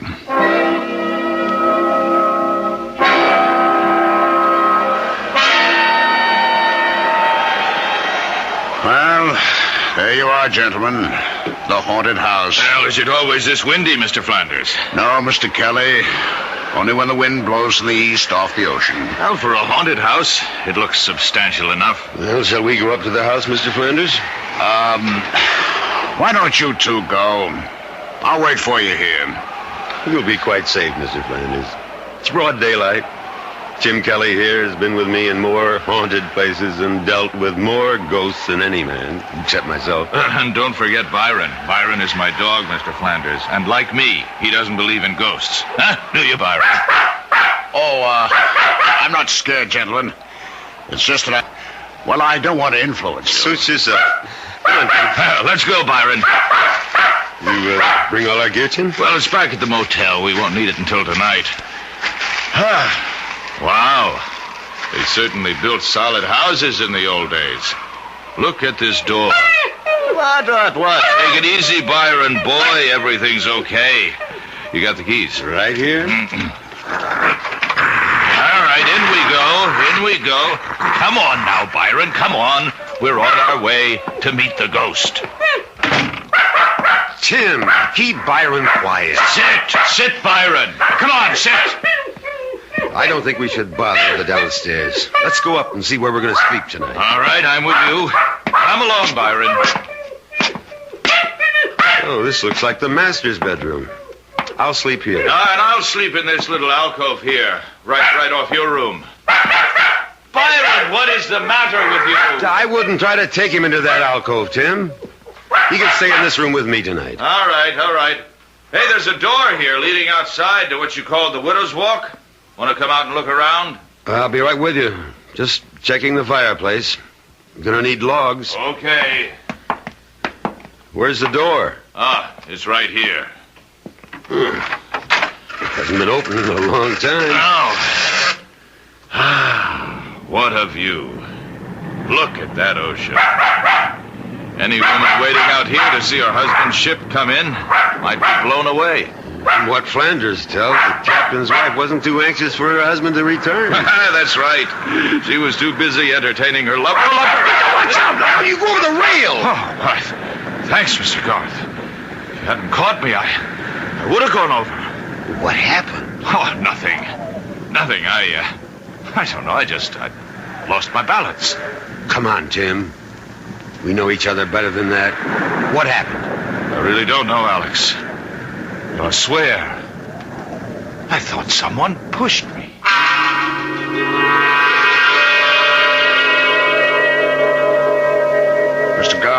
I'm not at all sure I'm doing the right thing, and I'll understand if you don't want to go through with this. I'll pay all your expenses to date. You're concerned about my safety? Yes. A real estate deal is important, but not that important. Mr. Flanders, you'll have nothing on your conscience. Tim and I will spend tonight in the house, and by tomorrow, the ghost should be at rest. And you think there is a ghost? Well, of course. I just don't believe in its malevolence. Have you taken care of the wooden logs for the fireplaces? The men wouldn't go into the house, but you'll find plenty of firewood outside the door. Fine. Then I'll be on my way.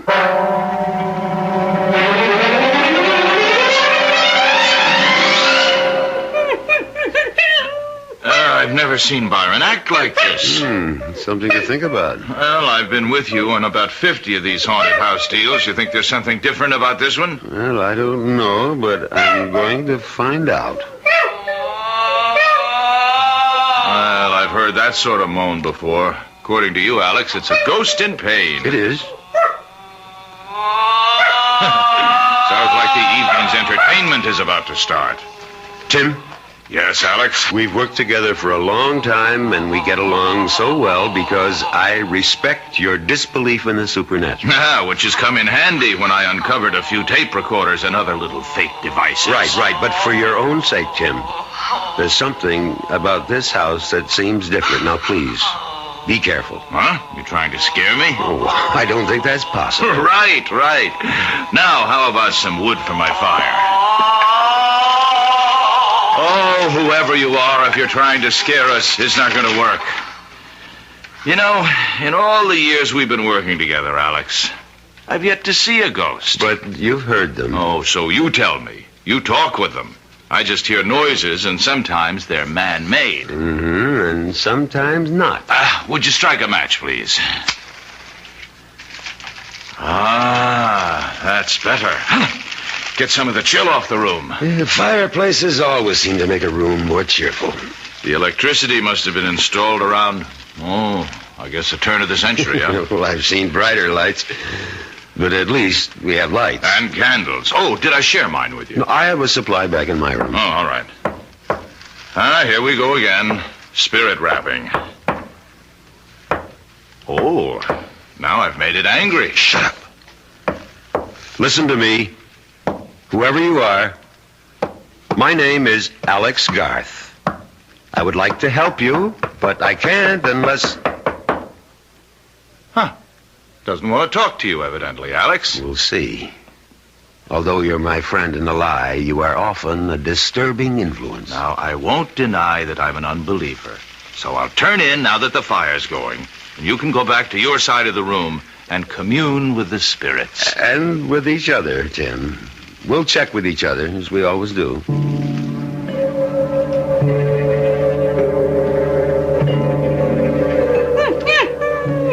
Oh, quiet, Byron. It's all right, boy. It's all right. Oh, trust me, Byron. You like your ears rubbed.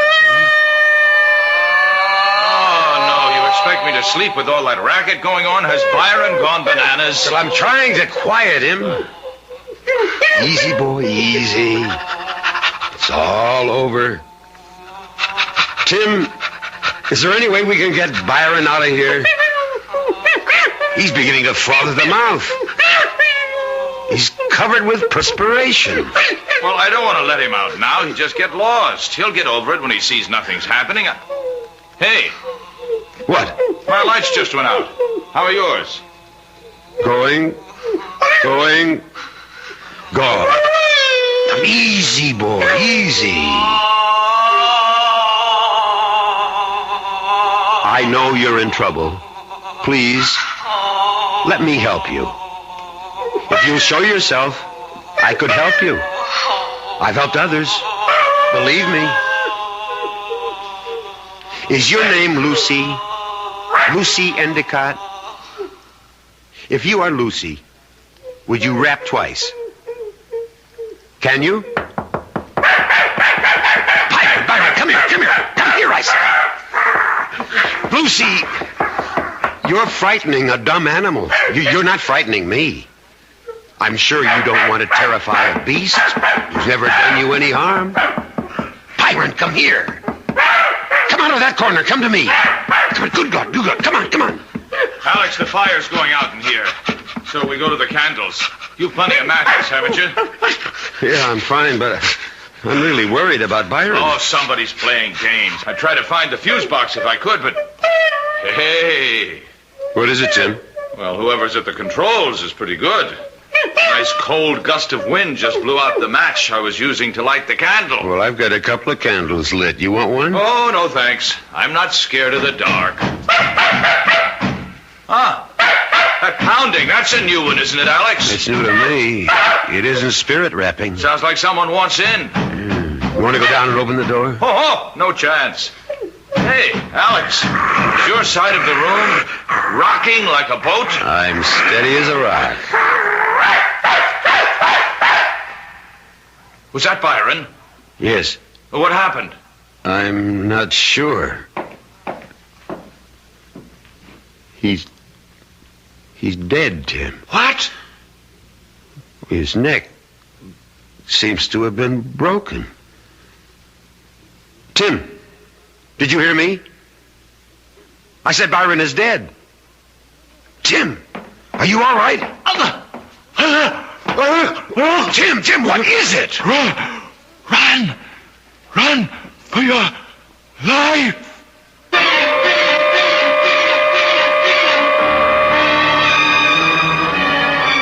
Each man has his own nightmare, something from which he will run, driven by the secret whips of his own fears. But I suspect that Alex Garth could not tell you what it was that Tim Kelly ran from that night in the house that faced the sea. We'll be back shortly with Act Two.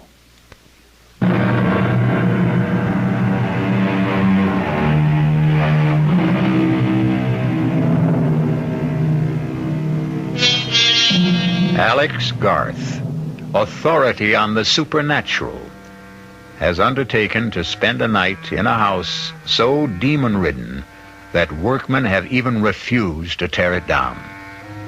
Deserted by his friend and ally, Tim Kelly, who fled in terror from unknown fears, Garth knew that he had to face the rest of the night alone as the heavy outer door boomed closed behind Tim Kelly.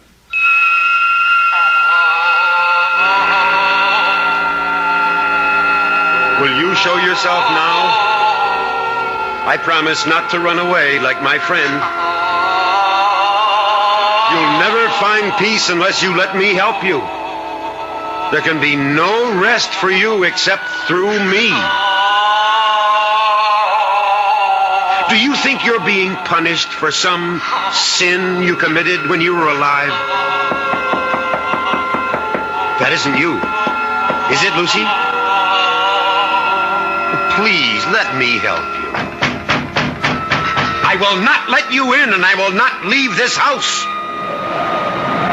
Rocking the room doesn't frighten me. I'm not afraid. Mr.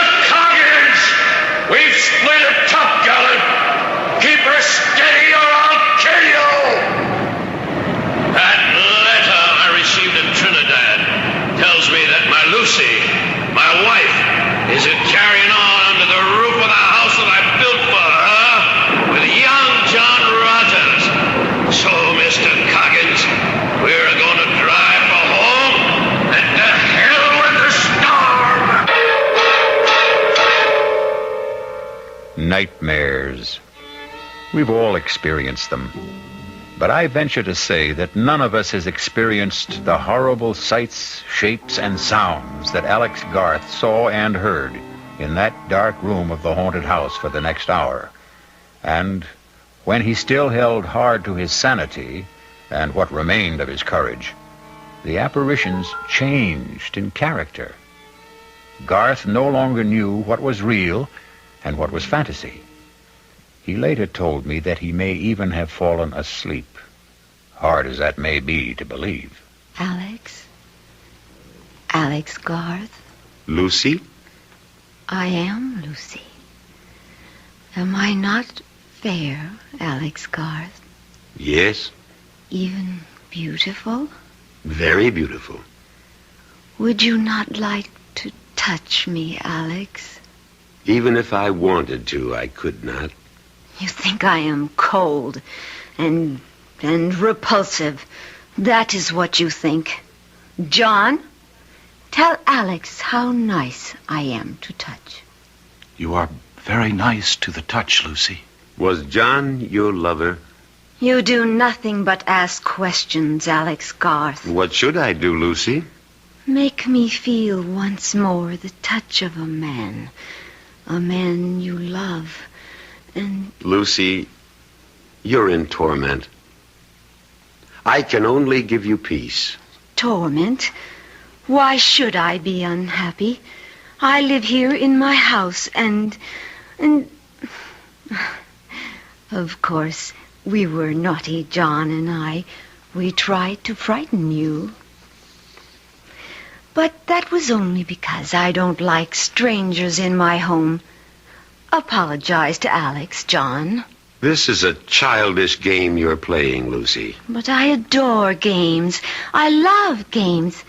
Come, dance a minuet with me, Alex. Isn't the music lovely, Alex? I don't dance the minuet, Lucy. John, you dance with me. This was how John and I first met. Doesn't he dance beautifully, Alex? Very beautifully. Remember, John? Remember how you looked at me that night? Yes, and that old witch Hannah saw it and wrote the letter to your husband. Oh, not then, John. It was much later. Look at me that way again, John. Oh, you're no fun. No fun anymore at all, John. Alex, you come and dance with me. No, thank you. You are afraid, Alex. Yes, I am afraid. John, you heard. He is afraid. I said I was afraid, Lucy, but not terrified. Fiddlesticks. You play with words, Alex Garth. And you want me to play ghostly games with death, don't you, Lucy?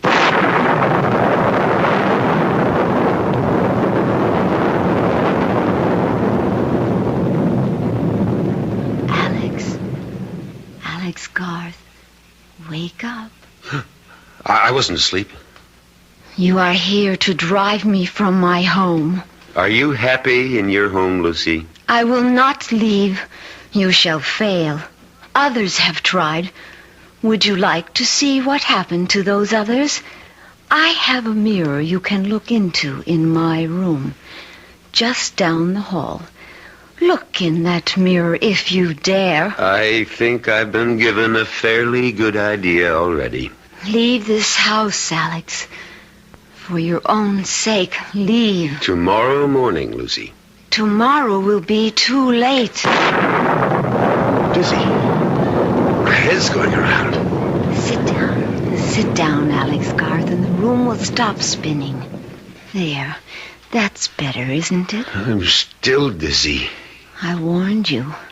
Now, Alex Garth, now, look at me. Good Lord! You do not find me beautiful now, Alex Garth. Not now with the blood flowing from the wounds inflicted on me by my husband when he murdered me. Not murdered, executed. You would not like to kiss me now, Alex Garth. Stay where you are. You need not worry about my blood staining your clothes. It will not even show. Stay away! Stay away! I warned you, Alex Garth. You think no one would wish to embrace me now, with the cuts and wounds and blood disfiguring me. Is that what you think? I'm not listening! Someone will wish to kiss me. Someone who loves me. I will kiss you, Lucy. I will embrace you. And I will embrace you, John, my love, even with the blood flowing from your poor I dear. can't look. I can't. It will do you no good to put your hands over your eyes, Alex. You will still see the bloodied lovers kiss. No, I won't witness this horror. My thoughts are mine. And they're real. You're phantoms and you don't exist. For many we don't. But you know that we do. We are here, and we are real.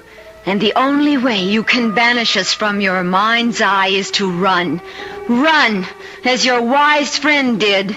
Run, and you'll see us no more. No. No, Lucy. I'm not leaving this house.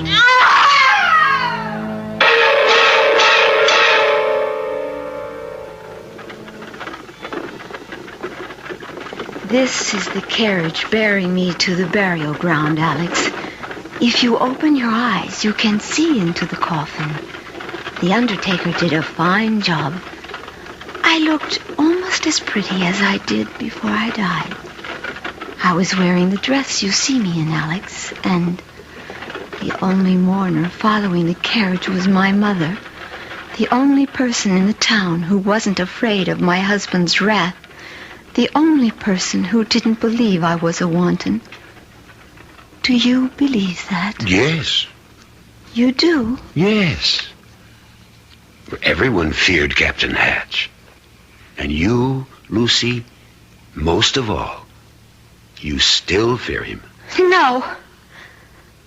Oh, why won't you go? Like you, Lucy, I am bound. How bound? By my knowledge, by my pride, by knowing if I leave now, I've failed. You have stayed longer than anyone. Not long enough. You mustn't stay. What you have seen is... it will be worse and dangerous for you. Even more dangerous. I mean, you're afraid for me? Yes. Why? You really don't know. Of course not. But you've seen John. Have you not noticed that you are very alike? Well, I really hadn't looked that closely. Would you? No, I believe you. Then you must see how dangerous it is for you now. Then help me. I cannot. If you would trust me and tell me what the control is, I could help. You're very wise, Alex, but this is something beyond your wisdom. Try me. It's impossible. I am held here by forces stronger than yours. How do you know what my powers are? I told you, you are not the first who has been here, but you are the bravest, and your courage will destroy you.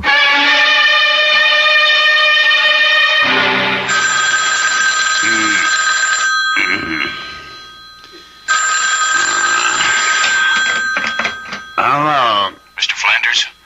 Who's this? Kelly. Tim Kelly. Where are you? Austin. But what are you doing? Mr. Flanders, I owe an apology, but I owe Alex a lot more than that. Mr. Flanders, you've got to get Alex out of that house. What happened? Just get him out. It's 4 o'clock in the morning, Kelly. You woke me up. I'm not quite functioning yet. What did you see? What's in that house? Demons. Well, I thought you didn't believe in ghosts. No, but I believe in evil. And Mr. Flanders, in that house, you can actually feel the presence of evil.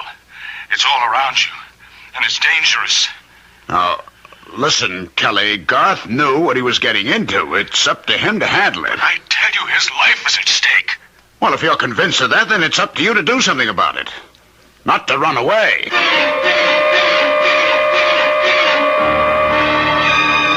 You speak to me of powers, Alex Garth, yet you are afraid to test them. What kind of test do you propose? The mirror. The mirror in my room. Let's go.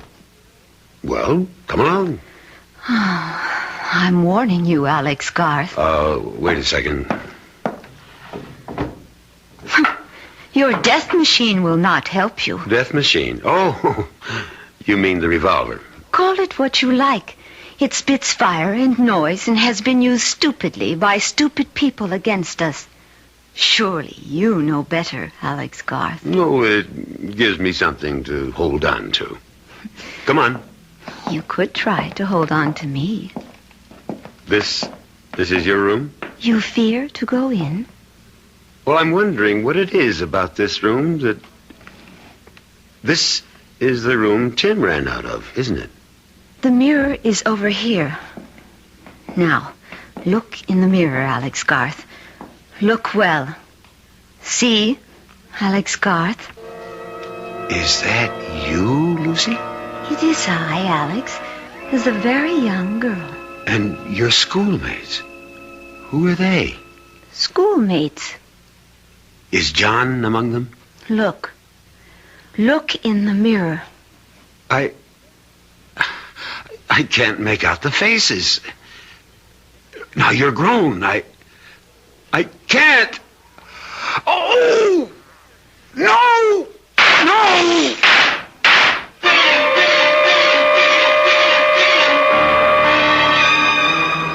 Mirror, mirror on the wall. What did the hunter of ghosts, Alex Garth, see in the mirror that so terrified him, he lost his head and shot at the images in the glass?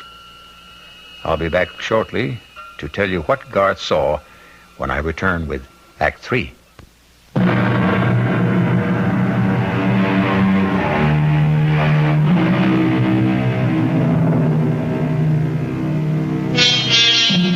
Some people believe in ghosts, some very thoughtful people. There are others who say if you believe in ghosts, you will see ghosts. And Alex Garth, expert on the supernatural, is not only seeing, but talking to ghosts. As experienced and as cool a ghost hunter as Alex Garth has just committed the childish act of firing his revolver into a mirror, shattering the glass into 1,000,000 pieces, and doing the same to his composure. Stupid. Stupid, stupid. Breaking the mirror isn't going to change anything, Alex Garth. The only thing you can do is leave. I'm not leaving, Lucy, until dawn. If you stay, your mind becomes a mirror. A mirror for all the things you don't want to look at. Well, if I have to look, I will. Then farewell, Alex Garth. You and I will see each other, but we can no longer talk until you join us. Join you? You are doomed. You will join John and me here in my home for all eternity. And God help you, Alex Garth, because I no longer can.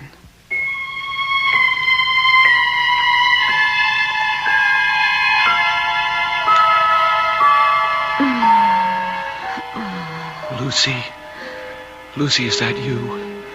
Lucy, my darling, my love, I must go now. No, no. Please stay a little longer. Just a little longer, dear heart. Why did you marry him, Lucy? You went away, John, my love. You left and never said a word. How could I, Lucy? You know I didn't have a penny. You could have told me you loved me. You knew that. You knew it all the time we were growing up. Sometimes when people grow up, they change, John. And I was afraid you no longer cared for me. That's why you married the captain? I didn't want to be an old maid. Oh, there was no chance of that. I was afraid. I was afraid, John. And he was so strong.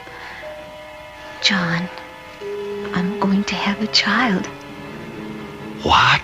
I'm going to have a baby, John. Your baby. You're sure? I'm sure. Then we have to leave. You must come away with me, Lucy. Where will we go? West. To a new place. For a fresh start. Somewhere where Ephraim can't find us. There is no such place. Of course there is. Lucy, you know what will happen if Ephraim discovers that... Ephraim won't be home for at least a week. He was in Trinidad the last I heard... Lucy! Lucy, it's me, your husband. Come on down and unbolt the door. Oh, no. What'll we do? Hide! I must let him in. Where? Anywhere. Quick. There, in my wardrobe, behind my gown. Lucy! Coming, Ephraim. Just getting my robe. Don't be wasting your time, Lucy. It's been 4 months since I've seen you last. All right, Lucy. Where is he? Who? John Rogers, your lover. Have you gone mad, Ephraim? Aye, maybe. Mad with jealousy. Stop lying and tell me where he is. You're hurting me. Aye, and I'll be hurting you a lot more unless you tell me where he is. Who put those terrible ideas into your head? The widow Davies, that's who. And you believe that old gossip? Tell me she lies. Tell me. She lies. Aye. Lie there and snivel whilst I roust out your fancy man from wherever he's cowering. There's no one here, Ephraim. As God is my witness. No one here at all. Well, for your sake, I hope you're right. But the widow told me she saw him sneaking into this house tonight. She lied. She lied. Maybe. And now, how about your wardrobe? Ephraim! I am with child. Get up on your feet. The child is yours, Ephraim. Your child. You think I'll have my wife carry another man's child? No. Oh! You'll be killing your own child. Liar! Cheat! Stop! Stop! Aha! He's here. The man who got you with child. Then come here and stop me. Come on. No. You know I can't do that. Can't? You mean you won't? You know as well as I do that I've never had anything to do with your wife. Just as you know very well who I am. What I'm trying to do here. Then do it. I'll match my blade against your pistol anytime. Captain! No, John! No! So, you came out at last, did you? Now, tell me how you like the taste of steel.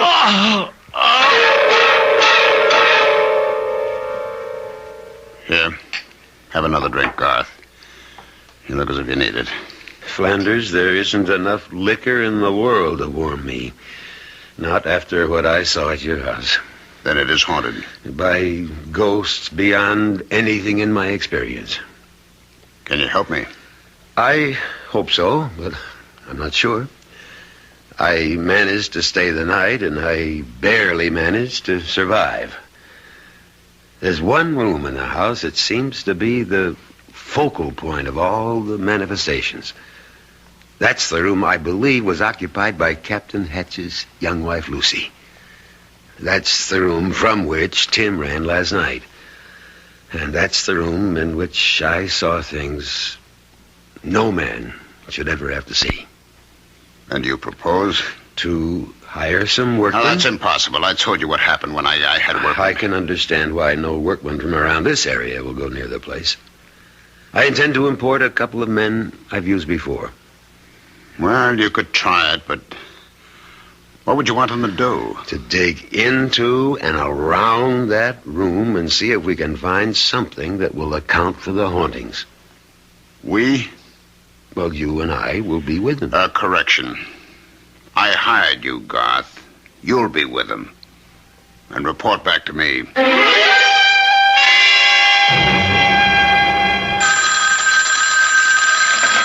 Hello? Flanders, this is Alex Garth. I'm calling you from a diner just down the road from the house. With good news? With news. My workman walked out. Well, that's sad. If you want that house cleansed, all I ask is you meet me there in half an hour. Well, why do you need me? Well, for two reasons. One, I don't know what may have to be done to the house, which is your property. And two, I don't think one man can do all the necessary digging that may have to be done.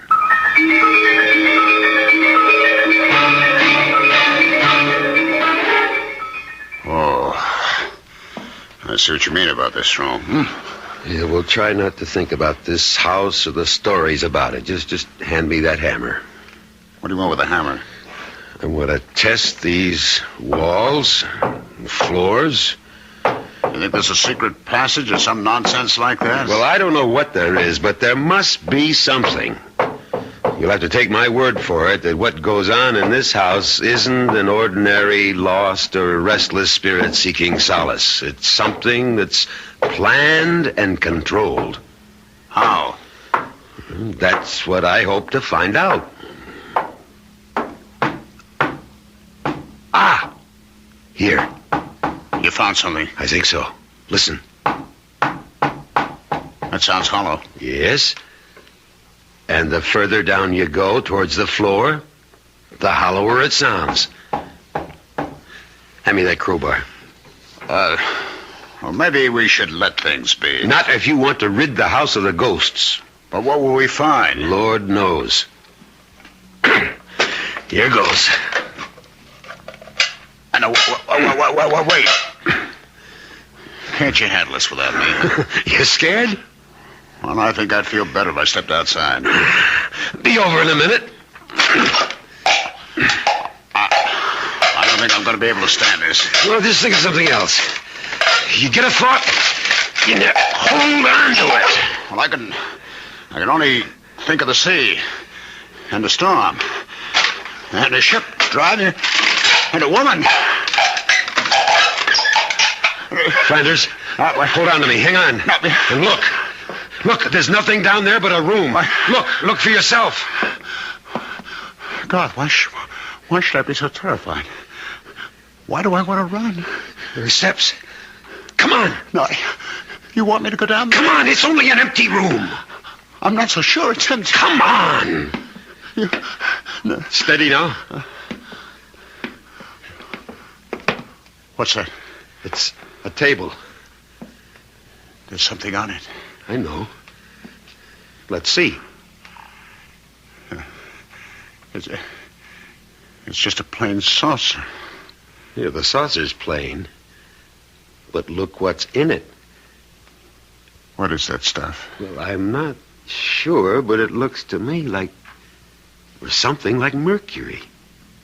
I'll bet there's mercury in it. Well, we'll have to have it analyzed. What's that on top of it? A needle. Look at its spin. I see. But don't you see anything else? No. Well, look under the saucer. Looks like a slip of paper. It does indeed. Let's have a look at it, if I can get it out without disturbing the... There we are. There's writing on it. What does it say? As moves this needle, so moves my will. Accursed be this house and all who dwell therein. See to it that they find neither rest nor tranquility, but be doomed to eternal agony and torment beyond the ken of man and woman. To which I affix my seal and signature, Ephraim Hatch, master of the schooner Lucy. Do you mean to tell me that this piece of paper, that saucer of liquid and a needle... Look out! The saucer! Be careful! Quick, the ladder! Hurry, Flanders! The smoke! I can't breathe! Up the ladder! Quickly! I'm right behind you!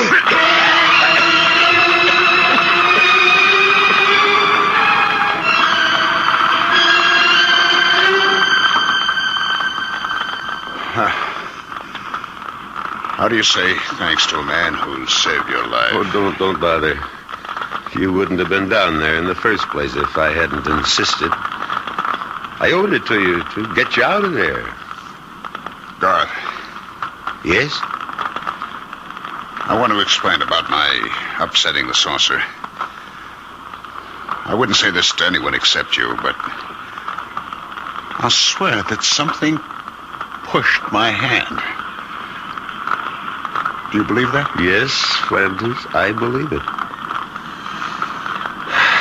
And now your house is cleansed. The fire will see to that.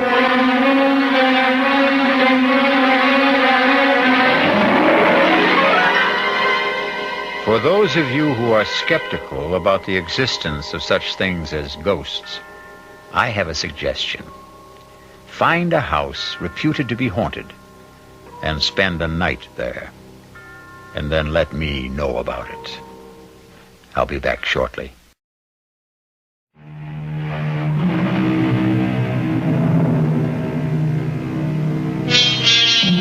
Alex Garth is still an avid investigator of the supernatural. However, he has a curious reluctance to tell people about what he saw during the night he spent in that house on the New England coast.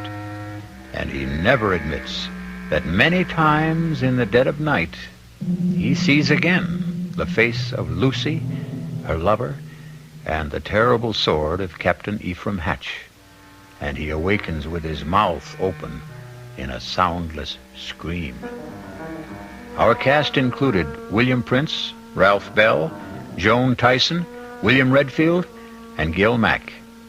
The entire production was under the direction of Hyman Brown. This is E.G. Marshall inviting you to return to our Mystery Theater for another adventure in the macabre. Until next time, pleasant dreams.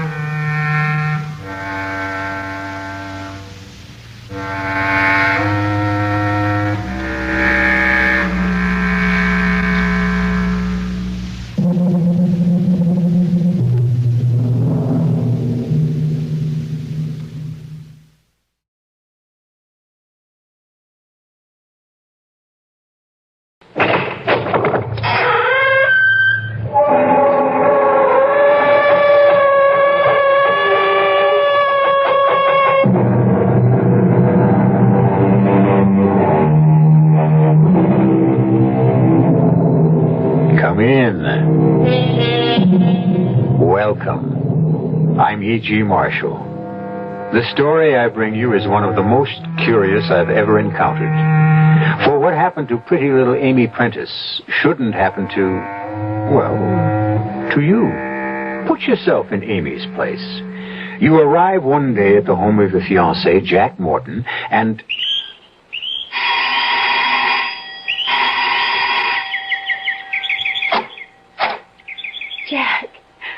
Jack, darling, I'm here. I beg your pardon? I'm here. I mean, here I am. You're here, all right, but who are you? Who am I? Look, if you're some kind of saleswoman, Jack, you're really not...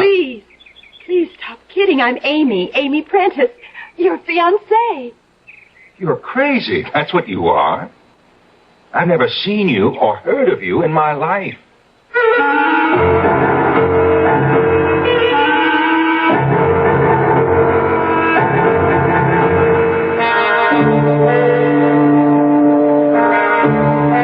Mystery drama, The Bride That Wasn't, was written especially for the Mystery Theater by George Lothar and stars Janet Waldo and Ann Seymour.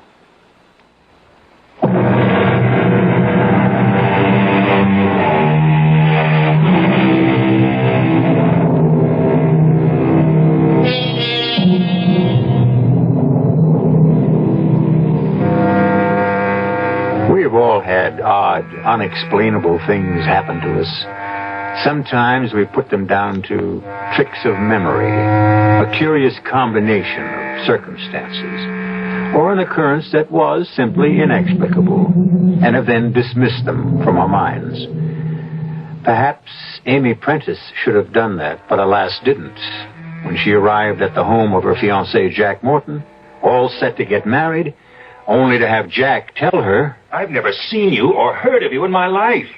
Goodbye. Wait a minute now. Wait, just you a minute. You heard me, sister. Beat it. Sister? Beat it? Jack Morton, I don't know what this is all about. What is it, Jack? What's wrong? Yes, what seems to be the trouble? Well, this girl claims she knows me. Claims I know you. We're engaged. Engaged to be married. Married? Oh, my dear young lady, you're suffering from some sort of delusion. That, or you're playing some sort of game. Now, you just get along out of here. Oh, now, Mother. I mean it, Florence. I'll call the police if she doesn't. No, the poor girl, whatever her problem, looks terribly tired. You'd be tired, too, if you come all the way from Middale in a day coach. Come in. Come in and at least have a cup of tea. Oh, I don't think so. Not now. Not after this reception I just got. Oh, that's just fine with us. Take off. Jack, how can you act this way? Oh, honey, I don't know what this is all about, but you come on in and have a cup of tea with us. No, you get out of here. Go away or I'll call the police. Now, Mother, you know you'll do no such thing. This young woman is obviously in some sort of trouble, and it's up to us to help her if we can. Jack, you pick up her bag and bring it in. And, honey, you come on along with me. I don't know. Oh, nonsense. Come on, dear. All right, Jack, bring the suitcase. Close the door. And now let's all go into the dining room and have some tea. You too, Jack. And you, Mother. Now, what's your name, honey? Amy. Amy Prentice. Well, you sit right there, Amy, and I'll pour tea, and you tell us what this is all about. Tell you. You all act as if you'd never heard of me. We haven't. Anyway, I haven't.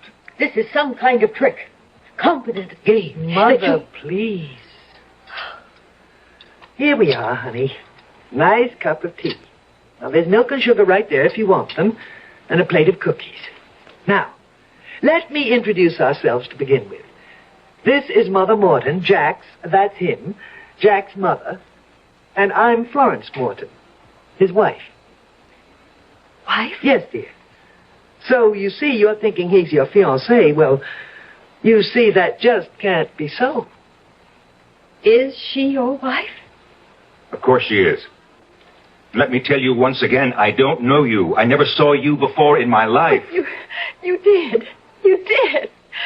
We met just 2 weeks ago at the conference at State Teachers College. Now, what in blazes would I be doing at Teachers College? Well, you're an English teacher, aren't you? English teacher, my foot. I'm an insurance salesman. But you can't be. You can't be. Unless you don't have a twin brother or a double or something. No, Amy, he doesn't. As she very well knows. Mother? Amy, why don't you tell us what you think this is all about? I mean, start at the beginning and, well, tell us the whole story. Perhaps we can help in, I don't know, in some way. But he knows what happened. Whether he does or not, you just tell us. In your own words. Well, I'm an English teacher at Midvale High School. And I attended the conference of English teachers at State Teachers 2 weeks ago. On the third day, when I was having lunch in the cafeteria. Look, excuse me. There seems to be a shortage of tables. Do you mind if I sit down here? No, of course not. Please. Thanks. I'll just put my tray down here. There we are.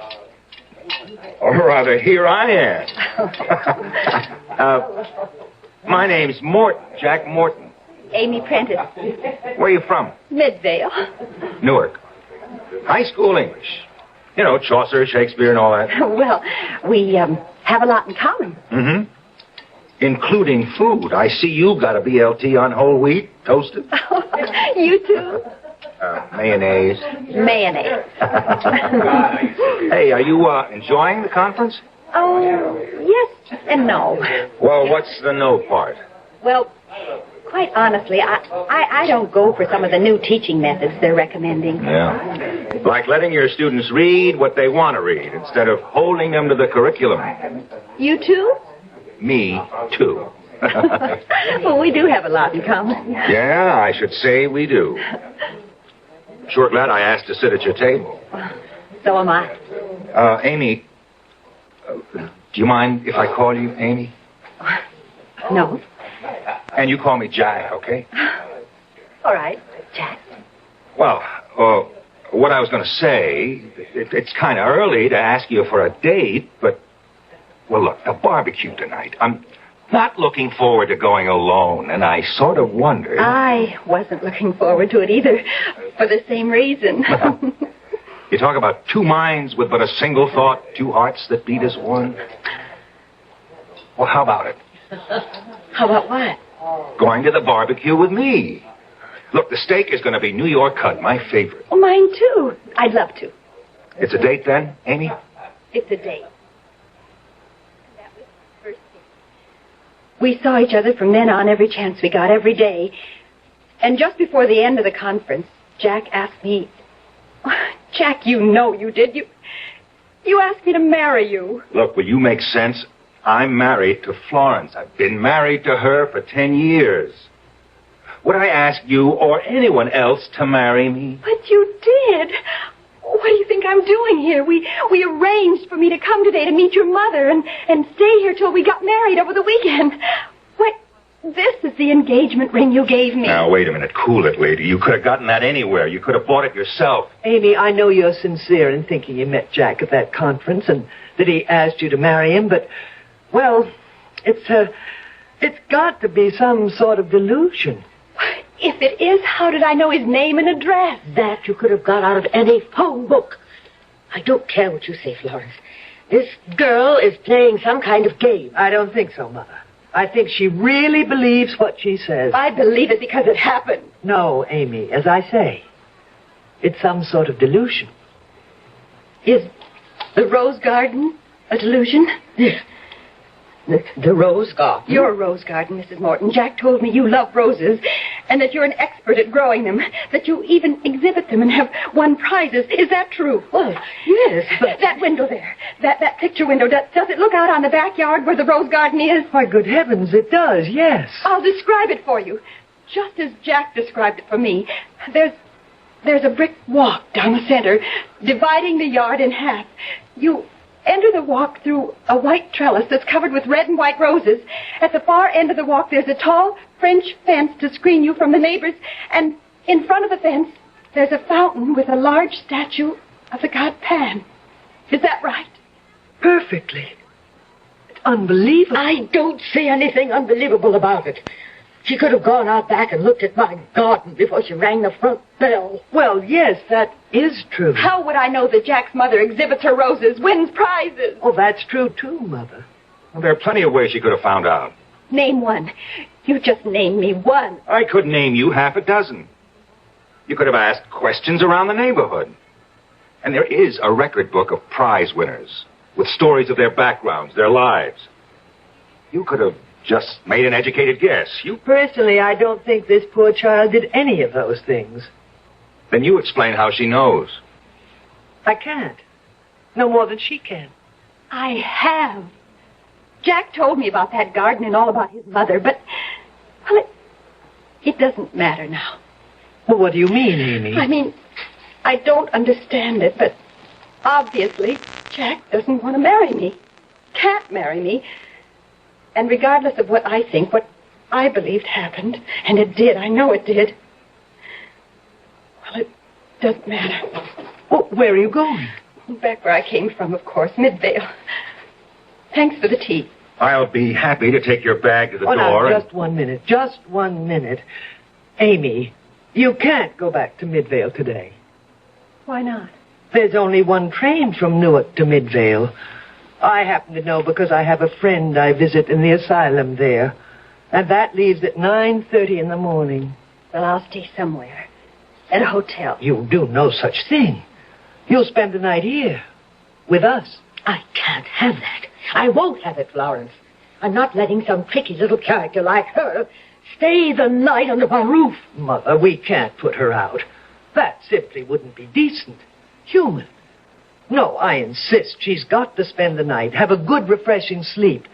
And then I'll drive her to the station after breakfast in the morning. I really can't put you out like this. Not another word, Amy. I won't take no for an answer. Now, let me show you to the guest room. Bring her suitcase, Jack. Okay. You come along too, Mother. You don't need me. Oh, yes, we do. What for? Why, I think it's going to be a chilly night. And you know where the extra blankets are. So do you, Florence. Please. Come on, Mom. I'm really sorry to bother you like this. And, look, you needn't trouble about an extra blanket. The weather's warm, really. Here we are. Oh, wait. Wait, before you open the door. Yes? Jack described the room where I'd be staying, the guest room. I can tell you exactly what it looks like. Oh, you couldn't possibly. There's a big dormer window, like all old houses have, and chintz curtains. Good heavens. A big easy chair with an ottoman. The bed has a canopy, and the rug, it's a woven rug, oval, with a design of roses. But this is incredible. Jack, you didn't meet Amy at State Teachers, did you? You didn't propose marriage? Oh, come off it, Florence. Well, this is the strangest thing because, well, Amy, you've described the room perfectly. Now here, see for yourself. Yes. Just as Jack described it. Well, there's no understanding this. I just can't fathom it. You must have second sight. Or something. No, No more talk now. You're tired and upset. And what you need is a good nap. Dinner won't be for several hours. I'll call you when it's ready. Thank you. And you can look forward to dinner. We're having steak. New York cut, no less. Jack adores steak. New York cut.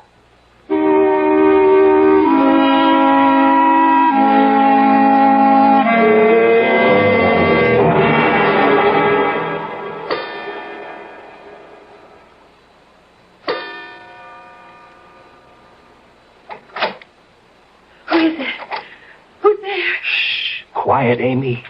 Jack! Quiet, I said. Just listen to me, darling. Darling? The dearest, most darling girl in the world. But, Look, there's no time to explain. It's 2:00 in the morning, and I've got to get you out of here fast. I can't take a chance on my wife waking up and finding me gone. You are married. Florence is your wife. Yes, but we did meet, you and I do love you and want to marry you. Oh, marry me when you're already married? Please, stop talking. Get this robe on. We've got to move fast.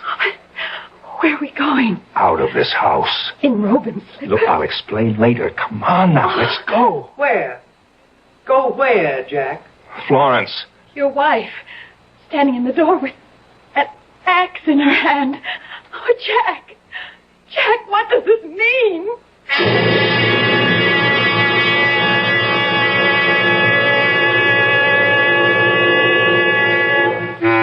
What, indeed, does it mean?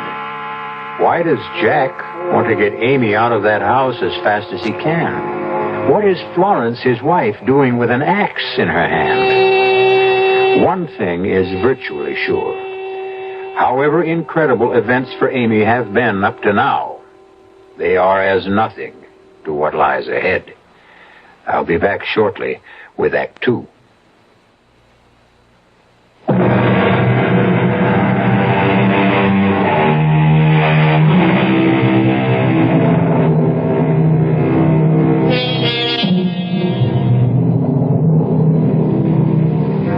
G.K. Chesterton was fond of saying that an adventure was merely an inconvenience viewed in the right light.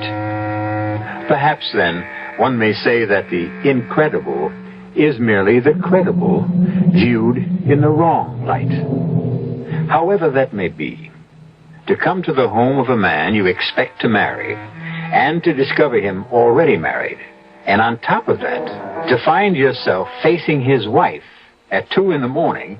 with an axe in her hand. Really, Amy, Mother was right about you after all. You are playing tricks. Oh, no, I assure you. Then what is my husband doing in your room at 2:00 in the morning, and you in your nightgown? I can explain. Do that, Jack. Please do.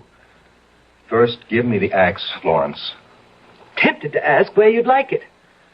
Just explain your presence in Amy's room, Jack. Well, I thought I heard her cry out. I thought she might be in trouble. I came to see if she was all right. Just a nightmare, Florence. I had a nightmare. That's hardly surprising with all you've been through. Well, I guess so. Could I have the axe now, Florence? Oh, of course. Here. You see, I heard you cry out too, Amy. You did? Yes. And I thought there might be an intruder in the house. Burglar, something like that. You keep an axe in your bedroom? Well, it's an old house. Very old.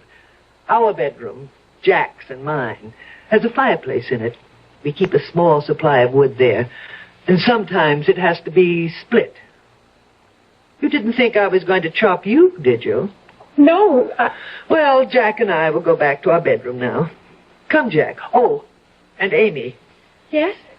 Try not to have any more nightmares.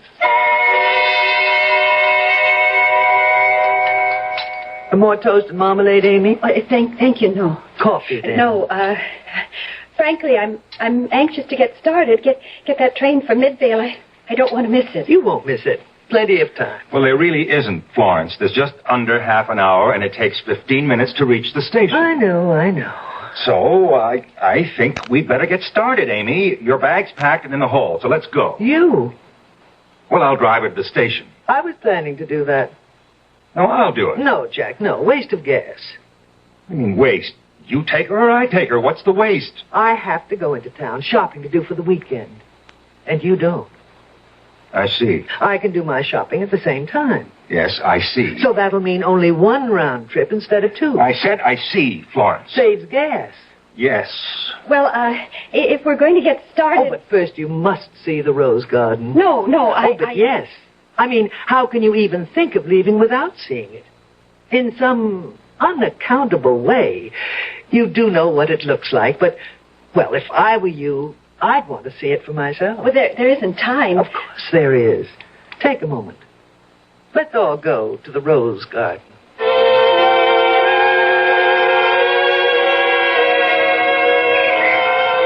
And aren't these lovely?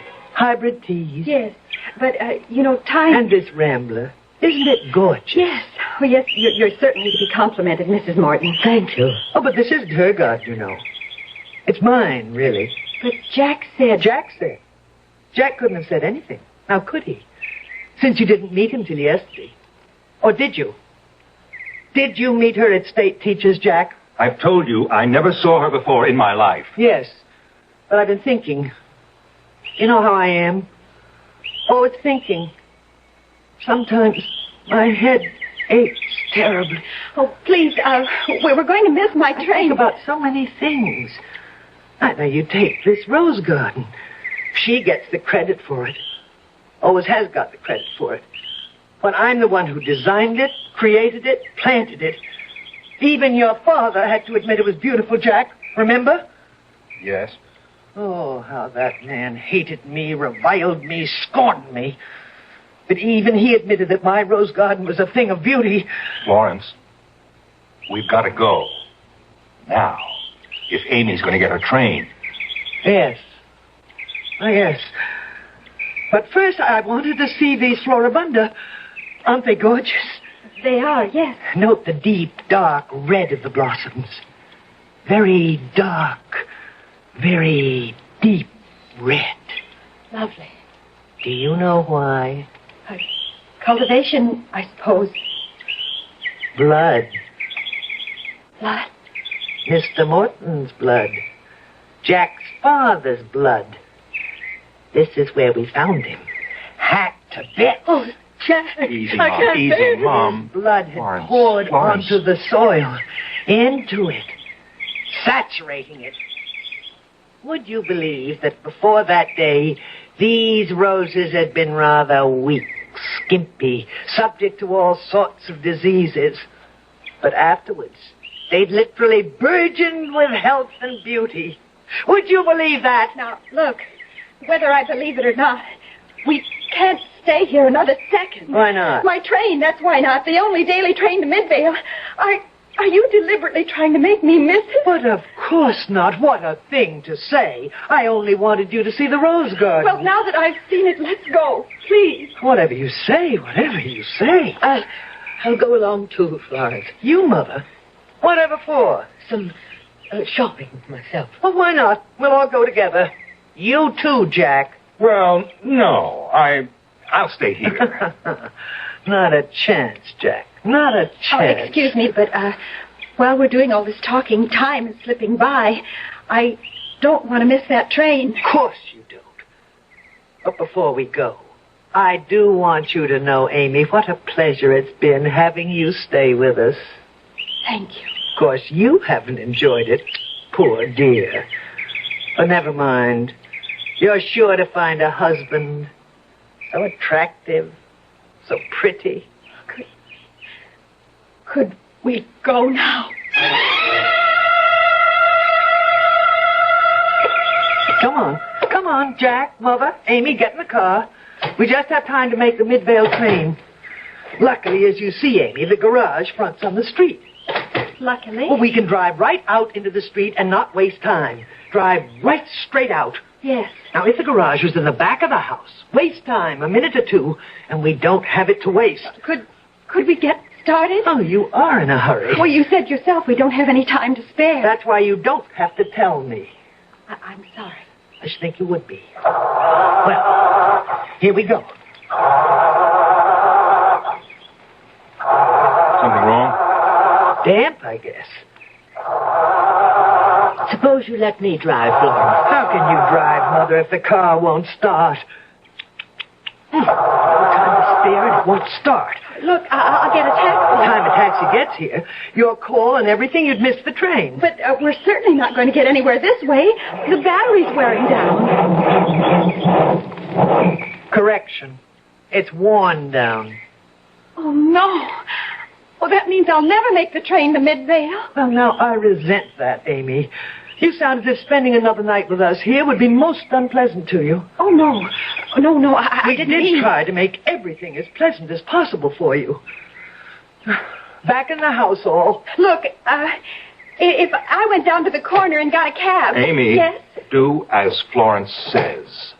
Of course, Jack. Of course. Out of the car. Back in the house, all. Oh, look! A taxi! A taxi pulling up right in front. Oh, good heavens, I forgot. Joe! Joe? Who's Joe? Oh, my brother. All the excitement and all, I forgot. He was coming to give me away. Okay, driver, thanks. Oh, no, Joe, wait! Keep that cab! Driver, don't drive off! Wait! It's all right, driver. Go on. No, wait! Please, wait! Joe, hold that cab! Amy. Driver, wait! Go on, driver. Go on. We don't need you. For criminy's sake, go stay. He's gone. He's gone. Amy, baby, sis, what is this? Oh, she's all upset. All upset. I'm Florence Morton. How do you do? Oh, Joe Prentice, Amy's brother. Amy, what's... You understand, Joe. I may call you Joe. Oh, yeah. Amy's all upset. You know how it is, getting married for the first time.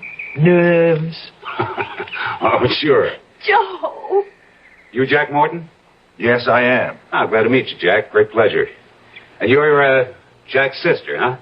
Let's all go into the house. Come on now, come on. Have you had breakfast, Joe? I have something on the train. Well, you want more than that. Eggs, bacon, toast, and marmalade, hot coffee. In the house, everybody. No. Amy, in the house. Hey, what's going on here? You're all acting like... Well, I don't know. You're... Wedding plans, Joe, wedding plans. Everybody uptight. You understand.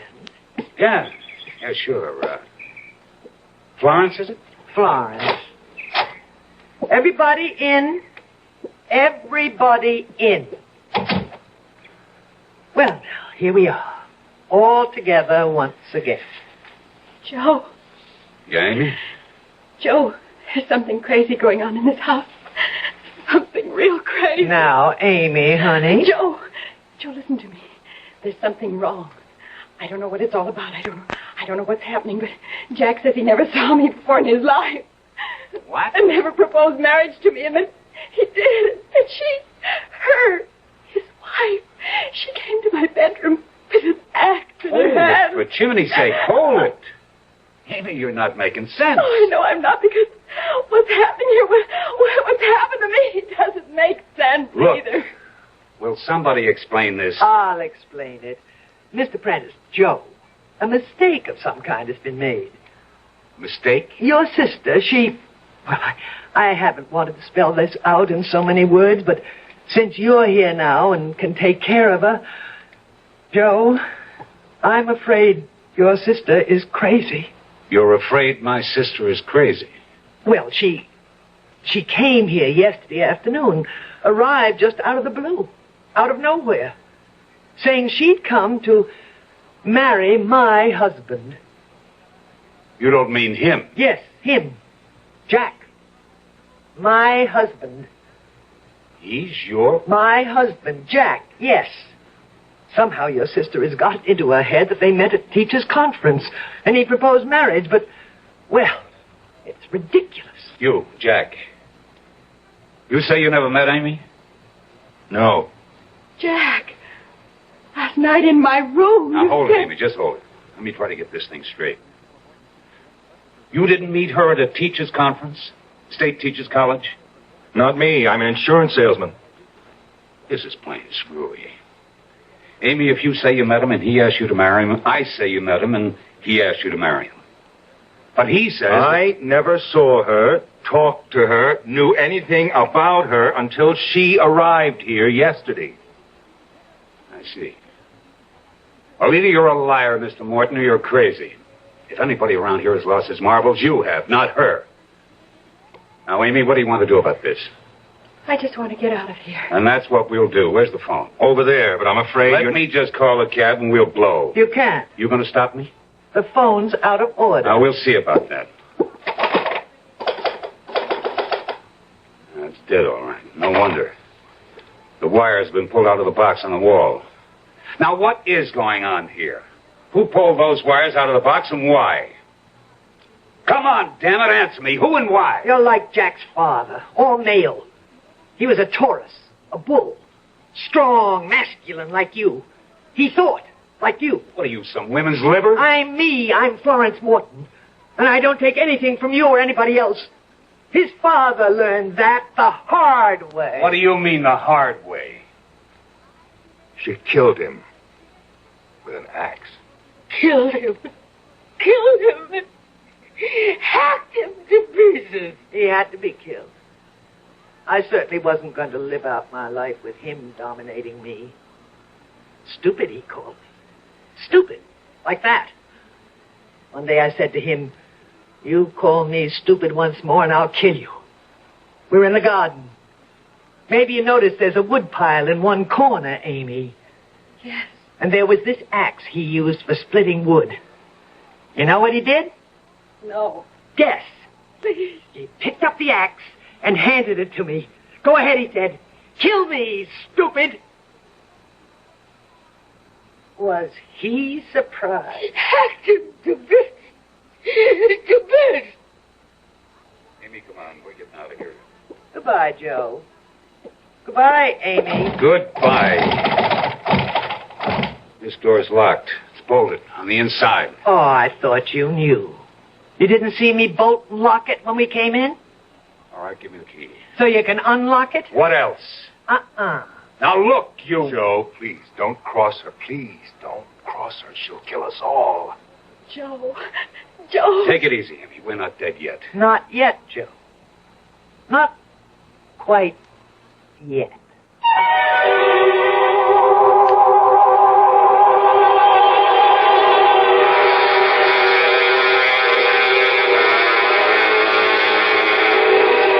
Ever been face to face with a homicidal maniac? With everything stacked against you? Happily, I never have, and hope you never have either. But Amy and Joe are. And so are Jack and his mother. What I can't figure out is why Jack, with a homicidal wife at home, ever proposed marriage to Amy. Well, we'll have the answer to that when I return shortly with Act 3.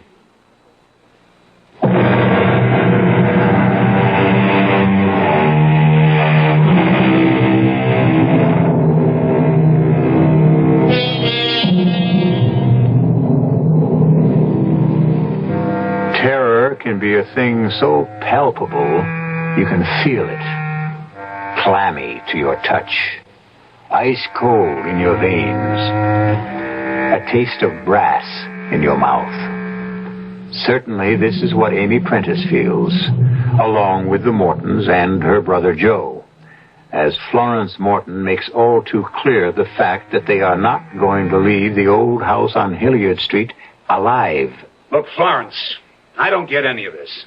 I don't get any of it except all this hate you got in you. You can't blame my sister for it, and you can't blame me. So we're leaving now. No. Joe, she's got a gun. I can see that, Amy.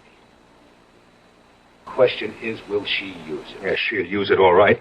You better understand something, Joe. She's a killer, a homicidal maniac. And what the hell is she doing here? Why isn't she in an asylum? She was. She escaped just a day before I got back from the teachers' conference. Jack! Amy, I am sorry, so sorry. I pretended I'd never seen you before, tried to get you to leave before you set foot in this house because Florence was right there behind me all the time, and I knew she'd kill you sooner or later. Kill you. 9 years. 9 long years. They kept me in that place. But I knew. I always knew someday I'd get out. But, Jack, if you're married to her... No, I'm not. Not anymore. I had the marriage annulled a year ago. The authorities agreed Florence would never be cured. So where are these authorities now? Didn't they figure she'd head straight for this house? They telephoned to let me know she'd escaped. Asked me to notify them if she did come here. And all the time I was talking on the phone, she had a gun against my head. You're going to die. You're all going to die. Not if I can help it, lady. You can't help it. There isn't a thing you can do. We'll see about that. One thing I don't believe in is just standing here waiting for you to kill us. Me, I fight fire with fire. Oh? And just how do you think you... fight fire with fire? Fire! Florence, what do you think? Be quiet, Jack. I'm thinking. Fire. You know, Joe, you've given me the idea I was looking for. I gave you... I've been wondering how to kill you all at once. And now I know. Into the kitchen. What for? You see, Mother. Into the kitchen, all. And now, Jack, dear, loving husband, open the cellar door. You're taking us down to the cellar? Putting you down in the cellar, Jack. Open the door. Now, down into the cellar with you. You lead the way, Jack. Look, Florence. Don't argue, Jack. Just go. No, we're not... My leg, all right? Oh, Joe! You may be able to fight fire, Joe, but you can't fight bullets. Oh. Now, Amy, help your brother down into the cellar. Joe! Take it easy, sis. Oh, pain is... you're bleeding. I'll be okay. Oh. She hit me in the side. Fleshy part. You better let me have a look at that wound, Joe, okay? Okay. Let him bleed to death, Jack. It'll be easier for him. Sorry I can't make it easier for you all. Oh, she's locked us in down here. Is there another door? No, there's not even a window. We're trapped. Absolutely no way out. Is there any way of breaking that door down? Prying it open, No, maybe? Joe, this is an old house. It's built when they really built them. Break that door down. No way. Oh. Look, try to hold still. It's not that bad, but it's bleeding quite a lot. I've got to stop the bleeding. Look, Amy. Yes, dear. Just around that corner, you'll find a desk. A desk? Yeah, I have my office set up there. Oh. In the bottom drawer on the right, you'll find a first aid kit. Now, bring it here, will you? Yes. Oh, Jack, what are we going to do? How are we going to get out of here? Mom, if I had the answer to that... Jack, there's a telephone here on your desk. Yeah, with the wires pulled out of the wall box. Florence didn't miss a trick. Oh, yes. Oh, they are pulled out. Look, hurry with that first aid kit. Here it is, Jack. Here. Thanks. Have you patched up in a jiffy, Joe.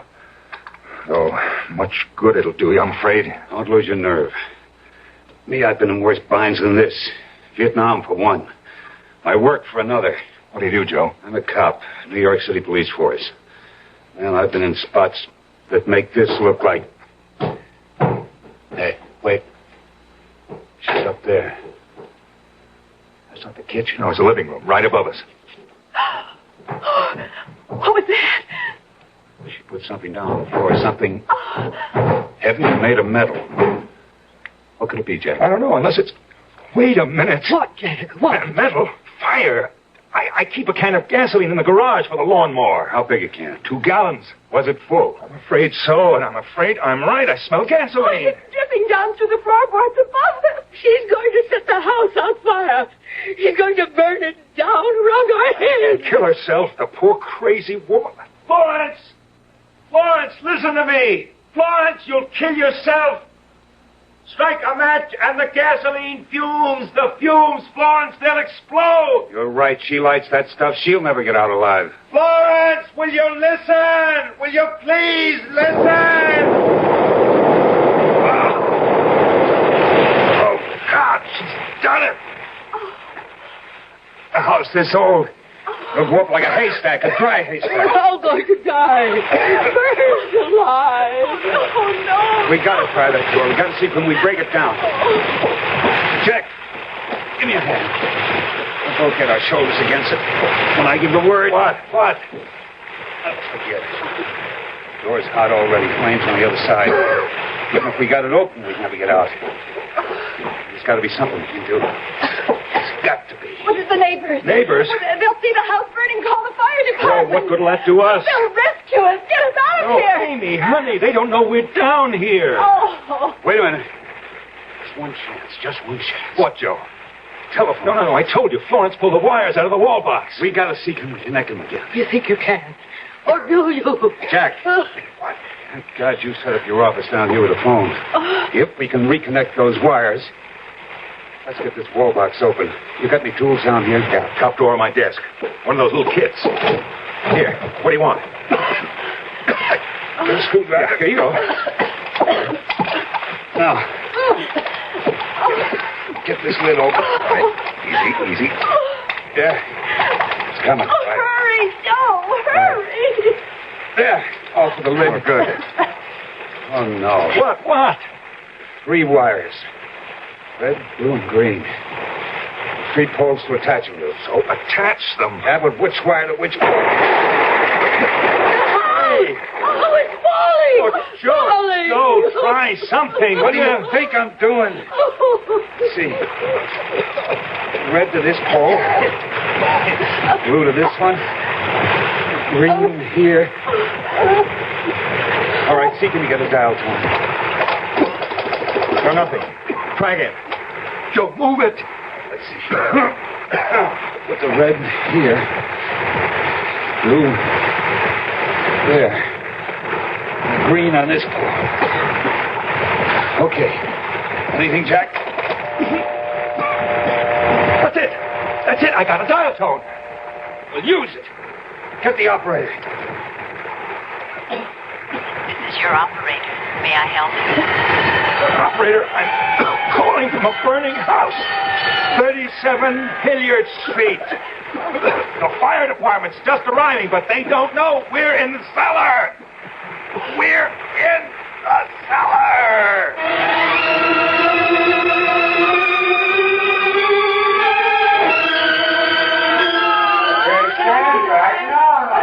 Amy, here. Fire chief just gave me another thermos of coffee. Have some more. Oh, thanks, Jack. Joe? I've got Joe in the ambulance unit over there. They're really patching up his leg. Isn't he wonderful? I think I've got the most wonderful brother in the world. Well, I think he's got the most wonderful sister in the world. I'm sorry about Florence. Lord knows I am too, but it's better this way. Mom, are you okay? Even the rose garden's gone. The heat killed everything. Maybe that's better too, Mom. Oh, how could it be? How? I'm going to see to it you have another house, another rose garden, without the memories that went with this one. Memories we're all going to do our best to forget.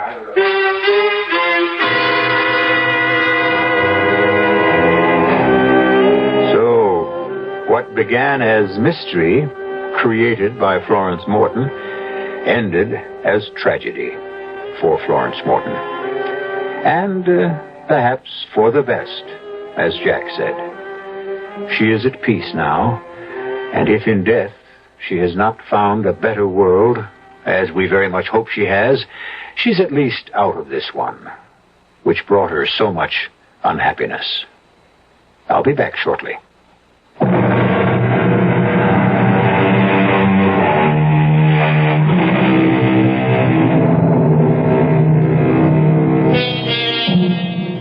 Jack and Amy Morton are happily married now.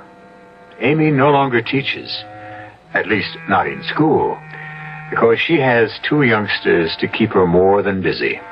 The boy is named Joe, the girl, Florence.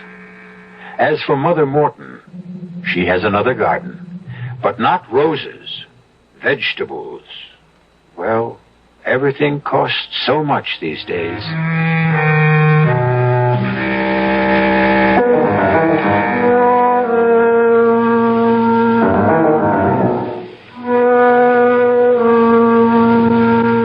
cast included Janet Waldo, Ann Seymour, Lorene Tuttle, Bill Quinn, and Bernard Barrow. The entire production was under the direction of Hyman Brown. This is E.G. Marshall inviting you to return to our Mystery Theater for another adventure in the macabre. Until next time, pleasant dreams.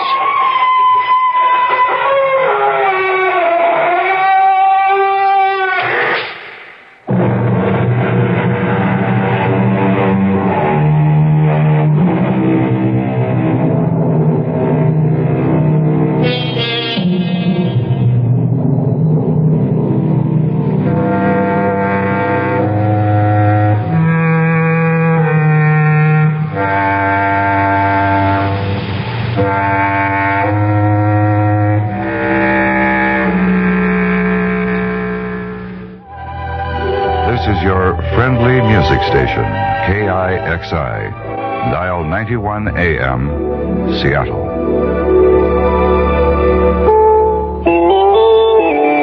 CBS News. President Ford visited his wife Betty Tuesday evening and says she's making unbelievable progress recovering from major cancer surgery. I'm Jim Kilpatrick reporting on the CBS Radio Network. The story from Ed Bradley in Washington. The doctors issued a very encouraging report. The medical bulletin earlier in the day said Mrs. Ford's vital signs were stable and she appeared to be stronger. The president arrived at the hospital with a handbag, a gift from the Italian president. And after his visit, the president's remarks reflected the doctor's optimism. She was in great spirits. I thought she made unbelievable progress. She had a lot of things for me to do. Reminding me to do things that I had neglected around the house. Is she anxious to get back to the White House? Well, I don't think it's quite that far along yet, but the doctors think she has done very, very well, and this is, of course, very encouraging. The president was in a very relaxed mood following his visit. He stopped for a few minutes to chat with reporters and discuss plans for a winter skiing vacation. Ed Bradley, CBS News, Washington. White House News Secretary Ron Nussin says President Ford still plans trips to Japan and Korea in mid-November despite the illness of his wife.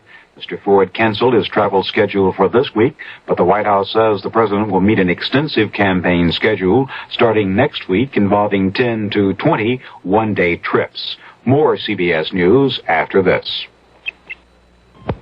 Time magazine. What's in it for you this week? Cover story. The relentless ordeal of political wives. Even before her present illness, Mrs. Gerald Ford has had to endure other psychological pressures. The all-pervasive tribulations of the wife of a politician. This week, Time studies the lives of the women who have had to be wife, mother, cook, chauffeur, advisor, campaigner, and sometimes TV personality as well. It's a revealing story of the physical and mental strain of life in a fishbowl. In the economy, summing up the summit. Who said what to whom and what it all achieved? Substantively, not much, says Time, but it did give the public a much-needed lesson in economic reality. This week, Time also takes you to Washington for the first shots of what observers are beginning to call the energy war. To China for a sweeping survey of the 25 years of Chairman Mao. And to Bonn in Paris, where the rapport between West German Chancellor Schmidt and French President Giscard d'Estaing brings new life to the old dream of a united Europe. It's all in Time this week. Pick up a copy today, for Time makes everything more interesting, including you. Authorities near Augusta, Georgia, have discovered the body of Mrs. Edie Ravel, kidnapped Monday by 3 gunmen. The body was found in the trunk of her car. Her husband, a local bank president, was found alive earlier Tuesday after spending more than 30 hours locked in the trunk of his car. The FBI says no ransom demand was made for Mrs. Ravel, but the gunman did force Ravel to take an undisclosed amount of money from the bank. In the Florida Democratic primary, Richard Stone has narrowly defeated William Gunther in the runoff for the Senate seat being vacated by Republican Edward Gurney. Senate House conferees have broken the deadlock over public financing of federal elections. Senate negotiators yielded to the House and dropped their fight for public financing of congressional campaigns, but tax funds would be available for campaigns of major party presidential candidates. The measure would put a ceiling on campaign contributions. A final conference is scheduled for Thursday to iron out any remaining differences. Treasury Secretary William Simon says President Ford will announce a new energy conservation program next week. Details are sketchy, but among the proposals prepared by the Federal Energy Administration are a 10 to 30 cent per gallon federal tax on gasoline. There would, however, be a tax rebate to compensate for what the government considers normal driving needs. Also under study is an excess use tax for natural gas and electricity. Former President Nixon's doctors say the blood clot in Mr. Nixon's right lung has apparently begun to clear up, and the latest tests show no new sign of a clot. Mr. Nixon is still undergoing a battery of diagnostic tests aimed at finding the basic cause of his phlebitis. The former president is expected to be released from the hospital Thursday or during the weekend at the latest. Senator Joseph Montoya says the federal government spent $316,000 to support former President Nixon in his first 42 days as a private citizen. Montoya says the spending rate comes to about $7,000 a day and does not include the use of office equipment. I'm Jim Kilpatrick, CBS News.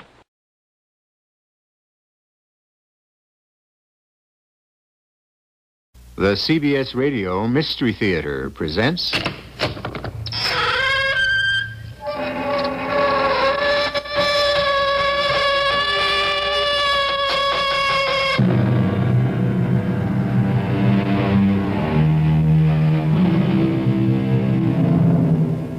Come in. Welcome. I'm E.G. Marshall. What is about to unfold is the occult experience of a frustrated man, James Archer, and of what happened to him when he stepped beyond reality as we know it. I think I can safely say that each of us has had an experience so frustrating that we'd have given anything in the world to have had the power to overcome it. James Archer was given that power.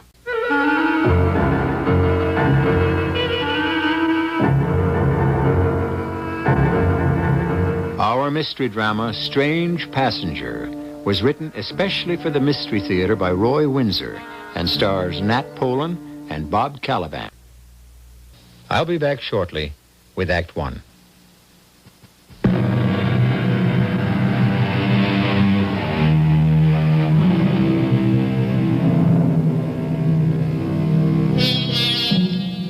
Have you ever looked up at the night sky and the moon hanging there and just wondered? Man is finite. He can comprehend anything with definable limits. But beyond such limits is an incomprehensible universe. We increase our knowledge about outer space each year, but what we know is very small. The mystery of life is a secret that still has to be revealed. But one corner of it was lifted for James Archer. Aren't you Archer, Jim Archer? Who are you? A recruiter. I was in court yesterday when you demolished a client of ours as, now what did you label me? Oh, yes, an obscene slumlord. It was yesterday. I just wanted to tell you how much I admired your plea for the plaintiffs. Thank you. Sit down if you'd like. You're not expecting anyone? No. Just sitting here wondering what to do next. Are you a lawyer? Oh, an obscure one in a big firm. Thanks for coming over. I've been feeling sorry for myself. You must know what happened today. Yes, the case was settled out of court. Yeah, it's known as compromise. I call it dishonesty. Well, the slumlord is a rich man. He's agreed to make some restitution for his neglect. Yeah, it's a nice way of saying he paid off someone and the case was settled. He should have gone to jail. Ideally, yes. When I found out that my firm had worked out a settlement without first telling me, I resigned. Oh, I see. Our clients, the plaintiffs, got promises. A few months rent-free. Charges will be dropped for willful destruction they done in the building. He should have been forced to repair the heating system, exterminate the rats, install sanitary plumbing, make the building fireproof, and pay a stiff fine. Even go to jail as an example to others like him. You really are a crusader, aren't you? Injustice makes me sick. So sick it's put you out of work. That's right. I don't mind. I guess it's unfair to my wife and little girl. Well, I'm sorry. It's after 6. I'd better telephone home and tell my wife the happy news. One moment, Mr. Archer. Hmm? What would you be willing to do for security, authority, and the opportunity to practice those ideals which you hold so precious? That's not amusing, Mr. Recruiter. No. I mean it. What would you do? I'd do anything. Then I think I can arrange just such a life for you and for your family. Come with me.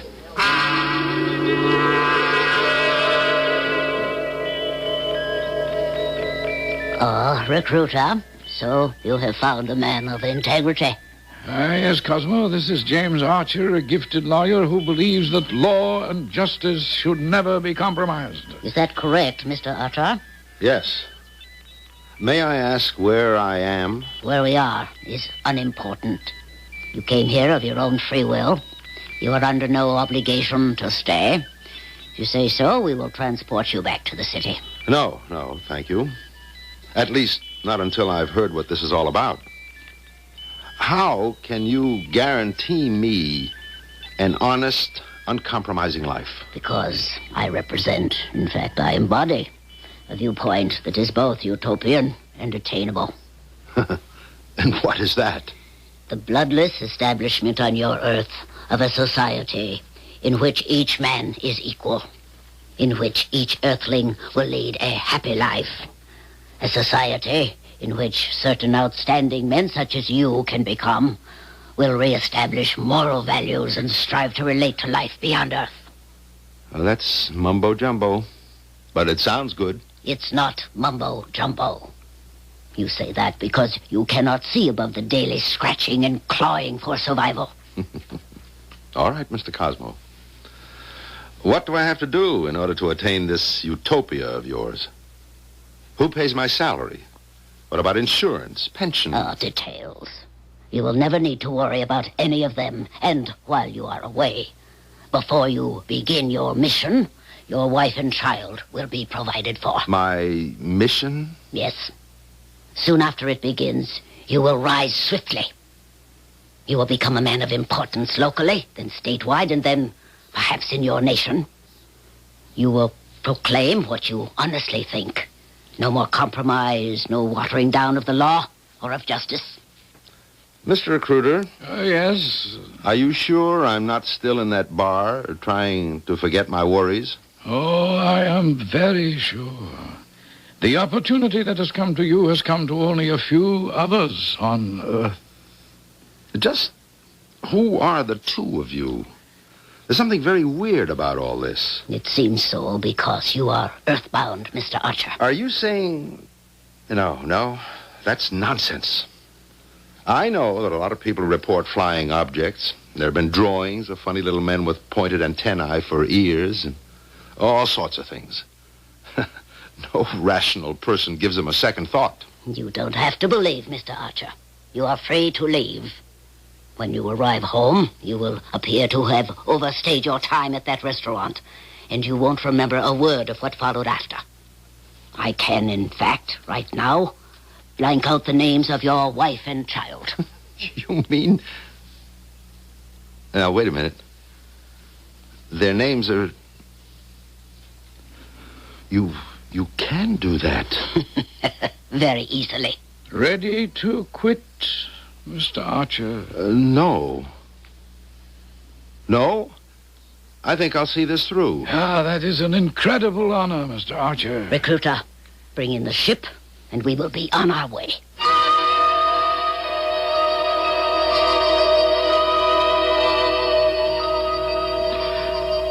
Your father tells me a strange story, Mrs. Archer. Oh, it's worse than strange. It's bizarre. It's over 3 months now since my husband just vanished. But on the 1st of each month. I covered that, Nan. That money deposited in the bank the 1st of each month is what led me to see Major Wayne. What do you make of it, Major? First, Mrs. Archer, tell me again everything you remember from the night your husband didn't come home. Well, he'd resigned from his job. He went to a bar near his office and sat down to think over what he'd done. Some acquaintance joined him, and then they left. Well, next, the Missing Persons Bureau called to have me identify a body they'd found in the river. It was dressed in Jim's clothes, and I guess it was Jim. You thought so too, Dad? Yes, I did. But both of us had misgivings because it just made no sense. Jim was as straight as an arrow. Well, unless he'd been murdered, we somehow just couldn't believe that the body was his. No other person in his life? Absolutely not. No, Major. Jim Archer lived for his work and for his family.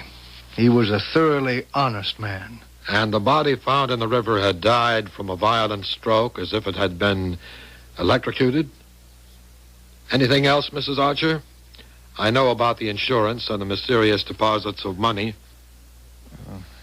Tell him, Nan. Well, there is something else, Major Wayne, but it's so far out. I just haven't told anyone except my dad. Well, tell me. The night Jim disappeared, Penny and I were watching the news. Penny's 7, old enough to read. And all of a sudden, words began to run across the bottom of the screen like, you know, when a bulletin is superimposed over the picture? Yes. Well, the words were, "Don't worry, Nan, I'm all right. Don't worry. Love, Jim." And those sentences ran across the bottom of the screen. Yes, time after time, half the evening long. I telephoned the TV station, but they thought I was some kind of a nut. Did your daughter see the sentences? No? And she was watching with you and she can read? Yes. I know it sounds incredible, Major Wayne. I have no reason to disbelieve you, Mrs. Archer. Well, what the devil do you make of it? I don't know quite what to say. I don't want to give you hope, but I think that James Archer, voluntarily or by force, has been transported from the Earth to some planet beyond sight and comprehension. Oh, come now, Major. You mean by one of those unidentified flying objects? Yes, that's just what I mean. What? Well, that's absurd. Do you mean to tell me our intelligence gives even the slightest credence to that Buck Rogers kind of thing? Mr. Weber, let me give you some facts. As long ago as 1959 in Boinani, New Guinea, the Reverend William B. Gill, his assistants, and the entire student body of his missionary school, about 27 persons, observed a strange object hanging in the sky a few hundred yards away. It was oval-shaped and had a deck on its top, like an observation deck. Gill saw what looked like men and waved to them, and they waved back. Then the object raised up and flew straight off into the sky. Good glory. There were many remarkable sightings in Michigan in 1966. The UFO craft looked like a huge pie, well lighted with red, blue, and white lights spinning all around it. There had been sightings in Delaware, Illinois, Tennessee, South Dakota, Mississippi. In fact, almost everywhere. And you think that there really is such a thing as an unidentified flying object? There's no question about it. You terrify me, Major Wayne. Yes, it terrifies me, too. And you think that maybe one of them carried Jim off? I don't know. It's a possibility. But why Jim? I can't answer that. What do we do? We have agents in many parts of the country. I'll alert them to Mr. Archer's disappearance. And, Mr. Weber. Yes, Major. I'll need your cooperation. I want to know when those deposits are made and who makes them. If it's a human, I'll want to ask some questions.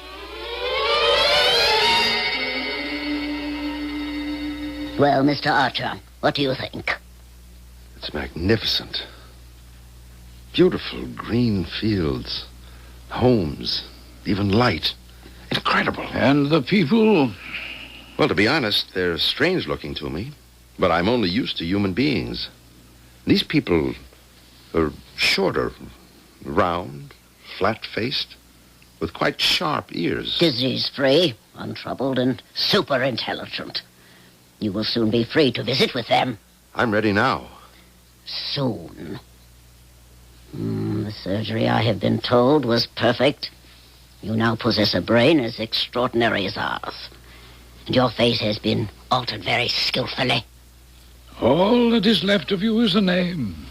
Stuart Murdoch. Where did you come from, and what is your mission on the planet Earth? I have no remembrance of where I came from or who I was.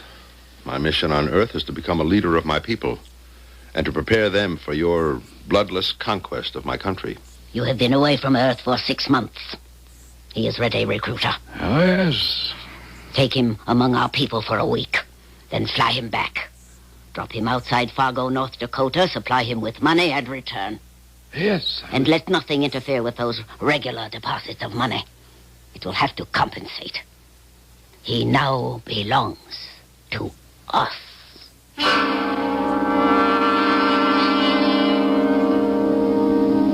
Pure fantasy? Unidentified flying objects? One researcher wrote that he thought the phenomenon was so far outside the laws of present scientific knowledge that UFOs could be considered ridiculous. But once he was exposed to the hard facts, he concluded that the existence of this unexplainable phenomenon is, and I use his exact word, overwhelming. The strange story of James Archer, the recreated man, will continue in a few moments.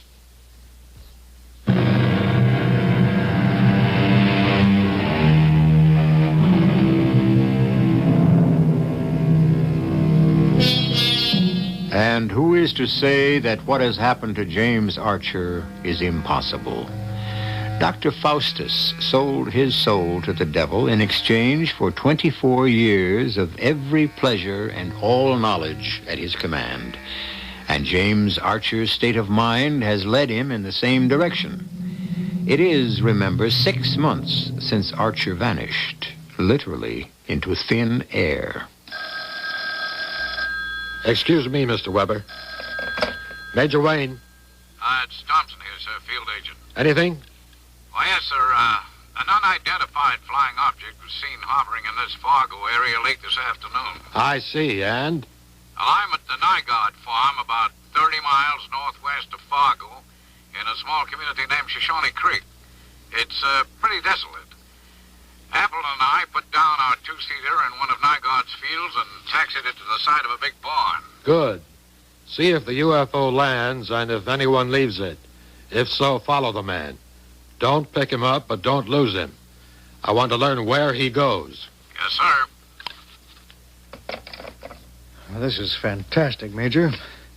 If I mentioned any part of this weird conversation to my friends, they'd think I was ready for a mental hospital. Well, you're not, Mr. Weber. It's real enough.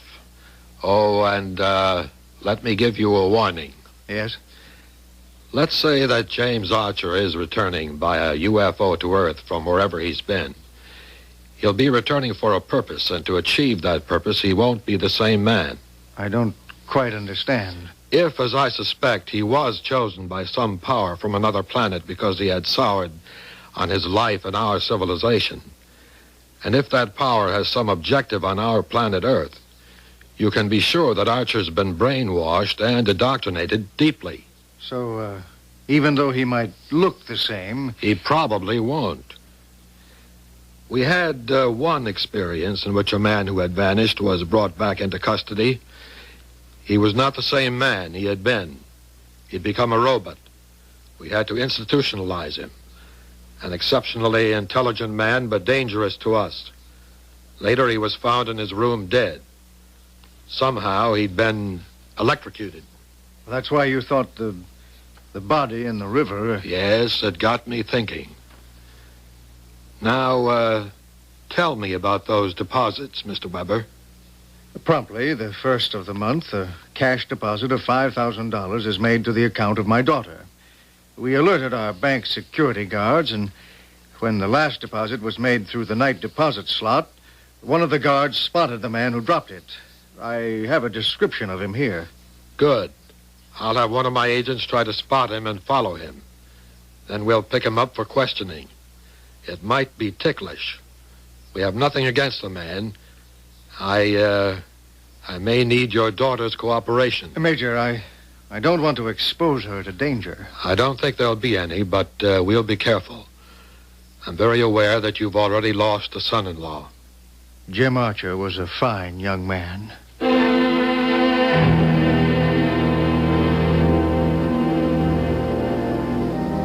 Hello? Who is it? Oh, hello. Don't be afraid. Come up to the front of the church. I'm Reverend David Hode, the minister. I apologize for entering. Never apologize for entering a house of God.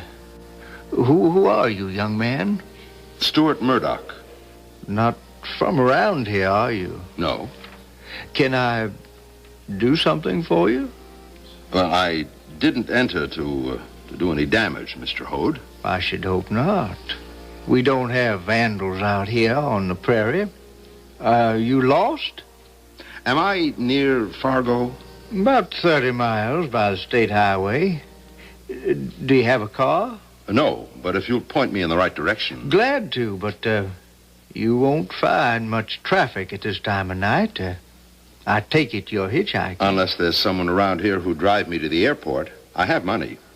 There's something on your mind, Mr. Murdoch.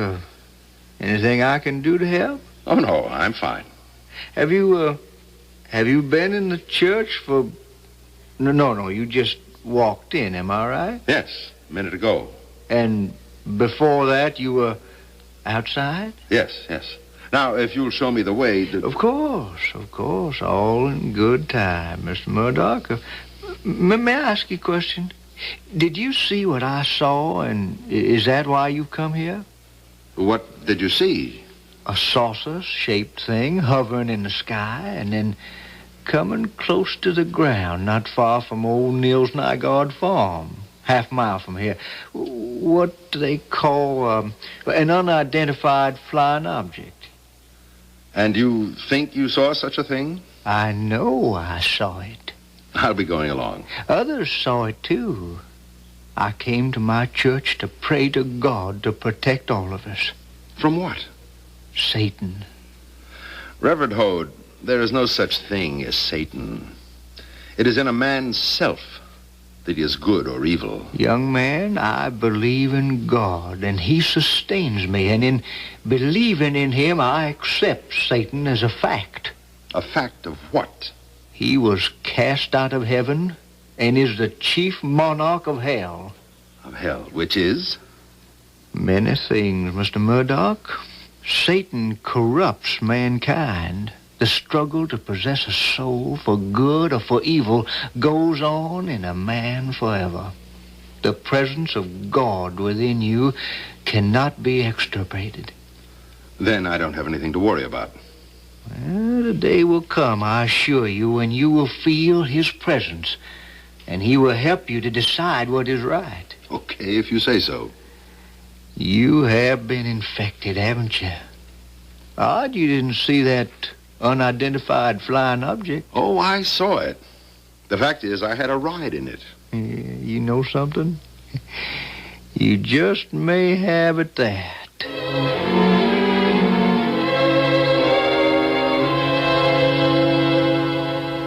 Well, thank you, Reverend Hode. He's the man we want. Well, tell me about him, Mr. Thompson.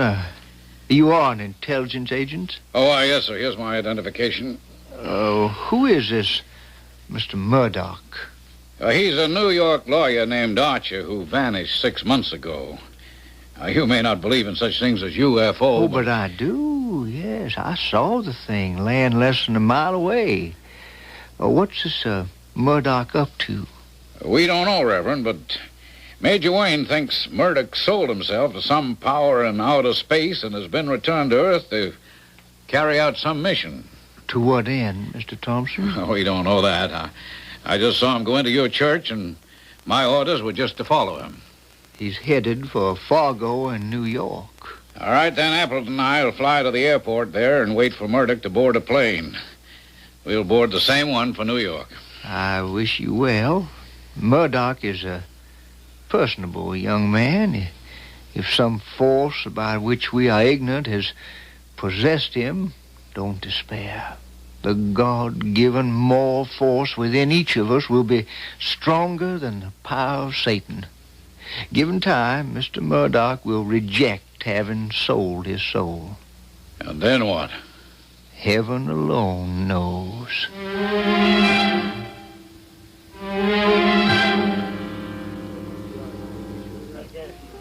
He comes in here almost every day after work. Oh, I'm terribly nervous, Major. Not Major, Mrs. Archer. I'm just plain Bill Wayne, your accountant, and you're Nancy. Have you got that straight? Yes, of course.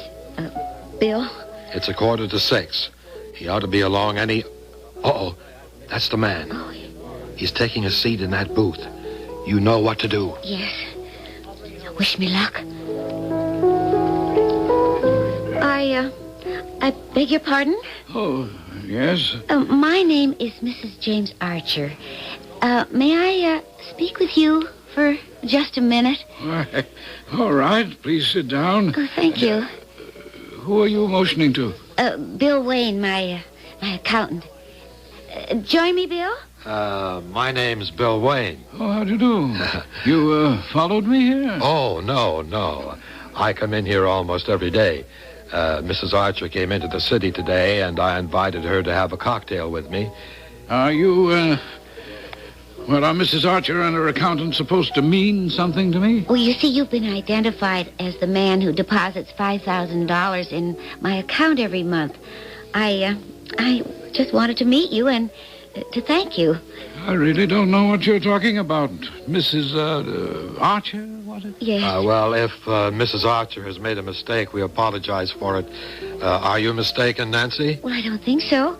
I have a picture with me. You had someone take my picture? Well, you see, my father's president of the bank, and he wanted it done. Does he make a practice of taking pictures of his depositors? Well, you see, my husband vanished 6 months ago, and he still keeps supplying me with this very generous amount of money each month.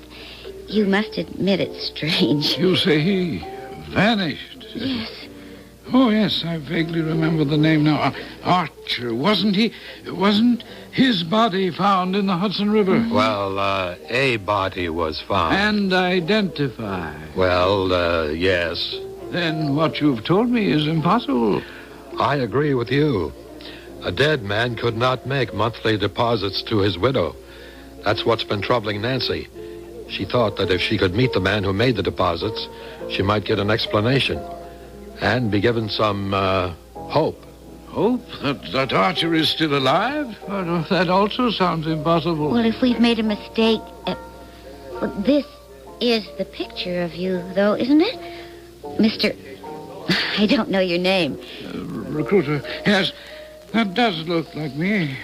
But you're not the person who makes the deposits? May I ask what difference it makes who provides you with money, Mrs. Archer? Oh, it doesn't really. I'm grateful. But I keep thinking that if Jim is still able to provide for me, he just might be alive somewhere.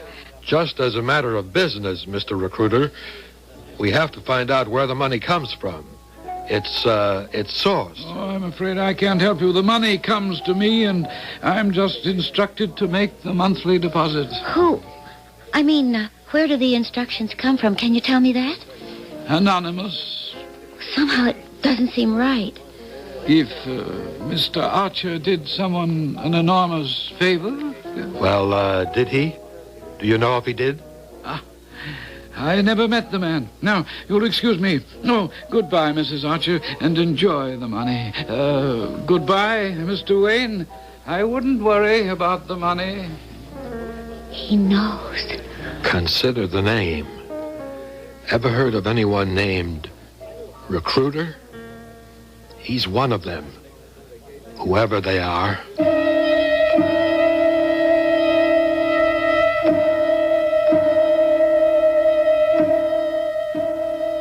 We are eavesdropping on a grotesque subject, UFOs, about which there isn't much doubt. But those who fly them, who are they? From what place in outer space do they come? What are they? And are they friends or enemies? From what we have heard, James Archer's mission is to become a preeminent person in our society. He is to prepare us for a bloodless overthrow of the several ways of life represented on our planet. Why? I'll be back with Act 3 shortly.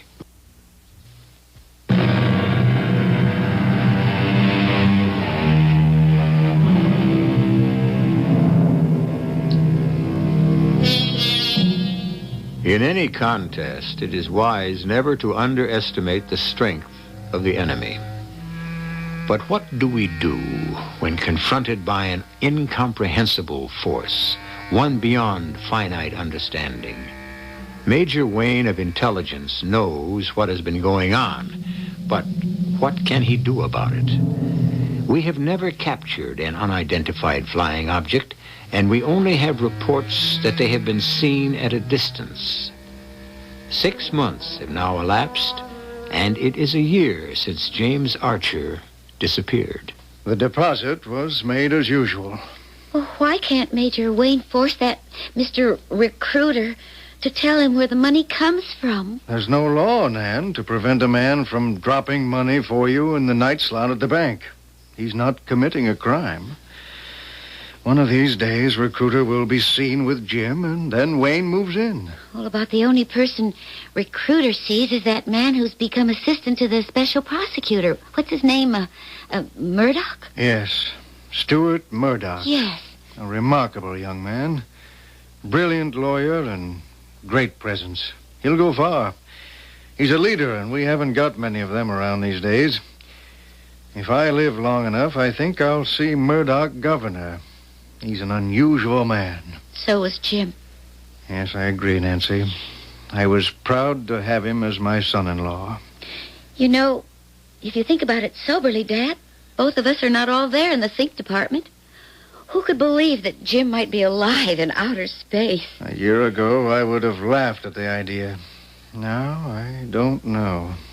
We have to rely on Major Wayne. Well, I'm not going to much longer. Well, just what do you mean by that? I'm moving into the city. What? Sell your home? Take Penny out of school? Oh, let's face it. I'm still young and alive. I want to be with people, among them. I'll find a job, and Penny can go to private school. Jim is dead. Penny and I are alive. And we need to rip this shroud off from over us.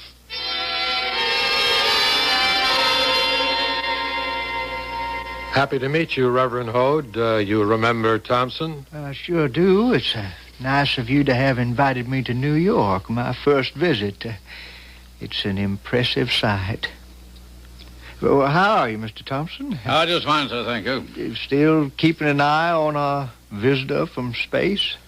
You think that, Reverend Hode? Well, I suspect it. Let me put it that way. That was an unusual experience for me. That young man just appearing in my church, Stuart Murdoch. Yes, I've been following his career. He's what you brought me here to talk about, isn't it, Major? Yes. You've met him, and you've talked with him. And I'm sorry for him. He's getting what he set out to achieve, but Stuart Murdoch, whether or not he was put down from a spaceship as a soul possessed. Well, tell me, what do you want me to do? Well, I want you to give a small party. Thompson, arrange it with the hotel. Major, do you want me to invite the guests? No, you invite Mrs. Archer.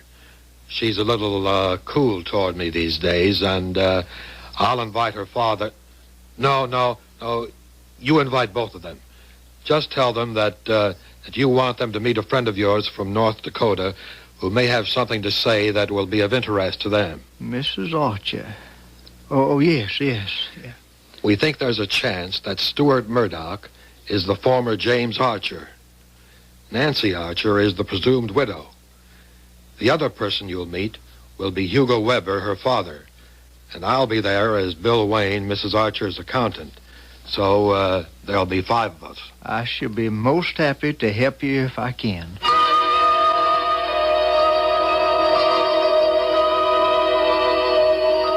Well, recruiter? I'm troubled, Cosmo. Why? Oh, Mr. Murdoch is everything we expected him to be. Oh, that's true. He's risen rapidly, and he has already become a public figure. But I'm troubled about him. When I dropped him in North Dakota, it seems that he wandered into a church, and he met the minister there, a Reverend David Hode, who filled him with talk about Satan, soul, God, and conscience. Murdoch couldn't have been affected by that nonsense. No, but Murdoch remembers Hode and often brings up his name. The man made an impression on Murdoch. And you find that to be a distraction? When Murdoch was transformed and brainwashed, was all of his conscience removed? I assume so. That is what the reports indicated. Do you suspect that he has some vestige of conscience left? I don't know. But the thought troubles me.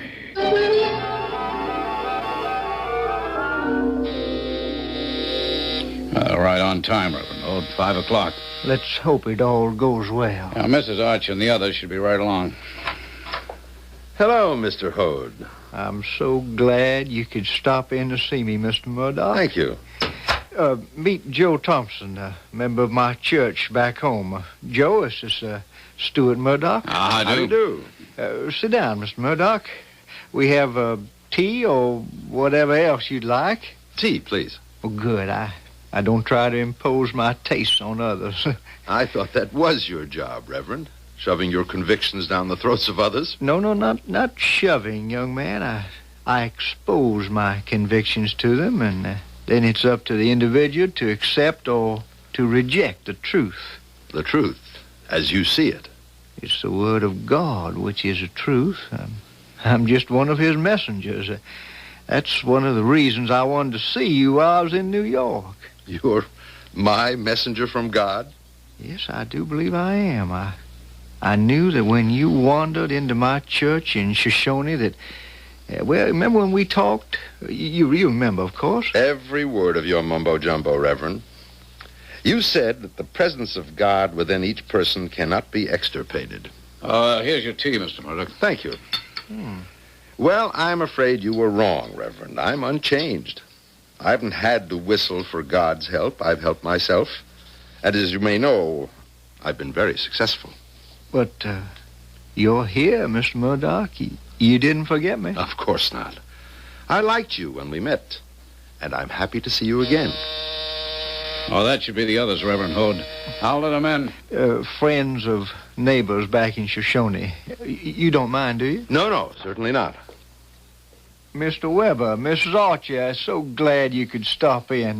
This is Stuart Murdoch, the man I was telling you about. Hello, Mr. Murdoch. I'm happy to meet you.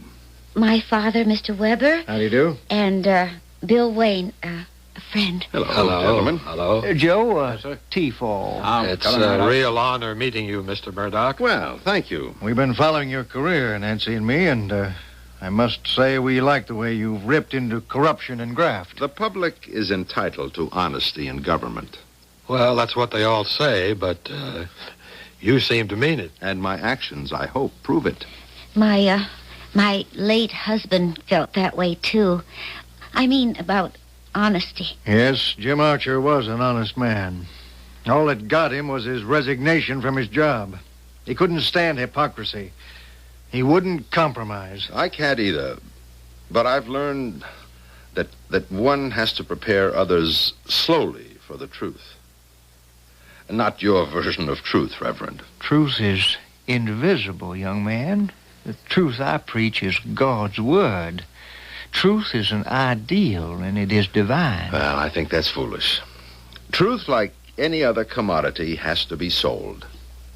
If you'll excuse me, I do have to be going. I'm happy to have met all of you. And Reverend Hode, do pay New York another visit. I can find my way out, Mr. Thompson. Well, Mrs. Archer? No, Major. Stuart Murdoch isn't Jim Archer transformed in space and returned to Earth. Why, the very idea is absurd.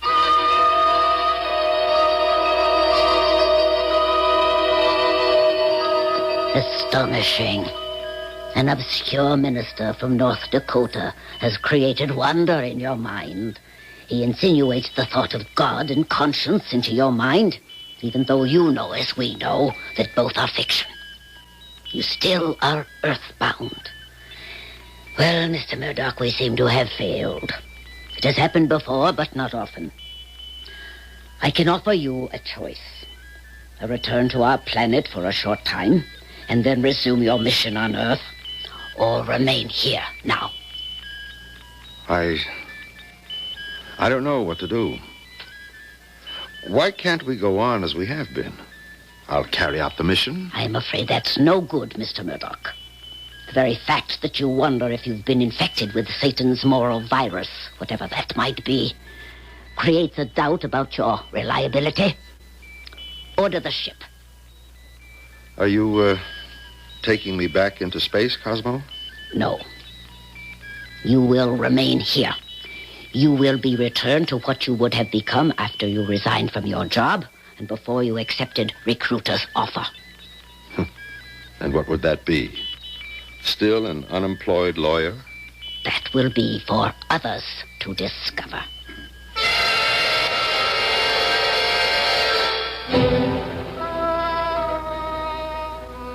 Open the door, Thompson. Follow me. Have your gun ready. Yes, sir. The house feels empty. There's a light at the end of the... Huh. Look over there, sir. In that chair. Good Lord. Why, that's James Archer. I know from pictures of him. It's... Asleep. Yeah, or drugged. His hair has turned gray and, look at his face. Worn and haggard. He looks like a drunk sleeping it off. Archer. What is it, Major? His hand is cold as ice. He's dead.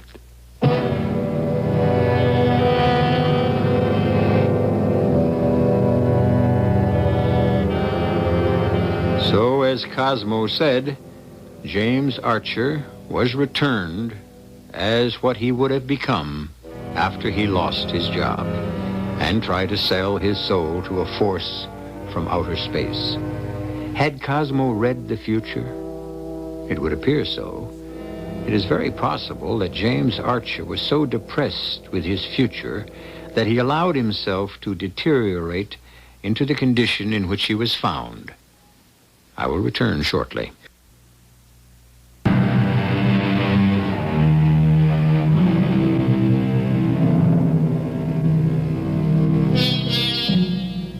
Frustration leads some of us in dangerous directions. For most of us, however, hope extends a hand to lift us up from despair. James Archer never grasped that hope. He angrily preferred the path that led him to become the instrument of a force from another planet, whose goal is the bloodless conquest of Earth, not by invasion, but by indoctrination. He saved his soul, even though it cost him his life. Our cast included Nat Polen, Bob Caliban, Evie Juster, Ian Martin, and Frank Behrens. The entire production was under the direction of Hyman Brown. The preceding program was broadcast with the permission of the Columbia Broadcasting System. Next tale. You're all ready to put up your hands. What for, Eddie? Why? What happened? I cut a corner too sharp. I caught a bumper on a taxi. He had a small scratch. I had a small dent. Both of us figured it would be better to keep it quiet. Don't you ever do that again. Do what again? Put another mark on that bus. Eddie, tell me something. What's this concern you and that bus? And another thing, you are riding the clutch. And you jackrabbit a lot when you start. Oh, come on. I can hear it. I can detect signs of it. Eddie, you talk like this here, you can scare a guy. I mean, I hope I'm scaring you, Jerry. Scaring you into treating this bus decently because... Yeah? Because if you don't, I'm gonna kill you. This is E.G. Marshall inviting you to return to our Mystery Theater for another adventure in the macabre. Until next time, pleasant dreams.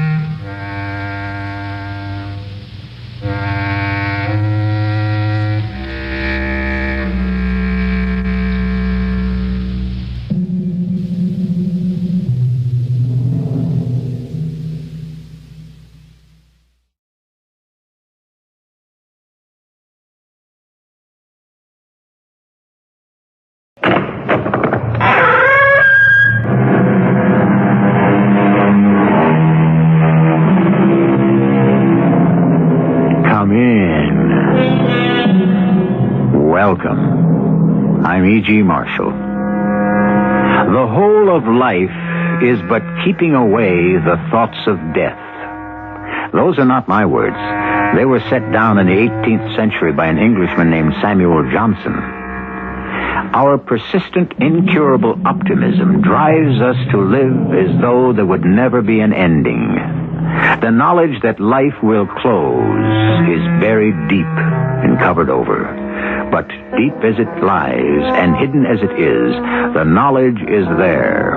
And we silently wonder, as Mr. Johnson did, must not all things at the last be swallowed up in death?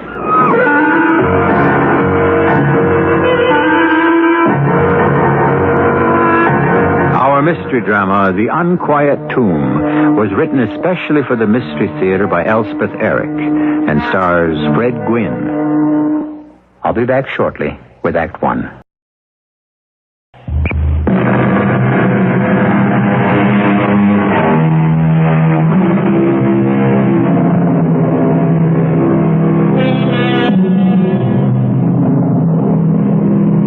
Samuel Johnson was preoccupied throughout his 75 years with the vagaries and vicissitudes that punctuate our brief lives, till he wrote these despairing lines. Must helpless man, in ignorance sedate, roll darkling down the torrent of his fate? Stay with us now for the story called The Unquiet Tomb. Nicholas! Nick, where are you? Nicholas! Can't you hear me? I hear you, Captain Jack. The sun's starting to set. I know, Captain. Then where in the name of heaven is my brandy? I'm fetching it now. Bring me a shawl to put over my knees. Yeah, I've got it. There's a sharp wind blowing from off the sea. Hand it over. Shall I help you? Hand it over. I'll do it myself. I'm still able. Of course you are.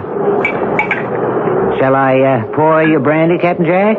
Yes, you'd better do that. There you are, Captain Jack. Pour yourself one, too. How's that? I said pour yourself a spot of brandy. Is that so hard to understand? Well, it's been years since you suggested that I drink with you, Captain. Yes, well, I'm suggesting it now. Of course, back there, it wouldn't have been proper for us to drink together. Bad for discipline. Bad for morale, surely. And when we came here, I don't know, we stuck to the same old ways. Force of habit, I suppose. I always understood that, Captain. It would never have entered my mind to presume. But now it all seems stuff and nonsense. Know what I mean? Perhaps I do, Captain. In part, anyway. And besides, I begin to feel the need of human company. It was different, of course, when Nellie was alive. You remember how she was, Nick? I remember. So full of spirits. So happy to be alive. Well, you know. Yes, she was my own sister, Captain. And then there was Kevin Murdoch. And now he's gone. Why did he have to go back, Nicholas? He had a good life here. Why did he want to go back to the polluted life of civilization? I think you know why, Captain. Look. Look there. Look there. Oh, where, Captain? On the horizon. It's a ship. I don't see anything. But you must. Your eyes are better than mine. There's a ship out there. No, Captain. Yes, a ship. And it's coming for me. To carry me away. Oh, now, Captain, surely you don't mean you'd leave your island. You think I'd do that? Leave my island? No. But that ship will carry me away. Yes, it will carry me away. A flight of fancy, Captain. There's no ship. What? No? No ship? You imagine it, Captain. Well, you could be right, I suppose. It's possible, you're right. Remember when I purchased this island? From the Dutch? Or was it the French? Or the English? Bought it for pennies. In point of fact, I'm not sure I ever paid them anything at all, whoever they were. Did I pay them, Nick? I don't believe you ever did. Well, nobody cared. Nobody even knew this island was here till I put in a bid for it. And when I did, they brushed it off like you'd whisk away a fly. What did they want with an island that covered no more than 8 square miles of earth, set in a distant sea? Did they care for its beauty? Its serenity? No. There wasn't a penny to be made from it, so why should they care? Do I speak the truth, Nick? The very truth, Captain. Even you? You thought me mad to settle on this scrap of paradise, didn't you? Didn't you? Well, that was before I'd seen it, sir. But once you'd seen it... Then it was a different matter altogether. Oh, man alive. The joy in my heart when I saw you waving from the small boat. One of my own. My old compatriot. My fellow fighter. I knew straight off that together we'd have ourselves a tiny piece of heaven here. And Nellie. Nellie standing beside you in the little boat. I never expected that. Bringing a woman with you. That was your bit of inspiration. It was to free her mind of an infatuation she'd had for a man back there. And it did. It did. Freed her from everything that was mean and rotten. Remember, Nick, how we set about building this house out of the coral rock? Build it according to no plan at all. What did we need of plans? The soul of this place is to have no plan. No plan at all. Simply to live each day as it comes. To rest each night in order to be ready for the day that will dawn. Aye, we'd rise with the sun. Nellie would give us breakfast. And work like stevedores. Harder than that? Till Nellie called us for dinner. Oh, a sweet voice. I can hear it now. Captain O'Shea, I've dinner set on the bench. There's fried fish today. Captain? I'm toasting the breadfruit, so hurry. Stop your work now, this instant, or the fish will be overdone. We're coming, Nellie. We're yours. Nick, serve up the fish and be generous. There's plenty. Oh, this one was a whopper. There's breadfruit for you, Captain. Again? No complaining now. I won't have it. It lacks something. Breadfruit does. Yes. Taste is what it lacks. I took a walk along the beach this morning, and you know what I found? Little yellow plums growing right out of the sand. Millions of them. Now, if there was some way to get out the pulp and some way to make a jam out of them. There should be a way. And brandy. A yellow plum brandy. A yellow plum jam. A yellow plum pudding. There's no end to what we can do. No end. No end. We shall go on forever and ever. There will be no end to this dream of paradise. We shall live like this to the end of our days. Agreed? Agreed. Of course, the reality of the thing is, my end will come first. I'm 50 years old and a bit more. Well, now, Captain Jack... Don't dwell on such things, Captain O'Shea. Not on a day like this, when we're all so happy and content. You two. Neither of you has reached 30. But I... Oh, come now, Captain, you... No. Today's the day to think about it. Later, I'll fear it no more, and I'll push the thought away. But today I can think about it with a clear mind. If you must. I have it. What's that, Captain Jack? I'll build me a tomb. A tomb of coral. Inlay the walls with the most beautiful shells to be found on the beach. I can find the shell. Before we go on with the house, Nick, we'll construct a tomb. And build the house about it. Yes. I shall live out my days on this wee island, and when my life is over, I shall lie in my coral tomb and hearken to the waves and the gulls and be at peace. How happy we were, the three of us. It seemed we needed nothing more. No one else. But then, it was a particularly fine day, I remember. The house was finished. We were so proud of it. We were standing on the beach. Remember? You and I, Nick. Captain, that boat's aiming to anchor here. They've lowered a dinghy. There's a man in it. Oh, that's a fine ship. About 30 foot, I should say. Draws about 6 feet. Aye, nice and beamy. What do you say we walk down and welcome him? Find out what drew him here. Hello! Hello there! Hello! Well, he's one of us at least, not some crazy foreigner. Have I your permission, sir? You have better than that, sir. You have my welcome. My name is Kevin Murdoch. And I'm Captain Jack O'Shea. Welcome to Shea's Island, Mr. Murdoch. Thank you, sir. And this is Nicholas Higgins. Of course. At last, Mr. Higgins. You've met before, you two? One night in a bar, many months back, a year ago. It was this man told me about the island, Captain. He was taking his future into his own hands and coming to join you. Well, come up to the house, Mr. Murdoch. We'll give you some fine plum brandy, and you'll tell us... Well, I didn't come alone, Captain. My wife is on the boat, and my 2 children. With your permission... Oh, fetch them. Meanwhile, we go up to the house and tell Nellie we have guests. Nellie?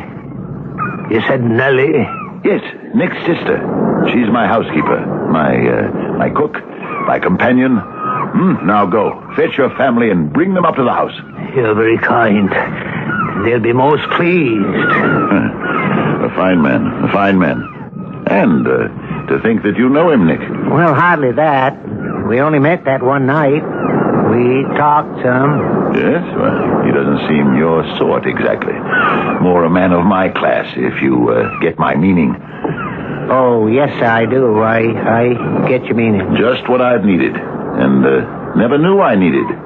People of my own sort to converse with. Nick, I'm going to ask this man, Murdoch, to move in with us. What? Here? In this house? Why not? We've plenty of room. Yeah, but, if they stay... Oh, they'll stay. This island is going to bewitch them as it's bewitched me. They could live on the boat. Oh, no. I want them here. Another woman in the house. Company of the female sort for Nellie. And children running about. Oh, it'll be wonderful. What are you talking about, Captain O'Shea? A woman? Children here? With us? My guests, Nellie. And treat them with every respect, as you do me. Certainly, Captain. Nellie, the man's name is Murdoch. What? You said... Kevin Murdoch. He's here with his wife. Yes, his wife and 2 children. Oh, we'll be quite a household. Do you think it's wise, Captain, having them to live here? It'll be great fun, Nellie. Oh, we'll have such times. Go and fetch brandy and biscuits, and let's make the Murdochs really feel at home. For, know it or not, this is their home. They never did move out, and we were happy together, all of us. Well, weren't we, Nick? For a time, perhaps. Yes. Yes, we were happy. I insist upon it. I knew such pleasure, such happiness. I was near to bursting with it until... Yes, Captain? Until the dying began.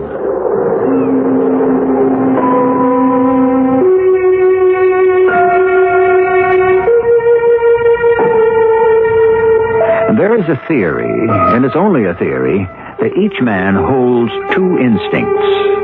One is called Eros, after the god of love. The other is Thanatos, a personification of death. These two are thought to live side by side in every human soul. Sometimes the one is in the ascendancy, sometimes the other. But neither ever resigns or concedes the battle. I'll continue with Act 2 shortly.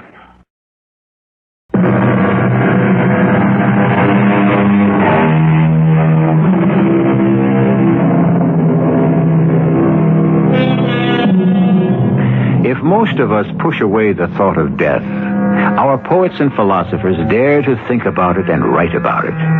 Here are lines written in the century past by the English poet Swinburne. From too much love of living, from hope and fear set free, we thank with brief thanksgiving whatever gods may be, that no life lives forever, that dead men rise up never, that even the weariest river winds somewhere safe to sea. Such happiness, such joy. The house came alive. I could have conversation of an intelligent sort with Murdoch. No offense meant, Nick. None taken, Captain. And with Mrs. Murdoch planning the meals. And she rearranged the furniture. Remember that? I remember. Made draperies for the windows. Sailed the sloop to the mainland to get the material. Remember? I remember. And dyed them herself. The exact shade of the casuarina tree. Oh, she did hundreds of things to improve the house. She did indeed. This terrace was her idea, with a full view of the sea. It was indeed. Nick, it just suddenly occurred to me. Oh, what's that, Captain Jack? Did I let Mrs. Murdoch do too much to the house? Did I let her impose her own ideas on me? Well, they was good ideas.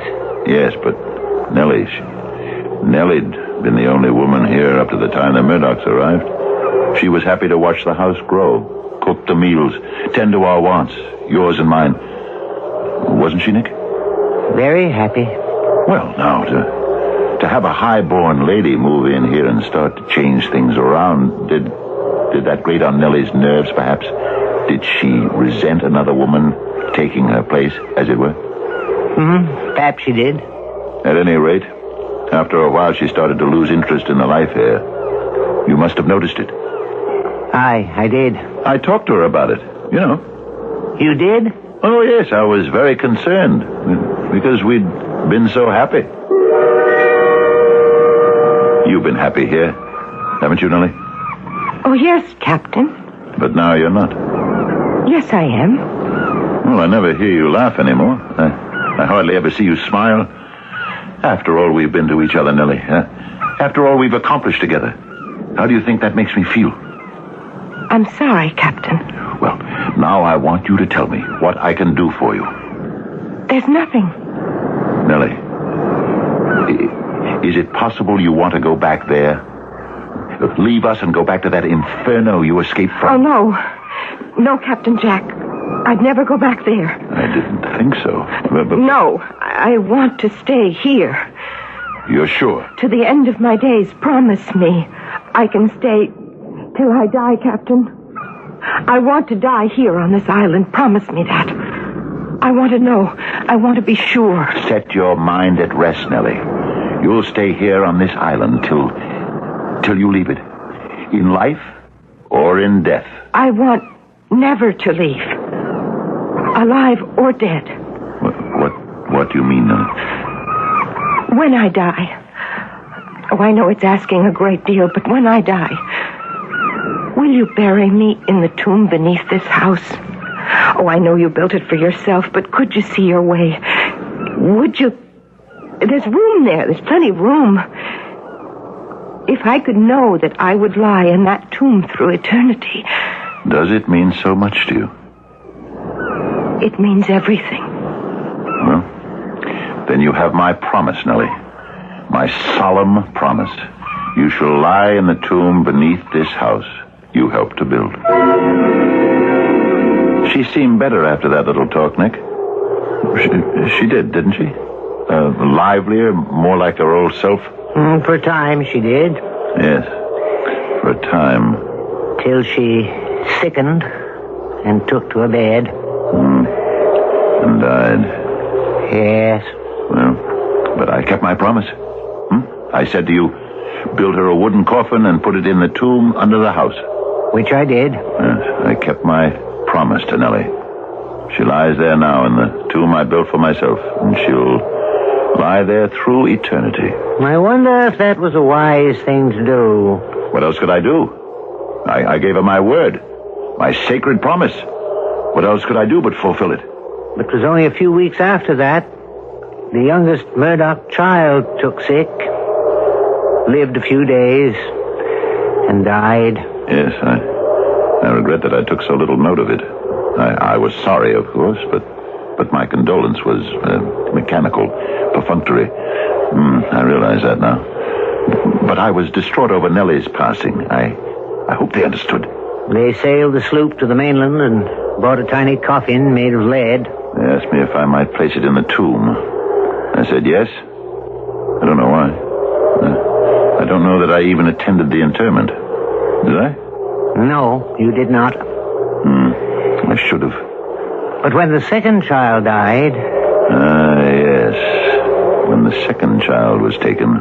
We put the little body in another lead coffin. We was all there, Captain. You and I and the Murdochs.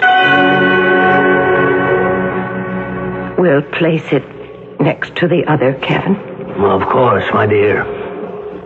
That's be all right with you, isn't it, Captain? What's that? My wife says we'll place the coffin side by side with that of our other child. Of course. Wherever you like. Kevin? Where is it? What, my dear? The other coffin, where is it? Why, it's right where we...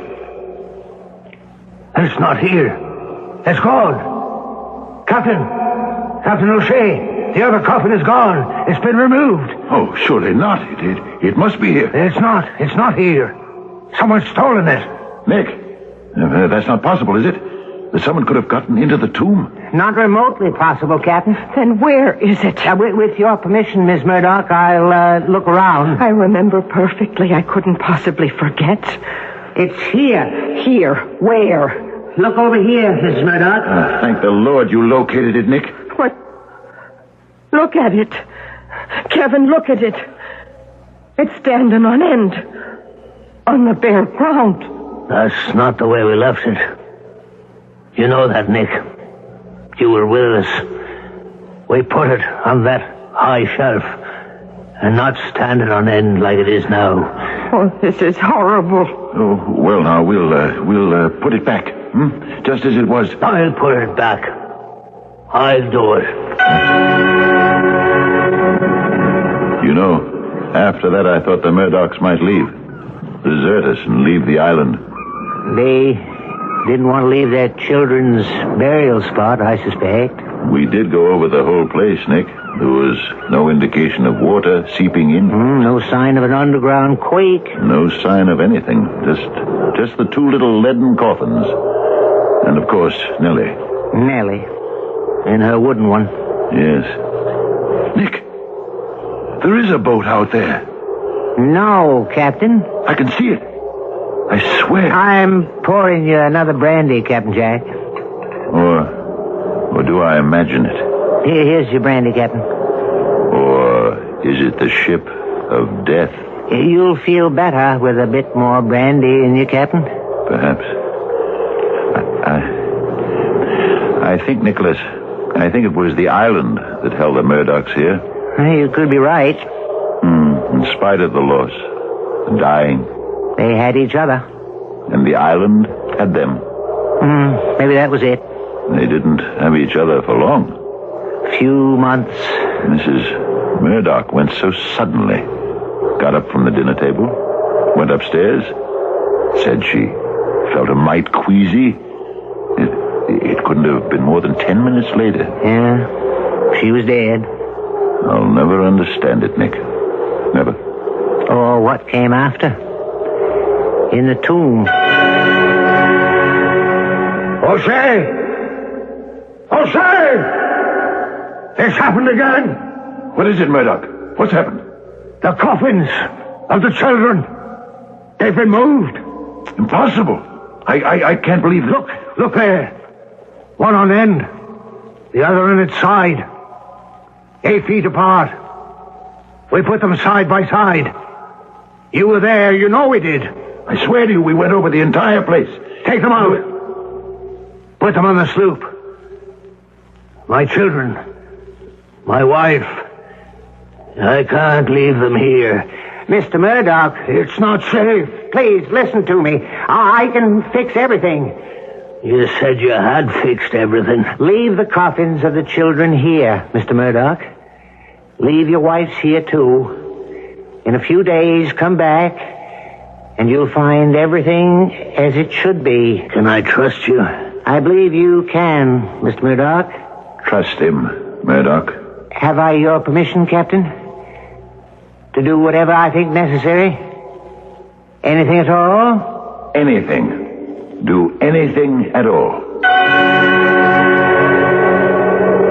You never told me what you did, Nick. Well, following night, after we'd interred Mrs. Murdoch, I went back to the tomb. Yes, Nick.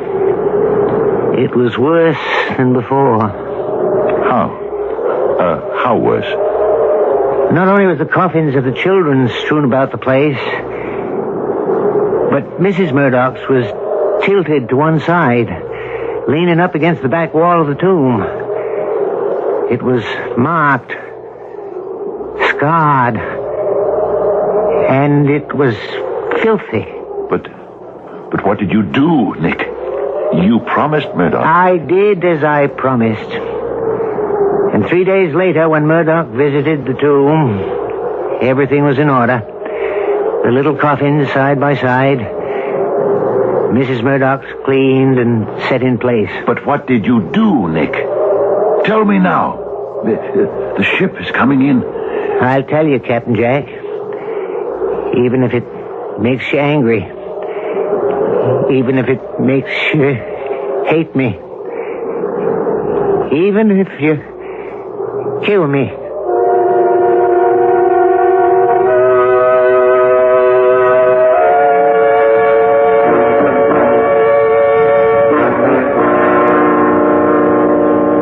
Who knows what happens when those we love start the long sleep called death?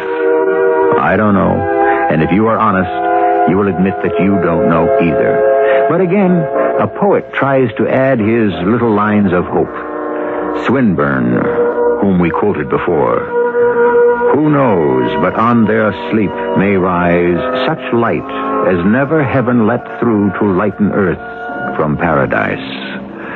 I'll be back shortly with our final act.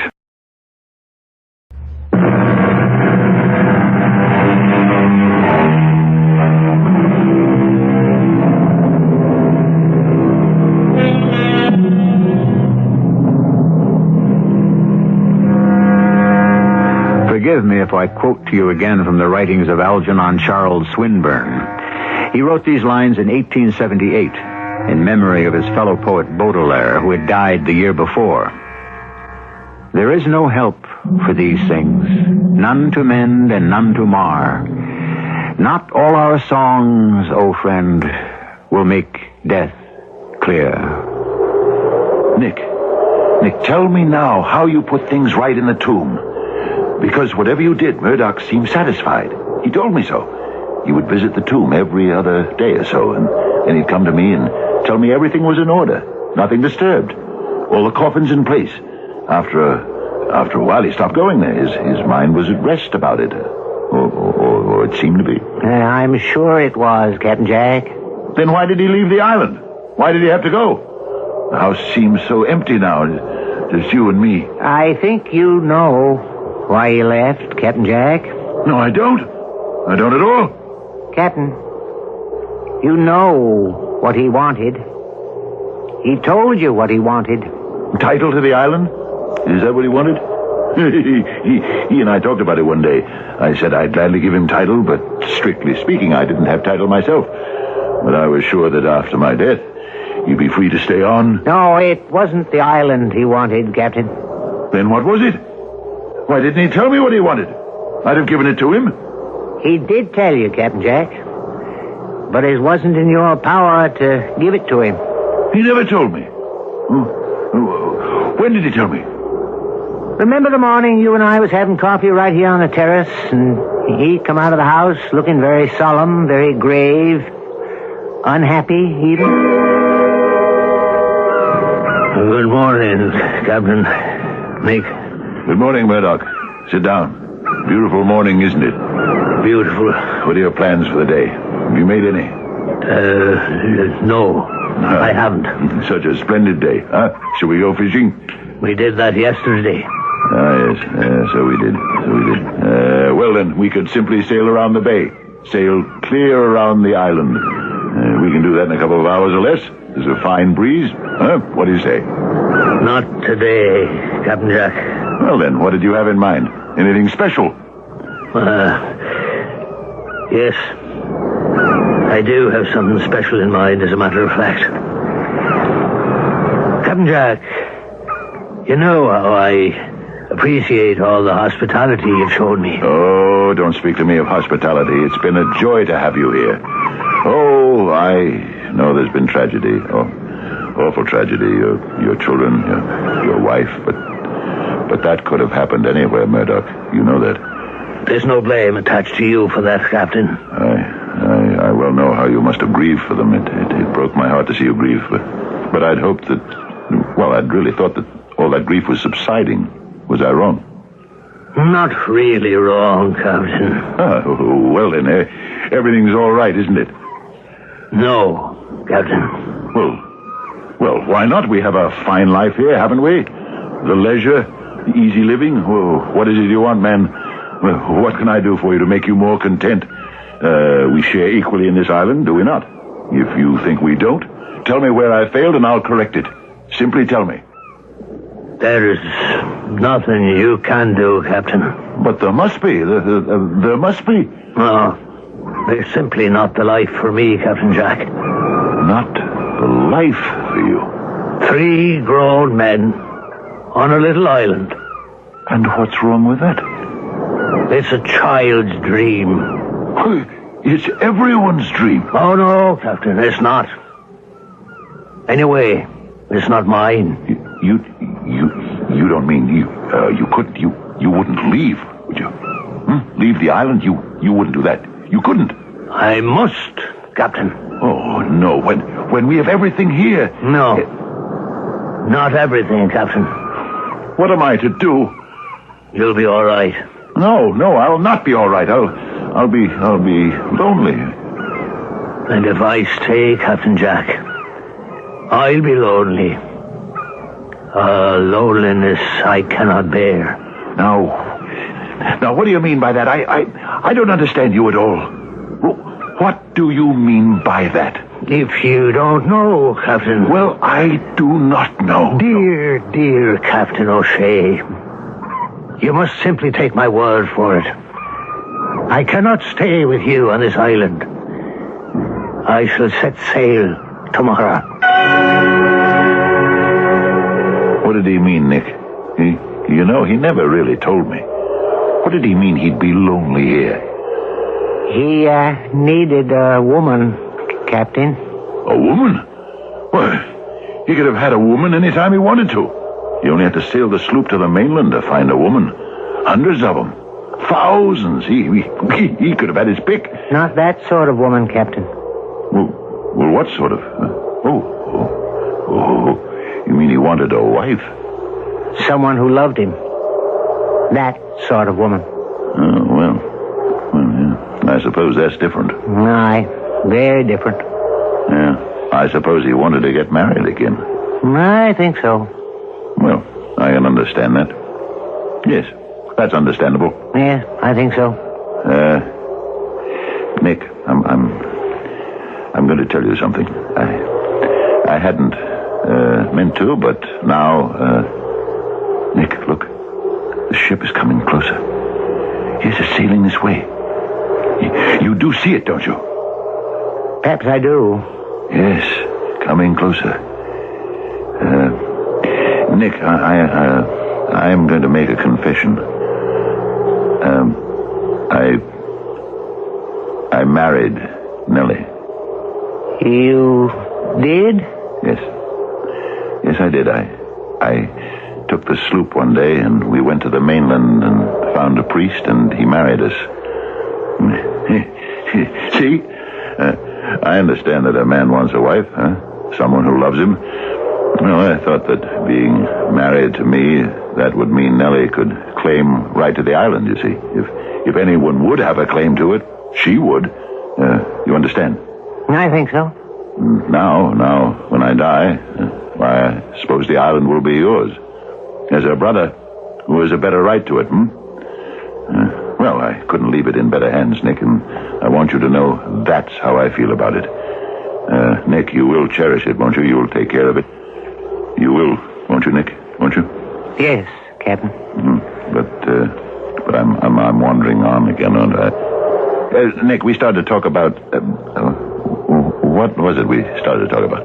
It doesn't matter, Captain. Yes, it does matter. Yes, the tomb. The tomb, and what you did to set it to rights. You were going to tell me about that. I'll confess to you. I haven't been inside the tomb since Mrs. Murdoch was laid away. Her husband visited often, but I never did. I should have, I suppose. But I wanted to remember Nellie as I'd known her in life. I never went near her in the tomb. It's just as well. Perhaps, Nick, I was unfeeling. Nellie wasn't there. Yeah, of course her spirit wasn't there, but... Neither was her body. What? What's that? I removed it. I removed her body from the tomb. What are you saying? It was the only way, Captain. You were telling me you took Nellie's body out of the tomb? Nick, you actually... I had to. But I promised her. I gave her my word of honor that she would lie in the tomb forever. Nick, I gave her my solemn vow. It was almost my last word to her. I know, but And she was my wife, Nick. You couldn't have known that, of course, but if you had come to me, if you had asked me... You'd never have permitted it, Captain Jack. Of course I wouldn't have permitted it. Why did you do it? It was my plan to be buried next to her. Nick, why did you ever do it? You gave me permission to do anything necessary to settle the disturbance in the tomb. The scattering of the coffins. You said I could do anything I saw fit. But not that. Not that. You said anything at all. But why that? Why did you do that of all things? Because it was Nellie who was wreaking the havoc. From her coffin? Within the tomb? Yes. But why? Why would she do that? You sure you want me to tell you? Of course I'm sure. Tell me. She loved Kevin Murdoch, Captain. What? She loved Murdoch. She loved him for a long time. Remember I told you that I brought her here to recover from an infatuation back there? Murdoch? Yes. But he was married, had children. He broke her heart. I thought that here, with us, she might recover. And she was well on the way when he sailed here with his family and took up residence. I tried to warn you. Are you telling me he followed her here? Yes, Captain. He loved her so much. After his own way, he loved her, yes.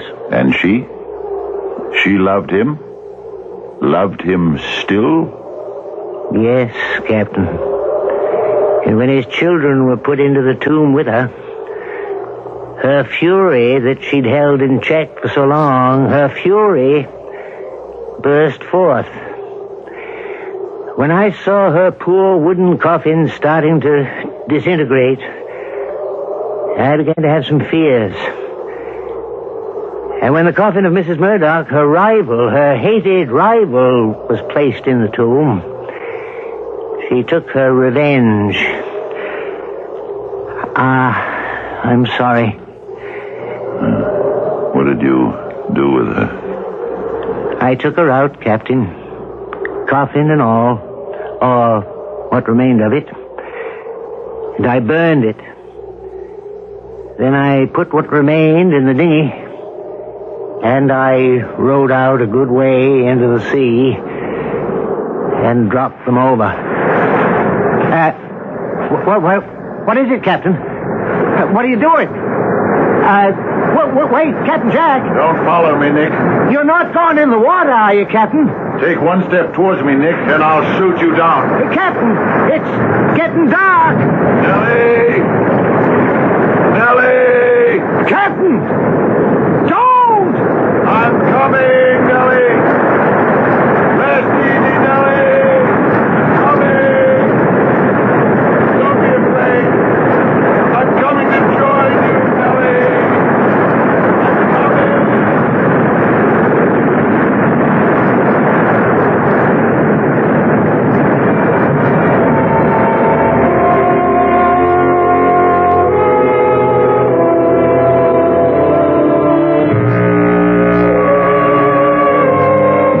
Try to rescue his friend?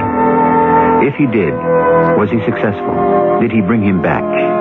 For darkness was falling over the sea, over the island. Or did he simply stand on the shore and watch his friend go to meet the death he sought, to meet the ghostly ship he had seen coming to fetch him?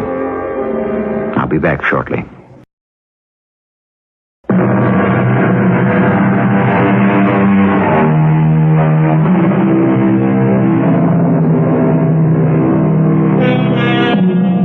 Have we depressed you with our story of death and dying? I sincerely hope not. These days we speak more freely about the stark and undeniable fact of death, in hopes, I suppose, of fearing it less and accepting it more equably. Shakespeare told us centuries ago that death, a necessary end, will come when it will come. There's really little more than that to be said on the subject. Our cast included Fred Gwynne, Robert Dryden, and Terry Keane. The entire production was under the direction of Hyman Brown. This is E.G. Marshall inviting you to return to our Mystery Theater for another adventure in the macabre. Until next time, pleasant dreams.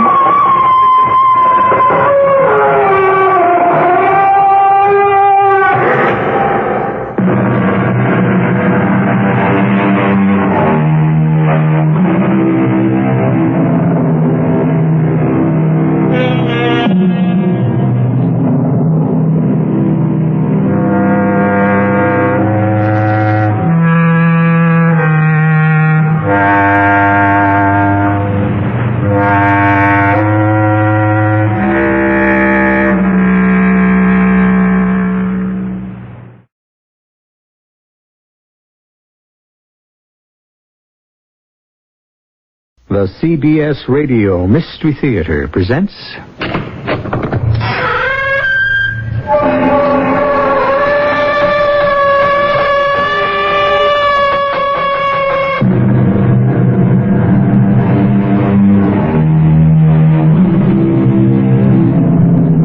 Come in. Welcome. I'm E.G. Marshall. Remember when we believed that the kiss of a princess could turn a frog into a prince? That was long ago, of course, when we believed in magic. The years passed and we started calling it luck. Then, pushed, prodded, or plummeted into a confused maturity, we began to speak of problem solving. But even as the magnetic pull of childhood resists all our efforts to grow up, so does the buried belief that the kiss of a beautiful princess will transform the ugly frog into a handsome prince.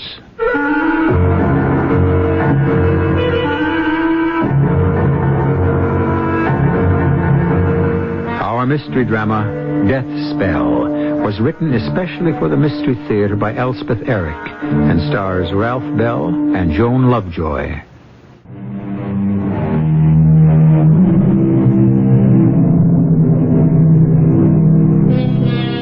Magic is and has always been man's frantic effort to control what he fears. Flood, famine, disease, death. In the story we're about to bring you, the dread enemy is none of these. It is a single person. One, you would think, who might be expected to harbor none but the most benign thoughts. Not an enemy at all, but a lover.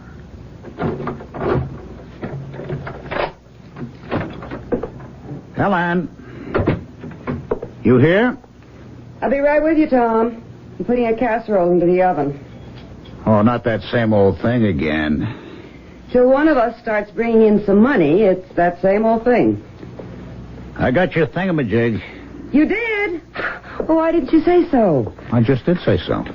Oh, great. Marvelous. Swell. I could have bought a steak for what that thing cost. Oh, but I had to have it. I need it. Yeah, well, I need protein. Oh, gorgeous. Fantastic. What the devil do you want it for? I have to know if I'm going to get the part in Antigone. What part? What Antigone? Sophocles' Antigone. I read for a part in it. Doing Antigone where? Off Broadway? Off Broadway. New Jersey, 2 weeks. But they paid equity minimum. I bought this whatchamacallit so that you could find out about 2 weeks in New Jersey? This is not a whatchamacallit or a thingamajig. It is a Ouija board. Whatever. It's not a whatever either. The Ouija board is as old as astrology. Ouija board goes back to the 4th century B.C. I'm so impressed. Where did you get it? In one of those voodoo shops on Greenwich Avenue. The Ouija board has nothing to do with voodoo. The Ouija board is an ancient divinatory device. Yeah, okay. Now, come on. Put your fingers on the planchette. Tom, come on, now, please. The casserole is going to take an hour, so come on. Oh, do I have to? Yes, you do. You have to. If I don't find out about that part in Antigone, I'm going to burst. Just put your fingers very lightly, please. Okay. Ouija, tell me, am I going to work soon in a play? Am I? Close your eyes, Tom. Oh, okay. Just let it move by itself. Okay. It is moving. You can't rush it. You know, I ran into a guy today. In the voodoo shop. This is not voodoo. A guy I hadn't seen for a couple of years, at the very least. Bertram Chillingworth Crowley, commonly called Bart. Ever tell you about him? I knew him in art school. He came to class every day in a Cadillac station wagon. That suggest anything to you? Money. Lots and lots of money. Pots of money. Lots of pots of money. Why don't you shut up and concentrate? He never did finish art school. I think the planchette is starting to move. He was too rich to paint. It is. He quit art school and he sank back into his millions. It's starting, Tom. I never gave another thought till today when I ran into him in the voodoo place. Oops. Tom. You better get the phone. But it was just starting to move. Hello. Is this Tom Craven? Yes, this is Tom Craven. Tom, How are you? Well, who's this? This is Bart. We ran into each other this afternoon. Greenwich Avenue? Bertram Chillingworth Crowley? Yes. Listen, we didn't get much chance to talk today, so I was wondering, could we have lunch? Tomorrow, maybe? I don't eat lunch as a rule. At my club, I thought. Oh. Well, I have something I'd like to talk over with you. Something that might interest you. Oh?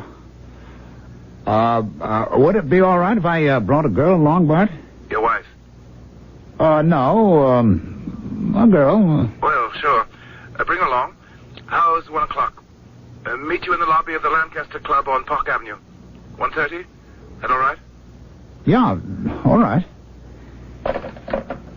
Hey, how do you like that? Just finished talking about the guy. He's on the phone. Tom, sit down. That's spooky. That's really spooky. It's moving. Is that okay with you? Lunch tomorrow? Now, relax. Don't press on it. 1:30? It's spelling out something. Lancaster It's Club. moving to A. It's a very snooty joint. Oh, it's going so fast. Park Avenue. N-T-I-A-N-T-I.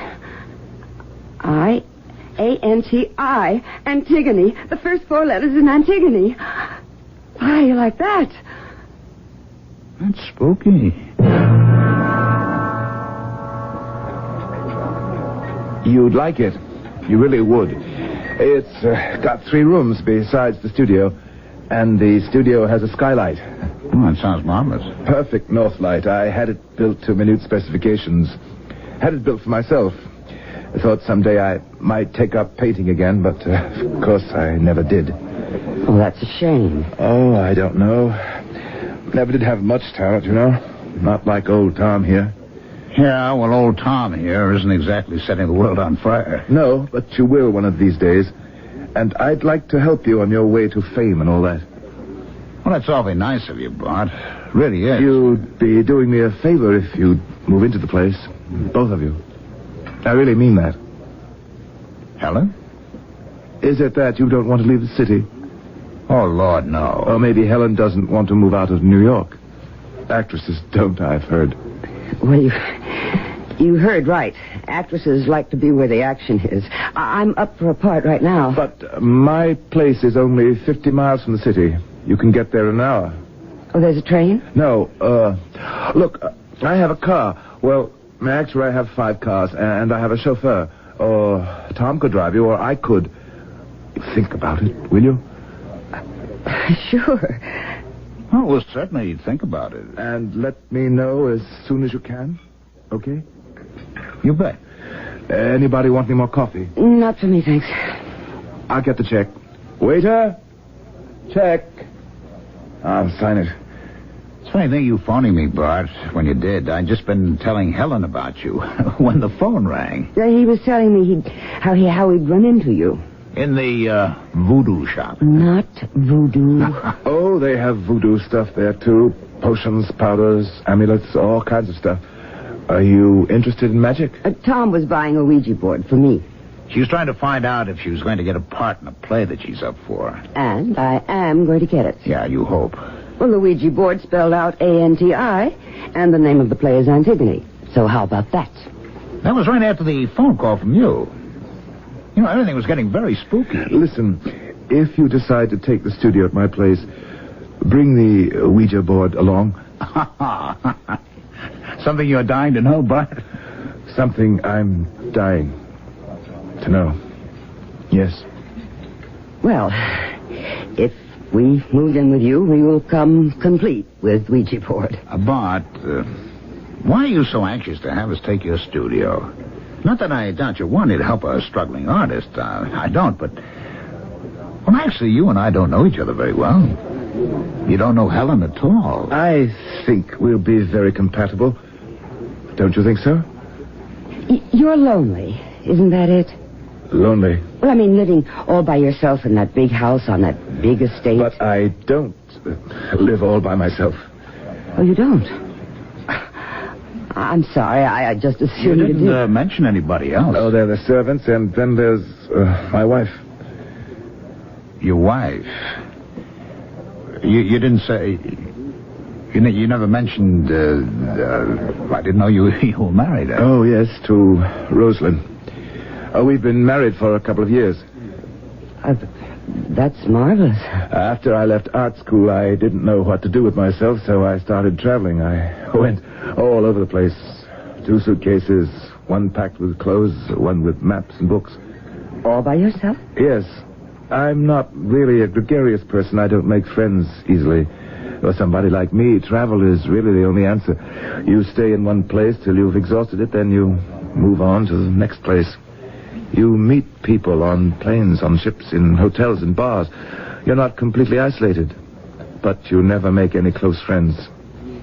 It's something I'm not capable of anyway. But you did make one close friend, didn't you? What? I mean, Rosalind. Oh, yes, Rosalind. And you married her? Yes, I married Rosalind.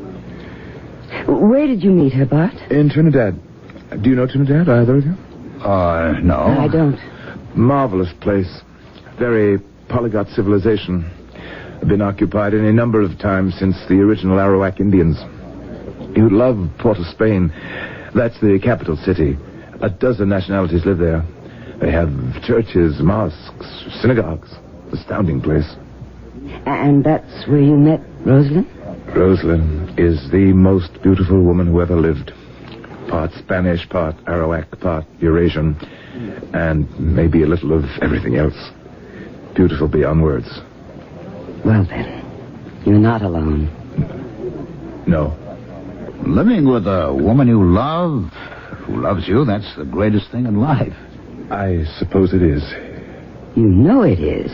Only Rosalind doesn't love me. Oh. I'm sorry. She hates me. Oh, now, Bart. She's trying to kill me. Come on, Bart. And she will. If I don't kill her first. And God said, "Let there be light." And there was light. And man considered it magic. Not only the creation, but the words that brought it to pass. And when the words were written down, the writing was magic too. Perhaps everything not quite comprehended by the limited mind of man appears to be magic. Perhaps everything is.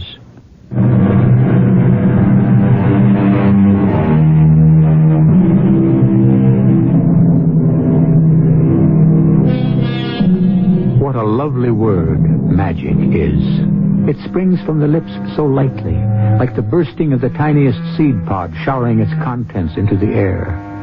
In a world which labors so strenuously to explain how and why everything is as it is and not otherwise, what a relief to turn away, even for a moment, and view it all as simply magic. It's crazy. Simply crazy. It's a beautiful place. I may not stay, Tom. Well, I'm staying. This is a fabulous studio. And you don't mind if your host is slightly insane? Well, I've put up with worse things in my time. You have? Like what? Being hungry. Not being able to work. Look, Helen, we don't have to see a lot of the Crowleys. They live in the big house. We live here. They've got their problems. We've got ours. Someone's at the door. Yeah. Bringing us a nice little problem. Good morning. Hello, Rosalind. Oh, come in, Rosalind. It's a mess in here. We're unpacking. I brought you some flowers from the garden. Well, thanks. They're lovely. Thank you. We'll get organized after a while. Can you find a place to sit down? Oh, it's all right. I'll just wander about. I can't stay. Oh. Well, look here. Did you bring this with you? Oh, what's that? Oh, no, we didn't bring any books. It's a copy of Malleus Maleficarum, the Hammer of Witches. Bertram must have put it here. 2 Dominicans wrote it in the 15th century. Then people believed in witchcraft and magic. Have you read it? I couldn't finish it. I think it's the most boring book ever put together. Well, if there's anything you need... Not at the moment. If you find you do need something, please let me know. Thank you, we will. She's got to be the most beautiful woman I've ever seen. Yeah. I'd like to paint her. I thought we weren't going to see too much of the Crowleys. I thought we were going to let them have their problems, we have ours, and all that stuff. Well, I didn't mean that right away. I meant sometime. Just as long as they don't start being one of our problems. Helen, don't look for trouble, huh? I don't think I'll have to. I think it'll come right up to the door. Oh, maybe it's arrived. Helen, knock it off, will you? Hey. Hiya, Bart. Come on in. Thanks. Thanks very much. Hello, Mr. Crowley. Hello. I've just come from the doctor. Oh? Something wrong? The doctor says no. He says I'm fine. Well, good. But I'm not. You don't believe the doctor? There's something wrong with me. I know it. Well, Bart, why don't you change doctors? I've been to all of them. They all say the same thing. I'm in perfect health. Well, then I think you ought to take their word for it, Bart. How can I? And I know I'm dying. Oh, now listen. Do you know that Rosalind does all the cooking in our house? No, does she? She insists on it. She has coconut milk flown up from Jamaica. She says it's the only thing to use in cooking. Maybe she's right. But things taste peculiar. She could be putting all sorts of things in.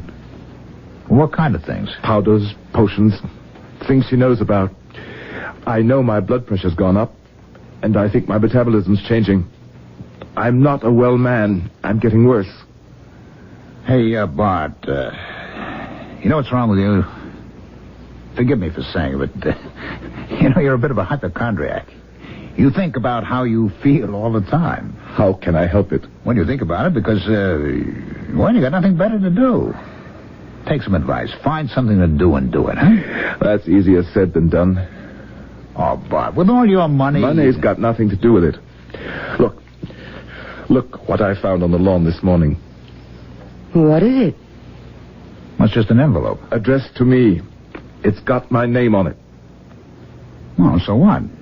You dropped it on the lawn sometime. And it, maybe fell out of the trash. So what? Look there. Look at that. Yeah, and what? That little hole there. In the middle of the W in Crowley. It's a little hole. So what? Made by a nail. A nail driven through my name. You don't know that. What else could it be? Well, I don't know. Could be anything. But I found the nail. I found it in the grass, 6 inches away from the envelope. Well, that doesn't mean anything. Oh, but it does.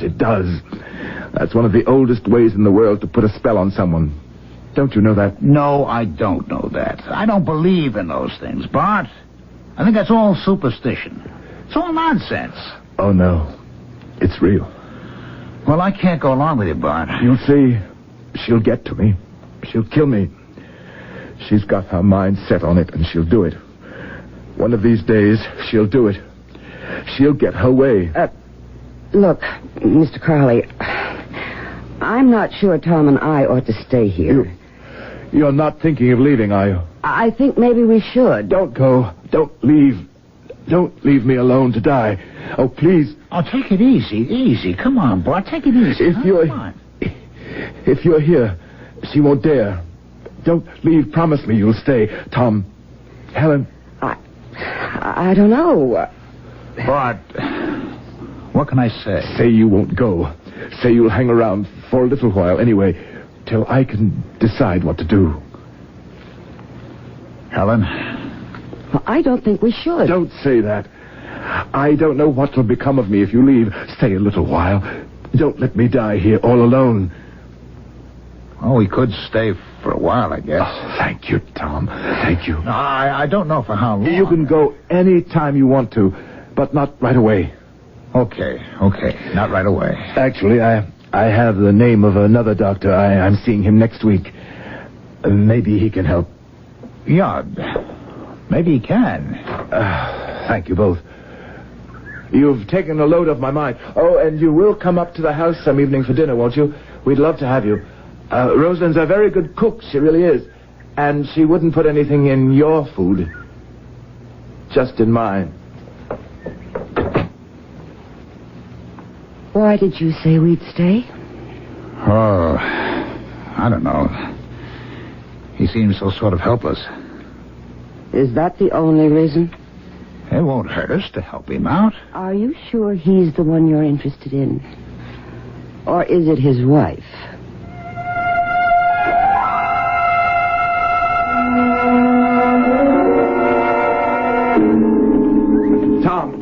Tom, hold up a minute, will you? Oh, hi there, Bart. Taking you a walk around? Yeah, the work wasn't going too well, so I thought where's Helen? Your chauffeur drove her into New York. She's reading for a part in something. She coming back? Maybe tomorrow. She doesn't like me, does she? Oh, I wouldn't say that. Bart, you shouldn't go around thinking people don't like you.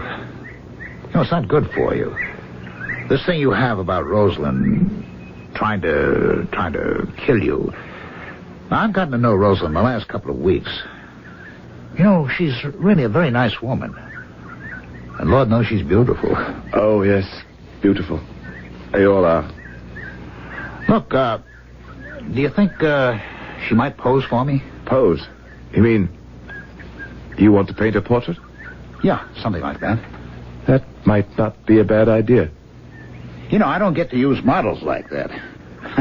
I can't afford it. It might be a wonderful idea. You might catch it in the portrait. That particular quality she has? You might catch the demon. What are you talking about? What demon? They say that's possible. That a great artist can catch the demon that lurks in us all. Ordinary people can't see it, but a great artist can see it and put it on canvas. If you could do that... Bart, I'm not a great artist, and I'm not looking for demons. But if you should catch the demon in Rosalind, put it on canvas where everyone could see it. I don't believe there is any such demon. You don't? No. No, I don't. Then look at this. What is it? Look at it. Well, it looks like a piece of pipe. That's what it is. Well, Bart, so what? It's a piece of pipe, so what? I found it on the lawn this morning. And that's not all I found. Look at this. Go ahead, look at it. All right. It's a sinker, isn't it? The kind you put on a fish line to weigh it down? That's right. It's a sinker. All right, so what? A lead sinker. Hey, Bart, you know something? You're driving me crazy. Why shouldn't you find a lead sinker on the lawn? People do fish around here. You probably do yourself, don't you? And the piece of pipe? What about that? Yeah, well, what about it? Lead pipe. Lead pipe. A lead sinker and a piece of lead pipe. Doesn't that say anything to you? No, not a thing. Is it supposed to? Lead, Tom, is the metal of Saturn. So what? Very powerful in a death spell. But you're driving yourself crazy with this thing, you know that? Just as copper is the metal of Venus, copper is powerful in a love spell. Oh, yes. Oh, yes. When Rosalind and I were first in love, she gave me a copper bracelet. She said it was for the arthritis in my hands, and it did help, I have to admit that, but that wasn't her real reason for giving it to me. Oh, no. It was to cast a love spell over me. She wanted me then. But now it's lead. The Saturn metal. Lead. The metal of death. Bart, come up to the studio with me. I'll make you a drink. We'll have a talk, huh? I have an appointment with the doctor. Just one drink. A new doctor. I told you I'd found one, didn't I? The doctor will wait.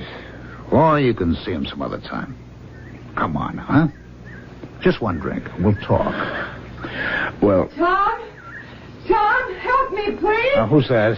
Is that Rosalind? Tom, please. Where is she? She's up there. Where? In her room. Tom, please, Tom.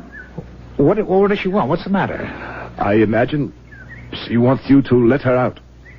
Let her out of her own room? Yes. I locked her in. If you think Bertram Chillingsworth Crowley is a madman, take a look around you. Do you find the behavior of your friends and relatives at all times and on all occasions reasonable? Take a look at the people of the world. Are they behaving rationally? Or if your friends and relatives are too close to you and the citizens of the world are too remote, take a look at yourself, if you dare. I'll be back with Act 3 shortly.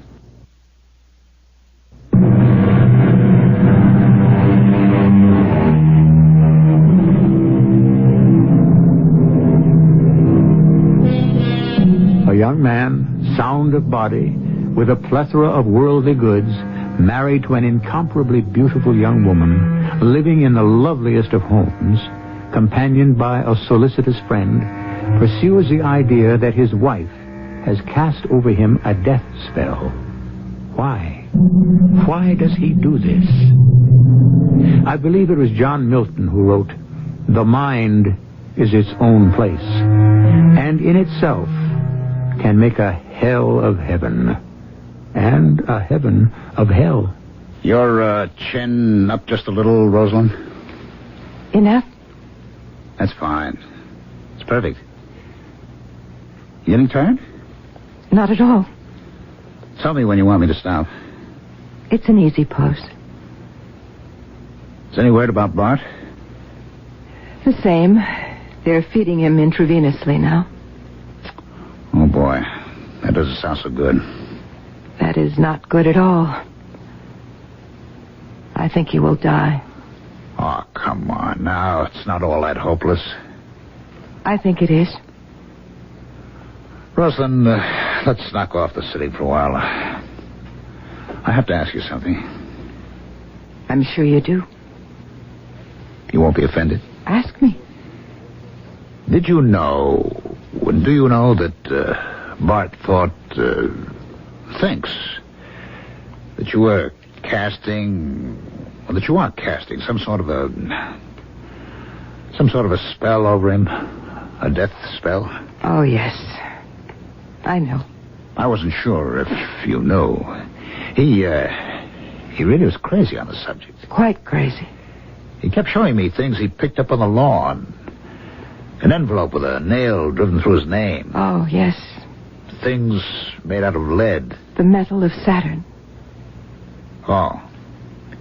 You know about these things, do you? Of course. Everyone knows. Well, I didn't. Not till I came here. People have known for centuries. Well, what I wanted to ask you... Yes? Is it true? That I cast a death spell over my husband, is that what you want to ask? Well, yes. Then why don't you come right out and ask it? Well, the thing is, I don't really believe in things like that. You don't? Well, nobody does, really. Everybody does. Oh, really. No. Everybody believes in magic. Oh, they may laugh at it or swear at it or sneer at it, but somewhere in some dark corner, everyone believes in it. Do you? Partly. From time to time.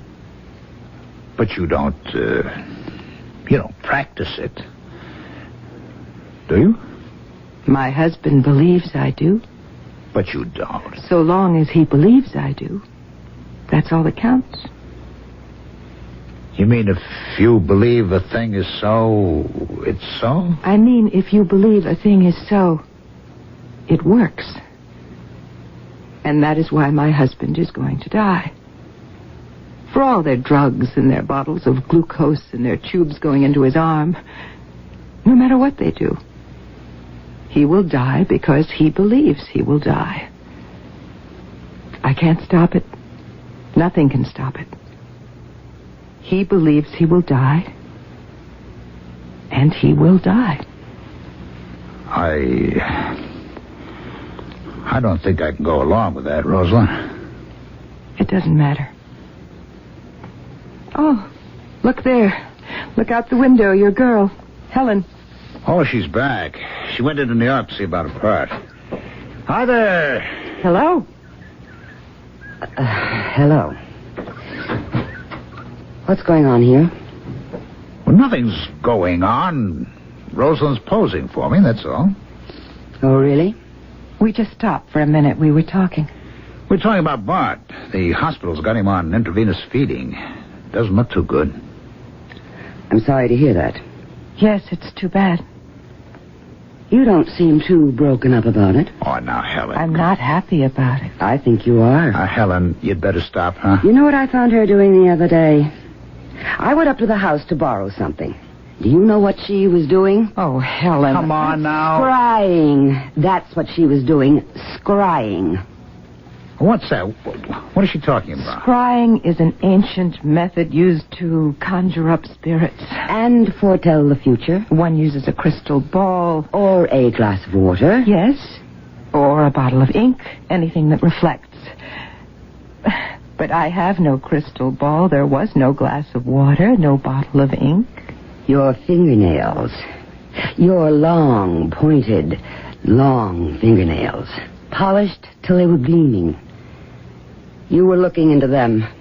And you were seeing the future in them. Helen, why would I do that? To see when your husband would die, when you'd be free of him. And you did see, didn't you? And you started moving in on Tom the very next day. Helen, that's enough. You don't know what you're talking about. Oh, yes, I do. Yes, I do. Somebody get that. I will. Thanks. Yes? Yes, this is Mrs. Crowley speaking. Oh? Oh. Yes, I understand. Thank you for calling me. Was that, was it, It was the hospital. He's dead. Oh, Rosalind. That's awful. Can we do anything for you? What can we do? I don't know. Anything at all. Could you stay for the funeral? After all, you were the only friends he had.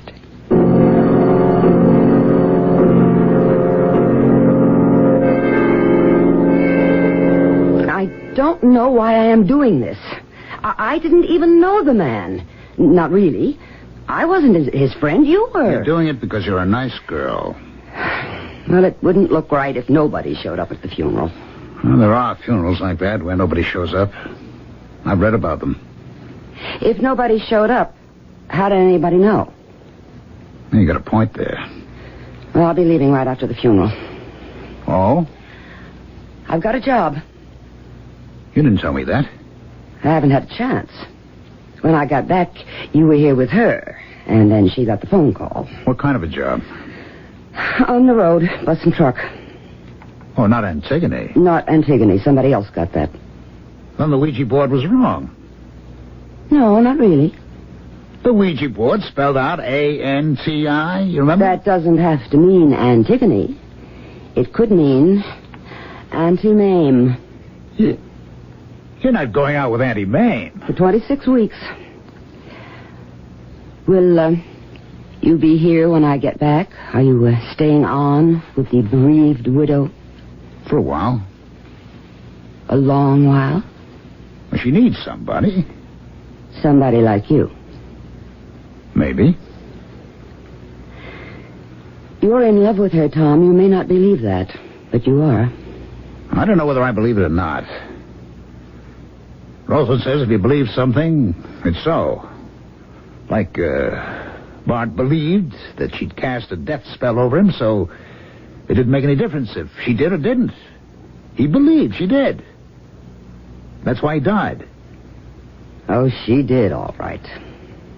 You don't know that. You have no way of knowing that. Right from the beginning. She got us down here. She cast a love spell. Oh, you're nuts. And I'm getting out before she casts a death spell over me. She hasn't got a thing against you, Helen. She likes you very much. Yeah? Then why is she taking my fellow away from me? She hasn't. She it's all in your head. Oh, is that where it is? Then why are you staying on here? I told you, it's just for a while. A long while. Like forever? Oh, no. I'll tell you what. When I get through touring with Auntie Mame, I'll call you here. If a woman answers, I'll hang up. Meanwhile, we rehearse 2 weeks in New York. I'll be at our old apartment. If you change your mind... I'll call you. Now, let's get dressed for the funeral. We don't want to be late. Though I don't think it'll be sold out.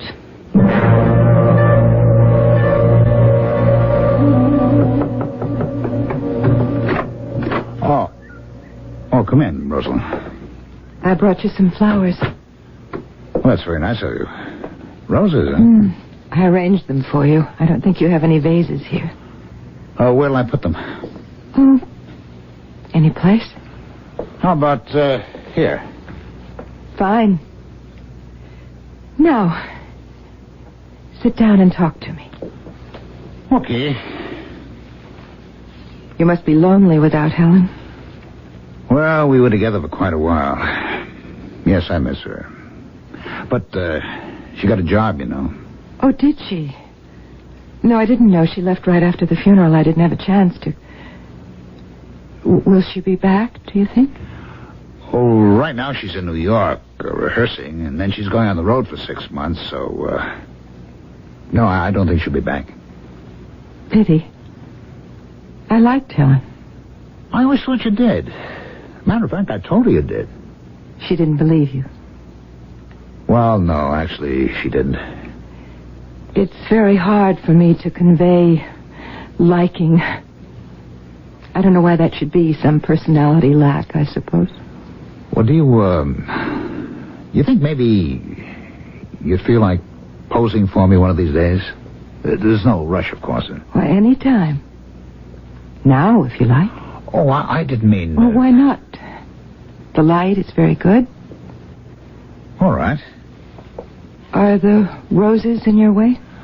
Yeah, I'll move them. Now, I'll just set up my easel. You know, this is very nice of you, Rosalind. I really do appreciate it. It's a relief to me to be doing something. Anything. Yeah, I know what you mean. Have I got the pose right? Stay the way you are. I'm going to start over. Helen believes in magic, doesn't she? Kind of. There's a high magic, you know. And there's a low magic. Now? Would you turn your face a little to the light? Low magic is concerned with, petty things. Getting a certain part in a certain play, things like that. Head up, just a trifle. Oh, yes, that's good. High magic is something quite different. Mm-hmm. Make yourself like God in order to understand God. That's the purpose of high magic. Just stay like that. Vault from your body and unfold. Unfold. Don't move, please. Outrun time and find eternity. Embrace sensation. Exist everywhere and at all times, past, present. Be unborn, be young, be old, be dead, and beyond death. Rosalind. Embrace all those things. Know all times, all places, all feelings, all persons and things, all quantities, all qualities. Rosalind. Then can you know God. Well, Tom? Are you ready? I was just... To start the picture, I mean. Oh, that. What did you think I meant? I don't know. I'd forgotten all about the picture. Well, that's what we're here for, isn't it? Isn't it?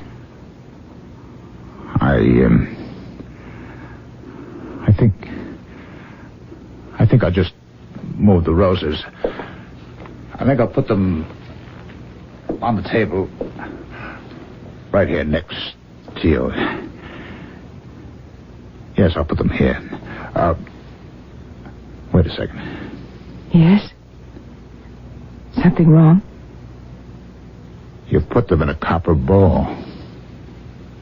Yes? Copper is the metal of Venus. Yes. Copper is the metal of love. What's the matter, Tom? What are you doing? Calling Helen in New York.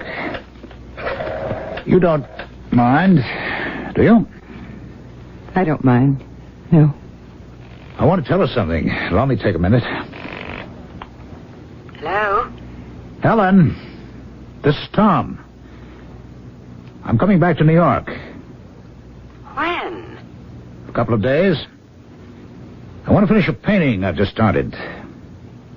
A painting of Rosalind? Yes. It could be very good if I can just capture something. Capture it and put it on canvas. Capture what? I'm not sure. But I think it's a demon.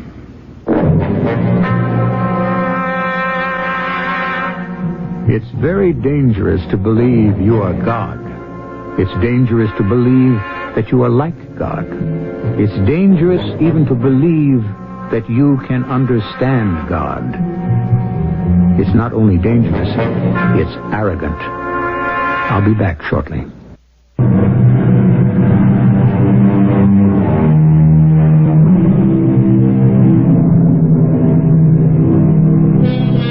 The theme of our story has been believing a thing is so makes it so. Well now, will believing that you are handsome, charming, and irresistible make you, in all truth, handsome, charming, and irresistible? I very much doubt it. But if you don't take it too seriously, it could make you more attractive. Try it. I'm going to. Our cast included Ralph Bell, Joan Lovejoy, Gordon Heath, and Terry Keane. The entire production was under the direction of Hyman Brown. This is E.G. Marshall inviting you to return to our Mystery Theater for another adventure in the macabre. Until next time, pleasant dreams.